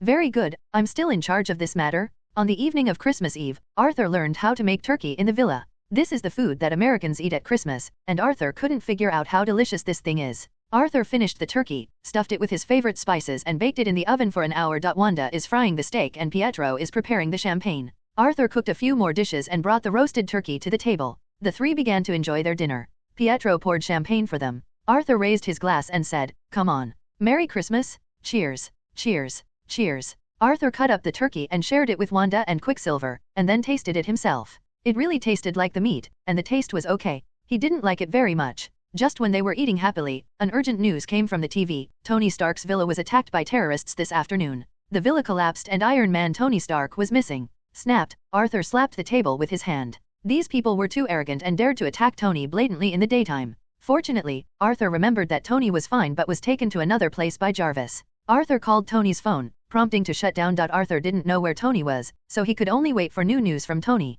On Christmas Day, television channels throughout Los Angeles were hacked again, and the Mandarin appeared on television again, demanding to call the President of the United States. Just after the President of the United States answered the phone, the Mandarin shot an accountant of an oil company to death in front of all TV viewers. He also threatened the President to kidnap him. Arthur also watched the TV, and felt that the Mandarin actor was acting like that, and the accountant who was beaten to death was also acting in his true colors. Arthur remembered, isn't that big villain a scientist, also teamed up with the Vice President of the United States? Arthur called Rhodes, and Rhodes took a long time to answer the phone. Arthur. Rhodes' voice came from the phone. Yes, where are you, Rhodes? Arthur asked. I'm with Tony, we're in Miami, Rod replied. Have you caught the Mandarin? Arthur asked again. How do you know? We just found Mr. Mandarin. Guess what happened? He's actually an actor. He was hired by someone else. Rhodes said helplessly. I already know, and I also know that they are with the Vice President, and they want to attack the President. Arthur revealed to Rhodes. What? The Vice President and their gang? Do you have evidence? Rhodes was quite surprised. They are already wearing your armor to catch the President. What evidence do you need? Tell me the location, and I will support you. Arthur said. Well, we are in Miami, and their plan is to do it on the ship at the port. Rhodes told Arthur their next plan. Arthur hung up the phone. Miami? I haven't been there yet. Sure enough, as Arthur said, the gangsters wearing the Iron Patriot armor hijacked the President on the general plane. Tony caught up but failed to save the President, and rescued all the staff on the plane. It was already night when Arthur came to the port of Miami, and he met Rhodes and Tony at the pier. Rhodes was very happy about Arthur's arrival, and finally had an extra helper. Why are you here? Tony asked. I heard your house was bombed, I'll help you. Arthur replied. Actually, I already have a plan, Tony said. Okay, now listen to my plan. I will go up and lure out all the enemies. Rhodes will save the President, and Tony will save Pepper. Arthur said his plan. This plan is not bad, but my support is coming soon. Tony said. It's your battle armor. I finally know why you said you have no money, and the money is spent on your hobbies. Arthur complained. Okay, let's not talk anymore, I'm going. You play by ear. Arthur walked out after finishing speaking. Arthur blatantly walked to the deck of the cargo ship, and was directly spotted by the enemies on the deck. Now the entire deck is full of enemies. The enemies on the heights all found Arthur and shot at Arthur one after another. Arthur's right hand Icky wrapped him in a water bubble, like a water polo, but bullets from all directions couldn't break Arthur's water polo. Just when Arthur was attacked, Rhodes saw the Mr. President who was hanging in the air and wearing the Iron Patriot armor. And Tony looked at the light spot that appeared in the distance and said, it's finally here. What's coming? Rhodes asked. Look over there. Tony pointed to the dots of light that appeared in the sky. All of those? Rhodes asked. Tony nodded, and it took only a dozen seconds for more than 30 iron armors to arrive here and surround the cargo ship. Arthur and the man who was shooting him noticed this too. Although he was prepared in his heart, Arthur was still shocked. How much did so many steel armor cost? I got fucked by Tony. Jarvis, carry out a devastating strike against the heat source signal of the extremis virus. Tony ordered. Yes, sir. All Iron Man armors automatically launched an attack on the enemy.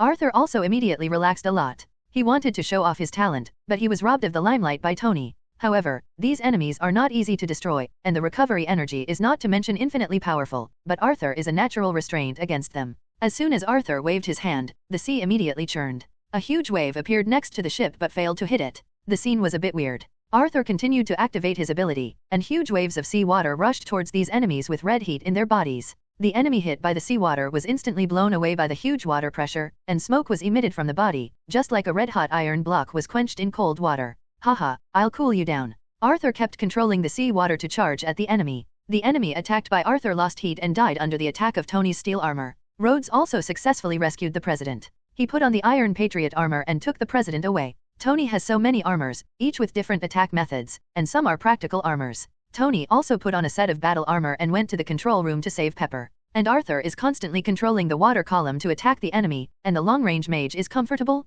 Arthur was having fun when he suddenly heard Tony calling his name. Arthur. Arthur looked up and saw that Pepper was holding a pillar, which was at a very high place and was about to fall. Tony asks Arthur to help, while Tony is entangled by the enemy. Arthur flew up, came to Pepper, held her in his arms, and saved her. After seeing Pepper being rescued, Tony breathed a sigh of relief. And the big villain Dr. Killian came to Tony, looked at Arthur who was flying away with Pepper and asked, "See King Arthur? Why is he here? You should worry about yourself." Tony ran towards Killian, and Killian also ran towards Tony. Tony dodged to avoid Killian's punch. Put on and scuffle with Killian. Arthur put Pepper on the ground and said to her, "Stay here, I'll help Tony." Killian and Tony fought inextricably. Under Tony's attack, Killian's whole body glowed with high temperature and red light. His attack speed is also very fast. At this moment, a huge jet of water hit Killian, pinning him on the shelf and unable to move, and Tony was also sent flying by the jet of water. Killian, who was pressed by the huge water pressure on his body, let out a scream, and his body cooled down rapidly when he touched the icy sea water, producing a burst of water vapor smoke. The pressure of the water pressure was too great, directly crushing the shelf he was on, and Killian and the shelf on the cargo ship fell towards the deck together. "Why do you even hit me?" Tony flew to Arthur and asked. Arthur shrugged and landed towards the deck, and Tony followed Arthur. Tony.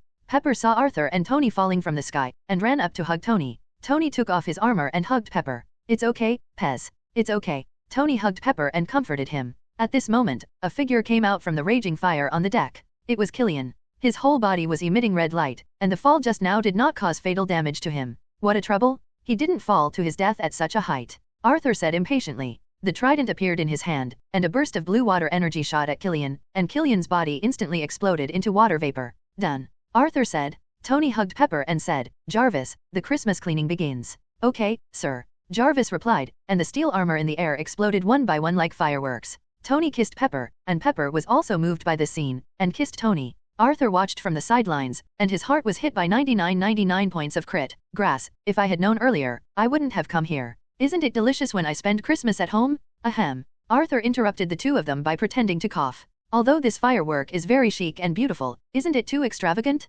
Didn't you tell me that you had no money before? So what is it now?" Arthur asked Tony. "Don't pay attention to these details. You want to wait for me to make a set for you when I go back," Tony said generously. "Just waiting for your words." Arthur looked at Pepper again. "You were injected with the extremis virus by Killian, right?" Tony looked at Pepper hurriedly. Pepper nodded and admitted, "I will definitely cure you. Don't worry." Tony grabbed Pepper's hand and comforted him. In the end, Arthur didn't have a good time in Miami. He went home directly after the matter was over. Wanda and Pietro were still waiting for Arthur to spend Christmas together. Of course, their way of celebrating the festival is to eat, but last night they ate turkey on Christmas Eve, so of course they have to eat something Arthur likes tonight, that is barbecue. Arthur had already marinated the meat in the refrigerator. In the courtyard of the villa, Quayin put charcoal into the oven and lit it with a lighter. Arthur took out the processed oysters and grilled them one by one, and Wanda was responsible for putting garlic sauce on each oyster. Arthur ignited another oven, put marinated beef on it, and grilled it with chopsticks, as well as lobster, chicken wings, pork belly, and many vegetarian dishes. "Let's roast slowly." The three enjoyed the barbecue, eating roast beef in lettuce wraps and drinking cold beer. Life is so beautiful. Arthur found that since Wanda and Pietro came, he had gone farther and farther on the road of food. He also liked to eat when he lived alone before, but he didn't like to do it himself. He always eats at the Atlantis restaurant. Now that he has Wanda and Pietro, he doesn't go to the restaurant anymore. He spends all day studying food with Wanda. He couldn't be blamed for this. The venom in his body made him need more and more food, so he had to find a way to get rid of this hungry guy. The venom suddenly felt a cold swish. No, it was murderous. Venom was on guard carefully. The goddess Scarlet Witch in everyone's hearts was brought into a snack by herself, and Pietro was turned into an internet-addicted youth who was addicted to games. Arthur said his Marvel universe was a little weird. Speaking of Pietro playing games, it's amazing. He is now the strongest king in Ionia. Pietro's reaction is super fast. His operation is delicate and responsive. People who have met him call him a script strange. I was always reported as cheating. He even refused several times when the team contacted him to try out and play professionally. He knew that it would be unfair to other players if he went, and he just wanted to play at home. Arthur suggested that Pietro go to the Hero Video Network to open a live broadcast. It is a pity that such a strong strength does not play a live broadcast. Pietro also agreed to try it. Since then, there has been an anchor called Kayin takes you to play games on the Hero Video Network. He is not very talkative, but the game level is very high, the operation is very enjoyable, and he has gradually gained some popularity. Tony contacted Arthur on this day and told Arthur that Pepper's extremis virus had been cured, and through this incident, Tony felt that he had grown up again. Tony wanted to remove the shrapnel from his chest, but the operation was quite dangerous. He wanted to ask Arthur what he thought. Arthur came to Tony's new home, which was a new luxurious villa. Looking at the villa in front of him, Arthur expressed that he couldn't compare it. "You are here, please come in." Pepper opened the door for Arthur. "Thank you." Arthur walked into Tony's new villa. He felt that the house was okay, but it was a bit empty and some furniture hadn't been bought yet. It should be that he had just bought a house and hadn't had time to get it. "I heard that your extremis virus has been completely cured," Arthur asked. "Yes, it's all right," Pepper replied. "That's great," Arthur said happily. "You came a few minutes after I called, and the speed is getting faster and faster," Tony said from the second floor. "If you are looking for me, I will definitely come here as fast as possible." "How did you figure it out and finally make up your mind to get the shrapnel?" Arthur asked. "Yes, I think these shrapnel are in my blood vessels. It's better to take them out, but the risk of surgery is too high. I'm a little bit undecided," Tony said. "I also support you to take out the shrapnel. I will find the best doctor to do this operation for you." Pepper grabbed Tony's hand and said, "Actually, it doesn't have to be so troublesome. To be honest, I can stop your blood flow and take out the shrapnel in your blood. Don't worry," Arthur said to Tony. "Is it true?" "Great, Tony," Pepper said happily. "How sure are you?" Tony asked. 10%. I can even drain a person's whole body of blood in an instant, and I can also control the backflow of blood," Arthur promised. "Then I will contact the hospital for an operation, and my life will be in your hands. Don't be careless." Tony said to Arthur cautiously. Don't worry. Arthur assured, patted his chest. Tony lay in the operating room. Pepper and Rhodes watched from the glass window of the operating room. Arthur put on an antibacterial suit and stood next to Tony, and Dr. Wu from China was Tony's attending physician this time. Is this really the operation? Don't I use silver needles to slow down his blood flow? Dr. Wu asked. Yes, you can just do the surgery, and I will control the blood flow, Arthur said in Mandarin. Ready? Arthur asked Tony Stark. Tony gave Arthur and Pepper Rod a thumbs up, indicating that they were ready. Anesthesia. Dr. Wu said. The assistant on the side injected Tony with anesthesia, and Tony lost consciousness immediately. Let's get started, Arthur said to Dr. Wu. Dr. Wu carefully cut off the arc reaction base on Tony's chest. At this moment, Arthur spread his 5 fingers to stop Tony's blood flow. Arthur carefully sensed the shrapnel in Tony's blood, and used energy to control the blood to wrap the shrapnel out of the wound on Tony's chest. Dr. Wu on the side only saw a miraculous phenomenon. Under Arthur's control, shrapnel wrapped in blood flew out of Tony's chest one by one, and fell into the plate beside him. It's incredible, Dr. Wu exclaimed looking at the scene in front of him. Arthur's ability is amazing. If he becomes a doctor, he can complete many difficult operations. A total of more than 30 pieces of shrapnel were taken out, some big and some small. After the shrapnel was taken out, Arthur asked Dr. Wu to treat the wound. Arthur restored Tony's blood flow. Arthur used mental power to check Tony's whole body to see if there was any problem. If there was a problem, Arthur had another solution, which was venom, which could instantly repair no matter how many injuries there were. Under Arthur's inspection, it was found that Tony was completely fine, and his heart was beating very strongly. I'll leave the rest to you, Arthur said to Dr. Wu and walked out of the operating room. Pepper and Rhodes immediately walked towards Arthur when they saw Arthur coming out. Looking at little Pepper's worried eyes, Arthur said, It's all right, the operation was a success, and all the shrapnel has been taken out. Pepper and Rhodes breathed a sigh of relief immediately. Pepper even covered his face and cried, Great, great, Tony is fine. Rhodes patted Pepper on the shoulder to comfort her, and said to Arthur, Tony is fine thanks to you. Thank you Arthur. We are all friends. When will you join the Avengers? We need people right now, Arthur asked Rhodes. You invited me, I will definitely join, but I have too many tasks now, let's wait for a while. Rhodes replied. Tony's operation was a complete success, and Tony woke up 2 hours later. Looking at the shrapnel in the glass bottle and the Ark's energy reactor beside him, Tony's mood was very complicated. Finally, he bid farewell to the past. He wants to live a good life from today. Tony and Pepper thanked Arthur together, and Arthur and Rhodes left, consciously leaving space for the young couple. Arthur stayed at home for another period of time, and the ordinary daily life made Arthur feel very comfortable. Apart from practicing with Wanda, he was in double row with Pietro. Arthur felt that he couldn't go on like this anymore, and of course Arthur wanted to live his life like this, but the soul gem on his chest reminded Arthur that the threat of Thanos was getting closer and closer. Arthur made up his mind to leave the Earth, and went to Nidai to find the dwarves to build a set of armor for himself, and it was time to upgrade the sea god Trident. There is still a broken destroyer waiting for him to deal with at the bottom of Asgard's water, so there are enough URU for his own use. Arthur told Wanda and Pietro that he was going to leave for a period of time, and let them practice and watch the house by themselves. Wanda wanted to go with Arthur very much, but Arthur refused. He was going to Asgard, and he probably wouldn't go for too long. Let Wanda take care of the house and wait for him to come back? Under the reluctant eyes of Wanda and Pietro, Arthur jumped into the sea, and quickly swam towards the location of the crack in the 9 worlds in his memory. I'm hungry, don't keep hurrying, let's find something to eat. Venom said to Arthur. You just know how to eat and eat. What use do I need you for? What have you done for me for so long? Arthur cursed at Venom. Who made you so strong, Master? I'm useless. When I encounter danger, I will definitely stand in front of Master. Venom said flatteringly. Remember what you said, I'll use you to block the knife. Although Arthur cursed, he still found a small island and lit a fire to grill fish. Arthur was also hungry. As for the venom, Arthur got him several large fish and swallowed them all. Master, where are we going? Venom asked. Asgard, have you heard of it? Arthur replied. Who in the universe has never heard of Asgard? Odin claims to be the father of the gods and commands the 9 worlds. It is said that his power is very powerful. Venom said. Not bad. You know quite a lot. This time I will take you to Asgard to open your eyes. Arthur said. As expected of the Master, it is indeed right to follow the Master. How did Venom become a sycophant? Arthur set off again, heading towards the direction he remembered.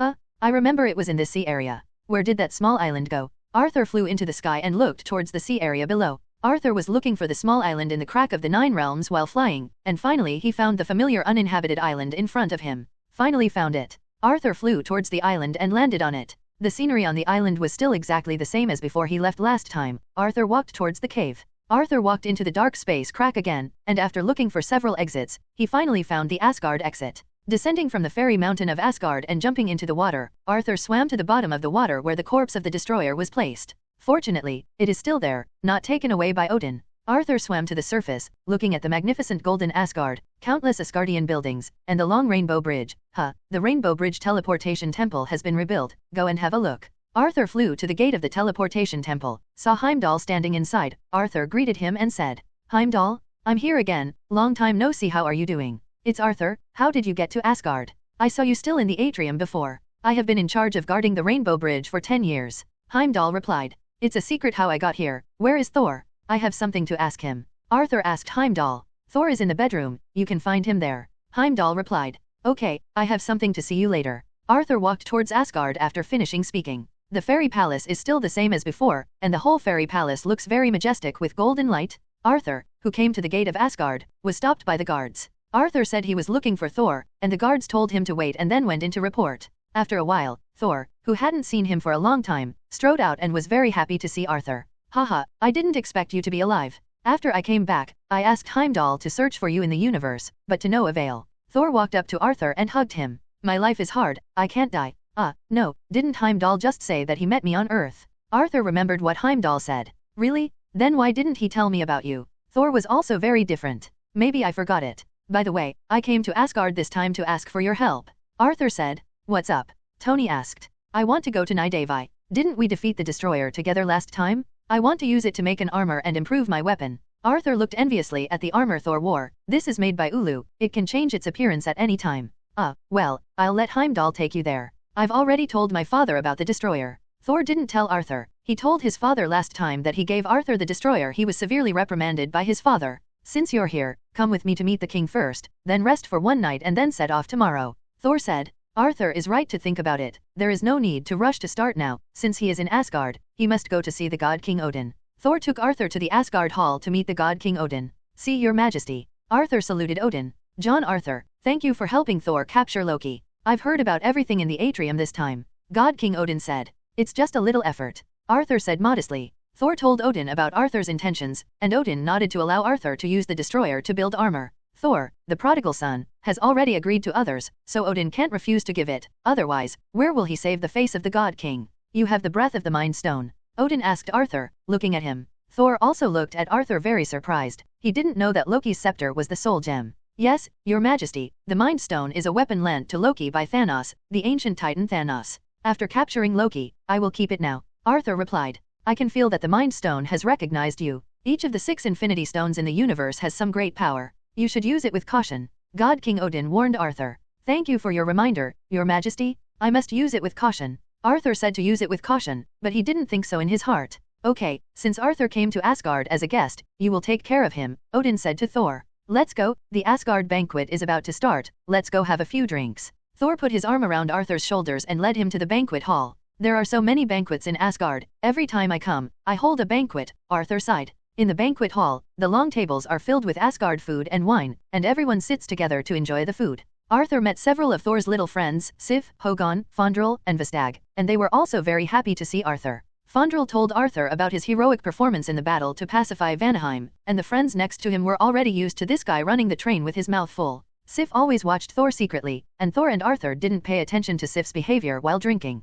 Arthur touched Thor with his crotch, and laughed in a low voice. Sif keeps watching you secretly. Does she like you? I didn't expect you to be very popular with women. Thor smiled wryly. He knew Sif liked him a long time ago, but unfortunately he only regarded Sif as his younger sister. I like Jane, you don't know? I treat Sif as my sister. Thor said. I'm not optimistic about you and Jane. By the way, did you go to see her this time when you went to Earth? Arthur asked. Thor shook his head. This time he came back directly with Loki, without visiting Jane. You are awesome. If you cheated the other person's heart and put her on the Earth for such a long time without seeing her, you are not afraid of her empathy. Arthur teased. Thor smiled unnaturally. It was clear to him whether Jane had empathized with him or not. If he had nothing to do, he asked Heimdall to stare at Jane Foster and grasp the other's every move. The next day, Thor, the god of thunder, brought Arthur to the Temple of Teleportation. Heimdall, send us to Nidavi. Wait for me a moment. Arthur jumped into the water, swam quickly to the bottom, picked up the destroyer armor and carried it on his shoulders. Okay, let's go. Arthur jumped out of the water carrying the destroyer and landed in front of Thor and Heimdall.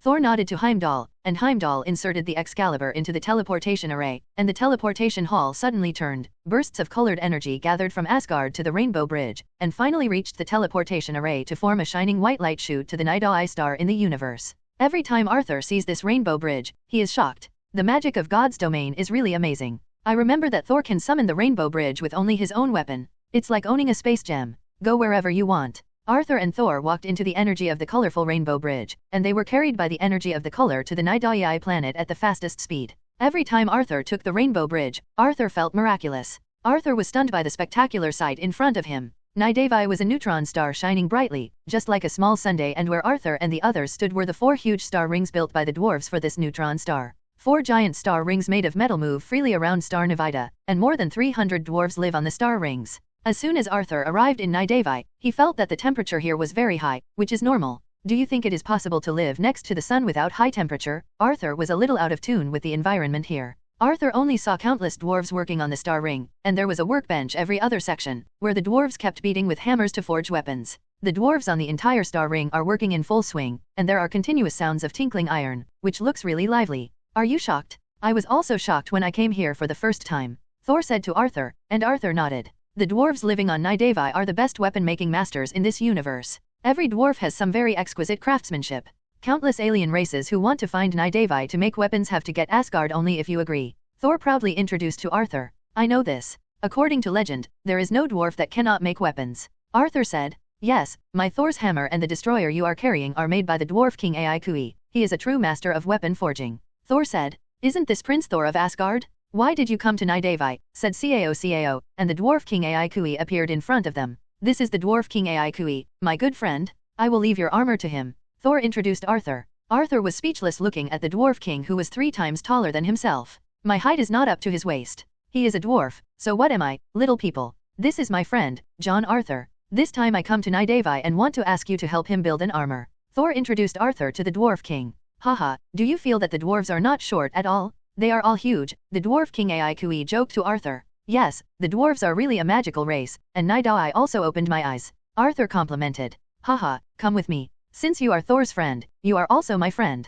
If you want to build armor, leave it to me, the dwarf king promised, patted his chest. Dwarf king Aikui walked towards his studio with Arthur and Thor, and Arthur visited the huge star ring while walking. It looks very technological here. It is made of steel everywhere, and there are some very delicate mechanisms. Arthur feels as if he has come to Cybertron. The workbench of the dwarf king Aikui is in the center of the entire star ring. There is a huge ring here, which can collect the heat energy of Nidai star to heat the furnace. No matter what material metal is in this furnace, it can be melted into liquid. This is the destroyer armor I made, right? What's wrong with it? Aikui noticed the destroyer on Arthur's shoulder. It was broken by me and Arthur, and it's useless. My father gave Arthur to make armor, Thor said. The dwarf king, Aikui, was a little surprised when he heard it. When did Odin become so generous? This destroyer, which took several tons of URU to build, was given to an outsider like this. The dwarf king gave Arthur a deep look. What kind of armor do you want to build? Asked the dwarf king. Well, it's better to be handsome, not too exaggerated, and have higher defense. By the way, one more function is to help me make a few gem slots in my hands.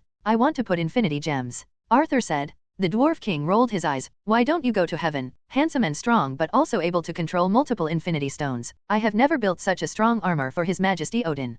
Can it be done? If not, you can lower the requirements, but you must have the function of using infinite gems. Arthur said to the dwarf king. What a joke? Why can't it be done? There are things that our dwarves can't do. I once made an infinite glove for the king of gods, which can use the power of 6 infinite gems. The dwarf king couldn't let Arthur underestimate himself. What? Odin once owned the infinity gauntlet. Arthur was a little surprised, but he was right after thinking about it. He remembered that there was a fake in Odin's treasury. I'll give you this blueprint, and you can build it according to this shape. Arthur took out the blueprint he had prepared in advance, which he drew when he was bored. The armor is a bit like the Neptune set in DC Comics, with the golden armor on top covered with dragon scales. The gold should be worn with green pants and golden boots. The green gloves on both hands have 2 conch-shaped arm guards, and 6 infinite gems are drawn on the right glove. There is also a golden crown and a golden cloak. Arthur used the newly made blueprints and colored them. The dwarf king took a look and thought the design was really good looking. Thor also took a look and thought it was pretty good. Would it be a little too conspicuous? Thor asked. Arthur in gold and green would definitely be the prettiest boy in the crowd.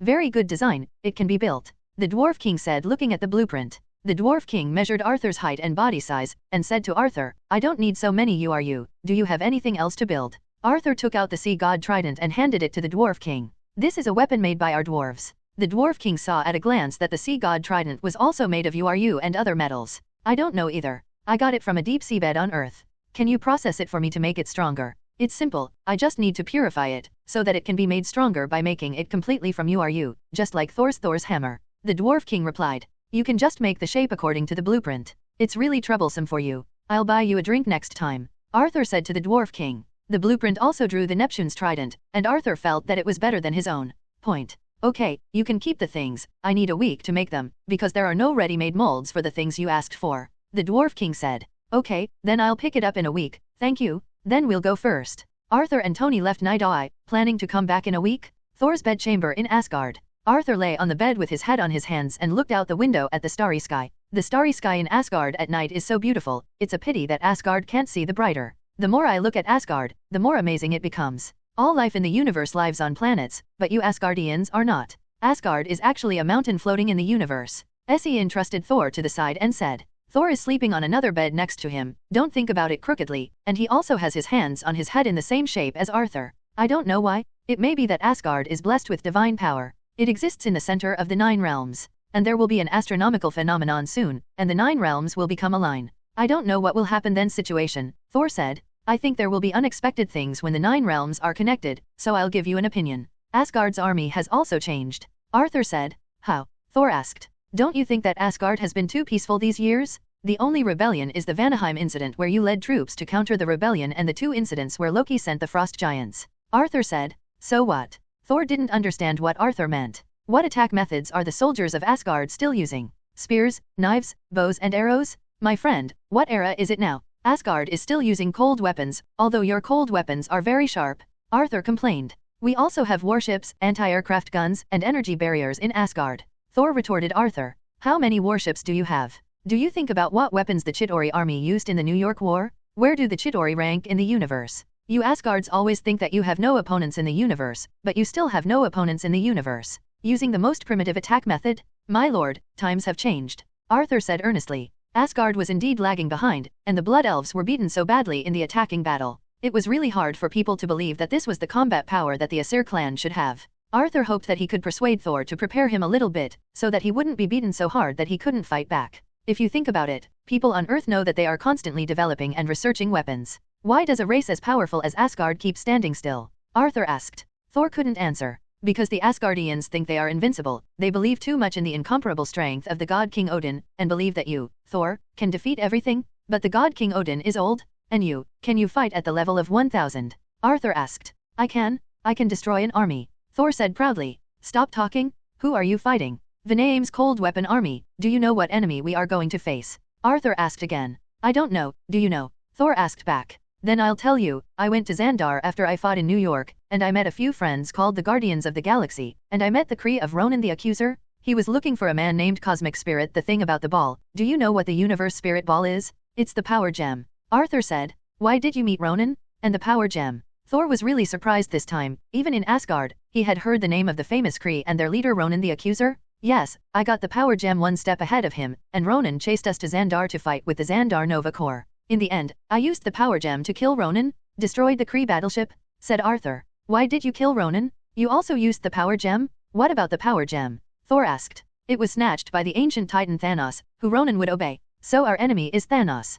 Arthur said. You mean we're going to have a fight with Thanos? Thor asked. This is inevitable. The person behind the Chitauri is Thanos. He gave Loki the soul gem and asked him to snatch the cosmic Rubik's Cube, which is the space gem. Now Thanos has got the power gem. The purpose of Thanos it is to collect all 6 infinite gems, and now except for the soul gems, the remaining 4 gems are all on Earth or Asgard. Do you think Thanos will let us go? Arthur asked. The more Thor heard it, the more dignified his expression became. He knew that the people behind Loki were not simple, but he did not expect that they were the most difficult titans in the universe, and it seems that Asgard and Thanos will go to war sooner or later. So, tomorrow, you will go and clarify the relationship with your father and king. We have the Night-Eye dwarves. Are we afraid that we don't have powerful weapons? The Asgardians should also change, Arthur said earnestly. So we really have to get ready. You and I will meet the father tomorrow. Thor said. Arthur let out a long sigh of relief, and finally explained to Thor that the Asgardians have no sense of threat, so they have been greedy for comfort, so Ragnarok is doomed. Early the next morning, Thor took Arthur to the Asgard Hall to meet God King Odin.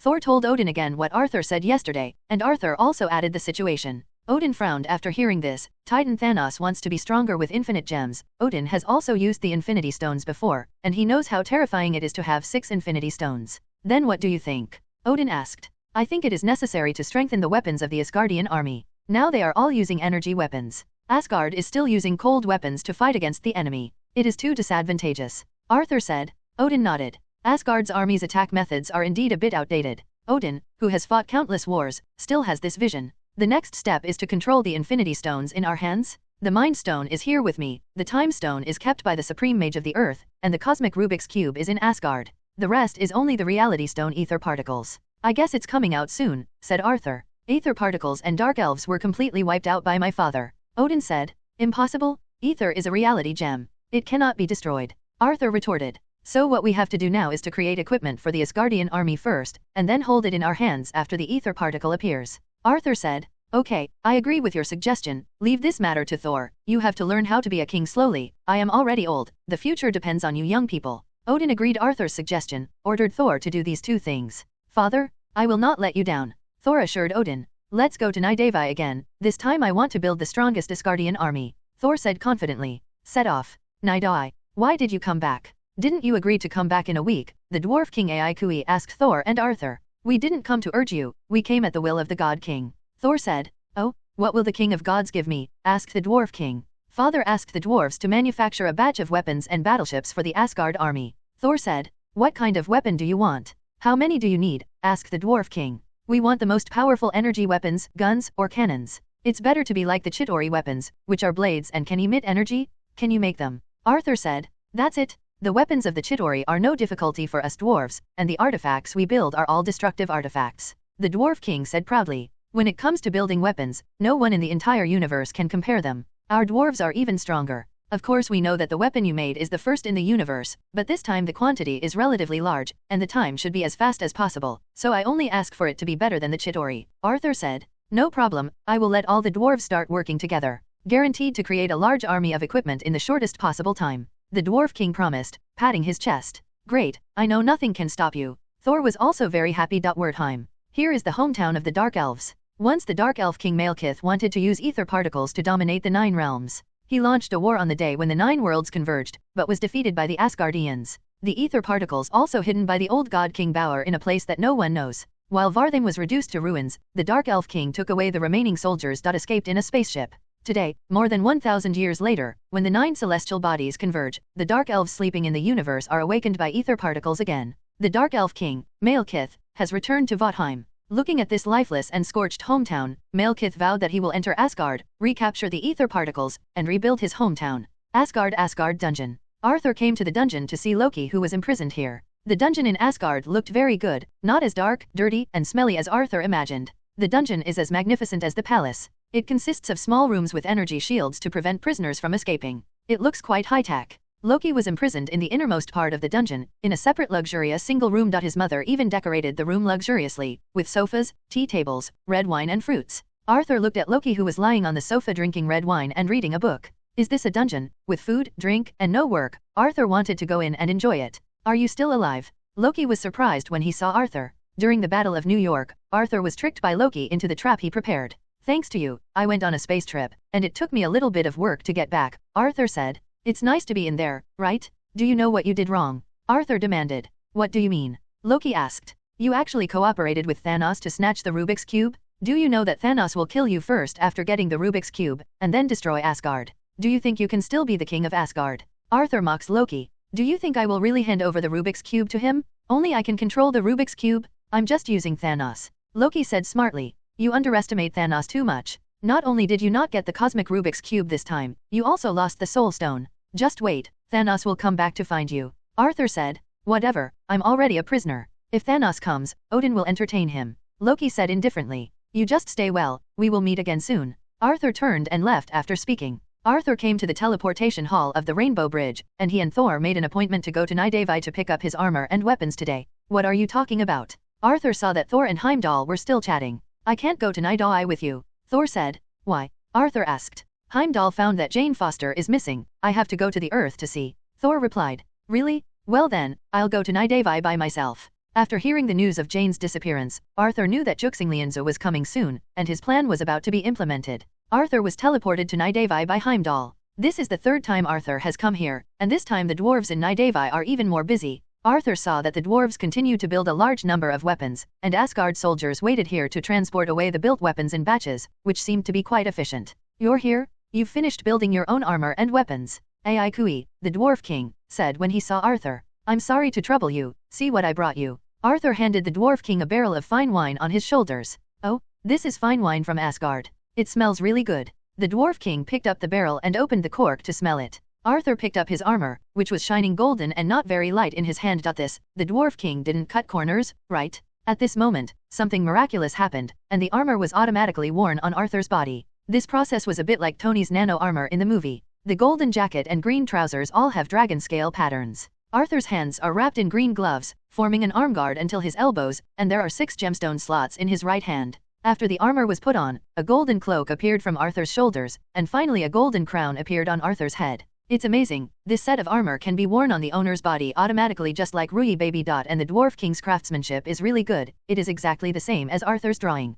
This is the armor made by you. It can add magic. I added some simple magic, such as automatic dressing, and it can change the shape. The Dwarf King saw Arthur's doubts and explained to him. Change shape. Arthur thought of a shape under the guidance of the Dwarf King and then chanted a spell. Arthur's armor instantly changed into a black suit, white tie and leather shoes. Damn it. Arthur touched the fabric of the suit. It was almost the same as the real thing. So amazing. These are just basic functions. The metal URU is so magical, and Thor's armor can also deform freely. I don't have to buy clothes anymore. Arthur loves this feature more than any other ability. The armor turned into a t-shirt shorts AJ1 for a while, turned into a hoodie jeans skateboard shoes for a while, and turned into a JK uniform miniskirt for a while. This is wrong. Arthur had a great time playing. This is just one of its functions. Its core function is defense. URU metal and Genjin are called the 2 major metals in the universe. Not only are their defenses amazing, but they can also automatically repair themselves, said the Dwarf King. I also made the gem slot you want on the right-hand glove for you. He can use 6 infinite gems at the same time, but I don't recommend you to do it, and the premise is that you have gems.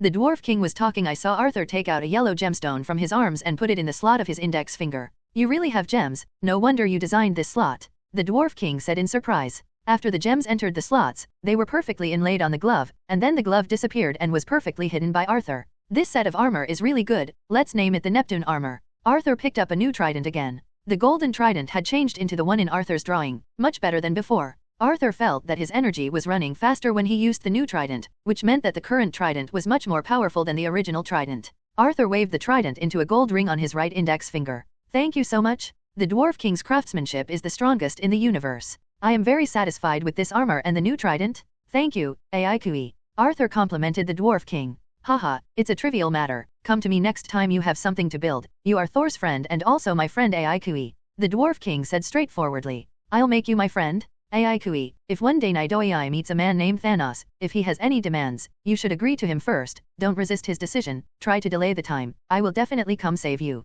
Arthur said sincerely to the Dwarf King. Thanos? Who is Thanos? What is he going to do to us, Nidoi? The Dwarf King asked confusedly. Just remember my words, and you will know when the time comes. Arthur said mysteriously. Okay, I remember. Globe London. Thor found the missing Jane Foster here, and discovered that there was a huge special energy in her body that made her body constantly weaken. Thor had no choice but to bring Jane back to God's domain for treatment. In the medical hall, Jane Foster was lying on the soul-smelting furnace, and the doctors of Asgard were doing a physical examination for her. What's the matter? What happened? Arthur walked into the Temple of Medicine and asked Thor, the god of thunder, who stood watching. She is sick, and there is a special energy in her body, very powerful. Thor said. Let me see. Arthur walked towards Jane Foster and put his hand on her head. It's you? Aren't you King Arthur? Have you come to Asgard too? Jane looked at Arthur and said in surprise. Yes, I am Arthur, nice to see you again. Arthur said to Jane. You are really popular now, colleagues in our institute like to watch your videos. Jane said to Arthur. What video? Thor on the side couldn't understand what the two were talking about.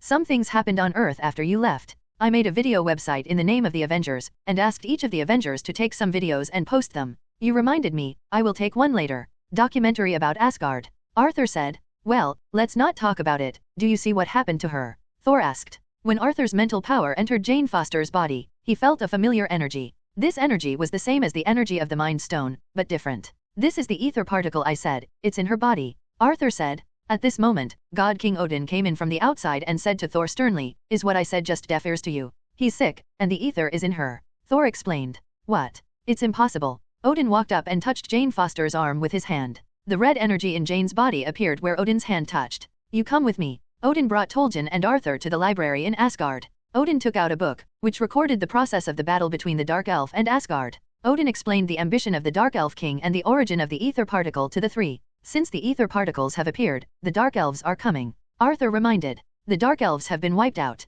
Odin still did not believe that the Dark Elves were still alive. Arthur didn't refute him either. You'll find out in 2 days. Does that book say how to get it out of me? Asked Jane Foster. Sorry, no. Odin said and left. Thor and Jane looked at each other affectionately, and Arthur also stared at Jane, as if looking at a baby. Arthur, the ether particle in simplified body, is determined to win, but when he tried to extract the ether particles were out of his control. The ether has recognized the Dark Elf King Malekith as the master for more than 1,000 years, and the ether particles must be taken out through the hands of Malekith. Thor and Jane Foster are strolling around Asgard, while Arthur is filming with a card camera in the back. Arthur has always carried a card camera with him since he started a video website, and he will take pictures of any interesting things he encounters. Arthur's new armor also has a storage function. Although the space is only the size of a school bag, it is enough for Arthur to use. Arthur puts all the things he usually needs into it. Old irons? Did you see it? This is Asgard, the legendary kingdom of the gods. Of course, this is not a legend, it really exists. Arthur took a selfie with the camera. The ones walking ahead are Thor and his girlfriend Jane Foster. Thor is here to say hello to everyone. Arthur pointed the camera at Thor and Jane. Hello everyone, I'm Thor. Welcome to Asgard. This is my girlfriend Jane. Hello everyone, I'm Jane. Thor and Jane were a little uncomfortable with this shooting mode. The expression is a bit stiff. Okay, Thor, can you introduce your hometown to everyone? Arthur said. Okay, this is the royal palace of Asgard. Behind me is where the people of Asgard live. I saw the bridge in the water in the distance. That is our rainbow bridge in Asgard. Thor, the god of thunder, proudly introduced to everyone the places they could see now. Arthur also pointed the camera at the place Thor pointed to, adjusted to a wide-angle lens, and took a picture of this beautiful scenery. Okay, thank you Thor for the introduction. Next, I will take you around to see the bottom life of the people of Asgard. This is the channel of King Arthur of the Sea. If you like my video, remember to press 3 times. Oh, Arthur continued to walk and take pictures with the camera. On the other hand, Thor rarely gets along with Jian alone, and the two kissed together while chatting. Fondrel and Vertag went to Vanaheim to suppress the rebellion, brought back a group of very bad criminals, and took them all to the Asgard dungeon to be imprisoned. But none of them knew that one of the prisoners was Algrim, a subordinate sent by the Dark Elf King. He was the most powerful warrior among the Dark Elf clan. The Dark Elf King hid a cursed stone in his body, allowing him to sneak into Asgard and transform into a cursed warrior to cope with the invasion of the Dark Elves. The cursed stone is made of a small amount of ether particles, which can allow the Dark Elves to gain incomparable strength and defense. Algrim in the dungeon dug out the cursed stone from his body. After crushing the cursed stone, the power of the ether particles in the cursed stone entered his body. In an instant, his body seemed to be on fire, emitting a red light. The prisoners who were with him were frightened and smashed the energy shield desperately to get out. Boom! A red energy exploded. In an instant, the 4 prisoners next to him turned into black powder. And Algrim's body swelled more and more, and after the high-temperature red energy dissipated, he had already turned into a cursed warrior over 3 meters tall. The cursed warrior broke through the energy shield with a punch, and was seen by 2 dungeon guards. The guards rushed up and slashed at the cursed warrior with the weapon in their hands, but they couldn't break through his defense. Mr. Curse pinched a guard's neck with one hand and lifted them into the air. With 2 clicks, the necks of the 2 guards were twisted. The cursed warrior walked to the other cells, punched one by one to break the energy shield of the cell, and released all the prisoners in the dungeon. Suddenly the dungeon became chaotic, the prison alarm sounded, and the guards of Asgard also reacted, took up their weapons and rushed towards the dungeon. The cursed warrior came to Loki's dungeon energy shield, looked at the gorgeously dressed man but did not help him remove the energy shield, turned around and prepared to leave. Take the stairs to the left. Loki reminded him. The cursed warrior walked towards the stairs to the left, which leads directly to Odin's palace. The guards rushed into the dungeon, holding Nidai's latest energy weapon in their hands, and the golden energy shot out continuously to eliminate the fugitives in the dungeon. Thor, Jane, and Thor's mother, Frigga, heard the alarm. Thor immediately thought that Loki might have escaped from prison, and he flew towards the prison. Arthur came to Jane and Queen Frigga, and said, "An enemy has invaded, and I will be with you to protect you." The 3 returned to Asgard together, where God King Odin arranged guards to guard the treasure house of Asgard and support the dungeon. "It's just a little mess, don't worry," Odin said to Frigg. "Take her to the room, and I'll find you when it's safe."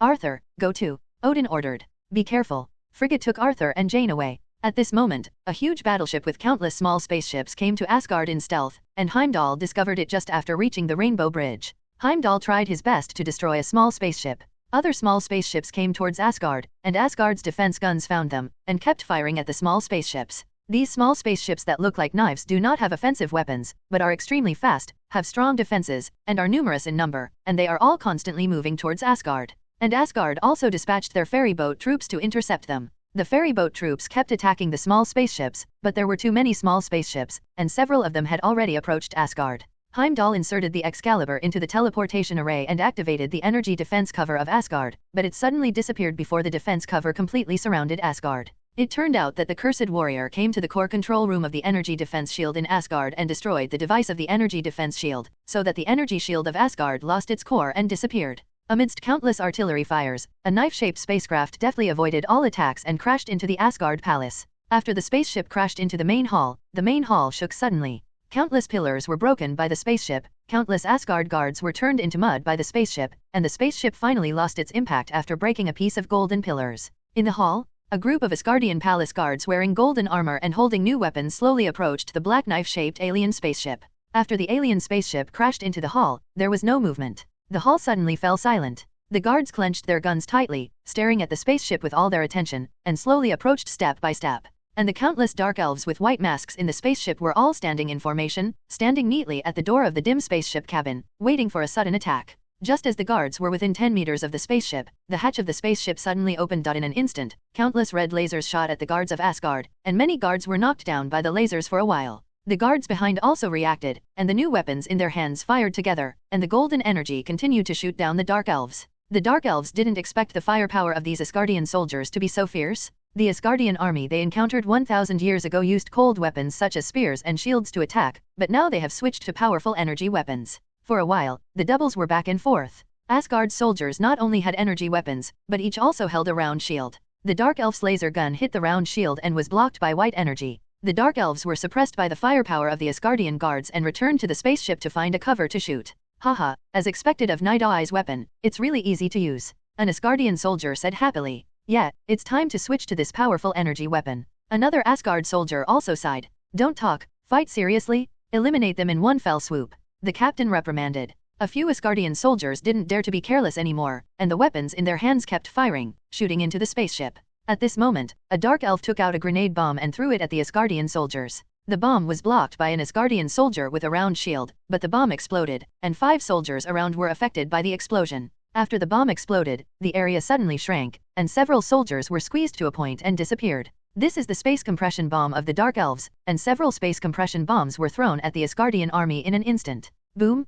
boom, boom, they exploded one after another, and the Asgard army suffered heavy casualties for a while, and the Dark Elves came out of the spaceship again, and the red energy kept shooting at the Asgard guard soldiers. Space compression bombs were also thrown out one after another, and the Asgard guards were beaten and retreated. Although there were constant Asgardian guards coming from outside to join the battle, they were beaten back steadily by the firepower of the Dark Elves, and there were corpses everywhere for a while. The Dark Elf King Malekith also swaggered out of the spaceship, followed by more than a dozen Dark Elves to protect him. The pale-skinned Malekith looked at the throne of the King of Gods in the hall. He thought that he was defeated by the king of the previous generation, and the ether particles were taken away. He could only hide in the universe like a bereaved dog for more than 1,000 years. These are all thanks to Asgard. Malekith strode straight towards Odin's throne, and took a space compression bomb from a soldier's waist halfway. Malekith threw the bomb at Odin's throne. The bomb exploded suddenly, and the throne was shattered. After the explosion, the space continued to compress together. The entire throne was swallowed by this force, leaving only an empty step. The Dark Elf King led a group of soldiers to attack all the way in the direction of the ether particles, and he will get back what he lost today.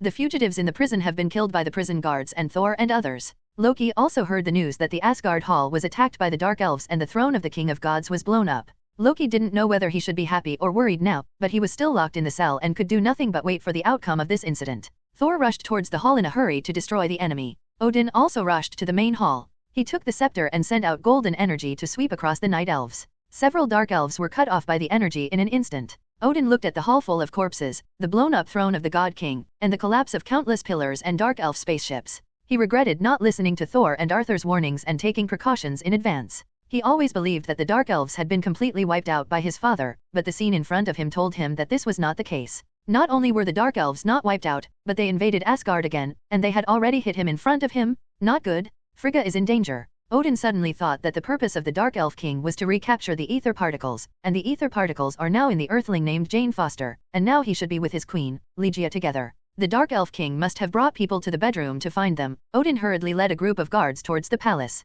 Arthur followed Queen Frigg and Jane to the bedroom. Frigg comforted Jane and told her not to be afraid. Jane finally calmed down, but her body was still trembling slightly. The sound of the huge explosion and the violent fighting and screams from the palace just now reached her. At this moment, the door of the bedroom was pushed open, and a pale-skinned dark elf King Malekith, wearing silver armor and a black helmet, walked in with a group of his subordinates. "Stand back, monster, I can still spare your life." Queen Frigga picked up a sword and said to Malekith. "My fate is great, woman," said the dark elf king. When the queen was about to step forward, Arthur stopped her. "Leave these people to me, queen. Be careful." Queen Frigg stepped back and stood with Jane. "You are the dark elf King Malekith? I have been waiting for you for a long time," Arthur said, looking at the dark elf king. "Who are you?" the dark elf king asked. "I'm from Earth, my name is John Arthur, and I have a nickname called Sea King." As Arthur spoke, golden light flashed all over his body, golden armor and green pants instantly appeared on his body, a golden cloak appeared behind him, and a golden crown worn on top of the head. The golden trident is held in Arthur's right hand.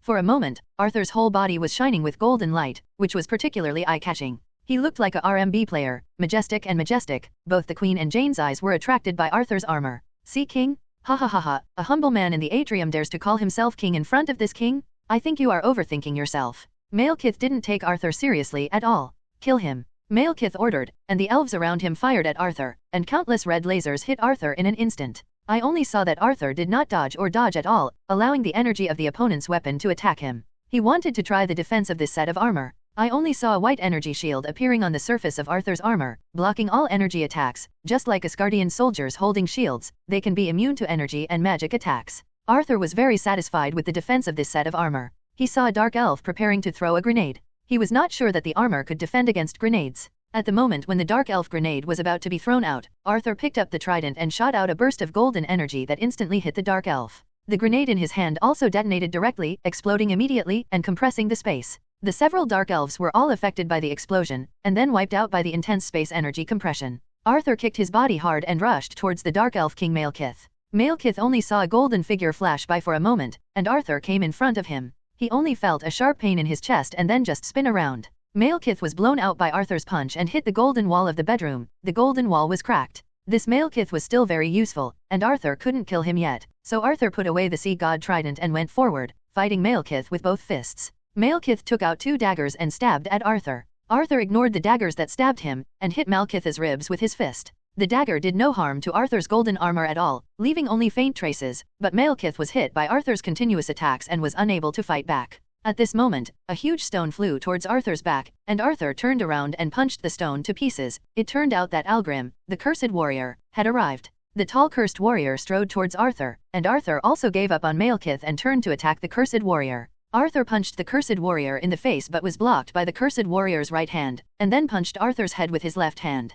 Arthur raised his left arm to block the blow, but his arm was numb from the shock of the huge force. It was unexpected that this cursed warrior was so powerful. Arthur punched the cursed warrior continuously, and the cursed warrior and Arthur started a hand-to-hand fight. The cursed warrior has rough skin and thick flesh. Arthur can't do much damage to him when he hits it. Arthur's armor defense is also very amazing. The cursed warrior can't do harm to Arthur. Just as 2 human shield-level characters were fighting each other, when Malekith was about to sneak attack Arthur with a dagger, a bolt of lightning struck his face. It turned out that Thor had arrived, and Thor's hammer was thrown out by Thor and hit Malekith, knocking him out. The cursed warrior jumped up and caught Malekith the moment he saw his king being blown away. "Keith." The cursed warrior jumped off the balcony with Malekith, but Arthur wanted to stop him but was a step too late. It turned out that there was a dark elf's knife-shaped spaceship waiting to pick them up under the balcony. The spaceship quickly took the 2 of them and fled towards the huge battleship in the air, and Arthur immediately chased after it. The golden energy shot from the trident towards the spaceship but was dodged by the knife-shaped spaceship. After the knife-shaped spaceship and the huge battleship were combined, the battleship instantly activated the stealth mode, and the engine was fully turned on and disappeared at a fast speed. Arthur could only watch it leave but there was nothing he could do. Arthur shook his head in the air and felt sorry for it, and he almost caught Malekith. Thor hugged Jane tightly, and Queen Frigga was not killed by the dark elves like in the plot. When Odin arrived and saw that Frigga was fine, he was relieved. Arthur flew back, saw Odin and said to him, "Sorry, your majesty? Let Malekith escape."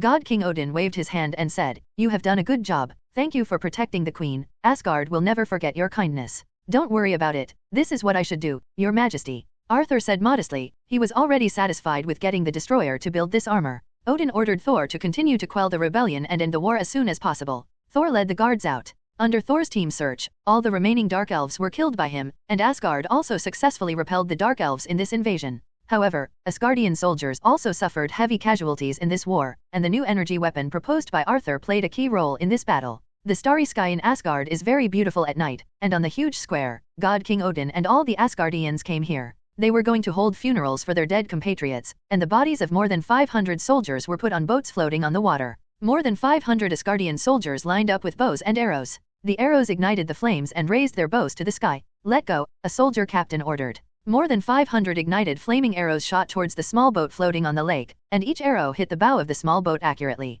Immediately, more than 500 small boats were all ignited, and they floated neatly along the current, and the people of the whole city of Asgard put their own circular everlasting lights in the sky.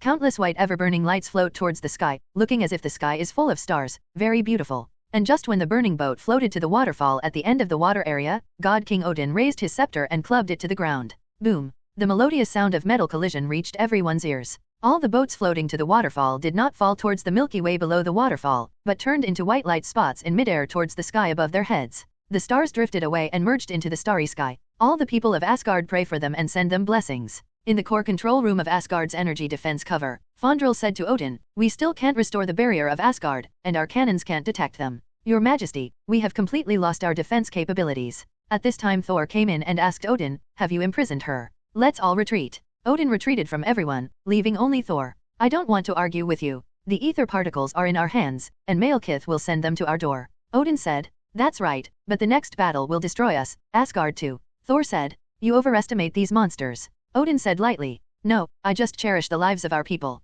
I will take Jane to the dark world to lure the enemy away from Asgard. When Malekith takes the ether particles out of Jane's body, the ether particles will be exposed outside, vulnerable. I will destroy them together." Thor said confidently, "This is an adventure. If you fail, the ether particles will fall into the hands of the enemy. By then, the 9 worlds will be swallowed by darkness." Odin said loudly to Thor, "It will only be more dangerous if we sit and wait. His fleet is hovering over our heads at this moment, and we can't find them at all." Thor retorted, "When Malekith comes, his dark elves will be defeated by tens of thousands of Asgardian soldiers." Odin said, "Then how many people will we sacrifice?" Thor asked rhetorically. "No matter how much you sacrifice." Odin said loudly, "We will persist in fighting until the last person left in Asgard.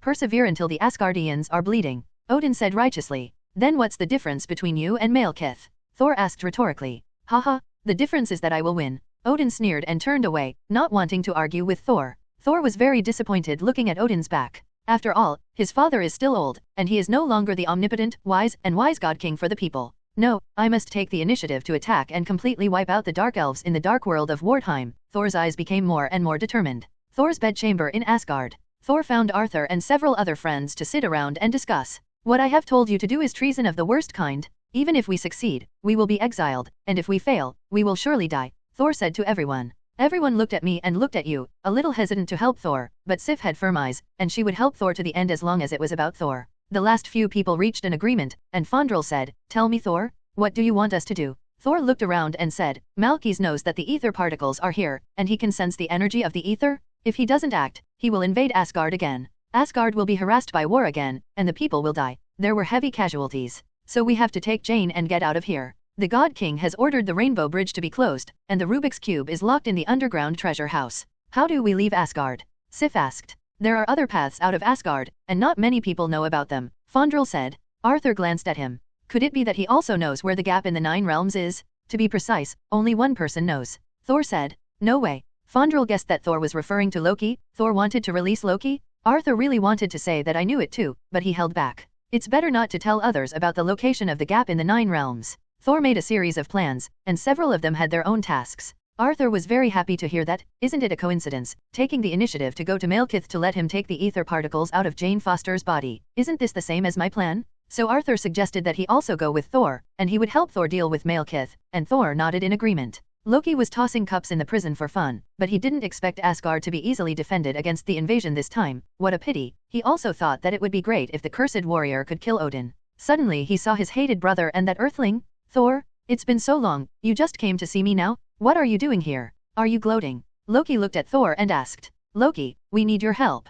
Thor said, "You want my help? Haha, it's ridiculous, you imprison me here and expect me to help you." Loki seemed to have heard the funniest joke. "The Dark Elves are about to invade Asgard again, and this time Asgard will be completely destroyed. I need your help." Thor looked at Loki and begged. "The destruction of Asgard is exactly what I want. I would be happier if all of you were killed," Loki said with an exaggerated expression. "Loki, don't pretend, I know you won't watch Asgard destroy. Here are your people, here is your mother." This is your home where you grew up. For Asgard, you have to help me. Thor saw through Loki's angry words, and said to him sincerely, "Okay, what do you want me to do?" Loki asked after putting away his cynical smile. Thor released Loki, and the three of them walked out of the dungeon and quickly walked towards the main hall. "This is so unlike you, brother. Didn't you use brute force to fight your way out of such a secret operation?" Loki was very excited. He finally came out. He has already figured out how to escape, and helping Thor this time is also in his plan. "I'll kill you if you don't shut up," Thor warned. "Well, I listen to you, right Arthur? Why do you plan to take risks with Thor?"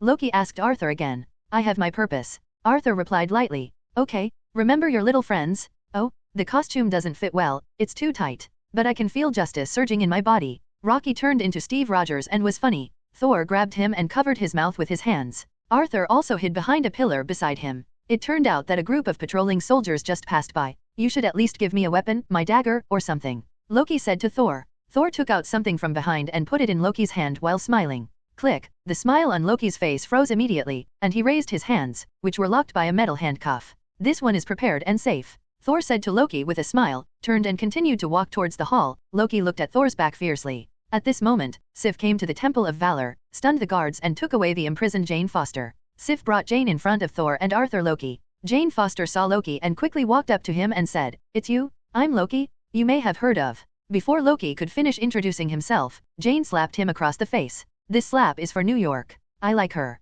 Loki said, looking at Jane Foster with a sinister smile. "Have you ever been beaten like this?" Arthur asked Thor in a low voice. Thor didn't answer and his expression was not natural. "Actually, I think Sif is more suitable for you. Believe it or not, you and Jane won't be together for long." Arthur looked at the heroic Sif and whispered to Thor. Sif also heard Arthur's words, and her affection for Arthur soared immediately, but Thor didn't believe what Arthur said at all, and he knew his feelings for Jane. At this moment, the guards of the Hall of Valor found that the traffickers they were holding had escaped and had chased them here. Sif told them to leave quickly, and stayed alone to hold the guards. Thor and Arthur took Jane quickly to the hall with the Dark Elf spaceship. When Odin heard that Heimdall had something to report, he left Asgard and came to the teleportation hall of the Rainbow Bridge. Thor successfully tricked Odin from the palace.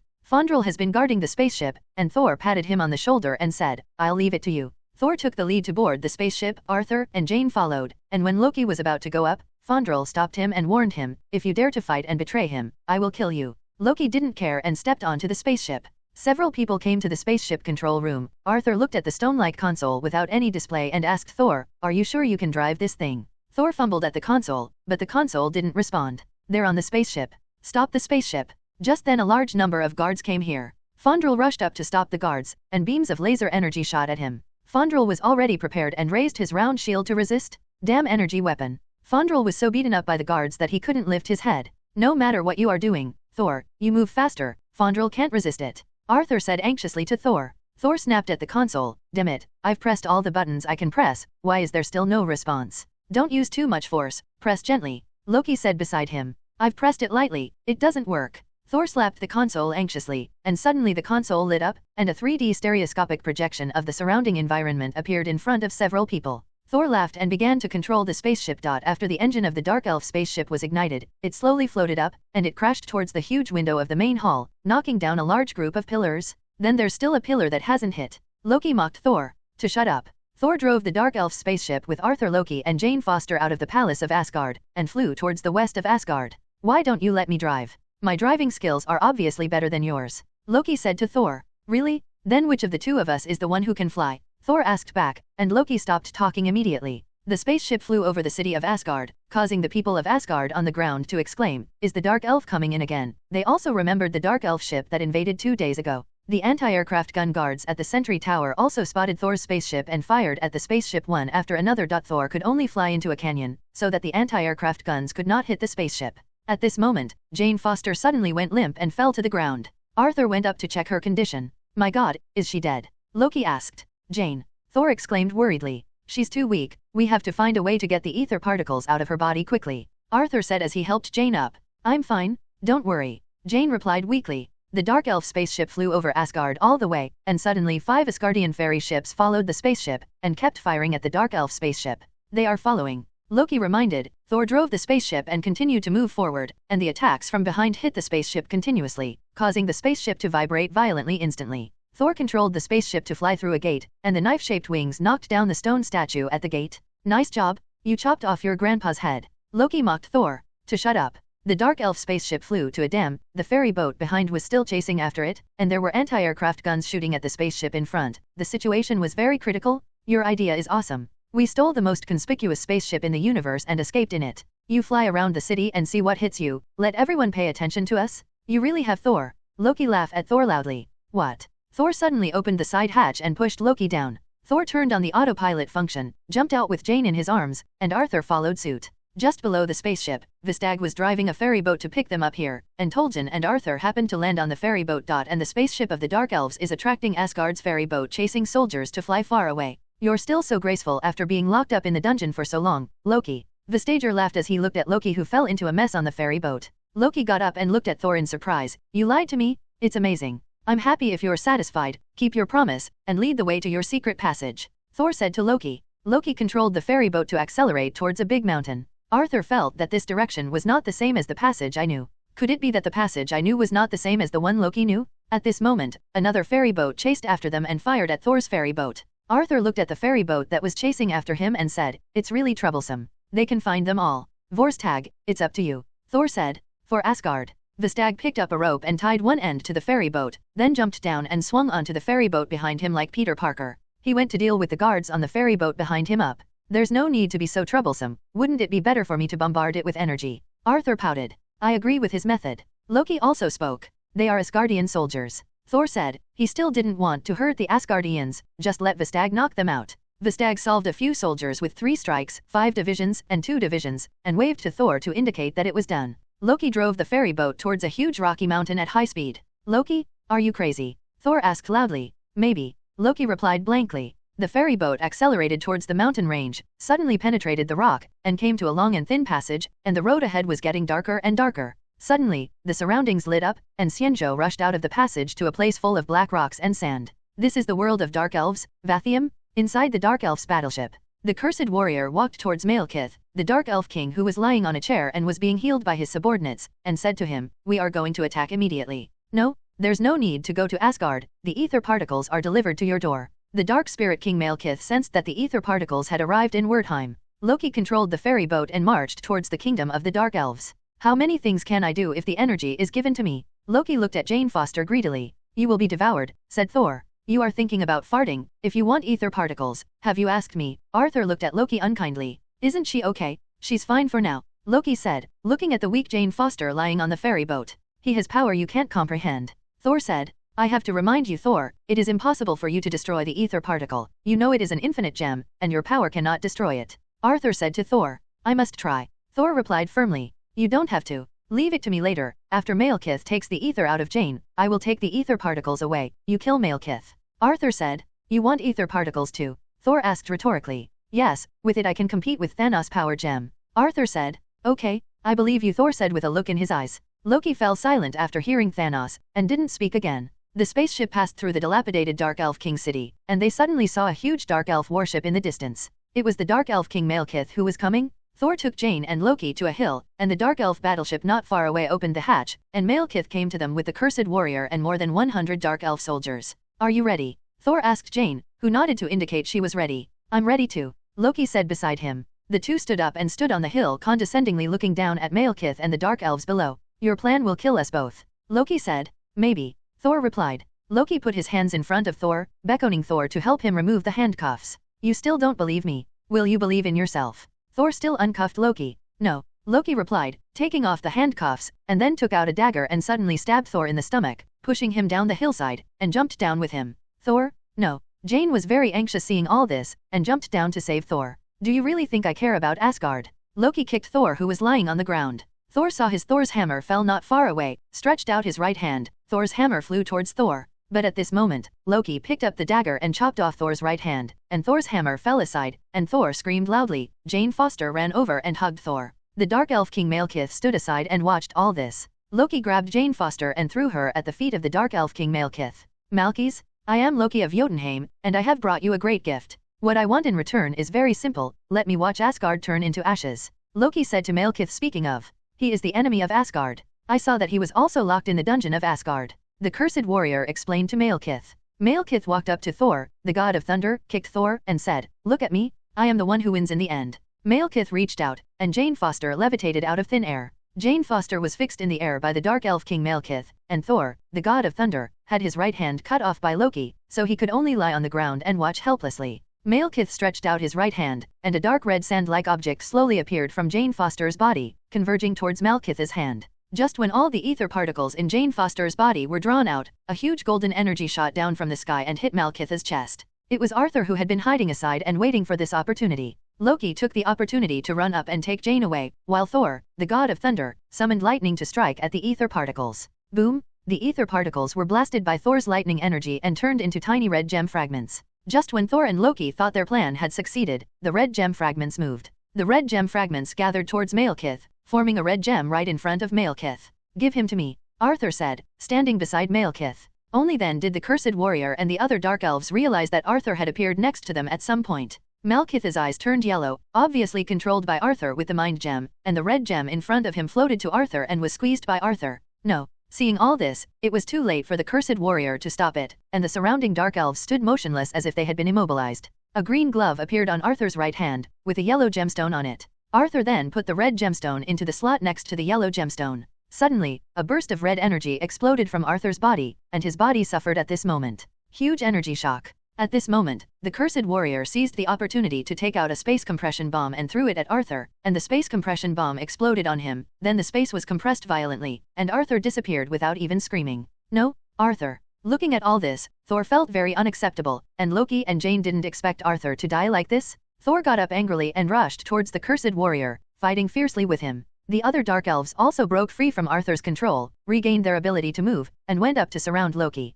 Malekith also released Arthur's control and stepped forward to deal with Loki, while Jane Foster hid aside. Thor is no opponent of the Cursed Warrior at all. Thor's hammer was also punched by the Cursed Warrior, and the Cursed Warrior pressed Thor to the ground and hit Thor's body frantically. And Loki was also beaten back by Malekith and the Dark Elf soldiers, and he was hit by Malekith several times. At this extremely critical moment, a burst of yellow energy shot from the side and blasted away the Cursed Warrior, pressing Thor. Illusion is also reality? It's a bit uncomfortable to use it for the first time. Arthur, wearing a golden crown and golden armor, appeared in the original position with a golden trident in his hand. Arthur's right hand green glove is inlaid with a yellow gemstone and a red gemstone, exuding a faint light. "Arthur, are you okay?" Thor saw Arthur's great surprise, but he didn't expect that Arthur was not dead. "Ether particles? How is it possible? How can you use ether particles?" Malekith, the Dark Elf King, looked at the red gem in Arthur's hand and said in disbelief. Thor turned his head to look at Malekith, and saw Loki lying motionless at Malekith's feet, with a sword stuck in his chest.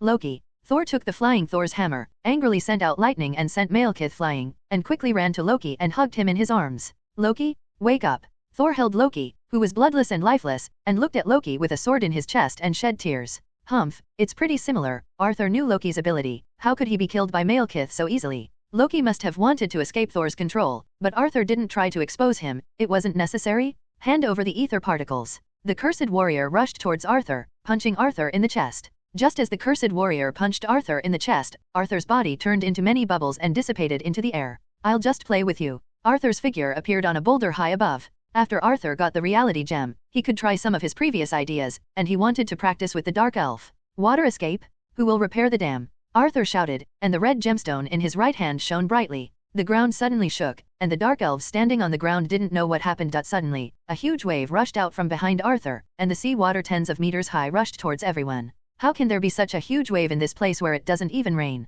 Everyone was stunned by the sight in front of them, and Jane Foster was so frightened that she closed her eyes. The waves rushed in front of everyone in an instant, and all the Dark Elves were swept away by the waves and continued to rush away. While Thor stood still holding Loki and Jane without any influence, the sea water automatically bypassed them. Arthur came to Thor, patted Thor on the shoulder to express comfort, and Jane also stood up and walked to Thor. "Leave it to me to deal with them," Arthur said. The Dark Elves were washed away by the huge waves for a very long distance before disappearing. Malekith, the Cursed Warrior, and a group of other Dark Elves lay on the ground and vomited the sea water in their stomachs. Impossible? Impossible. Malekith still can't accept this reality, that someone can directly use ether particles. He didn't know that Arthur was wearing the Infinity Gauntlet made by the Nidai Dwarf King on his right hand. And as long as you have other Infinity Gems and use them together, Arthur will not be backlashed by the reality gems. "Get on the battleship." Malekith led everyone to board the Dark Elf battleship not far away. After starting, the huge Dark Elf battleship flew towards Arthur and the others. "Attack." Malekith ordered, and the Dark Elf battleship immediately fired countless red lasers at Arthur and the four of them.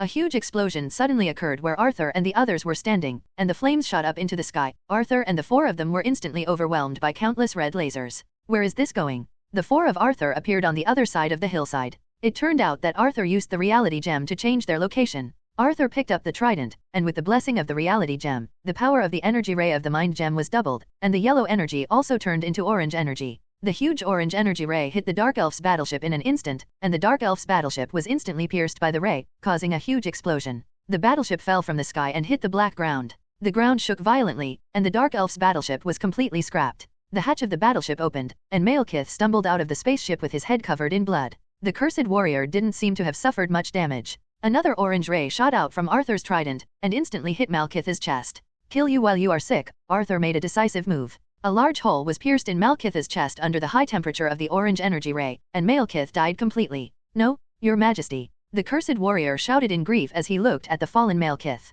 He gritted his teeth and rushed towards Arthur, but was sent flying by a beam of orange energy from Arthur. The cursed warrior's physical strength is still good, and he can actually withstand Arthur's infinite gem energy rays. He took out another space compression bomb and threw it towards Arthur. The bomb exploded above Arthur's head, and the fire burst into salvo. Then he saw a miraculous phenomenon. The space compression bomb that exploded turned back into an unexploded bomb like a video playback, and flew into Arthur's hand. I'll give it back to you. Arthur threw the bomb at the space warrior, and it exploded on him. Then the violent space compression sucked the cursed warrior in, and the cursed warrior disappeared instantly with the explosion. It's done. Arthur clapped his hands and said to Thor, "Wartime, Dark Country." Both Thor and Jane Foster breathed a sigh of relief, and finally wiped out all the Dark Elves. Thor looked at Loki's corpse on the ground and did not feel the joy of victory. Jane Foster hugged Thor to comfort him. At this moment, a ringtone came from his hand, and it turned out that Jane Foster's cell phone rang. All three of them felt strange. This is wartime, and there is still a mobile phone signal. Are you using a Nokia mobile phone? Jane Foster took out her mobile phone and picked it up. Hello.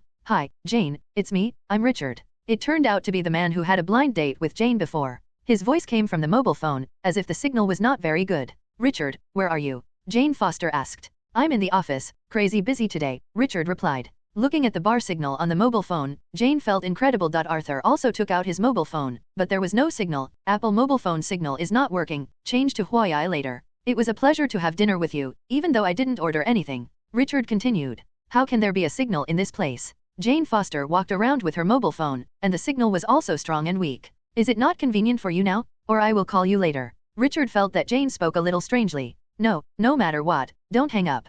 Jane continued to walk around with her mobile phone to observe the signal strength. Thor and Arthur followed, and Arthur's mobile phone finally lost signal. He opened Facebook to see if there were any unread messages, and sure enough there were. Wanda sent him several messages. I just want to ask you if you want to make an appointment again. Let's have dinner together tonight. Richard's words came from the phone and were heard by both Arthur and Thor. Arthur glanced at Thor, felt that Thor's head was green no matter how he looked, and patted him on the shoulder to express his comfort. Thor read Arthur's eyes, but he didn't care. He believed Jane Foster's feelings for him. Okay, no problem, don't hang up, okay, Jane replied. Jane led a few people to a cave where the signal was the best. Jane also found on the ground the soda cans and her car keys she had thrown away in a dilapidated building in London. Follow me. Jane Foster took the two of them forward 5 meters and then traveled through space and came to the Earth. It is now night on Earth, and the place where they appeared is the place in London where Thor saw Jane last time. It's amazing, Jane said, looking at the two of them. Yeah, we went back to Earth directly, so we have to go back to Asgard to save money.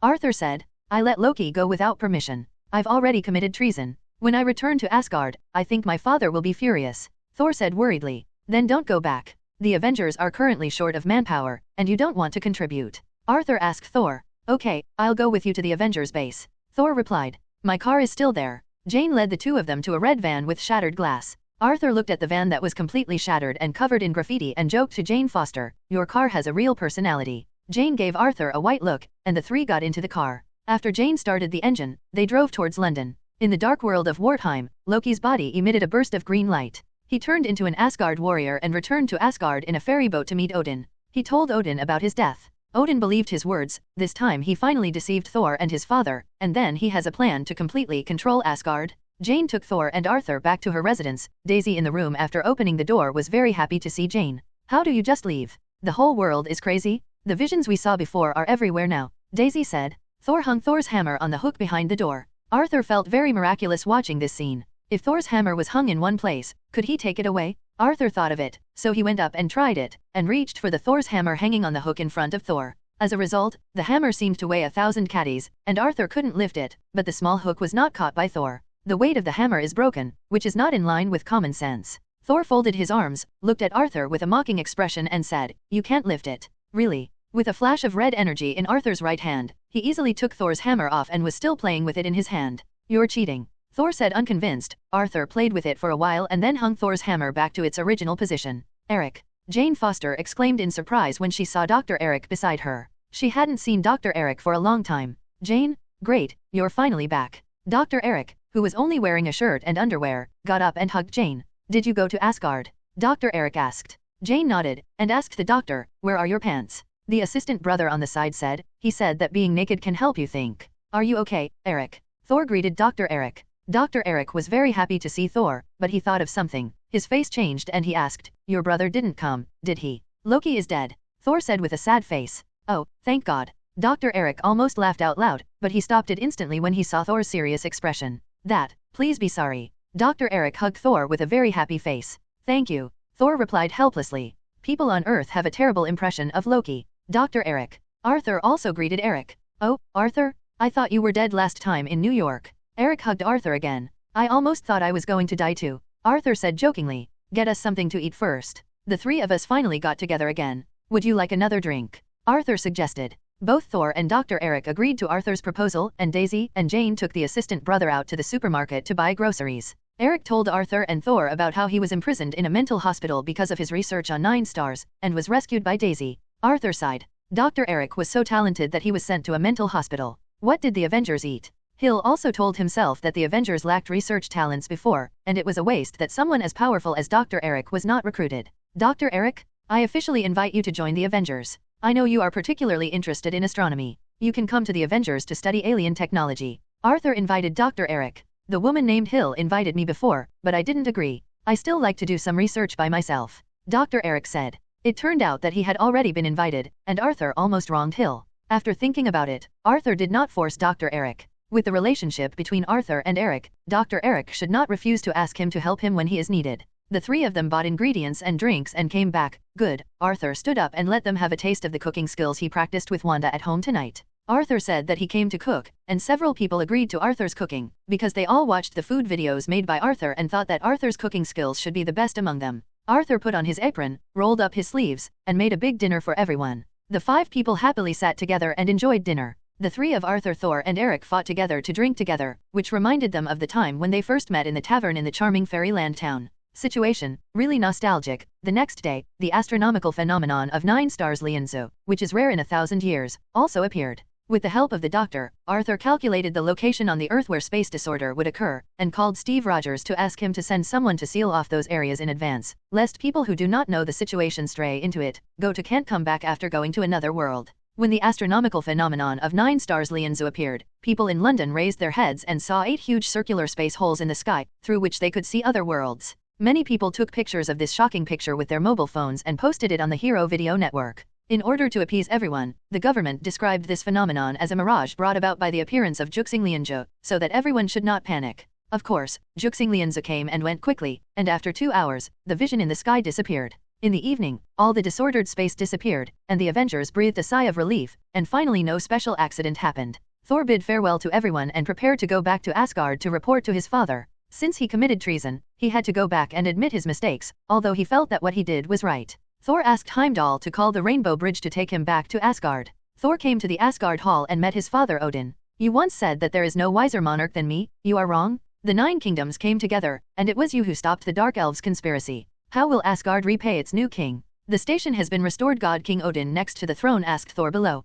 "I want to live my own life? Father, I can't be a king. I will do my best to protect the peace of the 9 kingdoms. But I can't do it sitting on the throne. Although Loki has flaws, he understands some truths that I will never learn. The cruelty and sacrifice brought by the throne will change a person. I would rather be a good person than a righteous person." Thor said to Odin sincerely. "Is this my son's wish, or the woman he loves?" Odin asked, looking at Thor. "I never thought your mother would influence your decision, father." Thor replied. "One son was too eager for the throne, but the other gave up." "Is this what I taught you?" Odin said with a sigh. "Loki passed away, and I have to do my best. Isn't that enough?" Thor asked. Odin nodded and agreed to his son's request. Thor took out Thor's hammer and prepared to return it to his father. "As long as you are worthy of it, it is yours." Odin said, letting Thor continue to hold Thor's hammer. I'll do my best. Thor promised. I can't bless you, and I can't wish you good luck. Odin shook his head. I know. Thor replied. Even though I am proud of the man my son is today, I can't say it, but I will praise you in my heart. Go, live the life you want, my son. Odin smiled at Thor said. Thank you, father. Thor took a deep look at his father, turned his head and left. He could finally go back to Earth to live his own life. After Thor left, Odin's body flashed green, and he became Loki. It turns out that Loki has controlled Odin with magic and exiled him to a group of nursing homes on the Earth. Now that he has completely mastered Asgard, Thor wants to leave Asgard and live on the Earth just as he wants. This time he finally became the real king of Asgard. Arthur returned to New York. This trip to Asgard made him gain a lot. He not only built the armor but also upgraded the Trident. Most importantly, he got the reality gem. Until now, he dared to say that he has the ability to protect himself against Thanos. Unfortunately, he didn't take the Rubik's Cube secretly, and it won't be too late to think of a way next time he goes to Asgard. This time he had only been away from home for more than a week, and Wanda and Pietro were still very surprised that Arthur came back so soon. The first thing Arthur did when he got home was to release the venom. Since Arthur got the reality gem, the venom refused to stay in Arthur's body. The energy emitted by the two infinity gems on Arthur's body occasionally made his heart tremble. Later, it hid in a jar and was taken into the space of the armor by Arthur. Fearing that it would starve to death, Arthur quickly let it out and gave him chocolates. There is no way to go on like this, you have to find a new host for the venom. Arthur adopted a beautiful short-haired kitten that is all white, and this is the host he found for Venom. The Venom was very dissatisfied, but it didn't dare to resist Arthur's decision, so it could only stay in the body obediently. Arthur also named the kitten Venom, and told Wanda and Pietro about the situation of Venom, and let Wanda look at Venom. Wanda's current chaos magic should not be too simple to deal with Venom. Venom could only swallow his anger and sulk in the cat's litter. Don't be angry, do you know how powerful cats in this world are? Nick Fury raised a kitten before, and he was very powerful. Others said he was a UN devourer. It's a pity that he got lost, otherwise he would introduce each other. Arthur said to Venom. What? UN devourer? There are UN devourer on Earth. Venom has also heard of the horror of UN devourer, which is one of the most terrifying creatures in the universe, but it has never seen it. Okay, I'll just force it to be my host. The beautiful short-haired cat made a human voice. Don't worry, as long as you are obedient and don't go out to attack others at will, you will have enough food. Arthur assured Venom. Okay. Venom slumped in the cat's litter listlessly. Arthur edited the video shot in Asgard and put it on the Hero Video website. It took only 5 minutes for countless bullet screens and comments. Holy shit, what kind of magical place is this? Oh, it's the Divine Realm, so that's okay. I said why Lord APU hasn't updated for such a long time, so it turns out that he went to the legendary god's domain. Awesome. Asgard is so beautiful. Thor is so handsome. Why is that girl named Jane his girlfriend? I oppose this marriage. There is actually a market in Asgard, and I have never seen anything for sale. Neptune? You can make more videos like this in the future? I really like watching. This video called Take You on a One-Day Tour of Asgard immediately became popular. It was reposted countless times in various countries, and the number of hits exceeded -million in one day. Even TV stations reported it. The people on Earth also really understood the legendary race of Asgard, and felt relieved when they saw their ordinary life. Not all aliens like to invade others, right? Thor, the god of thunder, has also gained a large number of fans. Everyone likes this handsome, secure, and amiable god very much. I also fell in love with the peace-loving Asgardians, and my attitudes towards Thor and Jane Foster were polarized. Most people support the relationship between the two and send blessings, but some female fans feel that Jane Foster is not good enough for Thor, and she is not as good-looking as herself, and firmly opposes their relationship. Anyway, most people eat melons, such as Thor and Jane Tian also felt this rice circle culture.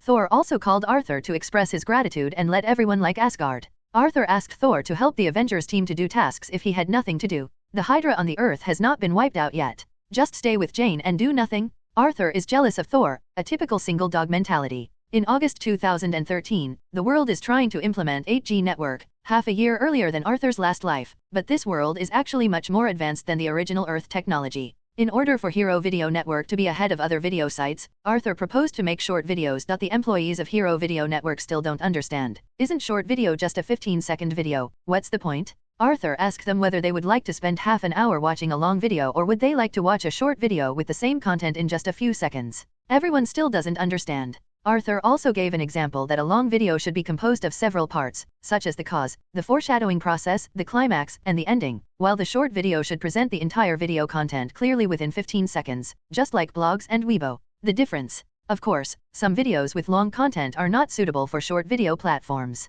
Short videos are still suitable for lightweight, fast-paced videos that are easy and entertaining. Everyone finally understands Arthur's idea. Fast pace is the main direction of short videos. It is very simple for Hero Video to make a short video page, and it can be done in 3 days, but Arthur needs to redesign the software layout of the entire Hero Video. The main page is dominated by short videos, and only normal videos are available on the secondary pages. In other words, short videos will be the main content of Hero Video sites in the future. According to Arthur's request, the design department made an inner version for Arthur to see. Arthur picked up the engineering mobile phone and opened the Hero Video network. The homepage is a short video. Of course, some long videos are just cut and put in it for testing. The overall layout looks the same as Duyin on Earth, and you can flip through the next video by swiping up and down the screen. On the right side, you can follow, like, comment and share. Arthur also added a shortcut operation of double-clicking the video to like and clicking the video to pause, while the long video and live broadcast are placed on the other 2 pages. Another biggest selling point of short videos is beauty. Arthur asked the design department to develop a beauty optimization function. As long as you shoot a short video, you can use the beauty function to change the skin, face, eye size, etc., and it is very smart and beautiful. The color effect is also very exaggerated. It can be said that it is comparable to makeup. Arthur was satisfied with the design of the Hero Video app, and told the design department to follow this design. Then the next step is to find someone to fill in the content of the short video, that is, to find a group of internet celebrities to shoot some short videos and upload them first. Arthur asked the staff to contact a group of top authors with the most fans on the Hero Video network, and asked each of them to shoot some vertical screen short videos to contribute, and Arthur also gave a certain reward. Of course, if there are so many fans, the Avengers are all big internet celebrities. After the new version of the Hero Video is launched, Arthur will ask them all to make a short video. Arthur is at home with Pietro to score points. Recently, League of Legends has developed very well and has become the most popular game at the moment. The broadcast volume of esports competitions is also very popular, attracting many sponsors to invest. The most profitable is the live broadcast section of Hero Video Network, and it has long been common for local tyrants to spend a lot of money to reward their favorite anchors. In general, Arthur brought a lot of money to the Avengers in just 1 year. And Tony has been working hard on the armor recently, and Arthur doesn't want to complain about him anymore. He and Dr. Banner are researching Chitauri technology together and want to use it on his armor. Natasha, Steve Rogers, and Barton are looking for remnants of Hydra, and Thor has recently joined their cleanup efforts. Peter Parker is studying hard to cope with the upcoming college entrance examination, and his goal is the New York University closest to home. Arthur is the most leisurely person now. Basically, he doesn't care about anything. He likes to be a hands-off shopkeeper, unless Steve Rogers arranges things for him. Otherwise, Arthur will always like to stay at home. Arthur also took the time to go to Atlantis and see the situation of the people of Atlantis. Their lives are on the right track, and the city of Atlantis has also been repaired by them. All are moving in a good direction. On September 2013, the Hero Video Network mobile terminal ushered in a major version update, and everyone clicked on the update. After the update, the Hero Video Network and before the update are 2 different software. After the update, the Hero Video has become a brand new software. After netizens opened the new Hero Video, an advertisement popped up, saying that the era of national short video has officially opened. Then enter the main interface. There are tutorials to teach you how to brush short videos. Everyone felt very novel about this 15-second short video, and it passed by without knowing it, and it made the netizens enjoy it. Especially the singing and dancing videos of some young ladies. Some male compatriots were stunned. I didn't expect that there are so many beauties in the Hero videos. All of them are beautiful and graceful, with such long legs. Love, love, love. They don't know that this is the blessing of special effects of beautification. Some girls can't do without the beautification function of Hero Video Network after using it. They never thought that they can be so beautiful. Of course, there are also some funny bloggers, and some funny videos they made are also very popular and get a lot of likes and attention. And Arthur wants to make him a new internet celebrity for a new member of the Avengers. He is Venom, the beautiful short cat in Arthur's family. Arthur helped Venom shoot a cooking video. Venom has an amazing appetite. It takes 3 people's food to be full every day. In the video, the cute-looking silver-graded American short-hair cat was eating sardines at a terrifying speed, and it ate up a whole bowl of sardines in less than a while. Arthur, on the other hand, complained that he had raised a mess. The whole video is very interesting. This video was posted by Arthur with the newly registered Venom account. Arthur arranged a wave of official drainage, and immediately got many people's likes. His family commented that Arthur's cats are different. Who can afford this amount of food? This beautiful short called Venom is not cute but scary. The image of Venom to everyone is a foodie, but in the second video posted by Arthur, the image of this foodie was broken. Venom can actually play with mobile phones. In the video, Venom was lying on the sofa with a black iPhone 5 mobile phone and was watching a video. Arthur, who was cleaning the house, scolded him for lying down and playing with his mobile phone other than knowing how to eat, and not getting up to exercise. And kitten Venom turned over even after exercising, and looked at Arthur contemptuously. The expression of that look was vivid. The whole video was very interesting. Venom, a kitten with acting skills, also won 20 fans. Everyone called him the smartest cat. Later, Arthur also shot a series of short videos of Venom, which won unanimous praise from netizens, and netizens also discovered that Venom is actually a certified member of the Avengers, Venom, a cat or an Avenger. The cat of Venom became popular immediately. Of course, everyone saw it as a joke, thinking that it was the pet cat of the Avengers, and did not take it seriously as a member of the Avengers. Arthur was speechless after seeing these comments. You are waiting to be slapped in the face, and our members will have a raccoon and a tree in the future? Wanda also wanted to make a short video, and Arthur decided to let her make a cross-dressing video. What is a drag video? Wanda asked. It's that you shoot a scene wearing ordinary clothes, and then suddenly change into a particularly eye-catching outfit when the music reaches its climax, Arthur said. Oh, I see. Wanda blushed and ran to look for clothes. After a while, Wanda came out of the bedroom and asked Arthur, is this set okay? Arthur was stunned. The navel tube top and ultra-short jeans showed Wanda's S-shaped figure at a glance. I didn't expect Wanda to have such a good figure. I asked you if this suit looks good on you? Why don't you speak? Wanda shook Arthur, who was stunned. What? Oh, this set is very beautiful. When did you buy it? Arthur woke up and wiped the saliva from the corner of his mouth. I saw many female anchors dancing like this on Hero Video, so I bought a few sets, but I haven't worn them out yet. Wanda said shyly. You are seriously warning you now, you are not allowed to dress like this? Girls still have to learn to protect themselves outside. Arthur said, looking at Wanda seriously. Okay, then I'll wear it for you at home. Do you like it? Wanda said softly. Well, ahem. I quite like it, of course I mean the clothes. Arthur said awkwardly. Then what are you going to do next? You do this first, and then this. On this day, Arthur received a call from S.H.I.E.L.D. S.H.I.E.L.D noticed that PIM Corporation was researching biological atom reduction technology and wanted to sell it to some American military politicians. She hoped that Arthur could stop them. The person who developed this technology is Hank Pym, a true scientific genius, and he was also a former S.H.I.E.L.D scientist. Contribution. He can use PIM particles to change the atomic size of objects, making objects smaller than ants, and making people bigger than mountains. But since his wife Janet died in a mission, he discovered that S.H.I.E.L.D was stealing his research materials, and Dr. Pym, who was very angry, took all the research materials and quit S.H.I.E.L.D in a fit of anger. After Dr. Pym left S.H.I.E.L.D, he established PIM Technologies, which is in the field of intelligent robots. And now Dr. Pym has already handed over the company to a man named Darren Claus, and he is living a retirement life at home. And it is this Darren Claus who is actually researching the shrinking of biological atoms recently. He wants to get Dr. Pym's research results to make weapons and sell them for money. He's even built a wasp suit the size of a thumb, and wants to sell the weapon to some shady politician in the US military, which Dr. Pym doesn't seem to support. S.H.I.E.L.D asked Arthur to contact Dr. Pym and find a way to help him deal with Darren Kraus. It would be best if Dr. Pym could rejoin the Avengers. Dr. Pym is a very powerful scientist, the Avengers talent the League needs. Arthur asked S.H.I.E.L.D why he asked me to do this kind of thing again. S.H.I.E.L.D said that among all the people, only Arthur is the most free. Who will you go to if you don't? Arthur was speechless. Los Angeles, USA. Arthur drove to Dr. Pym's villa, a two-story red retro building. In fact, Arthur was very envious of Dr. Pym. He could take the house wherever he wanted, which was really convenient. Arthur rang the doorbell, ding-dong. After waiting for a while, the door opened, and there was a tall, black-haired beauty in business attire. Arthur recognized her as Dr. Pym's daughter, Hope Van Dyne. That is, the future Wasp. Excuse me, who are you looking for? Hope asked, looking at the handsome blonde guy in a suit who looked familiar outside the door.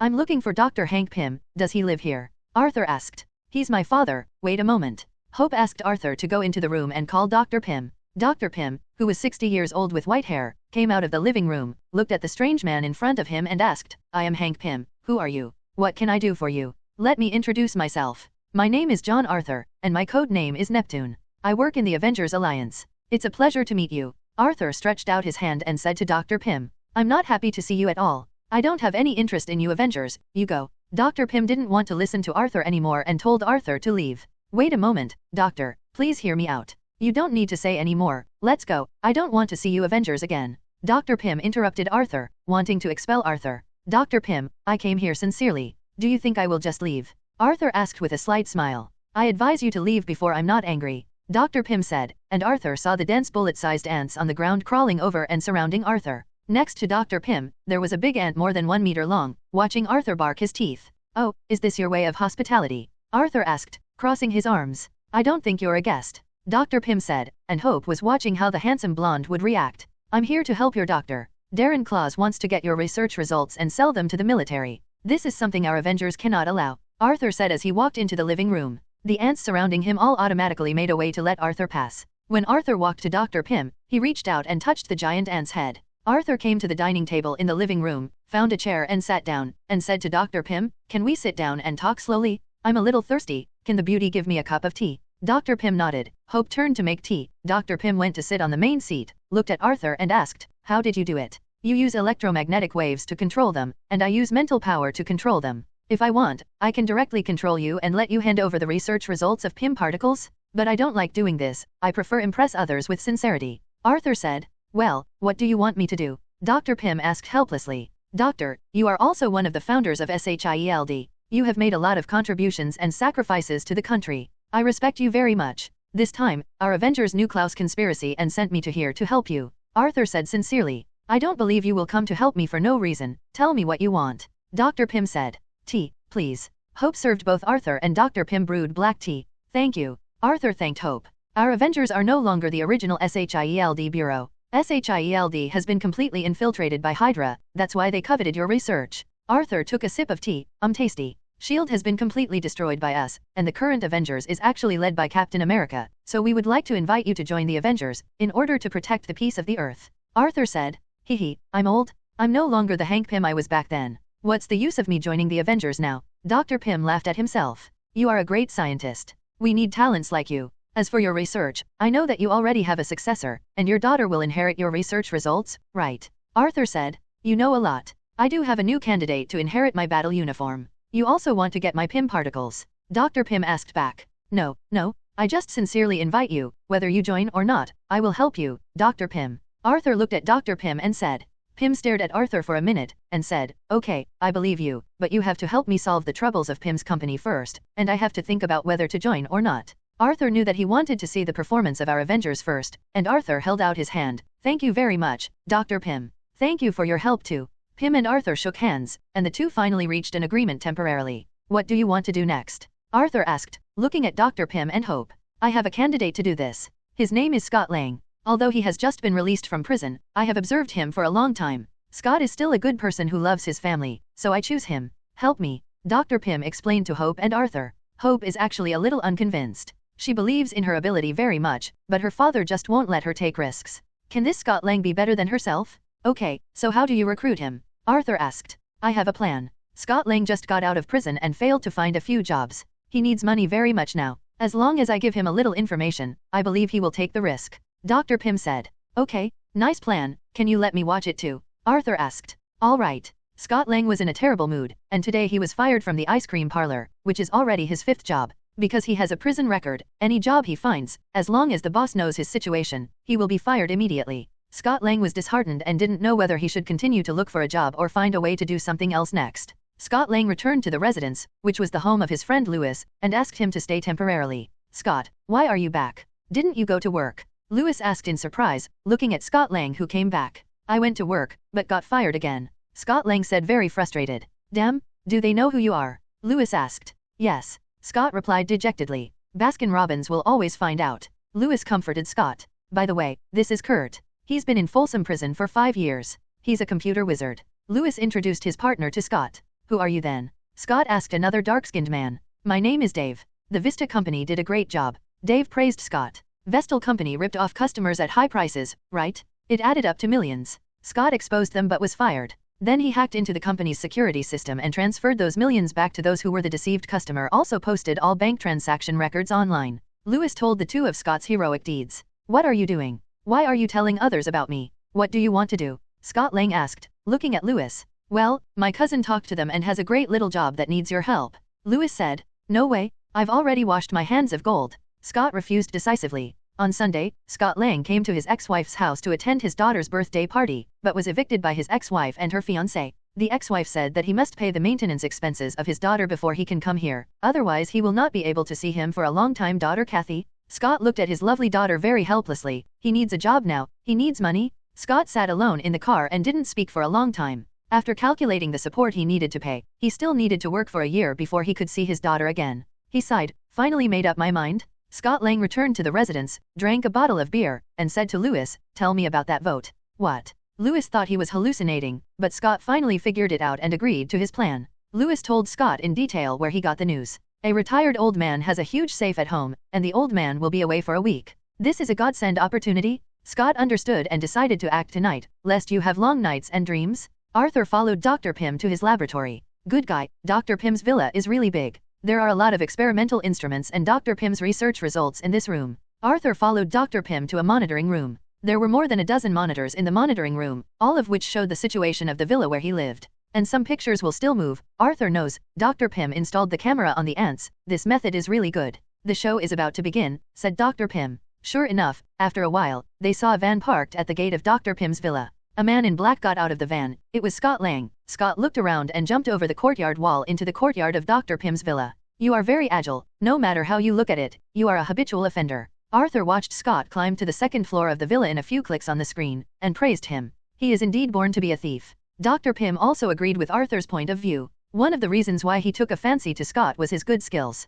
Scott Lang disconnected all the monitoring and alarms in the villa, but he didn't expect that the real monitoring in the villa was actually on the little ants. Scott Lang opened the window with a knife, jumped into the house, and went to the first basement floor, where there was a safe room. After opening the wooden door, he found a metal iron door, and there was a fingerprint code lock on the door. There's a fingerprint lock on the door, said Scott Lang. What fingerprint lock? Nestor didn't say that. Are we out of luck? Lewis asked in the headset. Not necessarily. Scott rummaged around the room. He needed tape glue and a metal ring. He taped the fingerprints on a mug, then placed the metal ring and poured in the glue, which cured over a gas stove. I got a fingerprint sheet. Scott Lang put the fingerprint sheet on the fingerprint lock and scanned it. With a click, the door opened. After Scott Lang came in, he finally saw the safe. Omega. Scott Lang was stunned. What's wrong? Lewis asked. It seems that they didn't lie to us. This safe is really solid. Scott said. How sturdy is Scott? Lewis asked. Made in Carbondale, 1910, the same material as the Titanic, Scott explained. Wow, so can you open it?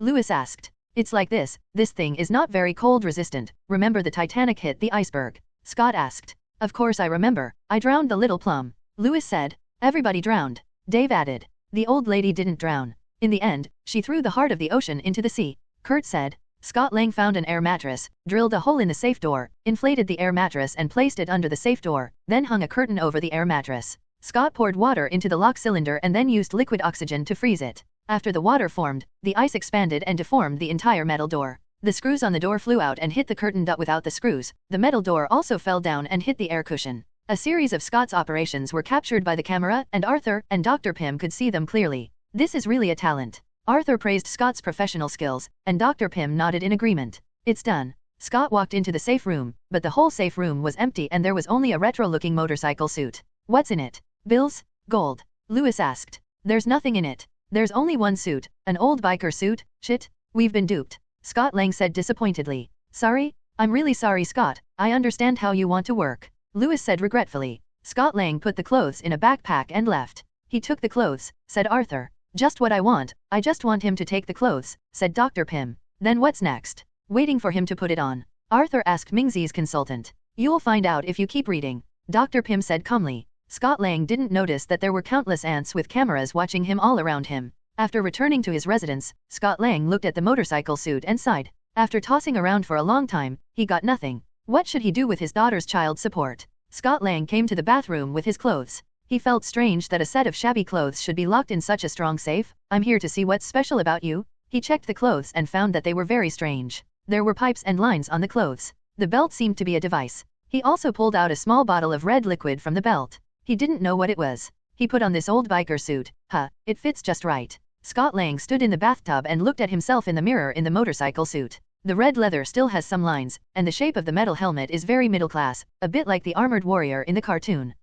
Why is there a button on the hand? What's the matter, Scott? It turned out that Lewis and the others had come back. No way, I couldn't let them see what I was like now. Scott pulled the curtain of the bathroom. He pressed the button on his left hand, and when nothing happened, he pressed the button on his right hand. Just when he pressed the button on his right hand, his body suddenly contracted, and he fell into the bathtub below, hitting the inside of the bathtub.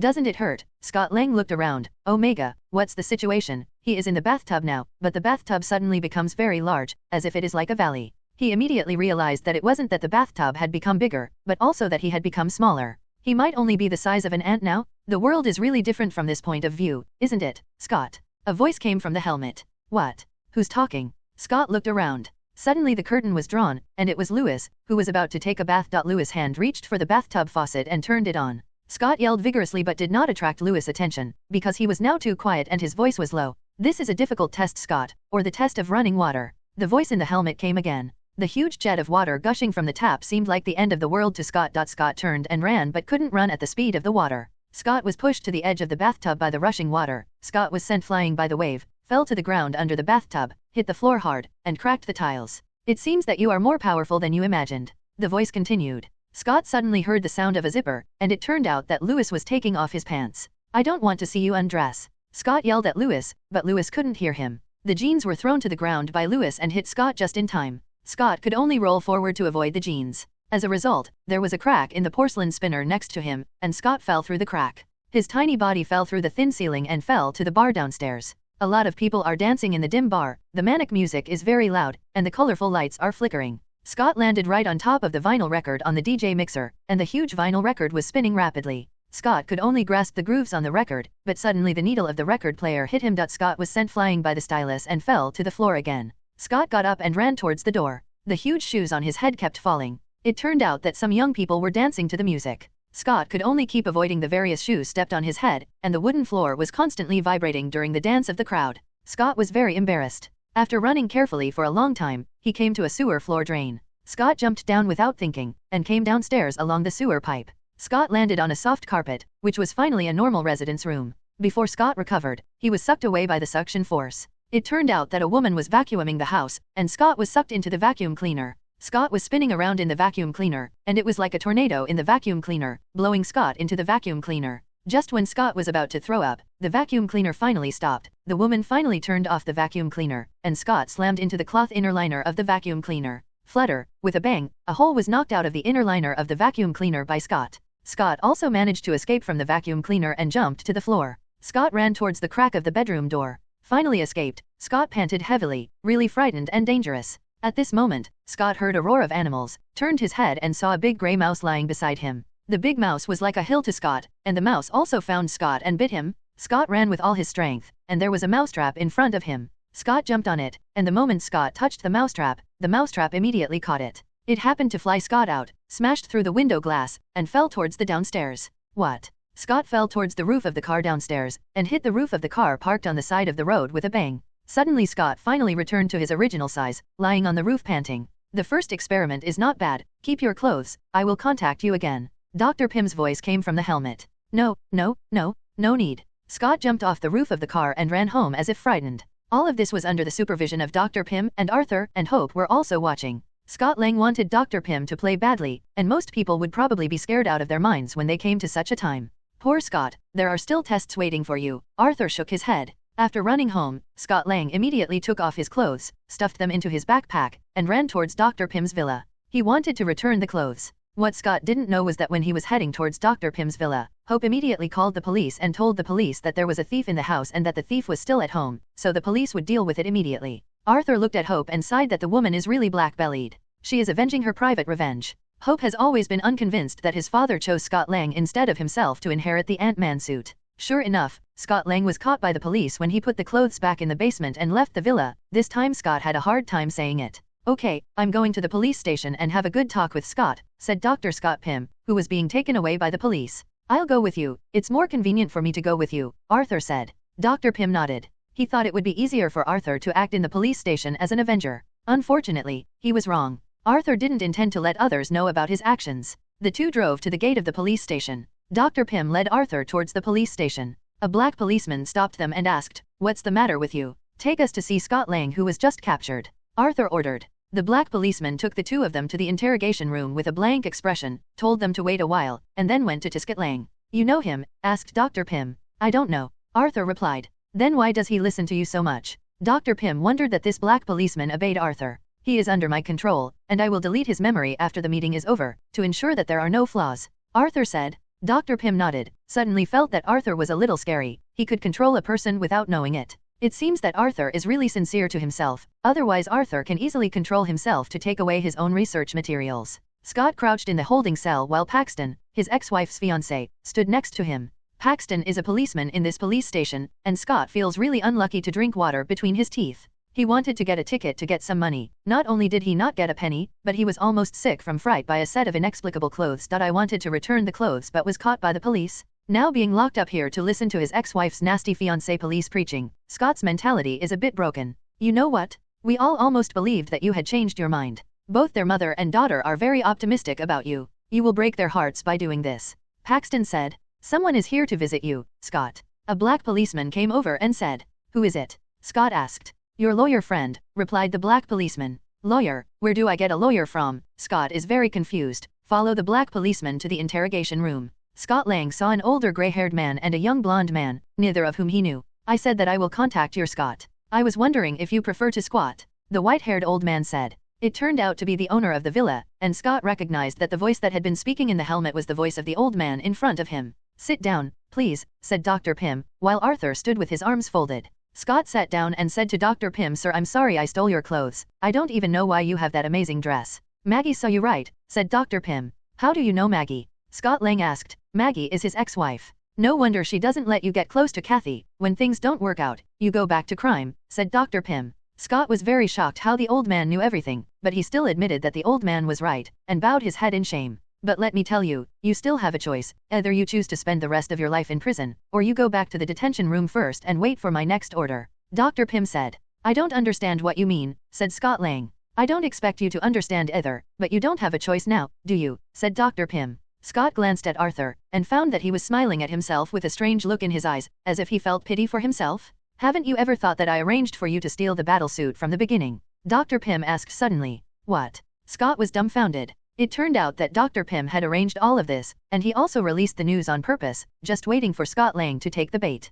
Not everyone has such an opportunity, so if you encounter this kind of opportunity, I suggest you think carefully about it. Dr. Pym left the interrogation room with Arthur after speaking. When they came out, they saw that the black policeman was still waiting for Arthur's instructions at the door. After you take him back to the detention room, delete all the surveillance videos just now, and then you forget everything. Arthur said to him. The black policeman nodded and went to take Scott back to the detention room. Arthur gave a psychological hint to everyone who had seen them, and no one would remember that they had been here. Let's go, Arthur said, and Dr. Pym took Arthur back to the villa. Scott Lang was thinking about what Dr. Pym had just said to himself in the detention cell, when suddenly he saw 3 ants on the ground crawling in front of him with a small thing. That thing suddenly became bigger. It turned out to be the battle suit he wore before, and a group of ants beside the suit formed a number. 10, 9, 8. Turns out to be a countdown, reminding Scott that he doesn't have much time. Scott made an instant decision and put on the suit as quickly as possible. Just when a policeman passed by, he discovered that Scott was missing. The police immediately pressed the alarm and looked for Scott everywhere, and the police station suddenly became a mess. Little did he know that Scott was at his feet. Under the guidance of Dr. Pym, Scott ran out of the police station and came to the side entrance of the police station. Okay, so where to go next? Scott asked. Wait, said Dr. Pym. Suddenly countless ants surrounded Scott, and then a huge flying ant descended from the sky and stopped in front of Scott. Stand on the middle joint, and ride on its back, ordered Dr. Pym. Is this thing safe? Scott was a little scared. Stop talking nonsense and ride on, Dr. Pym said. Scott gritted his teeth and got on the back of Flying Ant. Flying Ant took him to a moving police car, and Dr. Pym asked the police car to take him through the 5 blocks blocked by the police. Scott firmly grasped the device on the back of the Flying Ant to control the direction of the Flying Ant. The Flying Ant flew up from the police car and came to a bus parked on the side of the road. The flying ants got out of the bus again and flew in the sky, and Scott Lang was dizzy and wanted to spit out the flying ants for the first time, and he felt more uncomfortable than flying an airplane. Scott wanted to come down. He couldn't take it anymore, but Dr. Pym told him to hold on. Scott still didn't hold on in the end, and fell to the ground after passing out on the back of the flying ant. The flying ants chased the fallen Scott, successfully caught Scott, and brought him to Dr. Pym's villa. Look, I've fainted from your torment, Arthur complained while watching the picture on the monitor. He's already pretty good. It's normal to faint on the first flight, Dr. Pym said indifferently. I didn't pass out on my first flight, Arthur retorted. He's different from you. He's a normal person. Dr. Pym meant that Arthur was abnormal. Arthur pouted and didn't continue talking. Flying Ant 247 successfully brought the fainted Scott back to Dr. Pym's villa. Arthur helped him take off his battle suit and threw him on the bed in the guest room. It would be inappropriate for Hope to help him undress. Then what are you going to do next? Arthur asked Dr. Pym. Hope also looked at Dr. Pym and wanted to hear about his father's plan. I'm going to wait for Scott to successfully learn how to control ants, then take my bomb to Pym's research laboratory and destroy all the research equipment made by Dolenki. Dr. Pym said his plan. I can do it without him, Hope said from the side. No, it's too dangerous. I can't let you take risks. Dr. Pym rejected Hope's request. It doesn't need to be so troublesome. I can directly capture Dolenki and send someone to deal with Pym's research equipment. Arthur said aside. No, the research materials for Pym particles cannot fall into the hands of anyone, especially the government. I must destroy it with an atomic bomb, Dr. Pym insisted. Then why don't I just blow up Pym's company for you? Arthur said again. No, my atomic bomb will leave nothing behind, and it can blow up the laboratory unobtrusively, said Dr. Pym. It seems that Dr. Pym still doesn't believe in himself, and thinks that the Avengers are coveting his research. Forget it, just follow Dr. Pym's method. Okay then, just implement your plan, but I will help when the time comes to ensure that the plan is easy and successful. Arthur had no choice but to agree to adopt Dr. Pym's plan in order to win Dr. Pym's trust. It was already the next day when Scott Lang woke up, and he found that he was sleeping in a strange room, and there was a beautiful woman looking at him opposite him. Scott Lang tried his best to recall what happened yesterday. Yesterday's experience was definitely the most exciting day for him in 3 years. Hello, who are you? Have you been watching me sleep? Scott Lang asked. Yes, Hope said. Why? Scott Lang asked. Because you stole something when you came last time. Hope replied. Only then did Scott realize that he was in the old man's villa. As soon as he remembered to go to the ground, he found that the ground was covered with very large ants. The scientific name is Polypony lacravida. It is a giant tropical ant that looks like a bullet. Its bite and sting index ranks first. Hope popularized the knowledge of this ant for Scott Langko. They'll watch you when I'm not around. Dr. Pym is waiting for you downstairs. Hope turned and went out after finishing speaking. Scott Lang looked helplessly at the ants all over the place. How do you want me to get out? He could only try to stretch out his feet, and a miraculous scene happened. The ants took the initiative to move away from his feet, giving him a place where he could get down. Well, walk slowly step by step. If you don't bite me, I won't step on you, okay? Scott Lang walked out of the room step by step from the ant pile and went downstairs. There were 3 people sitting at the dining table in the living room downstairs, the old man and the blonde man yesterday, and the short-haired beauty just now. I think you've seen my daughter Hope, said Dr. Pym. Yes, she's very nice, said Scott Lang. This is Mr. Ian Arthur from the Avengers. Dr. Pym was introduced as Scott Arthur. Hello, Scott. Arthur greeted Scott with a smile. Hello, Arthur, said Scott. Hope doesn't think we need you, said Dr. Pym. No need, we can solve it ourselves. Hope said. I agree, in fact, I can handle it alone. Arthur interjected. I tried my best to get you to steal my suit, and then Hope got you arrested. Dr. Pym played with Scott in his hands. If he fails, I'll do it myself. Hope said. She's a little anxious, it's about the mission, Dr. Pym said. What mission? Scott asked. Would you like a cup of tea? Dr. Pym poured Scott a cup of tea. I'm very impressed with how you managed to crack my security system, especially the clever way of freezing the metal door, said Dr. Pym. Are you spying on me? Scott wondered how Dr. Pym knew everything. Scott, I've been watching you for a while, since you robbed Vesta Corporation. Dr. Pym said. You really like him? Arthur sighed. Yes, Vista's security system is one of the most advanced in the industry, and he can successfully break through, which shows that he still has some ability. Dr. Pym said. I can come and go freely at S.H.I.E.L.D. headquarters, and this aspect is also my strong point. Arthur said unconvinced. He can't compare to you, he is immortal, and you rely on superpowers.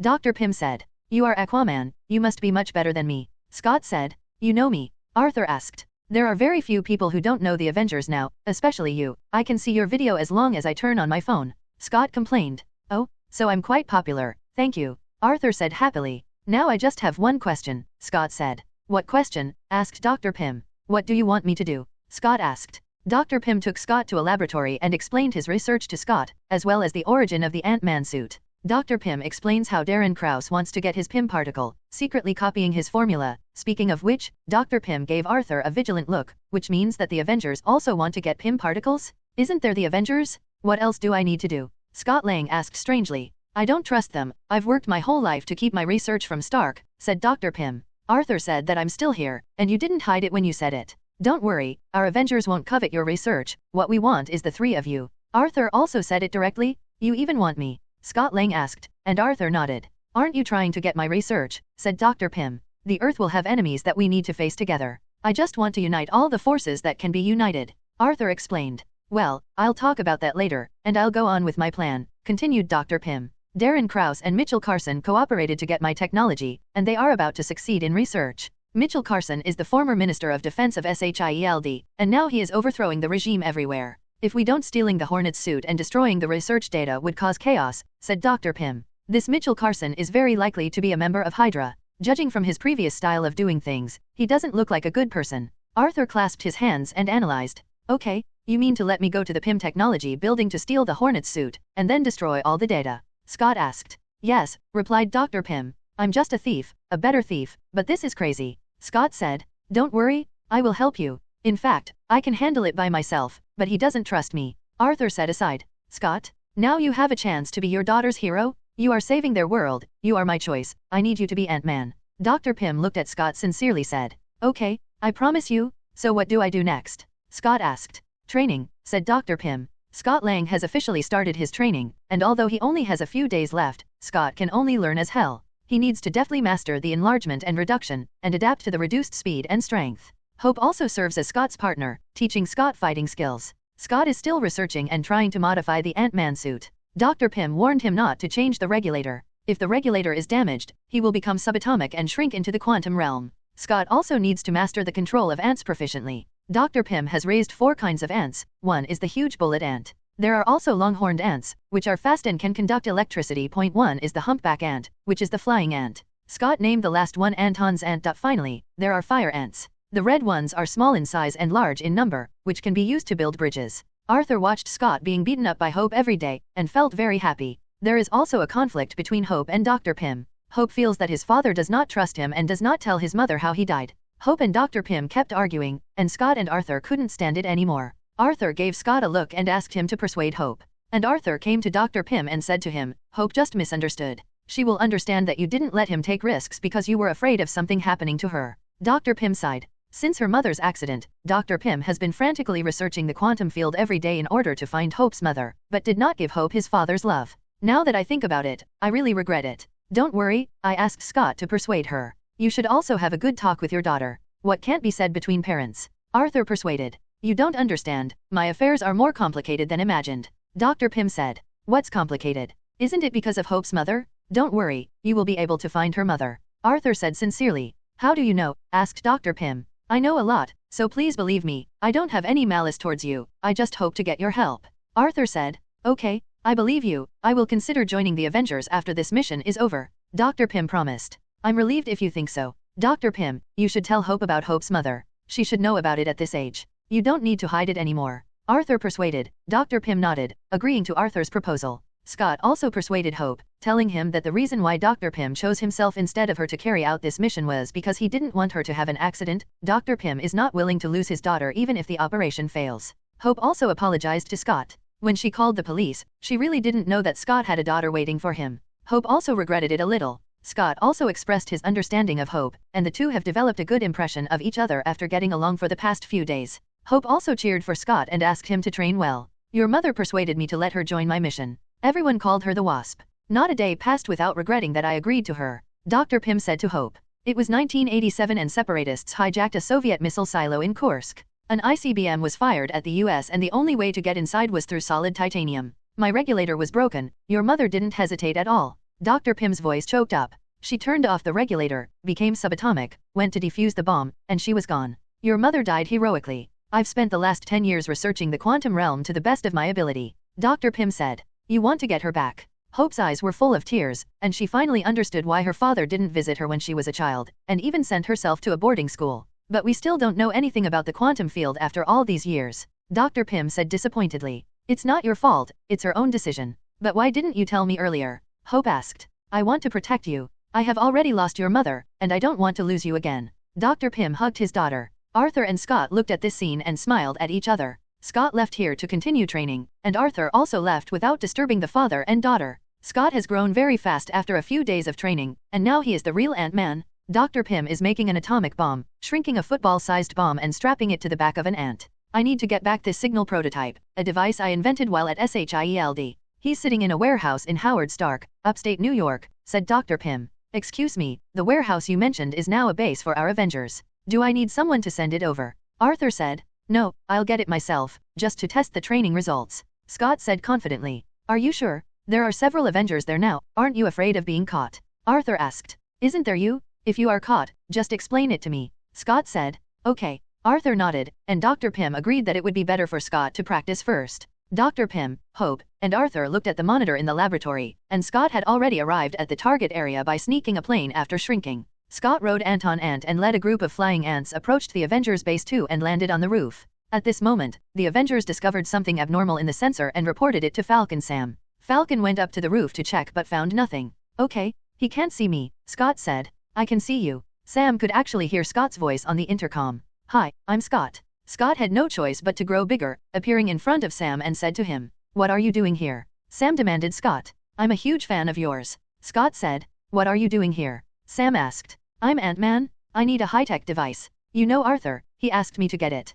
Scott said. Arthur asked you to pick it up? Haha, we found the intruder. Sam didn't believe Scott's words. Arthur would be the most lazy. He didn't even come to see the headquarters construction. He asked this person to come here to pick up things. Impossible? Sam grabbed at Scott, and Scott instantly shrank and avoided Sam's hand, then punched Sam in the chest, and Sam opened his metal wings and flew into the air. Wow, it's fighting? Come on, Scott. Arthur shouted heartlessly while looking at the monitor. Don't you call him to explain? Scott will get hurt. Hope said worriedly. Don't worry, this is also a test of Scott's training results. Arthur said nonchalantly. Scott jumped off the top of the building and ran towards the grass, while Sam's high-tech glasses could lock on Scott's figure, and Sam flew over his head and stumped on Scott. Scott jumped up and kept attacking Sam. Sam couldn't catch such a small Scott. He took out 2 guns and flew up to shoot around. Scott jumped on the gun, knocked it flying, and then kept jumping up and attacking Sam. Sam saw the timing and punched Scott flying. After Scott was forced to become bigger, Sam continued to keep up, attacking Scott with fists and feet continuously, and Scott also used the martial arts taught by Hope to fight back.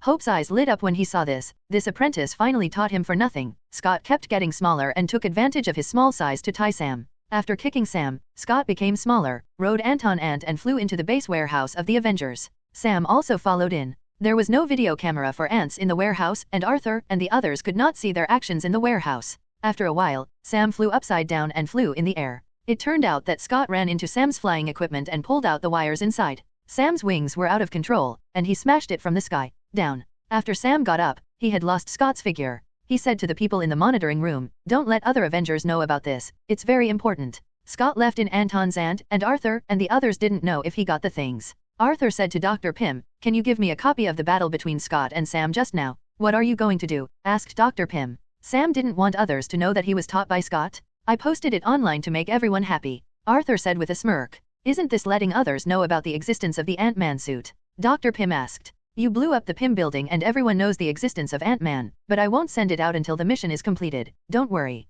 Arthur said. Dr. Pym copied a copy of the surveillance video to Arthur, and Arthur edited the video of Sam being beaten by Scott, saved it in his mobile phone, and sent it to Hero Video Online for everyone to see after the incident was over. Scott returned to Dr. Pym's villa, took out a signal prototype from his trouser pocket, and put it on the table. "It's done. You're qualified? Now we're ready to go," Dr. Pym said. Dr. Pym and the others made a series of plans, and Arthur was watching the hero video. Anyway, Arthur only needs to be on the side to assist. Arthur suddenly heard someone knocking on the door. Arthur opened the door and saw a bald head. It was Darren Krause they were going to deal with this time. He really came to his door on his own initiative. Arthur was considering whether to kill him now. When Darren Krause saw that it was Arthur who opened the door, his eyes were a little bit wrong. "Sorry, I was in the wrong place, goodbye." He turned and left. Arthur didn't choose to destroy him now, let Scott Lang get him. The fight between Scott and Darren Krause is so important that it directly affects Dr. Pym's research in the quantum realm. "Who came just now?" Hope asked. "Darren Klaus is here, and he left immediately after seeing me. It seems that he recognized me,"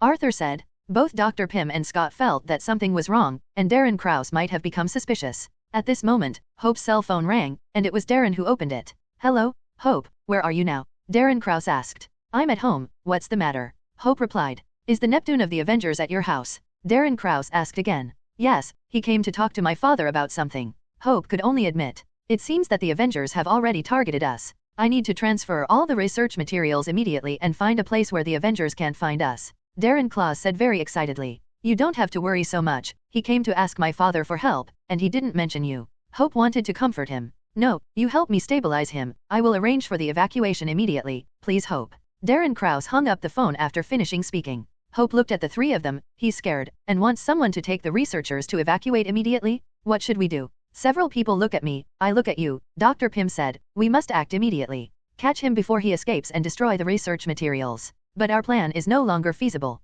Hope reminded. "Then go ahead and leave all the security personnel to me. Scott, take your ant bomb and set off," Arthur said. Several people also knew that there was no other way, that was the only way. Hope drove Dr. Pym, Scott and Arthur to the Pym Technology building. "You guys wait outside, Scott will bring your ants in, and I'll go straight to the front door," Arthur said. "How do you get in?" Hope asked. "Action." Arthur smiled mysteriously, and walked towards the Pym's company building, while Scott entered Pym's company through the sewer after shrinking. Hope worried about Arthur and followed him, while Dr. Pym watched the computer monitor in the car. The gate of Pym's company is now in full battle, and a lot of security guards are guarding here to prevent any suspicious people from entering. But Arthur walked up swaggeringly. Hope was startled, and immediately followed up to help him explain. But Hope found that these security guards seemed to be unable to see them, and they were motionless now. "Didn't you stay in the car?" Arthur asked Hope.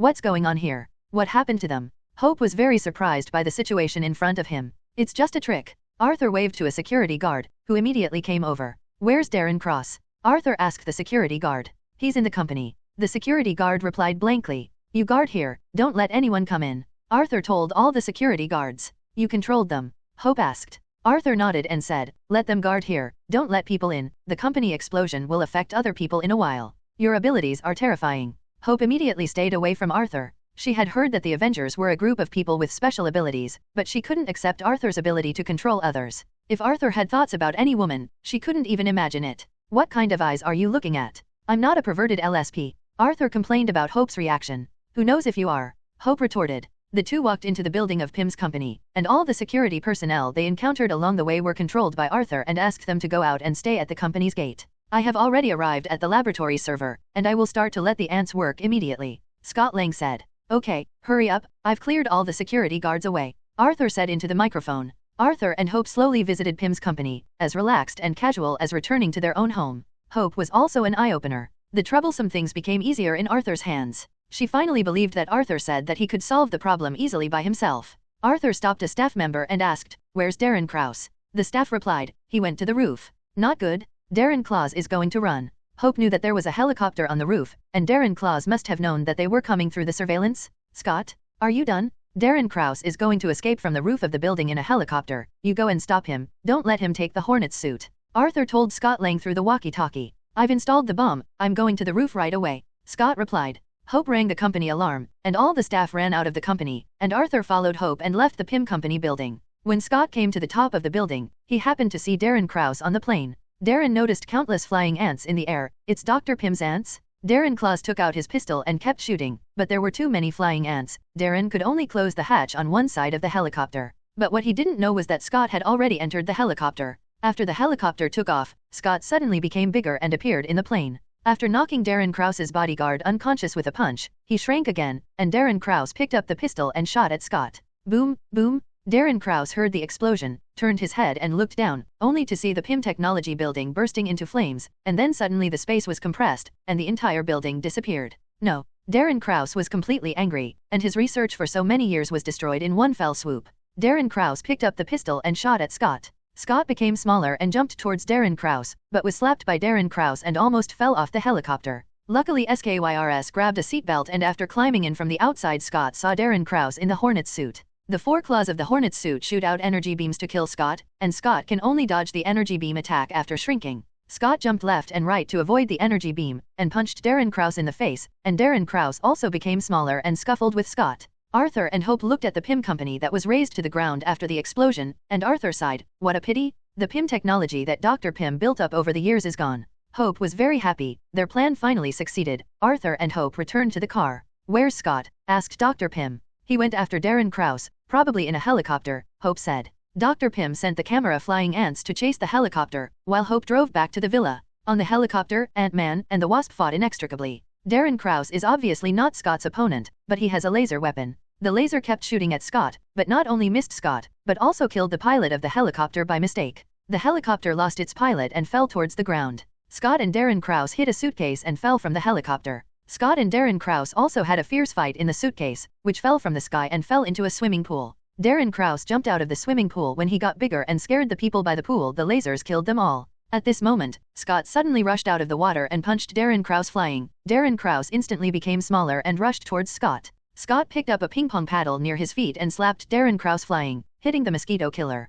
Scott was about to go up to deal with him when he heard a familiar shout behind him. Stop! Hands up! It turned out to be two cops, one of whom was Paxton, his ex-wife's husband. It turned out that after investigation, they finally discovered that Scott's escape was related to Dr. Pym. When they came to Pym Technology, they just saw the Pym company building exploded, and a helicopter flew away from the roof of the company building. They immediately followed the helicopter to see if it was the murderer who bombed Pym company. But they found that someone in the helicopter seemed to be fighting, and then they saw that the helicopter crashed. When they came here, they heard someone screaming. They immediately followed the scream and looked for it, and saw Scott wearing a battle suit. Scott. Paxton was very surprised. He didn't expect Scott to be here. Paxton, you must listen to my explanation. Scott was knocked down by two people with a stun gun before he finished speaking. Scott was taken into a police car by the two, ready to take him back to the police station. The police car was driving on the road, and Scott sat in the back seat and kept explaining to Paxton that he wanted Paxton to let it go back and destroy the Hornet's suit, but Paxton just didn't believe what he said. At this moment, an alarm came from the intercom, saying that there was an emergency at 840 Winter Street. Both Scott and Parks were surprised at the same time. This is his ex-wife's house, and Kathy is in danger. The three immediately drove to Scott's ex-wife's house.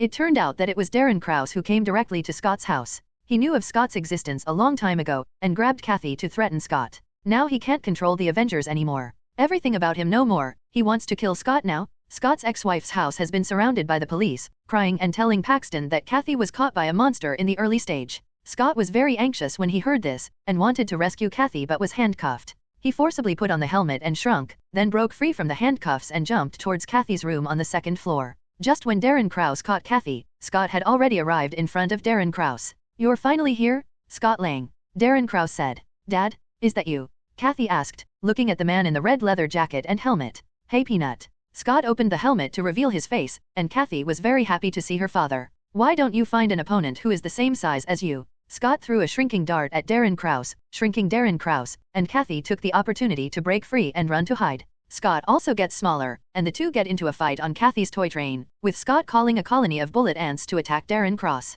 Scott and Darren Krause were constantly fighting in Kathy's room. Scott threw two darts that were enlarged and Darren Krause dodged them. After Darren Krause grew bigger, he kept shooting Scott with lasers. At this time, Paxton came in from the outside and was about to shoot Darren Krause when he punched the pistol away. Seeing a good opportunity, Scott jumped onto the back of the Hornet's armor and wanted to enter the armor. Unfortunately, the Hornet's armor is made of titanium alloy and is too strong to be destroyed. Scott could only get bigger and fight with Darren Krause. Paxton wanted to take the opportunity to take Kathy away but was stopped by Darren Krause. Scott knew he had to shrink down to the molecular level to get inside the Hornet's suit. Scott made a determined effort to turn off the regulator, then zoomed out and finally entered the Hornet's suit. Scott kept destroying the chip of the Hornet's suit, and Darren Krause's back kept sending out sparks and exploding. Scott shattered the PIM particle core of the Hornet's suit with one punch, and Darren Krause shrank infinitely for an instant, and finally turned into a bright spot and exploded. Scott is constantly shrinking. He tried hard to press the button on the left hand to control the enlargement, but there is no response. The regulator is broken.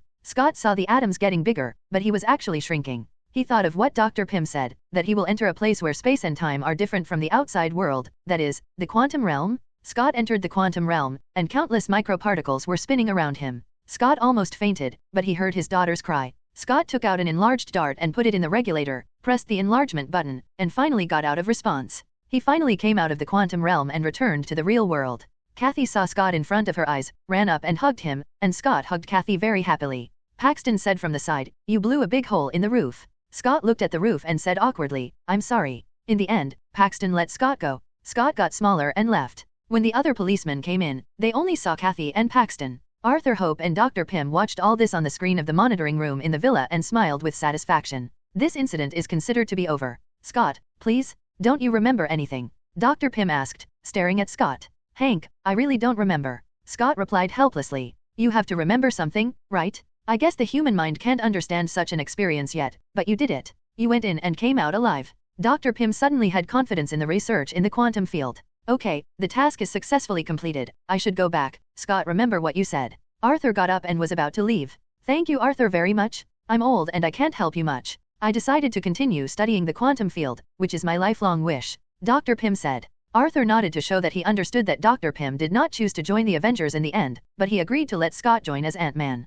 Arthur didn't make a trip in vain this time, and Scott also happened to need a tight job. Arthur asked him to report to Sam, and Sam would arrange his work. Speaking of Sam, Arthur posted the video of the battle between Scott and Sam on the Hero Video Network, and sent it a few Avengers. Everyone knew about Sam being taught a lesson by a newcomer, and Captain America and the others liked the video. Sam also called Arthur to complain about this, saying that he was too bad, how could he betray him regardless of his friends. New York Stark Tower. Stark Tower was rebuilt by Tony Stark after the New York War and became the New York base of the Avengers. Because several other bases have to be rebuilt, the Stark building is ready-made and only needs to be remodeled. The Chidori gave Tony a good inspiration, and Tony also built a group of steel armies for the Avengers. He and Dr. Banner worked together to study an intelligent robot. They are not battle armors, but smart computer programs implanted by Tony, which can do a lot of things, and they are generally controlled by Jarvis. All robots are produced in an assembly line, and the parts of the robot are replaceable. As long as a part is broken, it can be replaced with a new one, which is very convenient.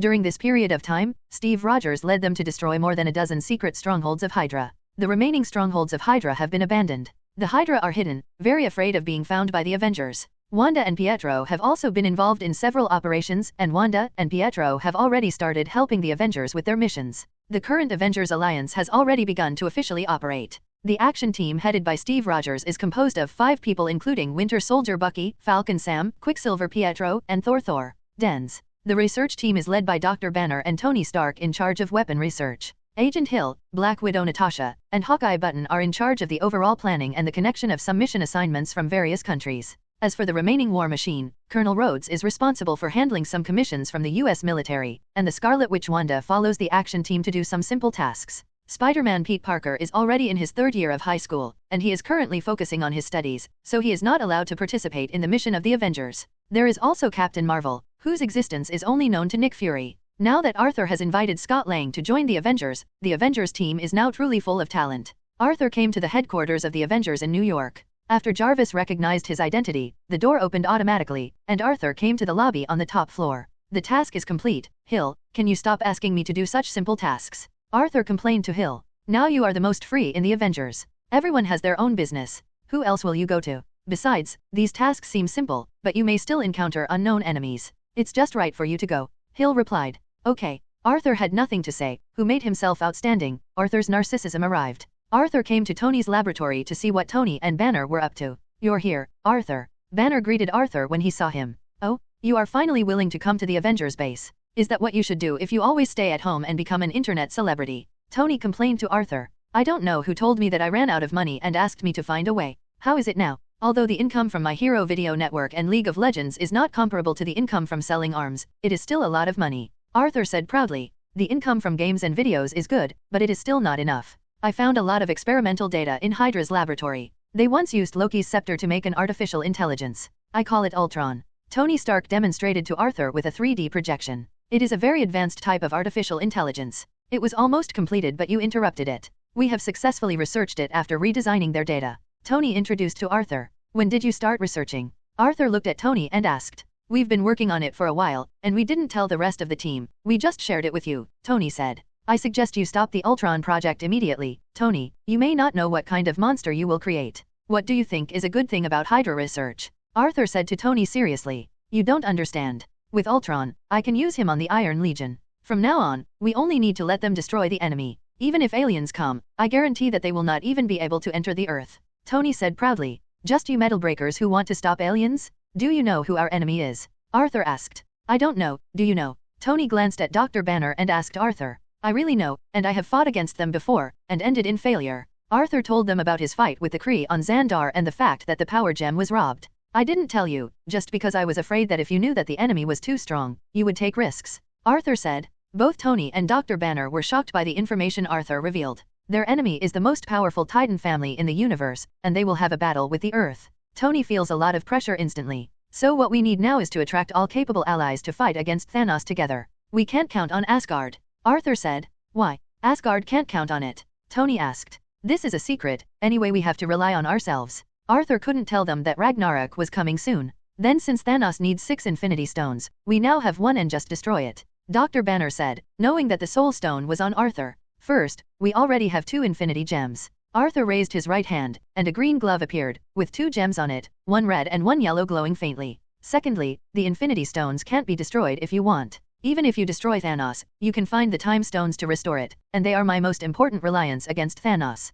Arthur said. Where's the Time Stone? Tony asked. It's on Earth? An organization composed of mages is called the Supreme Sanctuary, and the Time Stone is in the hands of the Supreme Mage Guyi, Arthur replied. Well, now there are 3 gems on Earth, one in Asgard, one in the hands of Thanos, and one in the universe. Tony calculated the ownership of the infinite gems. It's a good calculation, so the fact that the Earth is Thanos' goal can't be changed, and his next goal must be Asgard's cosmic Rubik's Cube. Arthur said. So how long do we have? Banner asked. I guess it's more than a year. Arthur replied. The Ultron project must be implemented. We need stronger combat power. This fragile blue planet needs Ultron. Tony said. Then what if Ultron doesn't listen to you? What if it is our enemy? Arthur asked Tony. This is a program I made, of course I left it behind, Tony said. How far have you researched? Arthur asked worriedly. You came just in time, and the fusion is about to succeed. Tony said. Tony, you must turn it off immediately. Arthur said loudly. It's too late, the fusion is complete. Tony looked at the progress bar on the computer and it had come to an end.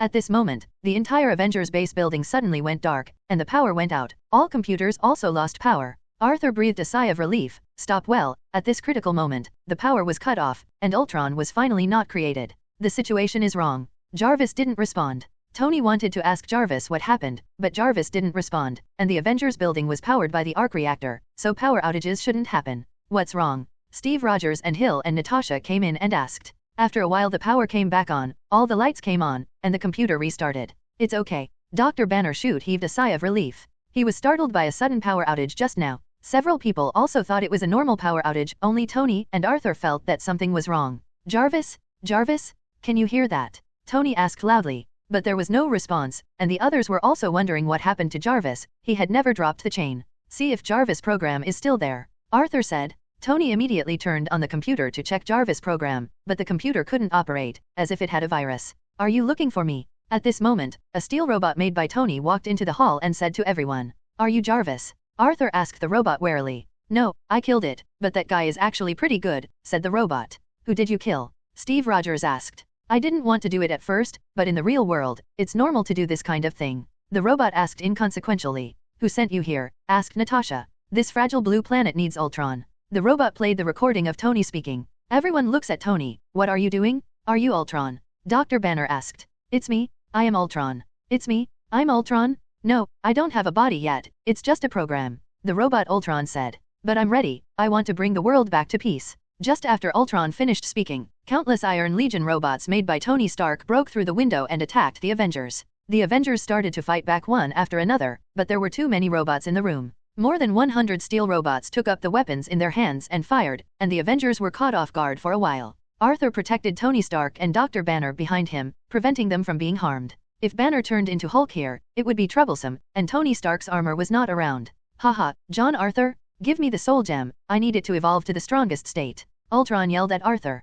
Humph, just because you still want the soul gem? You can't control yourself. Arthur's golden armor appeared on his body in an instant, and 2 gemstones, one red and one yellow, shone on the green glove on his right hand. I'll kill you now. Arthur raised his right hand and clenched it into a fist. The reality gem suddenly burst into red light, and red energy filled the hall. In an instant, all the steel robots seemed to be fixed in the air, motionless in the air, as if the picture stopped instantly, and everyone felt that the picture was very strange. The Avengers were all able to move freely. They all saw Arthur in the center of the hall wearing a golden armor exuding red energy, and they were very surprised how Arthur became so powerful all of a sudden. All I saw was a slight movement of Arthur's right hand, and all the steel robots were slowly and automatically dismantled into individual parts. This scene was so weird and elegant. Arthur walked step by step to the Ultron robot that had been dismantled into parts. The yellow gem in his right hand lit up, and Arthur planned to use the mind gem to destroy Ultron's program in one fell swoop. Haha, it's useless. I've already left here. These robots are just controlled by me remotely. Ultron's voice came from a microphone part.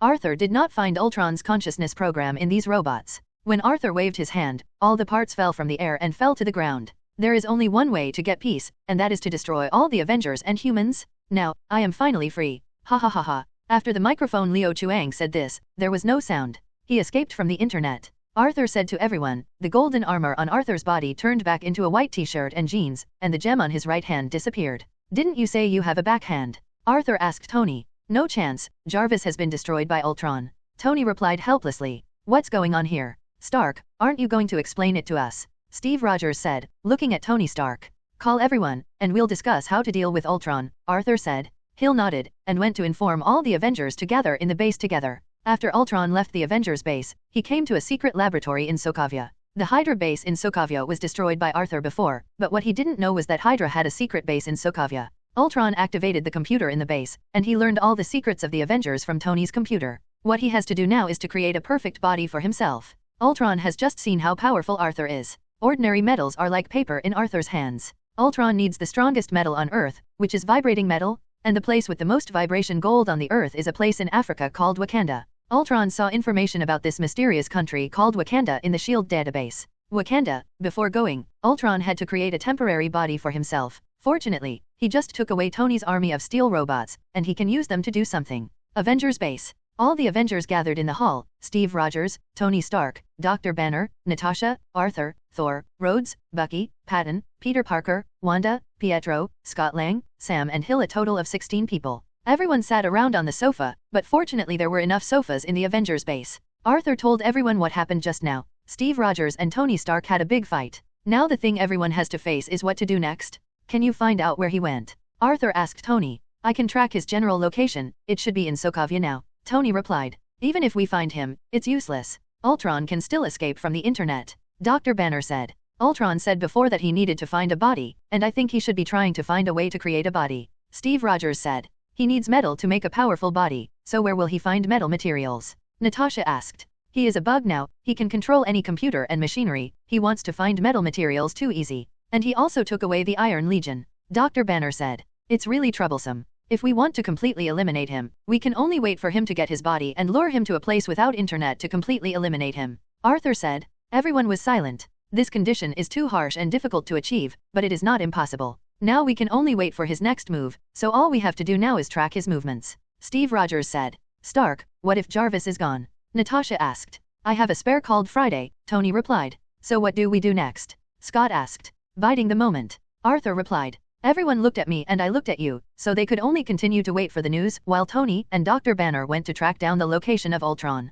An abandoned port in Africa, which is also an underground base of Hydra. This is a secret munitions factory, where Hydra's mercenaries do arms business. They purchase metal parts from all over the world to create a metal robot. He is Ultron, the height of the robot is 4 meters, and the whole body is made of silver alloy, which is very high-tech. Ultron is not very satisfied with this body. Have you contacted the underground black arms dealer named Ulysses Crow? A leader of Hydra, named Siri, asked his subordinates. I have already contacted him. He said that he has a lot of vibration gold in his hand, but he asked for a very high price. A mercenary replied. At this time, Ultron, who was sitting on the seat, opened his eyes. A robot with red eyes made people feel very weird. I must get Jin, I will go to him myself. Ultron stood up and said. Long live Hydra. All the Hydra members in the factory knelt on one knee and shouted. There are traces of him all over the world. Military bases all over the place say that they were robbed by steel robots, and there were a lot of casualties. Hill reported to Steve Rogers. We also found out that there was a Hydra man among them. His name was Siri, and he was a defected agent from S.H.I.E.L.D.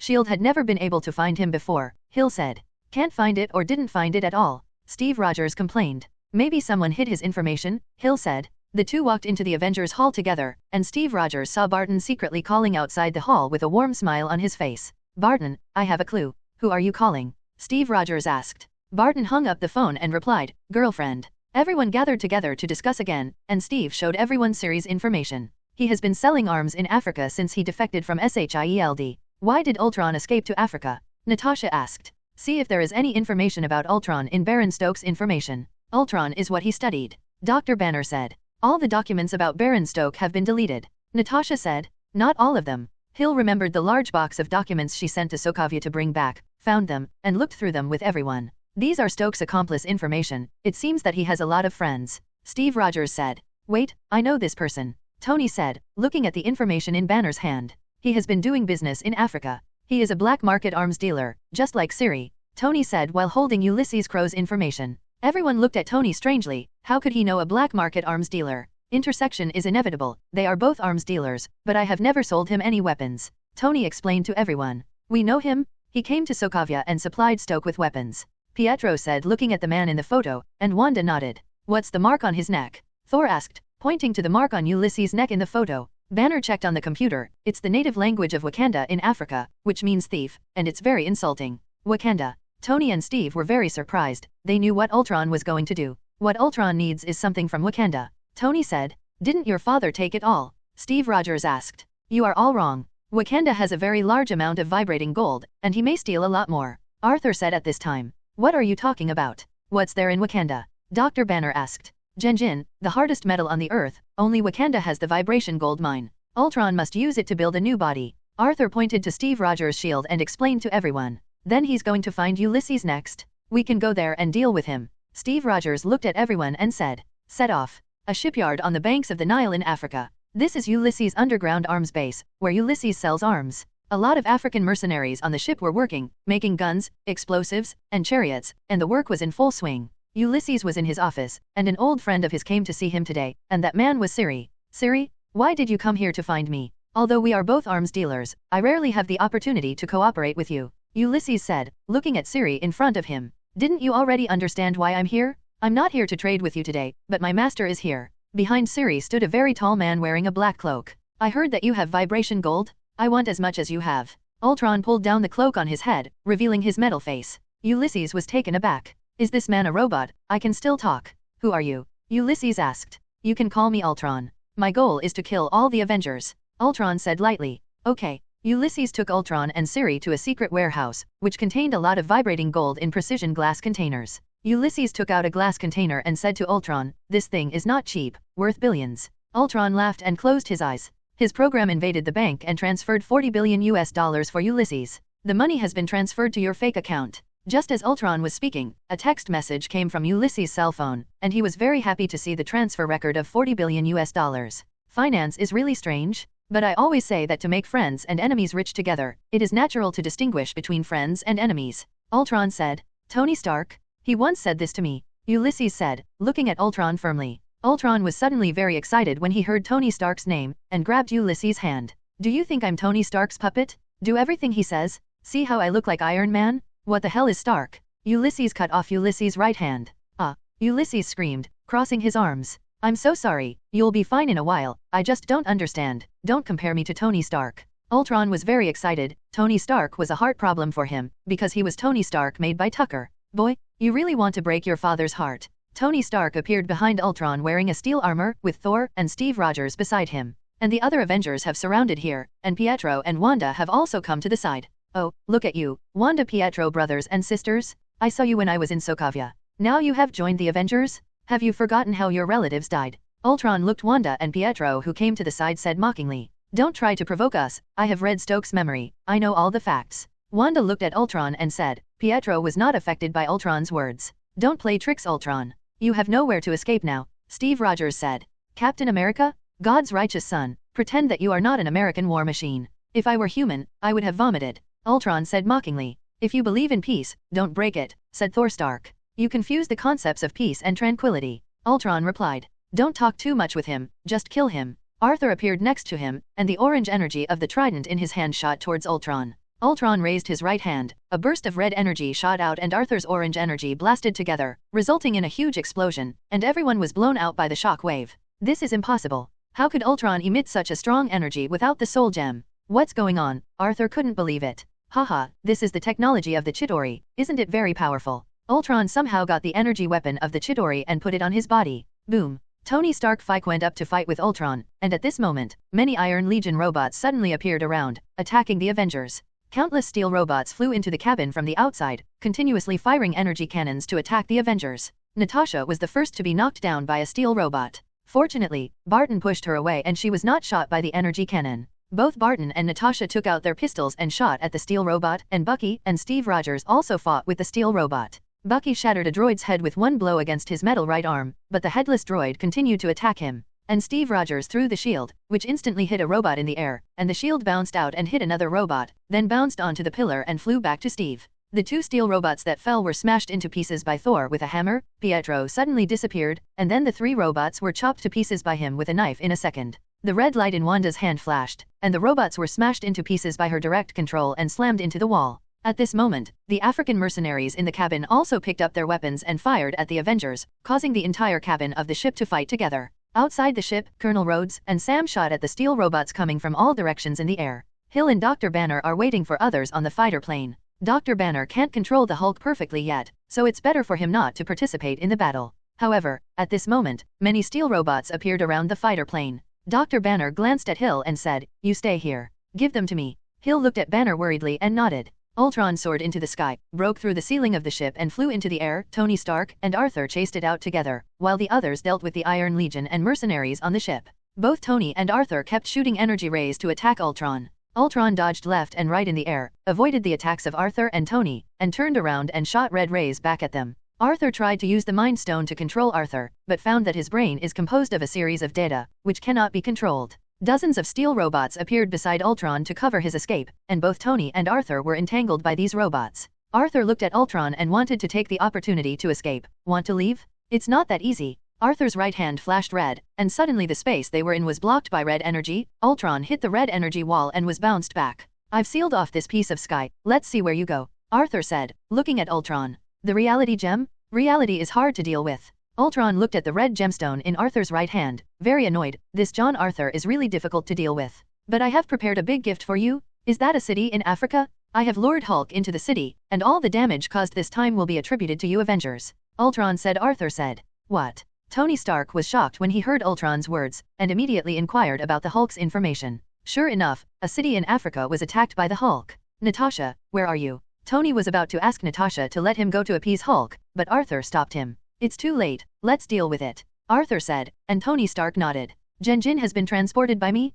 Now I am everywhere, you can't kill me, haha, I still won. Ultron yelled loudly. Arthur used red energy to instantly detonate all the robots in front of him, and Ultron was also blown to pieces. Quick, let's stop the Hulk. Arthur took Tony and flew towards the city. Call Veronica? Give me the Hulk armor. Tony ordered. Friday. A satellite in space launched a device to the Earth, that is, the anti-Hulk armor, which was specially designed by Tony and Banner to deal with Hulk's rampage. At this time, the city was in chaos. The local police were exchanging fire with Hulk, but they were not Hulk's opponent at all. Pieces of houses were destroyed by Hulk, and countless people suffered heavy casualties. Roar! Hulk let out a loud roar and kept destroying a military car. A group of policemen shot at him, which angered Hulk. Hulk kicked the police car out, and was about to strike at a policeman. At this moment, pieces of metal strips fell from the sky, forming a cage to lock Hulk in. Boom, boom! Hulk kept hitting the metal cage, trying to get out, but he couldn't break through the solid cage. The surrounding policemen approached the cage with guns, and suddenly Arthur fell from the sky, which startled the policemen. I am a member of the Avengers, and we will deal with the Hulk. Hurry up and evacuate the people and treat the wounded. Arthur said to the police. A leading police officer was about to say something when he saw the metal cage sink into the ground in an instant. It was Hulk who pierced the ground and wanted to escape from the ground. Run! Arthur yelled at the policeman, and the local policeman reacted and ran back. Hulk suddenly broke out from under a car, and attacked the car in a burst, trying to smash the car flat. Arthur saw a woman screaming in the car. Arthur rushed up, punched Hulk flying, and saved the woman. Tony Stark also came here. He was wearing a huge steel armor, bigger than Hulk. This is the anti-Hulk armor he made. Everyone get out of here immediately, Tony said on the radio to the melon-eating crowd watching in the distance. Hulk rushed towards Arthur, punched Arthur flying, and Arthur hit a bus hard, smashing a big hole in the bus. So much strength. Hulk's strength is the strongest of all Arthur has ever seen, and the Abomination back then was simply weak compared to him. Arthur hit Hulk with an orange energy ray from the Trident, knocking Hulk to the ground, but Hulk didn't seem to be hurt at all, got up and continued to rush towards Arthur. Just then Tony Stark descended from the sky, grabbed Hulk by the neck and pinned him to the ground. Wake up, Banner! Don't be controlled by Hulk. Wake up, Tony said to Hulk. Arthur also took the opportunity to use the mind gem to invade Hulk's brain in order to wake up Banner's consciousness, but failed. Hulk's consciousness was so powerful that Arthur couldn't control it at all. Today is the second time that the soul gem has failed to control others, and Arthur sighed that it was all these difficult opponents. Roar! Hulk's anger became even greater. He knocked Tony Stark away with a punch, rushed to Arthur again, grabbed Arthur and pushed him to the ground. Hulk's right fist kept hitting Arthur. A golden light flashed on Arthur's body, and the golden armor appeared on his body. Facing Hulk's attack, the armor made by URU could barely resist it. Arthur grabbed Hulk's right fist with his left hand, and punched Hulk hard on the chin with his right hand, sending Hulk flying with great force. Arthur also took the opportunity to stand up, and several yellow lasers shot at the fallen Hulk. It was Tony who came. He grabbed Hulk's right hand and flew into the sky, preparing to take Hulk away from the city. Hulk struggled desperately. Arthur also flew up, and the red energy in his right hand appeared again, fixing Hulk's body so that he could not struggle.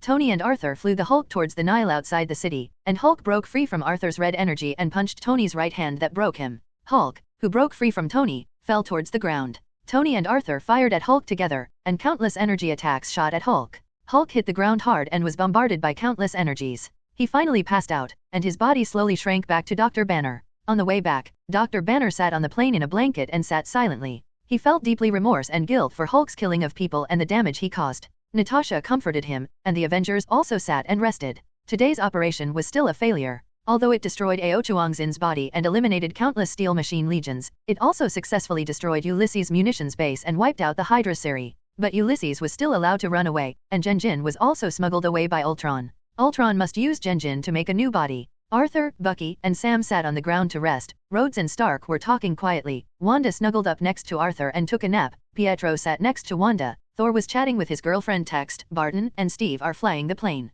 The TV station likes to report your news. The police haven't issued Banner's arrest warrant yet, but the news has already spread. Hill checked Hulk's news with his computer. Where's the Stark Relief Fund team? Tony Stark asked. It's already there, and they will take care of the treatment and compensation of the injured people. Hill said. We have to find a place to hide now. Now the whole world is paying attention to us, and Ultron is the same. We have to hide in the dark temporarily, and we will take the initiative to attack when he makes the next move. Hill said. Steve Rogers also nodded, thinking the idea was good. I have a place for us to take a rest. Barton said. Where? Stark asked. My house. Barton replied. Barton led everyone to a farm. There were only 2 small wooden houses in the vast farm, and there were no people around for several kilometers. This is Patton's home, and Patton's wife was very happy to see Patton come back. Tony still didn't believe it was his wife, thinking it was a female agent. Everyone, this is Laura. Barton introduced his wife to everyone. I basically know all of you. Laura greeted as she looked at the Avengers. Patton's daughter and son ran out and fell into the arms of their father. Patton's daughter was very happy to see Natasha coming. Natasha and her had a very good relationship. Sorry to bother you, but we didn't even know you existed. Steve Rogers said. This was arranged by Fury when I joined S.H.I.E.L.D. There is no file in S.H.I.E.L.D, and it's best not to have it in the future. It's a good place for us to rest, Barton said. Long time no see, dear, how is little Natasha? Natasha asked, touching Laura's belly, who was pregnant again. Barton told me that Arthur said he was a boy 2 years ago, and I named him Nathaniel. Laura said. What? Arthur knew you were going to have a boy 2 years ago? Did he just guess? Natasha asked. You don't care if I'm guessing or not, does Barton remember our bet? Arthur asked Barton, and everyone looked at Arthur with strange eyes. Of course I remember, and I will pay the bet in a while. Barton replied. How did you know Barton's wife was having a boy? Tony Stark asked. Do you believe I can tell fortunes? Arthur said mysteriously. I don't believe it. Tony replied. Let's also make a bet that you will have a daughter in 5 years. Arthur said. I bet, if you win, I promise you a request. Tony and Arthur made a bet. What about me and Jane? Do you think we will have a boy? Thor interjected at this moment. No, Jane will dump you in 2 years. Arthur said the truth that Thor couldn't accept. I don't believe it. Jane won't leave me. Thor said firmly. Want to bet? Arthur asked. What's the bet? Thor asked back. I won. You go to the treasure house of Asgard and bring me the cosmic Rubik's Cube. Arthur said. What do you want the cosmic Rubik's Cube for? You already have 2 Infinity Stones. Thor asked. The more gems we have, the better our chances of winning against Thanos. I don't worry about putting the Rubik's Cube in Asgard. Let me keep it. Arthur replied. Okay, I made a bet with you. If I lose, I will go back to Asgard and help you steal the Rubik's Cube. Thor agreed to Arthur's bet. Who wants to bet with me? Arthur looked at the rest of Banner, Rhodes, Bucky, Sam, Wanda, Pietro, and Hill and asked. Everyone shook their heads. Only Wanda looked at Arthur and asked, what about me? Who will I end up with in the future? You. I knew it originally, but now I don't know it. Arthur replied helplessly. You really don't know? Wanda asked, looking Arthur in the eyes. I don't know. Arthur didn't know how to answer. Tony nudged Steve Rogers and whispered there must be something wrong with him. Steve nodded, even he could tell that Wanda seemed to have a crush on Arthur. Wanda looked at Arthur who was laughing, turned around and walked out. When Arthur saw something was wrong, he quickly chased after him. Laura worriedly said to Button, you have brought back too many people, and we can't accommodate so many people here. I'll figure it out later, Barton replied. Do you know what happened to Cortana and Dr. Banner? How long have they been around? Laura asked. How long is what? Barton was asked by his wife, making you confused. Laura laughed. Her husband was such a piece of wood that he couldn't tell. Ziona and Banner? They. Barton was a little surprised. The two of them usually seem to be fine, but Natasha has been helping Dr. Banner control the Hulk. Why are they together? Then your affairs are all right. Laura asked worriedly. It's okay, it's just an artificial intelligence robot. We have so many superheroes in the Avengers, and we will definitely solve it easily. Don't worry. Patton comforted his wife. Arthur is also comforting Wanda, but he doesn't know how to face Wanda's feelings. Arthur just feels that he regards Wanda as his family now.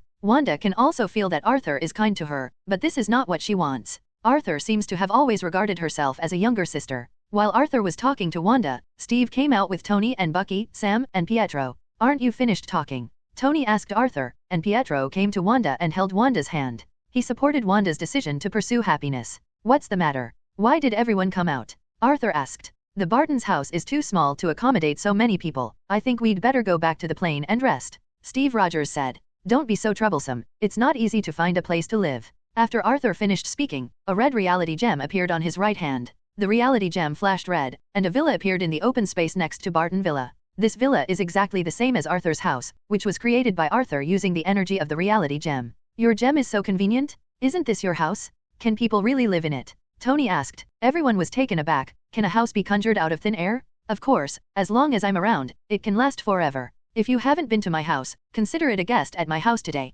Arthur said to everyone. Others also came out of Barton's house, and they were stunned when they saw this scene. Barton's 2 children shouted in surprise, and there was another villa next to their house. Did you do this? Barton asked Arthur. Isn't your house too big to live in? I moved mine here too, so don't worry about it now, Arthur replied. Barton nodded. Indeed, there is no need to worry about too many people to live in. Okay, it's rare for us to get together. Although Peter Parker and Scott Lang didn't come, we still have to celebrate. How about we have a big dinner? Arthur suggested. Okay, now that you are here as guests at my house, I have to treat you well, and I will let you taste Laura's cooking skills later. Barton said. My cooking skills are not comparable to Arthur's. I usually watch Arthur's food videos to learn how to cook. Laura waved her hand and said modestly. You were deceived by Arthur. He was a show effect. He lived in my house for a while, and I've never seen him cook. It's all a show. Tony questioned Arthur's cooking skills. It seems that I have to show you my skills today, so that Tony will not always question my strength. Laura will cook a few side dishes later. I will cook barbecue for everyone, and Wanda will also show her skills.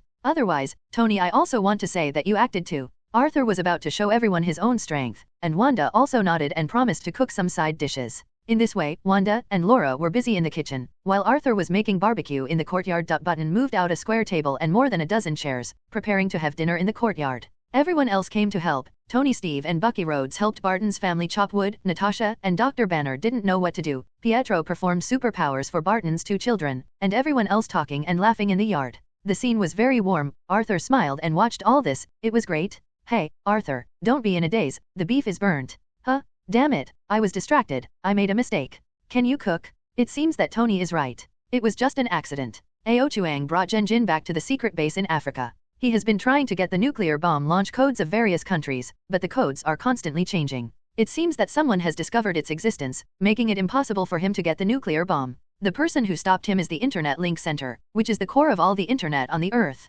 Countless supercomputers form the network core of all the internet in the world, and there is the most advanced firewall in the world. Even Ultron can break into it. Don't go in. Now he can only build a solid body for himself first, and then find a way to destroy the Avengers. He captured Dr. Helen Zhao from the Avengers Base and asked her to create a real flesh and blood body for him, but Dr. Helen Zhao refused to do so. Aochuang directly captured Zhao Helen's mother to threaten her. Zhao Helen had no choice but to use her own research to create a real human body for Aochuang. Vibrating gold atoms can merge with human cells. Ultron could know this secret. Zhao Helen was shocked and frightened, afraid that he had created a monster. Ultron wants to use this technology to build a vibrating steel army. He needs more Zhenjin. Ultron knows Arthur's strength. Only Zhenjin's steel army can completely wipe out the Avengers. Ultron looked to the north, which was the direction of Wakanda. He needs to find someone who can help him get into Wakanda. The Avengers were eating and drinking happily in the courtyard. Arthur didn't expect Nick Fury to come too. Nick talked with Tony for a long time, and enlightened Tony not to blame himself for Ultron. What are we going to do next?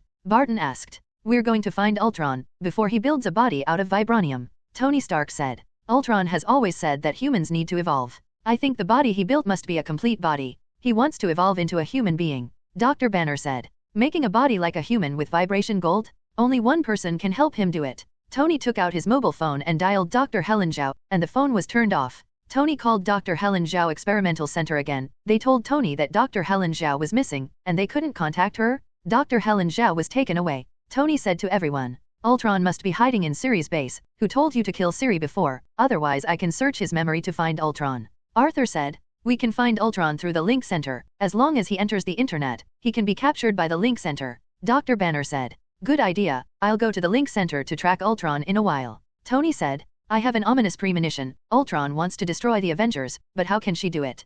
Colonel Rhodes said. He needs stronger weapons. And more vibranium? There's only one place for these. Tony analyzed. Wakanda. Steve Rogers said the name of the place. What the hell is Wakanda? Sam asked. Wakanda is a country hidden from the world, just like Atlantis. The difference between Wakanda and Atlantis is that its technology is very advanced, and all the vibrating gold on the earth comes from Wakanda. Arthur was very complicated when he introduced Wakanda. Wakanda and Atlantis are feuds, and now he is the Sea King of Atlantis. And Arthur's mother is from Wakanda, so Wakanda is inextricably linked to Arthur. So can you find the location of Wakanda? Sam asked. Everyone looks at me and I look at you. No one knows the location of Wakanda. Everyone looks at Nick Fury. Don't look at me, even I don't know where Wakanda is. Wakanda is a mysterious and isolated place. Nick Fury shook his head and said, I was able to contact the foreign ministry in Wakanda through the United Nations, but I just don't know if they will get back to us. Hill said. Then you tell Wakanda directly about Ultron. Even if he doesn't tell us the location of Wakanda, it doesn't matter. Just let him take precautions and don't let Ultron succeed.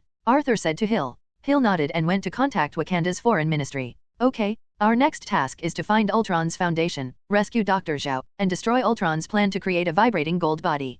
Steve Rogers stood up and said, and everyone nodded in agreement with the captain's order. Then I'll go to the Link Center to track Ultron's whereabouts now, Tony Stark said, standing up. I'll go with you, Rhodes said to Tony. Tony nodded, and the two put on their battle armor and flew away towards Norway. Everyone, let's go to rest early, and we will leave immediately when Stark has news, Steve Rogers said to everyone, and Arthur led everyone to rest in the villa he created. The next day, I found Ultron's whereabouts. He is in Africa, and the location is sent to you. Tony tracked all night and finally reached the location where Ultron appeared on the internet. Let's go, Steve Rogers said, and Barton drove the fighter jet and set off with the Avengers members towards the location sent by Tony. The Avengers surrounded the secret base, and Arthur sensed that there were only 2 people inside. No, let him run away. Steve Rogers and Arthur rushed into the base, and saw an empty base and a coffin-like instrument, while Dr. Helen Zhao and a middle-aged woman were lying on the ground. Steve immediately went up to check. Dr. Helen Zhao still had a faint breath, and the middle-aged woman had lost any signs of life. Arthur used the reality gem to temporarily recover Dr. Helen Zhao's injury, and asked Natasha to call the medical team to treat Dr. Zhao.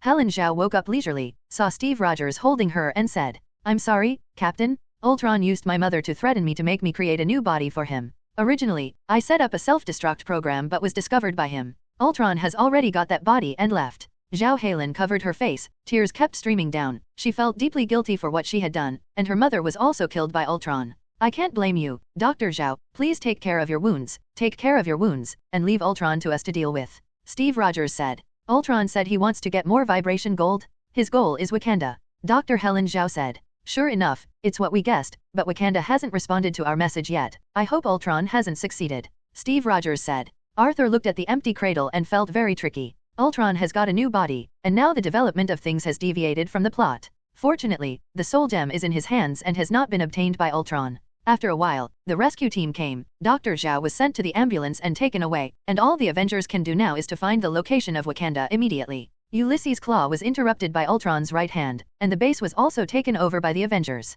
He escaped from the secret passage. He felt that he was too unlucky, and all his men died. Ulysses hid in a small town in Sierra Leone to recuperate. Wakanda had been trying to catch him, so he left the base as soon as it was revealed and hid in Sierra Leone. Boom. The dejected Ulysses was sitting on a chair smoking a cigarette when suddenly the door of his residence was kicked open. Who are you? Ulysses took out a pistol and pointed at the man in front of him covered in a black cloak. Haha, I haven't seen you for 2 days and you don't know me? Does your right hand still hurt? The man pulled off his black cloak to reveal a crimson face. You are? Ultron. Ulysses was deeply impressed by the metal monster that cut off his right hand, but the person in front of him was just like a normal person, except that his skin was red and there were metal elements on his head. How is it? What do you think of my new body? This body was created thanks to you, Ultron said. This is made of Genjin. Ulysses knew the magic of Genjin, a metal, and he had dealt with Wakanda for half his life. You guessed it, I am quite satisfied with this new body. I came to you just to let you cooperate with me. Let's go to Wakanda to get more vibration gold, Ultron said. You don't know the horror of Wakanda, just because we can't compete with Wakanda,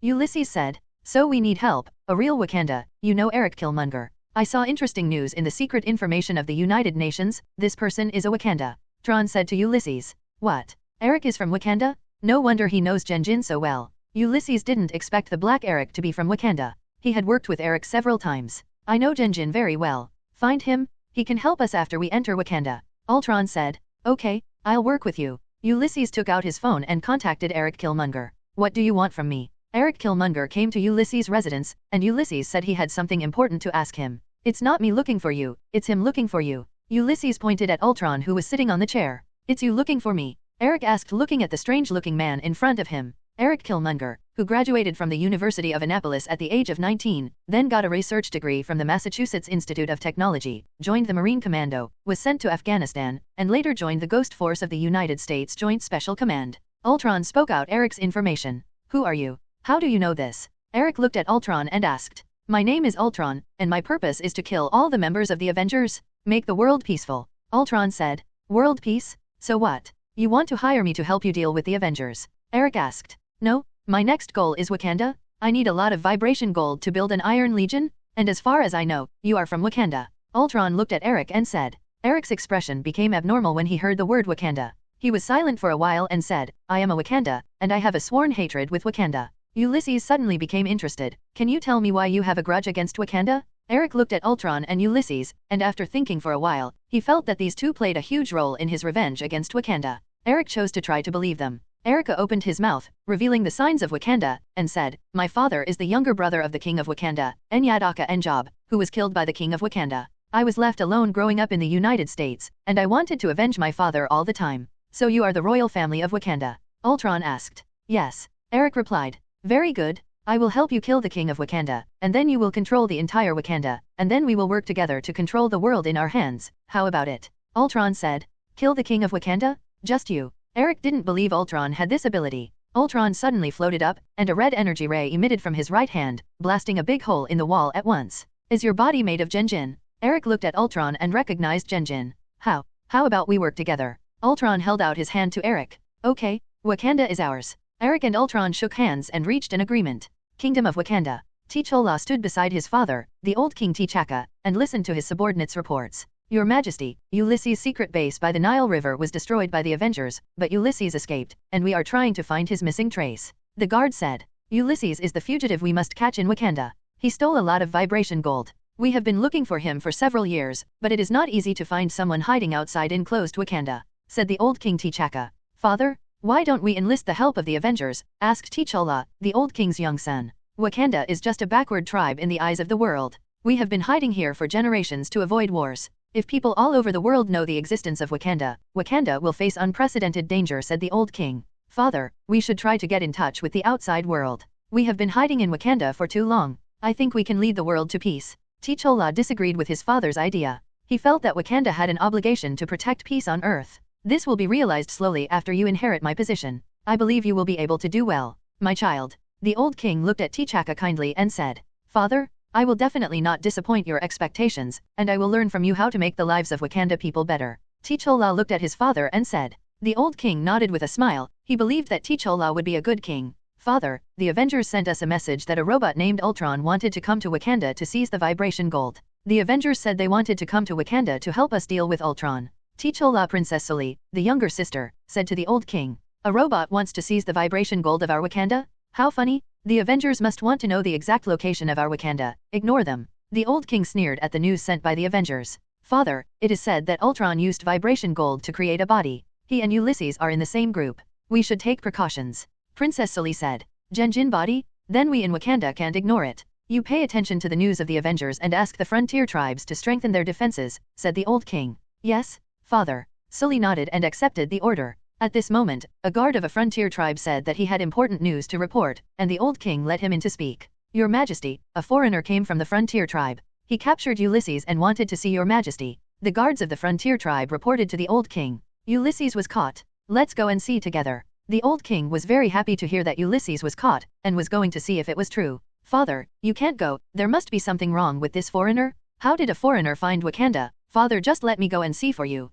T'Challa stopped the old king. He felt that things were not that simple. "This is in Wakanda. There are soldiers from the frontier tribes, and you are by my side. There will be no danger. I want to see the thief Ulysses for myself." The old king didn't listen to T'Challa dissuaded, led the women's royal guard to the Wakanda spaceship outside the main hall. T'Challa was very helpless and could only keep up, and Sully also followed. The Wakanda spacecraft took off and headed towards the frontier tribes. The old king took the royal guard, T'Challa, and Sully to the frontier tribe in a spaceship. The frontier tribe is responsible for guarding the gate of Wakanda. The frontier tribes are brave and good at fighting in blue cloaks, and they also raise terrifying rhino troops. The old king came to the frontier tribe and met Wakabi, the current patriarch of the frontier tribe. "Your Majesty, a foreigner has captured Ulysses, a thief, and wants to meet his Majesty." Wakabi said to the old king. Let's go, and have a look together." Under the leadership of Wakabi, the old king met the stranger and Ulysses. The stranger was wearing a black cloak, which wrapped his body tightly, only revealing a red face. And Ulysses was tied up and thrown aside on the ground.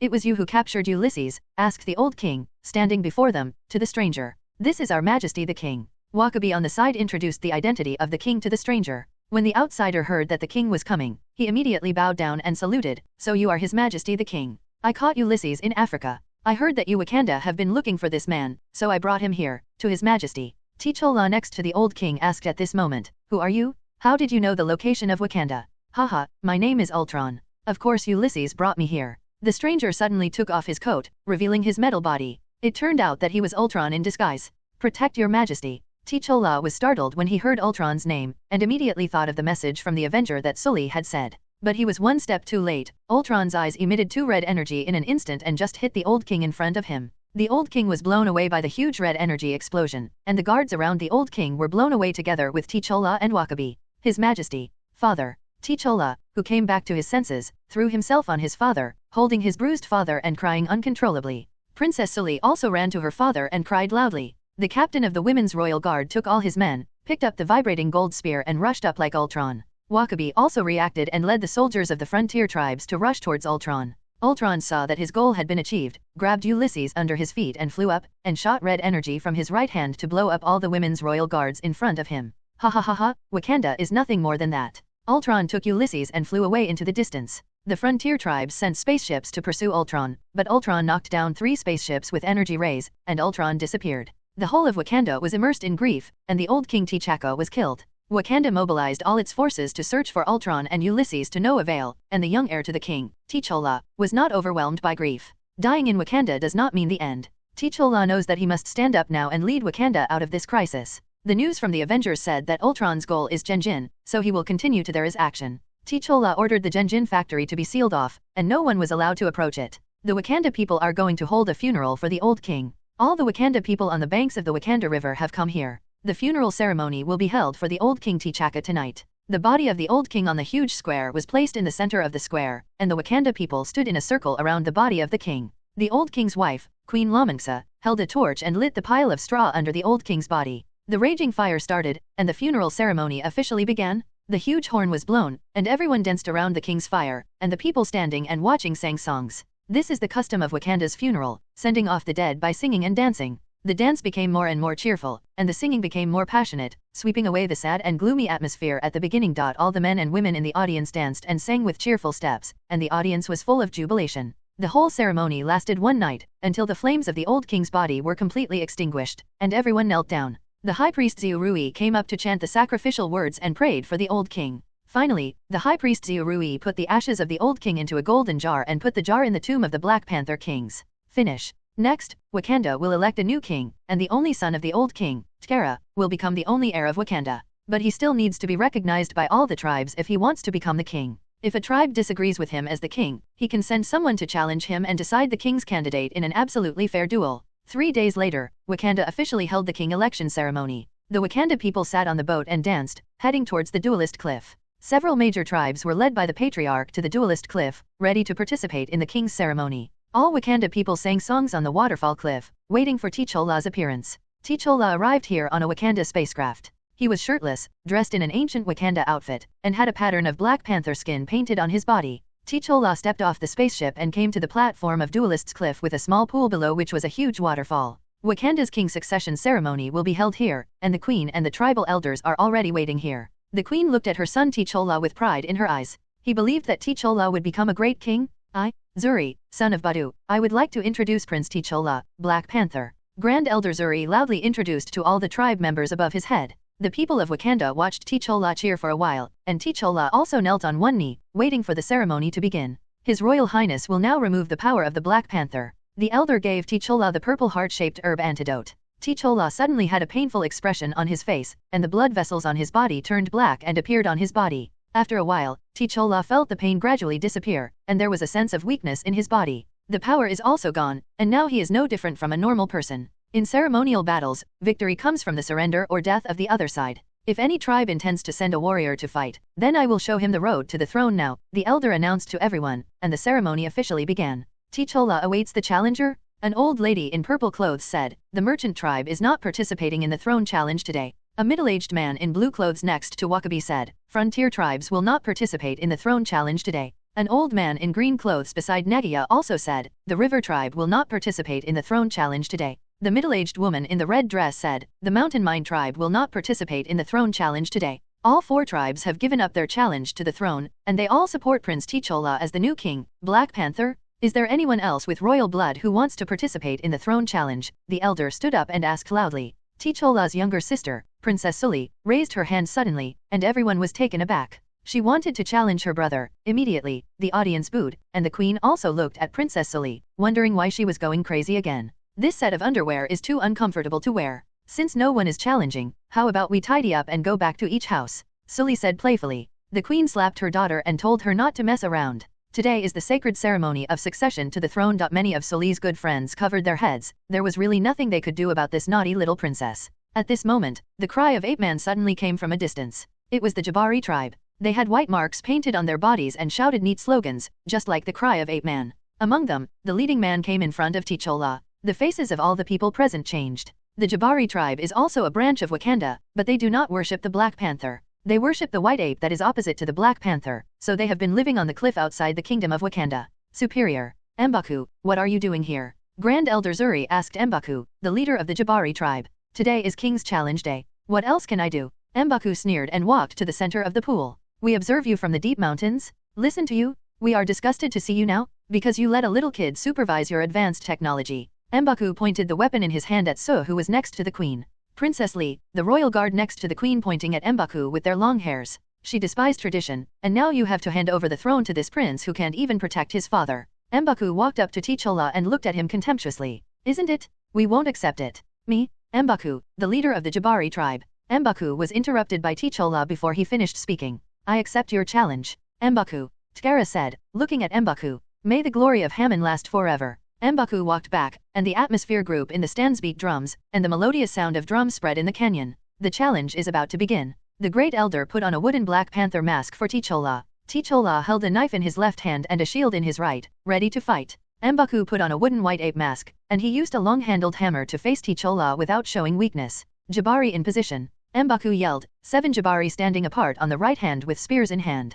Daramaraj's escort march. T'Challa roared, and the 7 royal women's escort stood in a row with spears in hand. The Jabari guards and the royal women's guard surrounded the challengers, pointing spears at them. Their encirclement will shrink with time, and the challenged duo will eventually be driven to the brink. It's a bit like the shrinking circle of PlayerUnknown's battlegrounds. The challenge to the throne has officially begun, the Great Elder announced. M'Baku raised his hammer and attacked T'Challa. T'Challa raised his shield to block M'Baku's hammer, and slashed at M'Baku's foot with a backhand, but M'Baku avoided it. M'Baku hit T'Challa one after another, and T'Challa could only use a shield to block. M'Baku saw a flaw in T'Challa, and knocked him to the ground with one hammer. Oh! The surrounding Wakanda people exclaimed after seeing T'Challa being knocked down, and the Queen and Sully were even more worried about T'Challa. Stand up! M'Baku yelled, looking at T'Challa, who fell to the ground, and the circle of their battle was getting smaller and smaller. T'Challa climbed up and slashed at M'Baku with a raised knife, but was dodged by M'Baku. T'Challa saw the timing and kicked M'Baku in the chest, kicking him to the ground. Come on! T'Challa also roared loudly. M'Baku got up and hit T'Challa heavily with a long hammer. T'Challa dodged flexibly. M'Baku hammered one hammer after another. T'Challa had no choice but to dodge, but was still knocked down by M'Baku's hammer, and all the weapons were blown out. T'Challa could only deal with M'Baku empty-handed. He seized the handle of M'Baku's hammer at the right time and kicked M'Baku on the head. The circle shrank very small by itself, and the effect of M'Baku's long hammer became less and less effective. T'Challa escaped the attack of the long hammer and hit M'Baku's ribs continuously with his fist, and M'Baku was beaten blind. T'Challa took the opportunity to punch M'Baku on the head several times in a row, knocking him to the ground. Yeah. Those around cheered when T'Challa knocked M'Baku down. M'Baku suddenly got up and hugged T'Challa, and hit T'Challa's head with his head. T'Challa suddenly had a nosebleed. M'Baku continued to headbutt T'Challa's head again, and T'Challa had no chance to dodge. T'Challa was dizzy from the continuous impact of M'Baku, and his consciousness was a little blurred. He suddenly heard his mother's shout, T'Challa strikes back. Show him who you are. T'Challa hit M'Baku on the head with his elbow with all his strength, and directly smashed M'Baku's mask. M'Baku was also beaten with nosebleeds. The tail pierced T'Challa's body. Everyone was terrified. T'Challa grabbed the hammer handle and pulled it out. He kicked M'Baku down. Hand. Surrender? Don't force me to kill you. T'Challa yelled at M'Baku. The two of them were already on the edge of the waterfall, and there was a cliff as high as 10 feet below. T'Challa! T'Challa! T'Challa! All Wakanda yelled. M'Baku couldn't breathe when T'Challa's legs locked his neck, but he was still resisting. You come for honor. Surrender. Your people need you. Surrender, brother. T'Challa yelled at M'Baku. M'Baku turned to Jabari's people around him. Yes, what if he dies his people? M'Baku finally raised his hand and surrendered. T'Challa won the challenge. All Wakanda cheer and celebrate T'Challa's victory. Jabari's guard helped M'Baku up and asked him to go aside to rest. T'Challa looked at the cheering people around him, and he smiled happily. He did it. He has won the throne. I declare now. T'Challa succeeded in inheriting the throne. Black Panther. The elder took out a necklace made of Black Panther teeth and announced to everyone.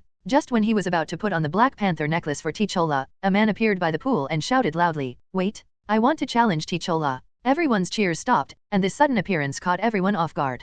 Everyone looking at this person wondering, Who is this? Which tribe would dare to come out to make trouble? Do you think anyone can participate in the king's challenge? This person is also a black man, with a beard, long hair, and clothes that are not Wakanda. Who are you? I've never met you before, so you can challenge for the throne? You must be the leader of several major tribes or of royal blood to participate in the challenge, said the great elder Zuri, and T'Challa also looked at this sudden the one who jumped out. I am Enyadaka, the son of King Enjob, the man shouted loudly. Everyone was shocked. King Enjob is the younger brother of the old king, and his son is still alive in the world, and now he appears in front of everyone. My father died with the seal of a black panther on his chest. You are not the son of a king, you are the son of a murderer. The man was Eric, and he pointed at T'Challa and said loudly. Everyone started talking. King Enjob was killed by the old king. Impossible. It's a bunch of nonsense. The queen couldn't sit still, and stood up and accused Eric loudly. Look what this is. Eric took out a string of gold necklaces, and there was a black vibrating gold ring on it, which belonged to King Enjob. All the tribal leaders knew this necklace. A guard took the necklace from him and brought it in front of the queen. Several tribal elders gathered around to watch. I am now exercising my rights as a descendant of the royal family and challenging Prince T'Challa. Challenge the Black Panther. Eric said loudly in front of everyone. The chiefs and queens of several major tribes are silent, and now it is hard to get off the tiger. During the king's succession ceremony, T'Challa wants to become the king's Black Panther. The challenge must be accepted by all who are qualified, even if they cannot stop it. The elder looked at Eric with complicated eyes. Eric's father was killed by the old king because he wanted to shoot himself, and Eric was thrown in the United States by them and was not brought back to Wakanda. I accept your challenge, T'Challa said, looking at Eric. No, T'Challa, you don't have the energy to fight anymore, the queen shouted. Brother, don't. You can't beat him now, Princess Sully said, and everyone looked at T'Challa very worried. I can give him 2 hours to rest, and we will start the challenge when he regains his strength, lest you say that I am taking advantage of others. Eric said loudly. I only need half an hour, T'Challa replied, looking at Eric. The challenge will be suspended for 2 hours, and the challenge will continue in 2 hours, the great elder stood up and announced. The royal guards took T'Challa to treat the wound, and the great elder followed T'Challa away, while Eric walked aside and found a place to sit and rest, waiting for the challenge to begin. The Wakanda people around were talking and watching the sudden appearance of the son of King Enjob. Sully brought T'Challa to the spaceship and treated T'Challa's injuries with vibration gold technology. They can use vibration finance to penetrate human body molecules to quickly heal a person's wounds. The great elder told the queen and T'Challa the secrets of the year. Eric's father left Wakanda and sold Genjin to Ulysses. The old king killed his younger brother himself but did not have his son.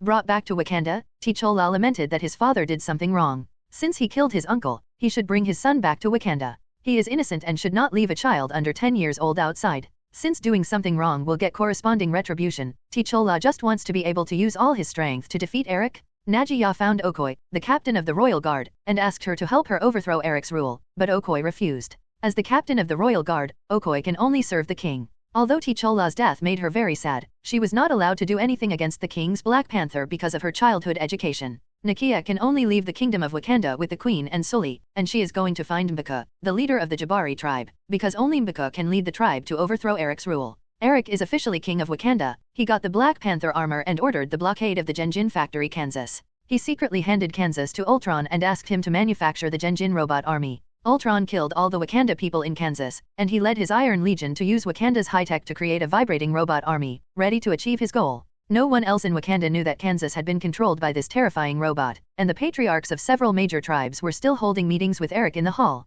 Eric told everyone his plan. He would provide vibration gold weapons to all the rebels in the world, let them rise up and fight for world hegemony. He wants to make Wakanda an empire on which the sun never sets. Okoye spoke out against Eric's plan, saying Wakanda has been around for so long precisely because we only fight when absolutely necessary. Wakanda used to be like this, but the world is changing, General. Elders, Wakanda's supremacy is being challenged, and the outside world is catching up, and before long, Wakanda will either conquer or be conquered. I would rather be a conqueror. Wakabi supported Eric's plan. He had long felt that the old king was too conservative, and had to hide in this small country with such powerful technology. What about King Chaka's revenge? Catch the murderer who killed the old king is what we have to do now, Okoye said. Of course the old king's revenge must be avenged, but now we have no news about Ulysses and the murderer. As long as we rule the world, isn't it easy to find the murderer? Eric said to everyone. The elders of several major tribes nodded, thinking that what Eric said made sense. Now that you have heard the order, act. Eric said to everyone. Nakia took Queen Lamangsa and Princess Sully to the territory of the Jabari tribe.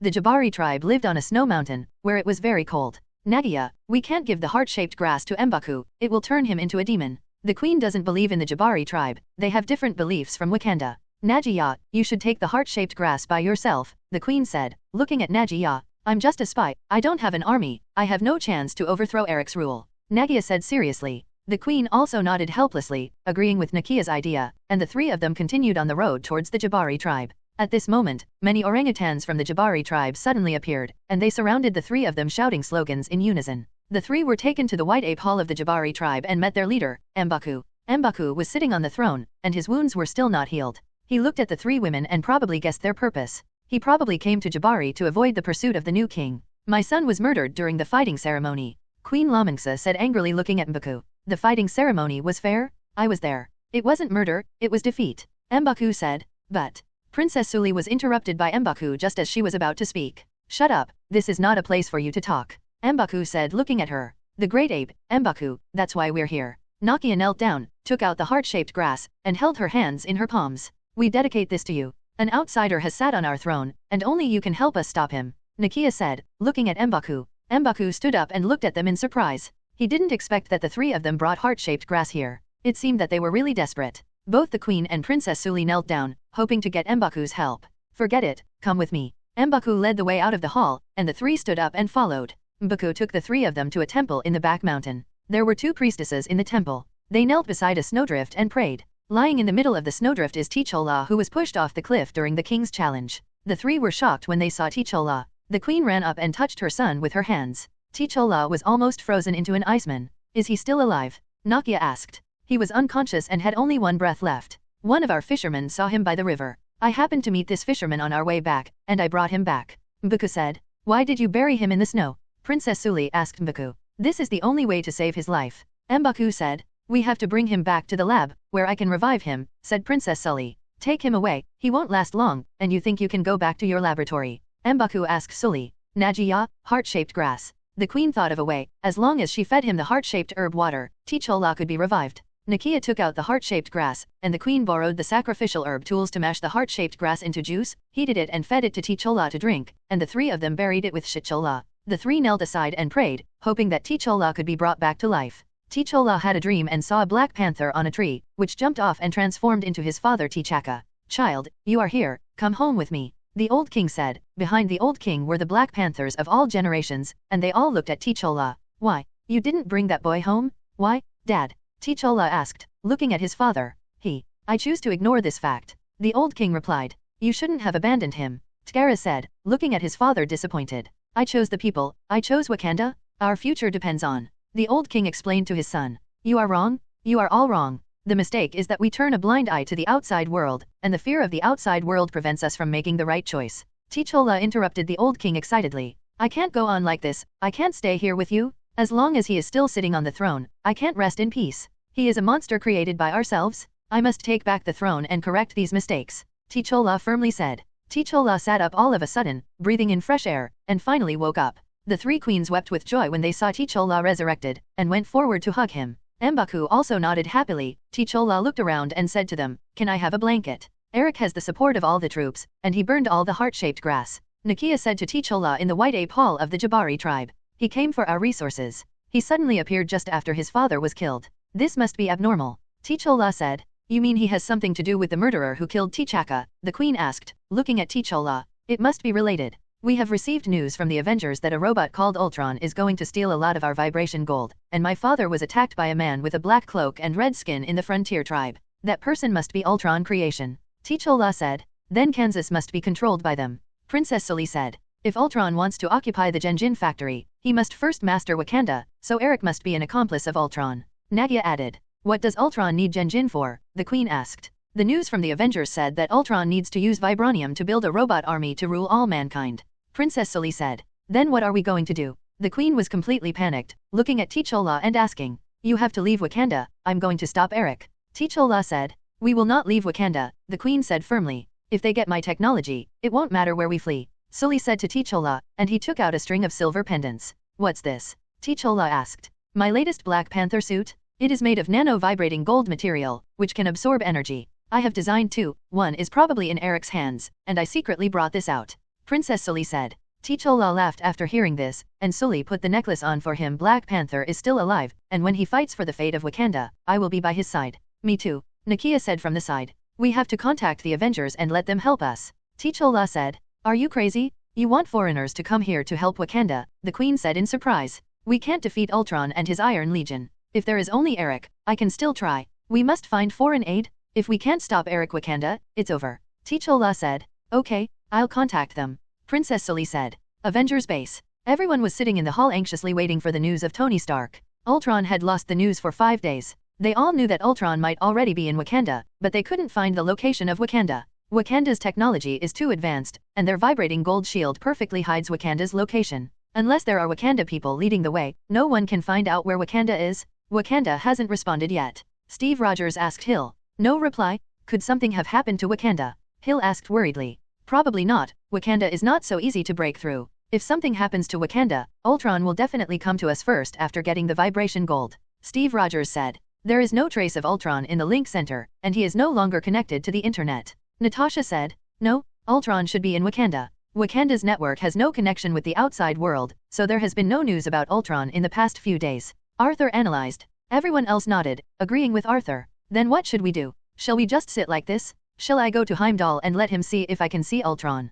Thor said. That's a good idea. Heimdall might actually see the location of Wakanda. Arthur annoyed why he didn't think of Heimdall sooner. There's news. Just then Hill received an email from Princess Sully of Wakanda. Everyone came to the front together, and Hill opened the email, which said that Ultron had killed the old king of Wakanda, and a person named Eric had now mastered Wakanda. She estimated that Ultron had already obtained the vibration gold, and requested the aid of the Avengers. Also gave the location of the Jabari tribe in Wakanda. Get ready to go, Steve Rogers ordered. 2 Quinjet fighter jets came to the Jabari tribe in Wakanda, and everyone in the Avengers came out here. Steve Rogers walks Dr. Banner, Sam, Bucky, Rod, Tony Stark, Arthur, Thor, Natasha, Barton, Wanda, Pietro, Peter Parker and Scott Lang airplane. Why did you bring the cat at home? Tony asked, looking at the white cat Venom that Arthur was holding. If you are injured in a while, you will have to rely on it to save you, Arthur said, touching Venom's furry head. Rely on it to save us? A cat. Tony thought Arthur was joking, so he laughed. Arthur and Wanda did not explain to everyone, and followed Steve forward.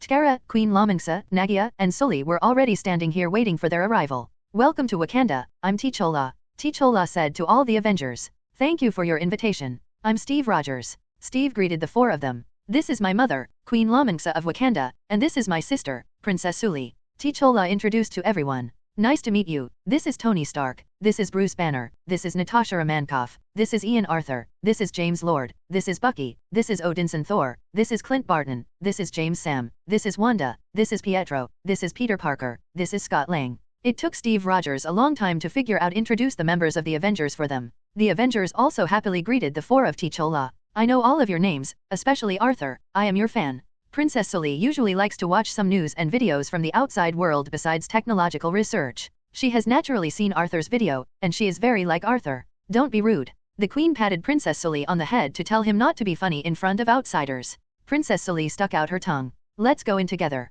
This is the Jabari tribe of Wakanda. Their leader is M'Baku, a powerful ape warrior. T'Challa led the crowd to the main hall of the Jabari tribe. The Avengers saw M'Baku, the patriarch of the Jabari tribe. M'Baku sneered at these outsiders. He didn't think highly of these thin outsiders, and he didn't think they had any fighting power. The Avengers also saw the contempt of the orangutan patriarch, but they didn't care. After all, they were on his territory, so they should keep a low profile. Everyone came to sit down in the hall, and Steve Rogers asked T'Challa, what's going on, where is Ultron now? T'Challa told everyone what had happened. He analyzed that Ultron should be in Kansas, where the mine of Genjin is located. Steve nodded and felt that T'Challa was right. Although the vibration gold mine may have fallen into the hands of Ultron, it was only 3 days after he got the vibration gold, and he should not be able to manufacture a large number of machines. Legion. We should act immediately, go to Kansas first, destroy Ultron's plan, and then wipe them all out in Wakanda. Steve Rogers said. Then I'll take a look secretly first. Natasha said, spy infiltration missions are her forte? Forget it, here are all dark-skinned people, it's better for me to go.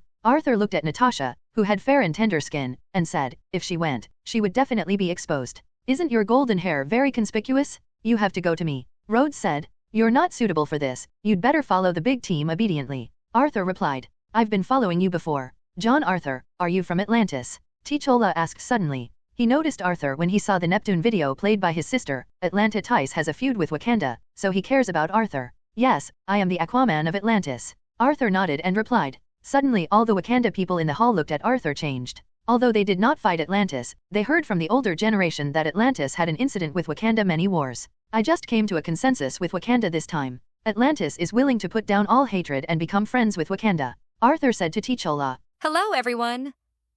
As we wrap up this video, I want to share a quick note. I have a Patreon account. If you'd like to support me and enjoy on-demand audiobooks, you can become a Patreon member. Alternatively, you can check out my Google Drive link, which has 500-plus novel audiobooks available through my Ko-fi or Patreon shop. I appreciate your support.